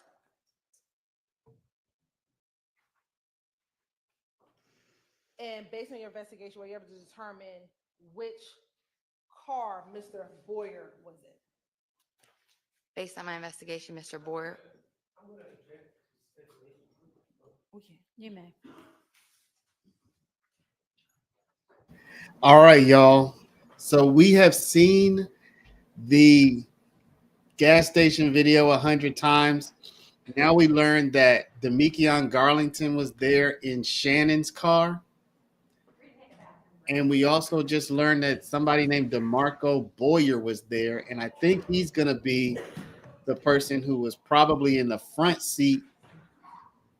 Because there was likely somebody in the front seat of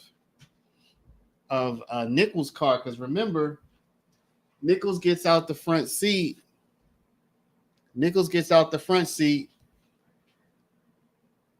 And Farley gets out the back seat, but nobody gets out of the front passenger seat.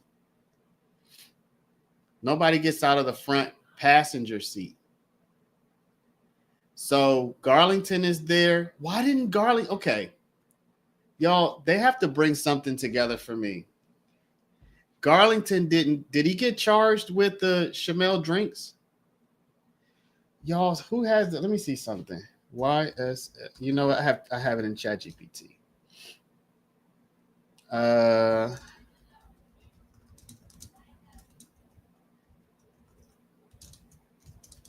Let me see.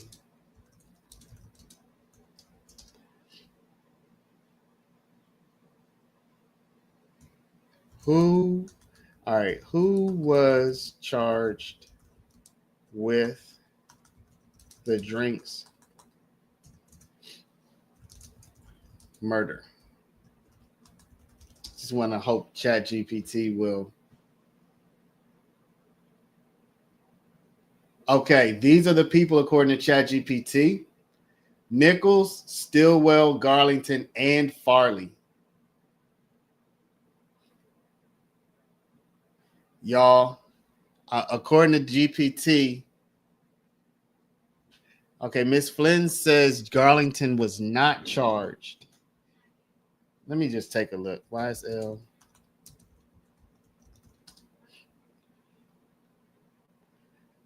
ChatGPT scares you. Y'all, this is big.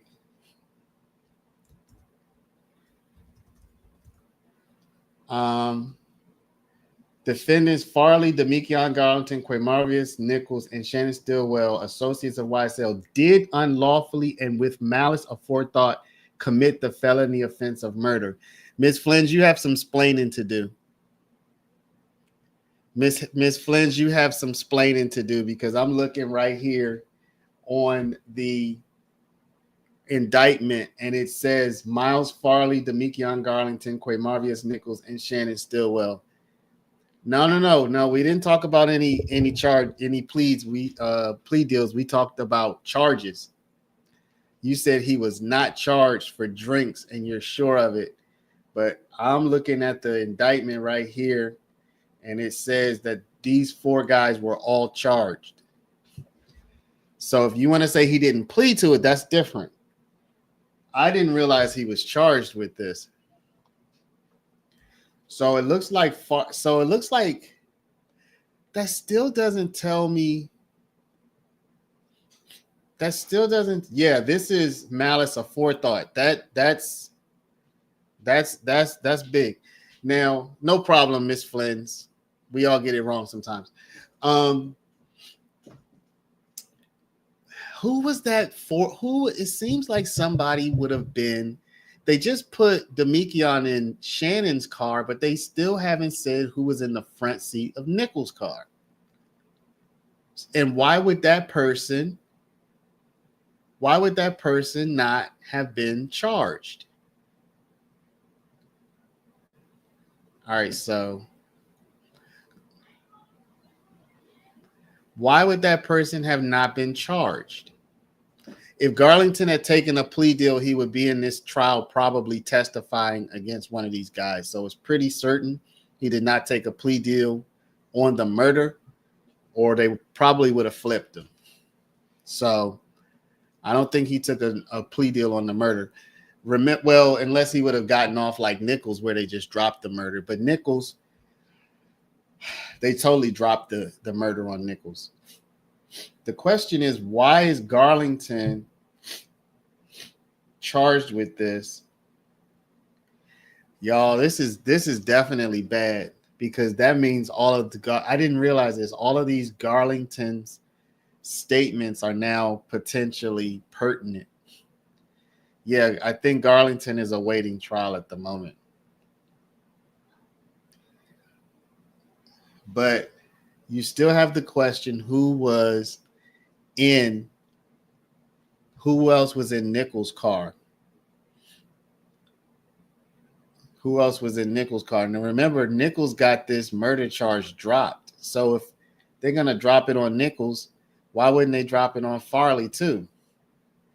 Because Farley was in the car with Nichols. This is kind of weird. Yeah, this is the big question. Who was in Nichols' front seat? Because what if Farley did it, y'all? What if Farley did it? I don't know. I'm just thinking. I'm thinking. I shouldn't be thinking out loud like that. I shouldn't be thinking out loud like that. A lot of people were charged with, yeah. No, I agree with you on that. Toy trials, that they do just put a murder charge on everybody. but you still have to question who was in Nichols' front seat and why don't they show up. You have two cars. You have Shannon driving one. Presumably Garlington's in the passenger seat.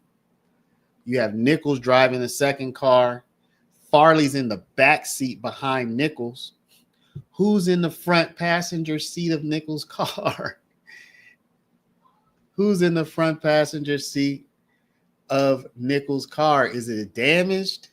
Is it wet because somebody spilled a soda so Farley didn't want to sit in that seat? Like, why don't we have a person sitting in the front seat of Nichols' car? Yeah. So the third car is going to be something I imagine the defense is going to bring up, but I don't know that the prosecution wants to talk about that. In fact, Mrs. Flynn's, when it was time for the detective to talk about that third car, the detective, what's his name? Santa Claus guy? He denied that any other car even came up to the light, y'all. So we all watched a third car show up. We all watched it. And then after we all watched it, Hilton asked the detective, so did another car show up? And the detective said, nope. And it was like, hold up. We just saw it happen, bro. Hold up. Let me see if I can pull it up real quick. Okay. Might as well just watch a little bit of this real quick. All right. I got Court here beside me, so when we come back, we'll be back. That drink's pulling off. But I want y'all to notice Miles Farley. It's like a little dude. Okay, that is hold up. All right, this is Farley in the back. Y'all can see him right there. You'll notice he goes over to this car, talks to somebody who's not the driver. He sticks his head in and says something like 1 second. But then you're going to notice Nichols is pumping gas. Farley gets in the back seat. You can see it right here. See if I can make this bigger. You can see the back seat open. Farley sitting in the back. There's the door closing. So if Farley's in the back behind Nichols and Nichols is in the front driving, who is in the front passenger seat? That's my question. We have 4 people on the indictment, 2 people in one car, 2 people in another. But we can see from this car that presumably that passenger seat would have been open. Or what the heck? I think the person who phone he called was in the car. They saying it was Quay phone, but in somebody else's name. Miss Flynn's, maybe they'd be guilty, but not second degree. Y'all look at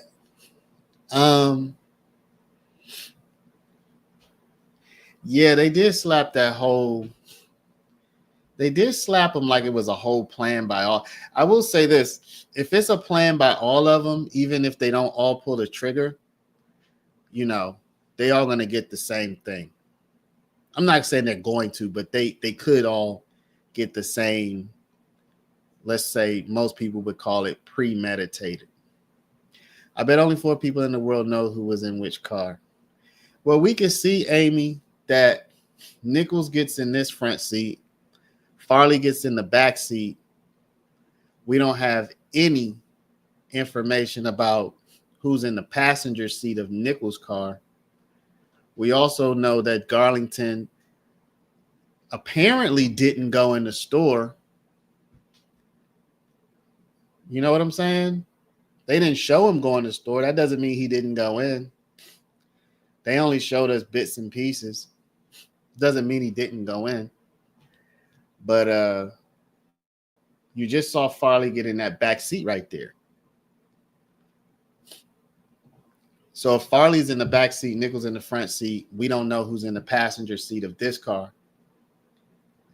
We don't know who's in this white car either, because you can see the driver of this white car comes out. Who was Farley talking to when he stuck his head in there? Was there a passenger in this white car? Does this white car have anything to do with it? Did they leave behind drinks? What do you mean by that, Jess? Drinks hasn't showed up yet as of what we're looking at right now. Drinks didn't show up yet. What was the car that came speeding up to light after they left the light? We don't know which one of these cars it was. I bet Max Sharp has an idea, but we don't know. Andre says, I think they knew and maybe boxed the victim in so third car could. But they didn't get in front of him.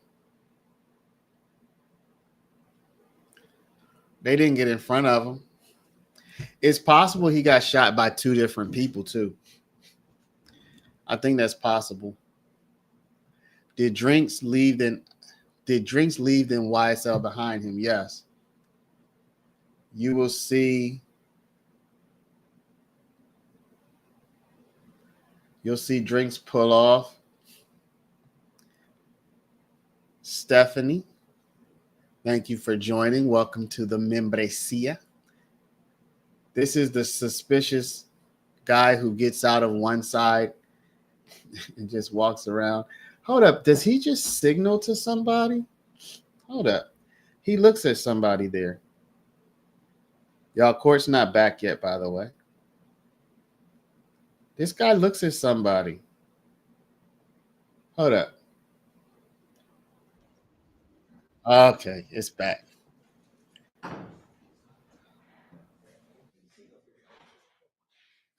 Anything?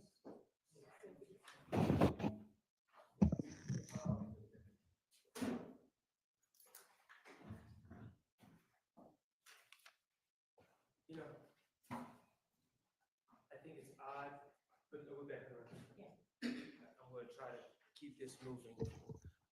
I think it's odd that a detective or the investigator would give a conclusory statement that so-and-so is in a certain car and just conclude it with no basis, but I will clear it up on cross if I need to.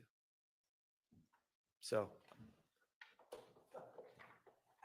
There is a basis because we have a call that's not being played before the jury, but there is a phone call of that phone number associated with Mr. Boyer calling Mr.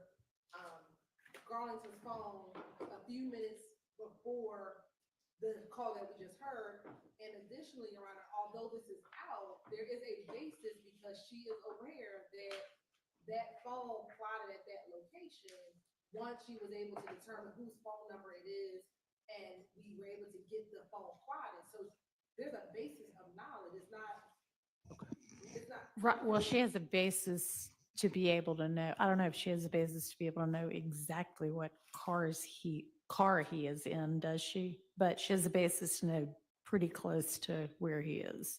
Yeah, because we know that they're talking to people in the other car. We know Mhm. that You're just like putting two and two together on the. that's I'm- fine. I'll clear it I up on think cross. that's legitimate. Okay. I'll clear it up on cross. Thank All you. right. All right. Are we ready for the jury if they're ready? No. Not like, I mean, like, Sure, if you think that's a good stopping point. I mean, do you think you'll get through this witness today? Okay, how much more will you have tomorrow? Huh? Oh, not tomorrow. Sorry. The next day, Monday. Probably about 2 hours.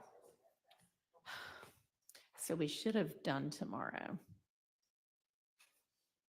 I understand the reason why, especially given something that happened this week, Your Honor, with the state's office.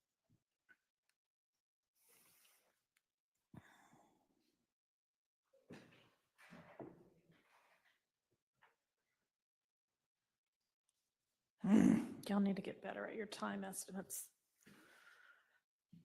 All right, let's just get the jury back in. How much? No, I think the judge is still contemplating. I think judge.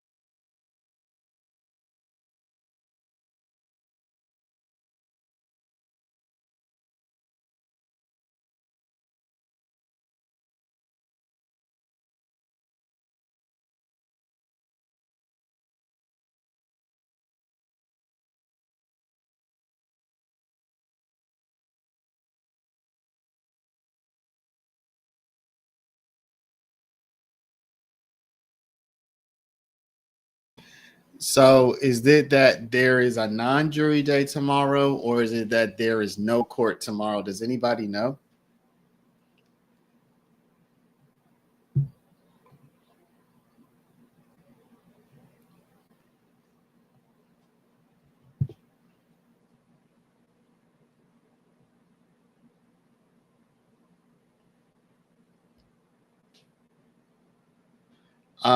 So the thing about that, I'll double check it, but what I've noticed is a lot of these investigators don't know what the other investigators have done.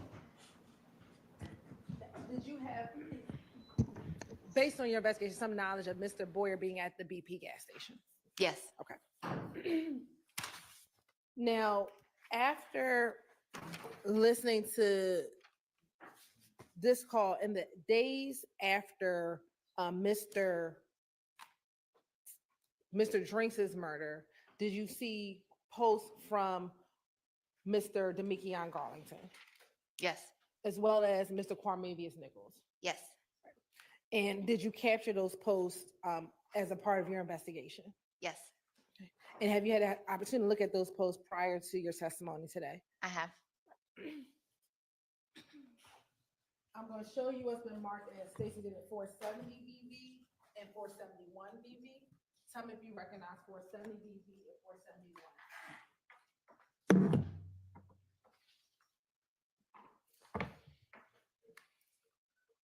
I do recognize them. And how do you recognize 470 BV and 471 BV? These are posts that I had captured during the investigation. It was my wiretap as part of the March 2022. And are those posts from both Mr. Garlington and Mr. Quarmavius Nichols? Yes. Your Honor, this time the state would like to admit 470 and 471 BV into evidence. Admitted. And permission to publish. You may.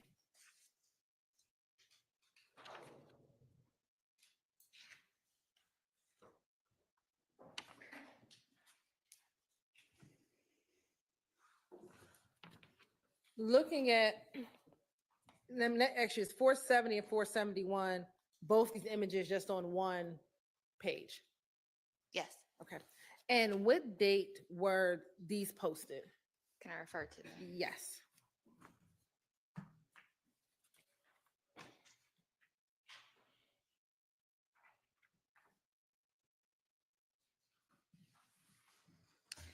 They were posted on, or they were captured on March 15th at 8:20 p.m.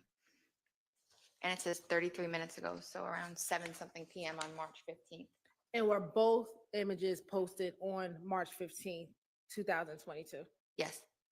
And what does the caption say? We got y'all boys. And who is in both images? In the white t-shirt, you'll see Christian McMiller. And then in the black t-shirt holding up the watch is going to be Darius Ford. And was this posted by Demekion Garlington? It was. And is this the day after Mr. Drinks was killed? Yes.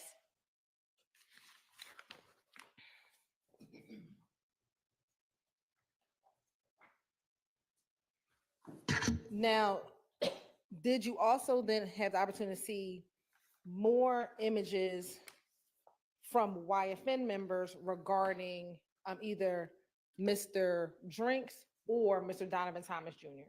Yes. All right. I'm showing you 472 VV, 473 VV, and I'll just start. 461 VV, 472, and 473 VV.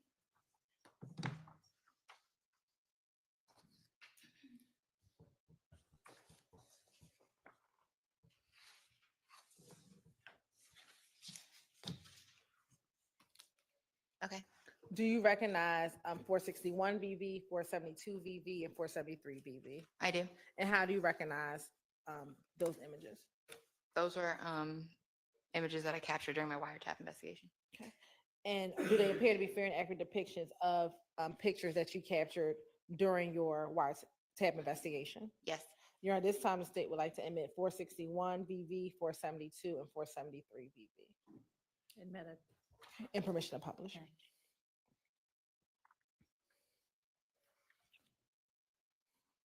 And we'll start 461 VV.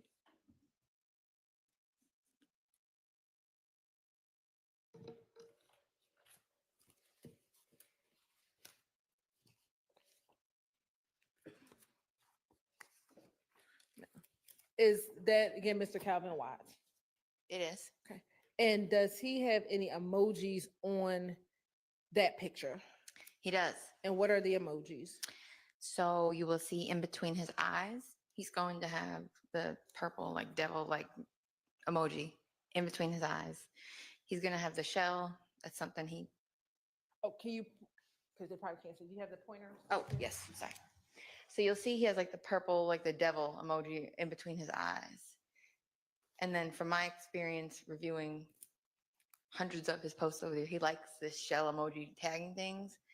And after the death of Mr. Drinks, Mr. Watts began posting these shells. There's one, he puts 2 under his eye in the style of like, in my experience or what I've seen through my investigations, like prison or gang tattoos, teardrops under the eyes. So this is after, he started doing this after Mr. Drinks was killed with the 2 shells under his eye. Now looking at 472 VV.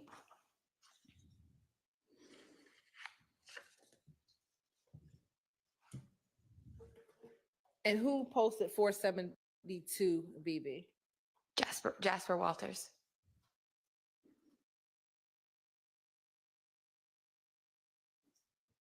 And what is that a picture of a tattoo?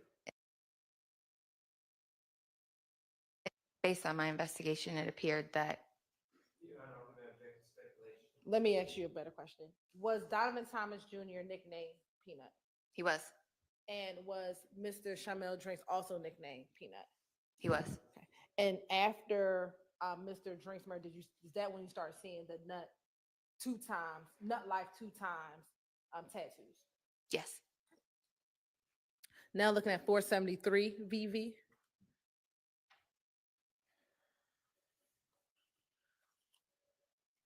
Now looking at is this Donovan Thomas Jr.? It is. And is this also a post on Mr. Shell Keller, Kelvin Watts' page? It is. Okay. And do you see the 2 emojis or the 2 shells on there? Yes. Now you just talked about a few moments ago that it looked like teardrops with prison or his version of that. What do those teardrops mean? What's your understanding of the meaning of the two teardrops? Traditionally, through the training and experience that I've had, a teardrop denotes somebody you killed. It could denote several things, but one of them is when you get a body, you'll have a teardrop under your eye.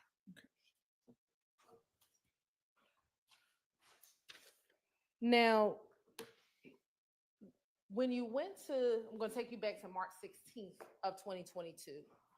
And when you went to the home and spoke with Mr. Jackson, you said that he did not give you any information about what happened that night. Is that fair to say? He was very short. He didn't give me much. And did you have an opportunity to hear any calls from the wiretap around March 16, 2022, around the time in which the police or after the police were at the location? Yes, there were calls after the police and myself had left the location. And have you had the opportunity to listen to those calls in preparation for your testimony today? I have.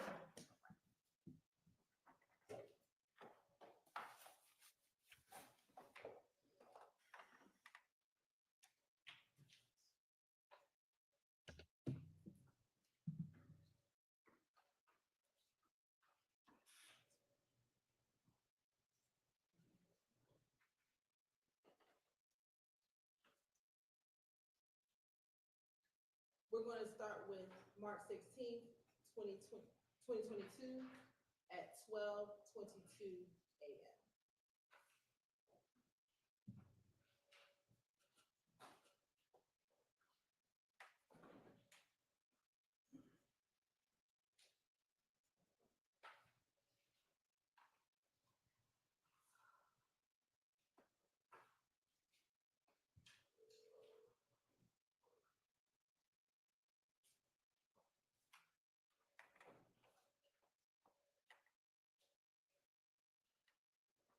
Yeah, of course it goes. You got kicked out of Zoom for a moment.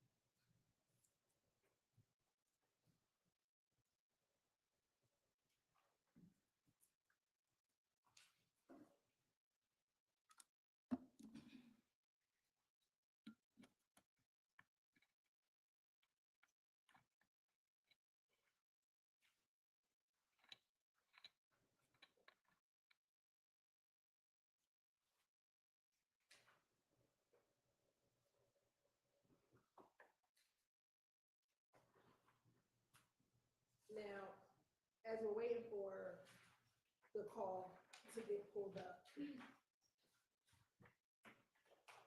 after March 16th or March 17th, after the execution of the search warrant, did you learn of the apprehension of Mr. Stillwell Jackson following a chase from the Chick-fil-A on Cleveland Avenue? Yes. Okay. And after learning of the apprehension of Mr. Stillwell Jackson, did you begin listening to any of his jail calls? I did. Okay. And while listening to his jail calls, did you ever learn if he had a cell phone? Yes. And did you learn where the cell phone, when I say where, the house, where that cell phone was located?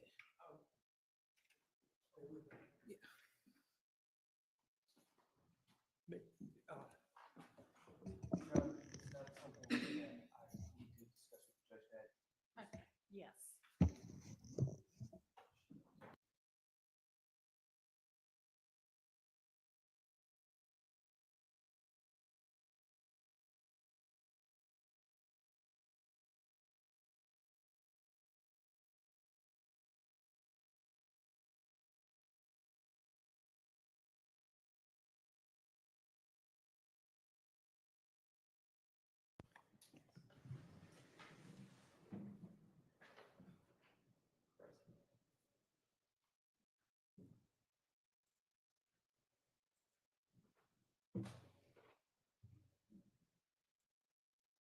where did you retrieve the phone from?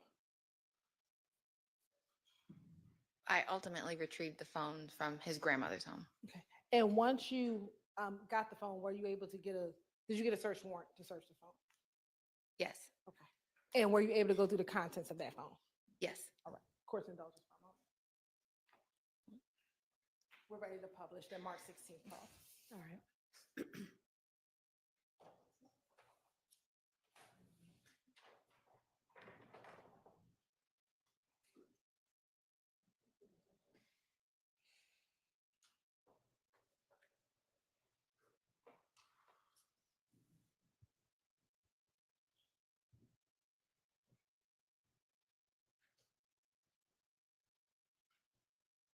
Do y'all think they building up to some big piece of evidence, or just gonna keep trucking out? Hey, where the hell you at? Where the hell you at?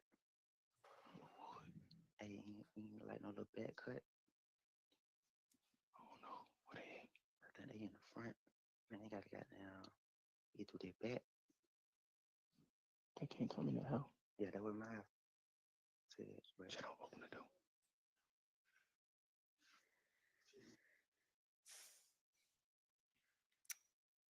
And listening to that call, are you able to determine who Mr. Garson was speaking with? I believe you speak with Mr. Stillwell. And do you know what time the police responded to 2830 Waters Road on March 16, 2022? I believe it was shortly after midnight. And was this call at approximately 12:22 a.m.? Yes. Next, I want to play for you March 16th at 4:33 a.m.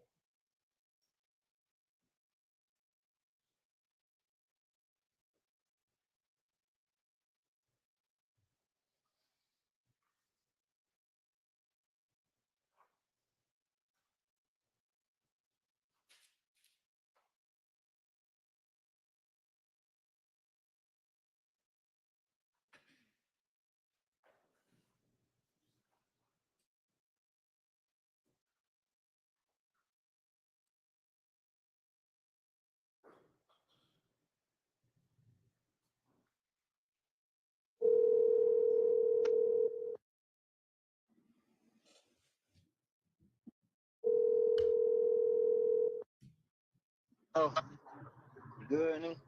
hello. You good? Yeah. What is it? What the hell you mean, nigga? Oh, I ain't even say. I ain't saving no number. Yeah. Oh, yeah. For sure. Where the hell you at? You gone? Yeah, I'm right about to drop miles off. Tell my boy it's all love. Boy, I couldn't wait. Boy, I gotta go home. Oh, yeah. Yeah, he just ran in the store real quick. Yeah, so it was all love. I ain't waiting, boy. I gotta go, boy. That shit just shook the fuck out of me.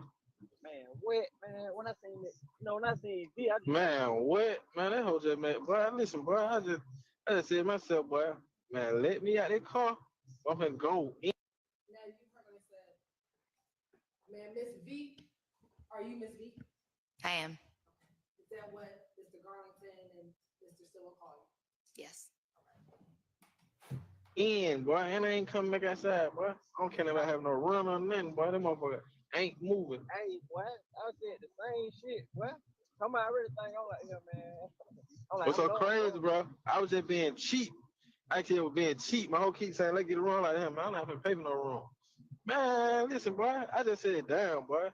They can send a nigga to right screen with their money like that. Man, let me go and spend this shit on them in the room, man. Man, what? I'm Fuck, hey, that's on DB. I'm in there like, but I got my last 2,000. I got to get lawyered in. I'm like, man. I'm in that beat like, man, damn. Bro, you wouldn't believe, boy. All the sticks and the guns was in the gray car. For real? Man, oh God, boy, and the sticks and shit in the attic. Ooh, shit, boy, that was God, boy. Yeah, what? That was God. Yeah. He said it's all love. He had to get up out of there, boy. Baby. What doing? Yeah. Hell yeah. You know what I made though? Yeah, nah, man. You know how far I gotta go. Oh yeah. Hope goddamn blowed up. She what? She blowed it up, boy. I ain't man. She blowed my shit up. You saying Shannon okay, Mouse? Hold on, this was All right. Yeah, bro. Yeah. Hey, yeah. I'm like, man, I seen her. You walk past me first, I'm like, well, I know for a fact that's you. Man, what? You know who she was coming to then? She say I done said the same shit though. She like, so you, cause she like, who house is it? I'm like, man, I don't know. I'm telling them my first time here. She was like, Yeah. so yeah. Man, listen, bro. I'm thinking. Get what I kept saying. I said, boy, I know D and Mal them smart. I know they soon them folk got her and took her to the front. I said, I know they hit that back cut. You wouldn't even believe I'm trying to find out on the back cut. That's why I called you. Man, you talking about, well, I would have made one straight through the motherfucking bush back there, boy. I'm telling you, I would have went trucking back there. But guess what? We only got caught for this dumb ass nigga. Once they legs showing, he thinks somebody in the house dead, bro. Man, they tell me, they like, so you telling me nobody in the house? I'm like, hell, man, listen, man, I just pulled up. I said outside for 3 minutes, top. The motherfucker go popping. So shit. Oh, God, I said the same shit. Oh, God, boy, I said outside 3 minutes, popping. Them motherfucker went to popping, so shit. I went to goddamn ducking and running. They to my soul, why you ain't? They to my so why you ain't got down? I thought it comes on some. They to my so why you ain't got down? Come out when we said Atlanta police. I'm like, shit, I don't trust Atlanta police. I'm thinking these folks. I'm thinking these folks trying to get her to come out. So shit, I stayed in. Yeah. Oh God, they're like, yeah. I'm like, yeah. I'm like, look, bro, y'all question me like I'm a suspect. I'm a victim. They're like, yeah, you right. They're like, but let's do what we gotta do. We're gonna get back with you. If everything come out clean, then we'll let y'all go. Like, say less. I'm in the car sleep. I keep when they tell me that, I kick back. Go goddamn, go out. Yeah. God.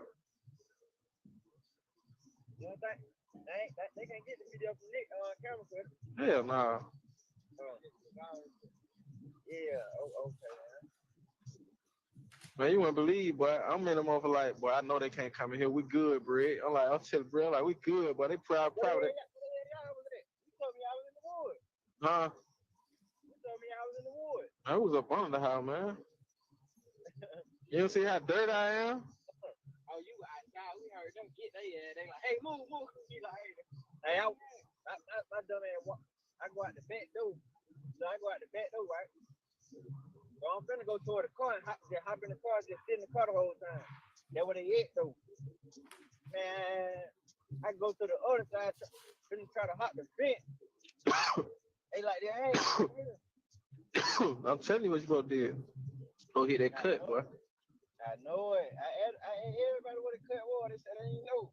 Man, listen, man. You probably made your cut. Yeah, like you ain't from the hood, boy. You know how this shit go. I would have went back there and made me a cut, boy. I would have been trucking through the motherfucker. That's why I got that shoes so dirty, my pants dirty, and my shoes dirty. Real. They say, so is this about Matt Man? I say, ma'am, I don't know. Man, listen, man. They asked me, do I know Matt Man? I said, I don't know no motherfucking Matt Man. Who are that? Yeah. I said, man, I'm not even from over here, bro. I'm from Tumbleville area, bro. Yeah. So what you doing over here? I came to see a friend, man. I'm trying to talk about that game, man. What you talking about? Damn, man. That whole blowing me up. That whole thing, nigga, Sheen, all type of shit. That nigga was so cool though. He got damn called it back. I need to put a lock on my phone and take my have my messages pop out. This shit crazy, boy. I'm finna go in, boy. I'm finna get out the driver's seat, let her drive, tell her drive slow as possible. I got down, my stupid ass went in the car, got my stick out the car and my FN out the car. Why 12 right there? And got in the car, pulled off. That's really why I ain't want to wait on mine.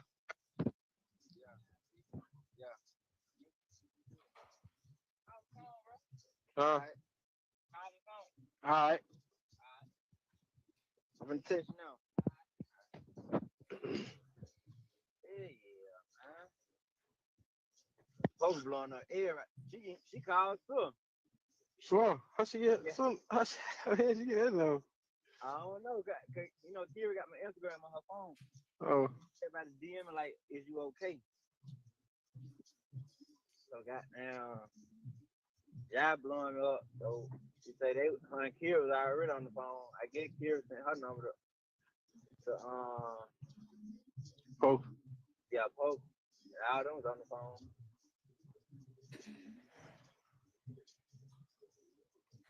I'm like, damn, man. But I say, I'm like, here, bro. Bro, listen, bro. I kept saying to myself, I don't know what the fuck. I'm on drill time though, so I'm really like, but I ain't going nowhere. But I'm telling myself, pull out, pull out, pull out, AB, pull out. You ain't hear me say, boy, let go.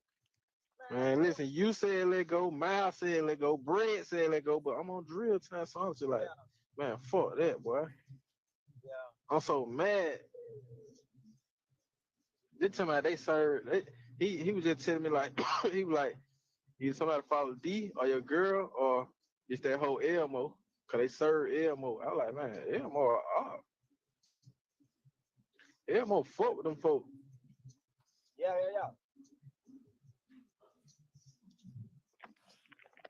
Ain't nobody follow me. Nobody on the expressway when I got off of nothing. Man, listen, man. Don't nobody know my hoe. Cause my hoe in a rental, man. Fresh rental, new rental. Them motherfuckers just got any rental.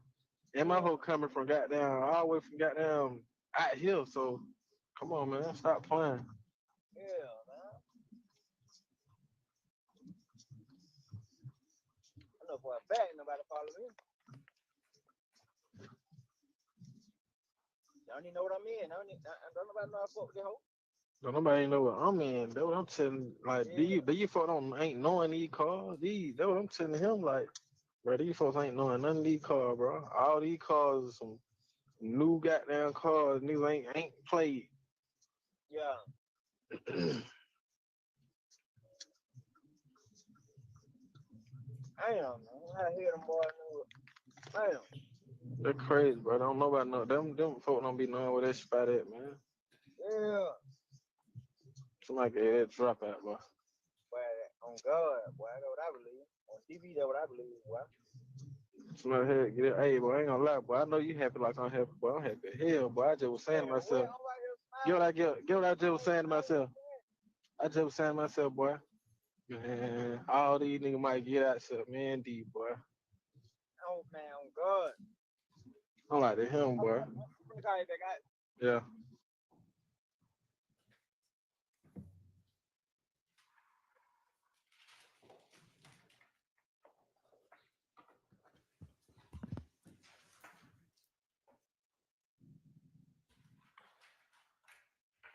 Who were the two people talking on that call? Mr. Garlington and Mr. Stillwell. And did you hear when in the call they talked about the sticks? They were happy because they didn't go inside because there were sticks in the attic. I heard them speak about sticks being in the gray car and in the attic.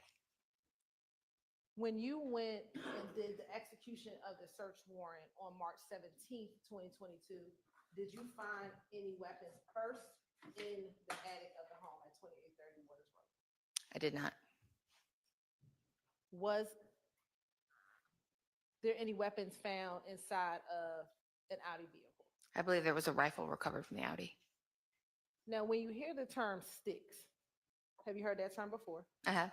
And how have you heard that term referenced? Referencing a long gun or a rifle. And would the gun that was found inside of the Audi on March 17, 2022 be considered a stick? Yes.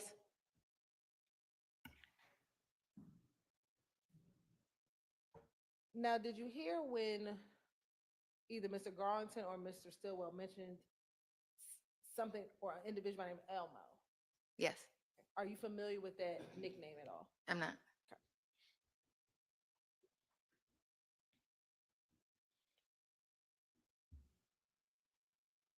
Did you hear when either Mr. Stillwell or Mr. Garlington said, I'm on drill time? Yes. Have you heard that term drill time before? Yes. How have you heard that terminology? Like you're ready to go to war, basically.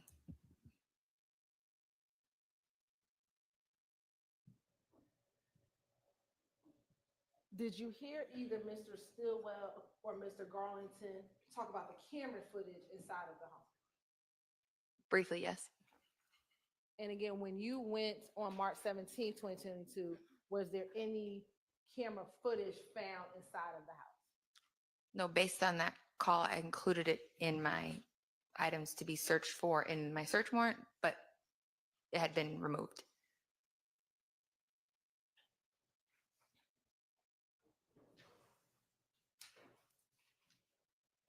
And was it this call that you used to base the search warrant for you to go into the home on March 17th, 2022? Yes.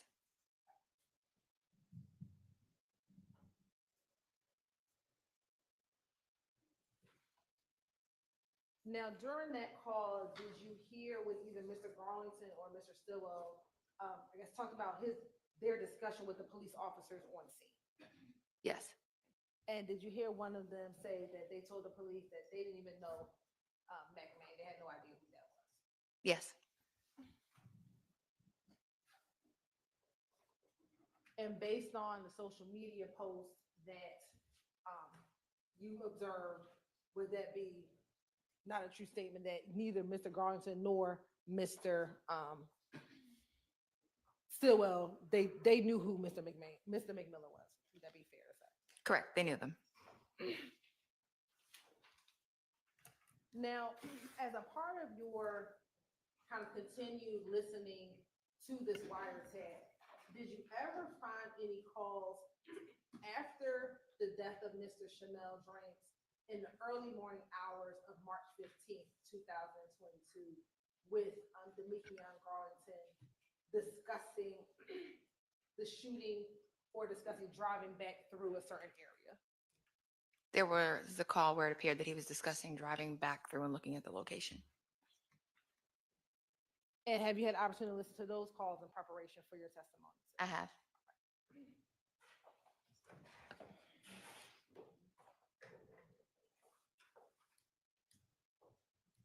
I'm going to publish State's Exhibit March 15th, 2022 at 2:01 a.m.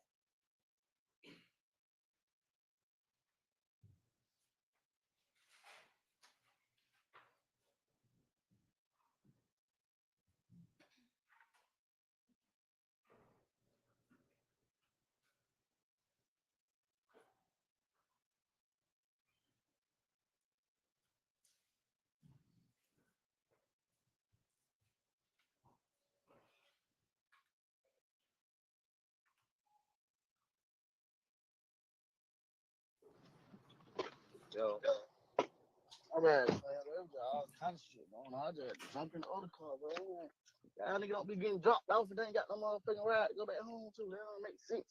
Yeah, yeah, The fuck you getting dropped off for a nigga ride with a nigga who wrote you? yeah. That's stupid as fuck. So any of you niggas be on the gun or something. What the hell? What's on with We right here. We right here down here. y'all? What? Ride past trying to see. I'm finna go get I'm finna meet up with y'all nigga. I'm finna go get a fill up. Gotta get it filled up for Mike, right? Yeah. Alright, I'm listening. Huh? I said, alright, I'm listening. What's going on? I just I'm pulling out now. Y'all nigga You back, son? You say I was gonna jump in with y'all nigga. alright. That's what I'm saying. Call when you doing. Alright, I'm gonna get the fill up now. Alright.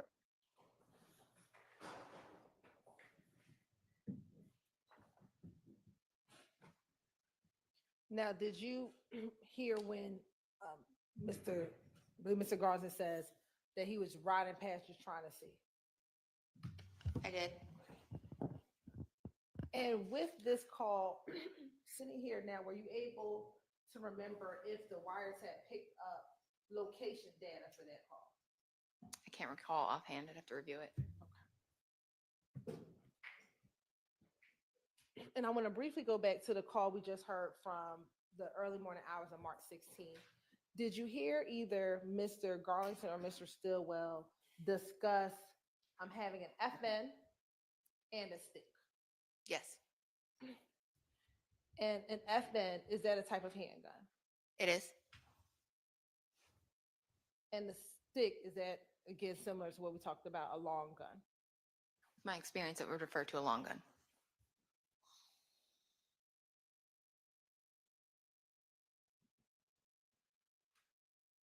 And did you have any knowledge of the arrest of Mr. Shannon Jackson on March 17th, or anything that was found in the area of where that arrest took place? Did you have any knowledge of that? Yes. And did you have any knowledge of an FN gun being found on Meadow Lark Road, and one in the middle of the street and one in the grassy area of Meadow Lark? Yes, that's my understanding what transpired during the arrest. And as a part of your work on this case with the DA's office, were you ever asked to locate the receipt for one of those FN weapons? I was. And what did you do in order to obtain that receipt? I believe I traveled to the pawn shop located in Clayton County. Talking to your mic. Oh, sorry.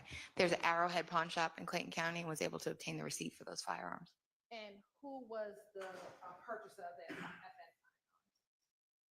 FN? Mr. Stillwell's ex-girlfriend, Taisha Alexander, or current girlfriend. I don't know.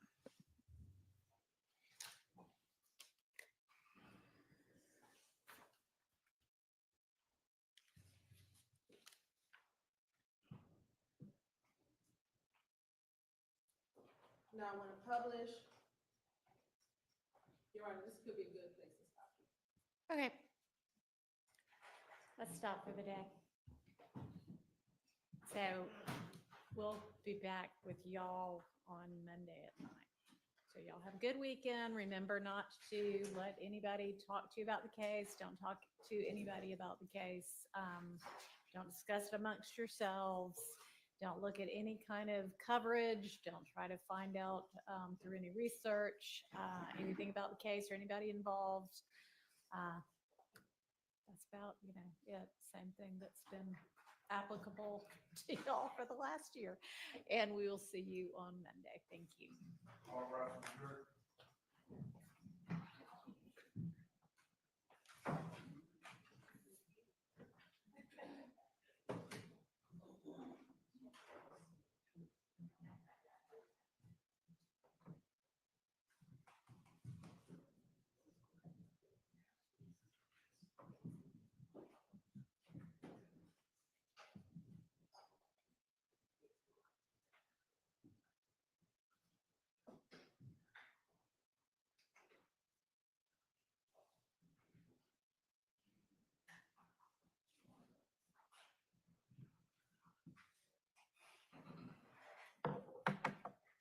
And as we previously discussed, tomorrow will be an attorney work day, but court will not be in session. Your Honor, before we break, and I think probably this goes without saying, but I'm going to ask that this witness, Investigator Viverito, be instructed to have absolutely no communications about this case with the state as she is now on the stand. Yep. You're so instructed. Okay, anything else? No? Okay. All right, y'all, the courtroom should be open for y'all to get in to be able to work with the evidence, work on sorting out the evidence by 9 tomorrow. I will be available, but I don't plan to come down here and do anything. So just if you need to reach the court for anything, just email Ms. Pursfield as you always do. Are you okay if it's like 10 o'clock instead of the normal 8:30, 9 o'clock? It definitely didn't have to be 8:30. I'm fine. I mean, the courtroom is going to be, it's just going to be y'all, the attorneys in court. It's not going to be anybody else. The courtroom's not going to be open. So it probably would be nice for the deputies to know when it is they should have it available. Well, we're always here, so we'll defer Yeah, if it's okay with the court, my preference would be to get her at 10 o'clock tomorrow, just because I have a school event. Okay, 10's fine. 10 o'clock. So, See, we got ESPN. There you go. yeah. Okay. I don't know why these gentlemen can't get out of bed in the morning, but I know. I'll be here by the time they get here. As far as, well, this doesn't need to be on the record. Okay. Y'all come on up here if we need to discuss anything else. Your Honor. Yeah, I'm sorry. Before we go off the record. Yes. My client would really like to be present tomorrow, Your Honor. I mean, that's fine with me. I thought y'all might want a day out of court, but He would like to be here. okay, fine. There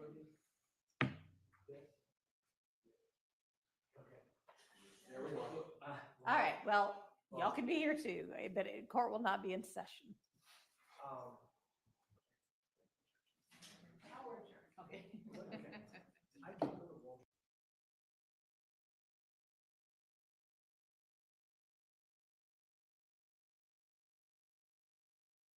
All right, people. Well, that's going to do it for me, too. Please hit the like button before you go. Also, I'm going to go ahead for everybody who has not already subscribed to our other channel.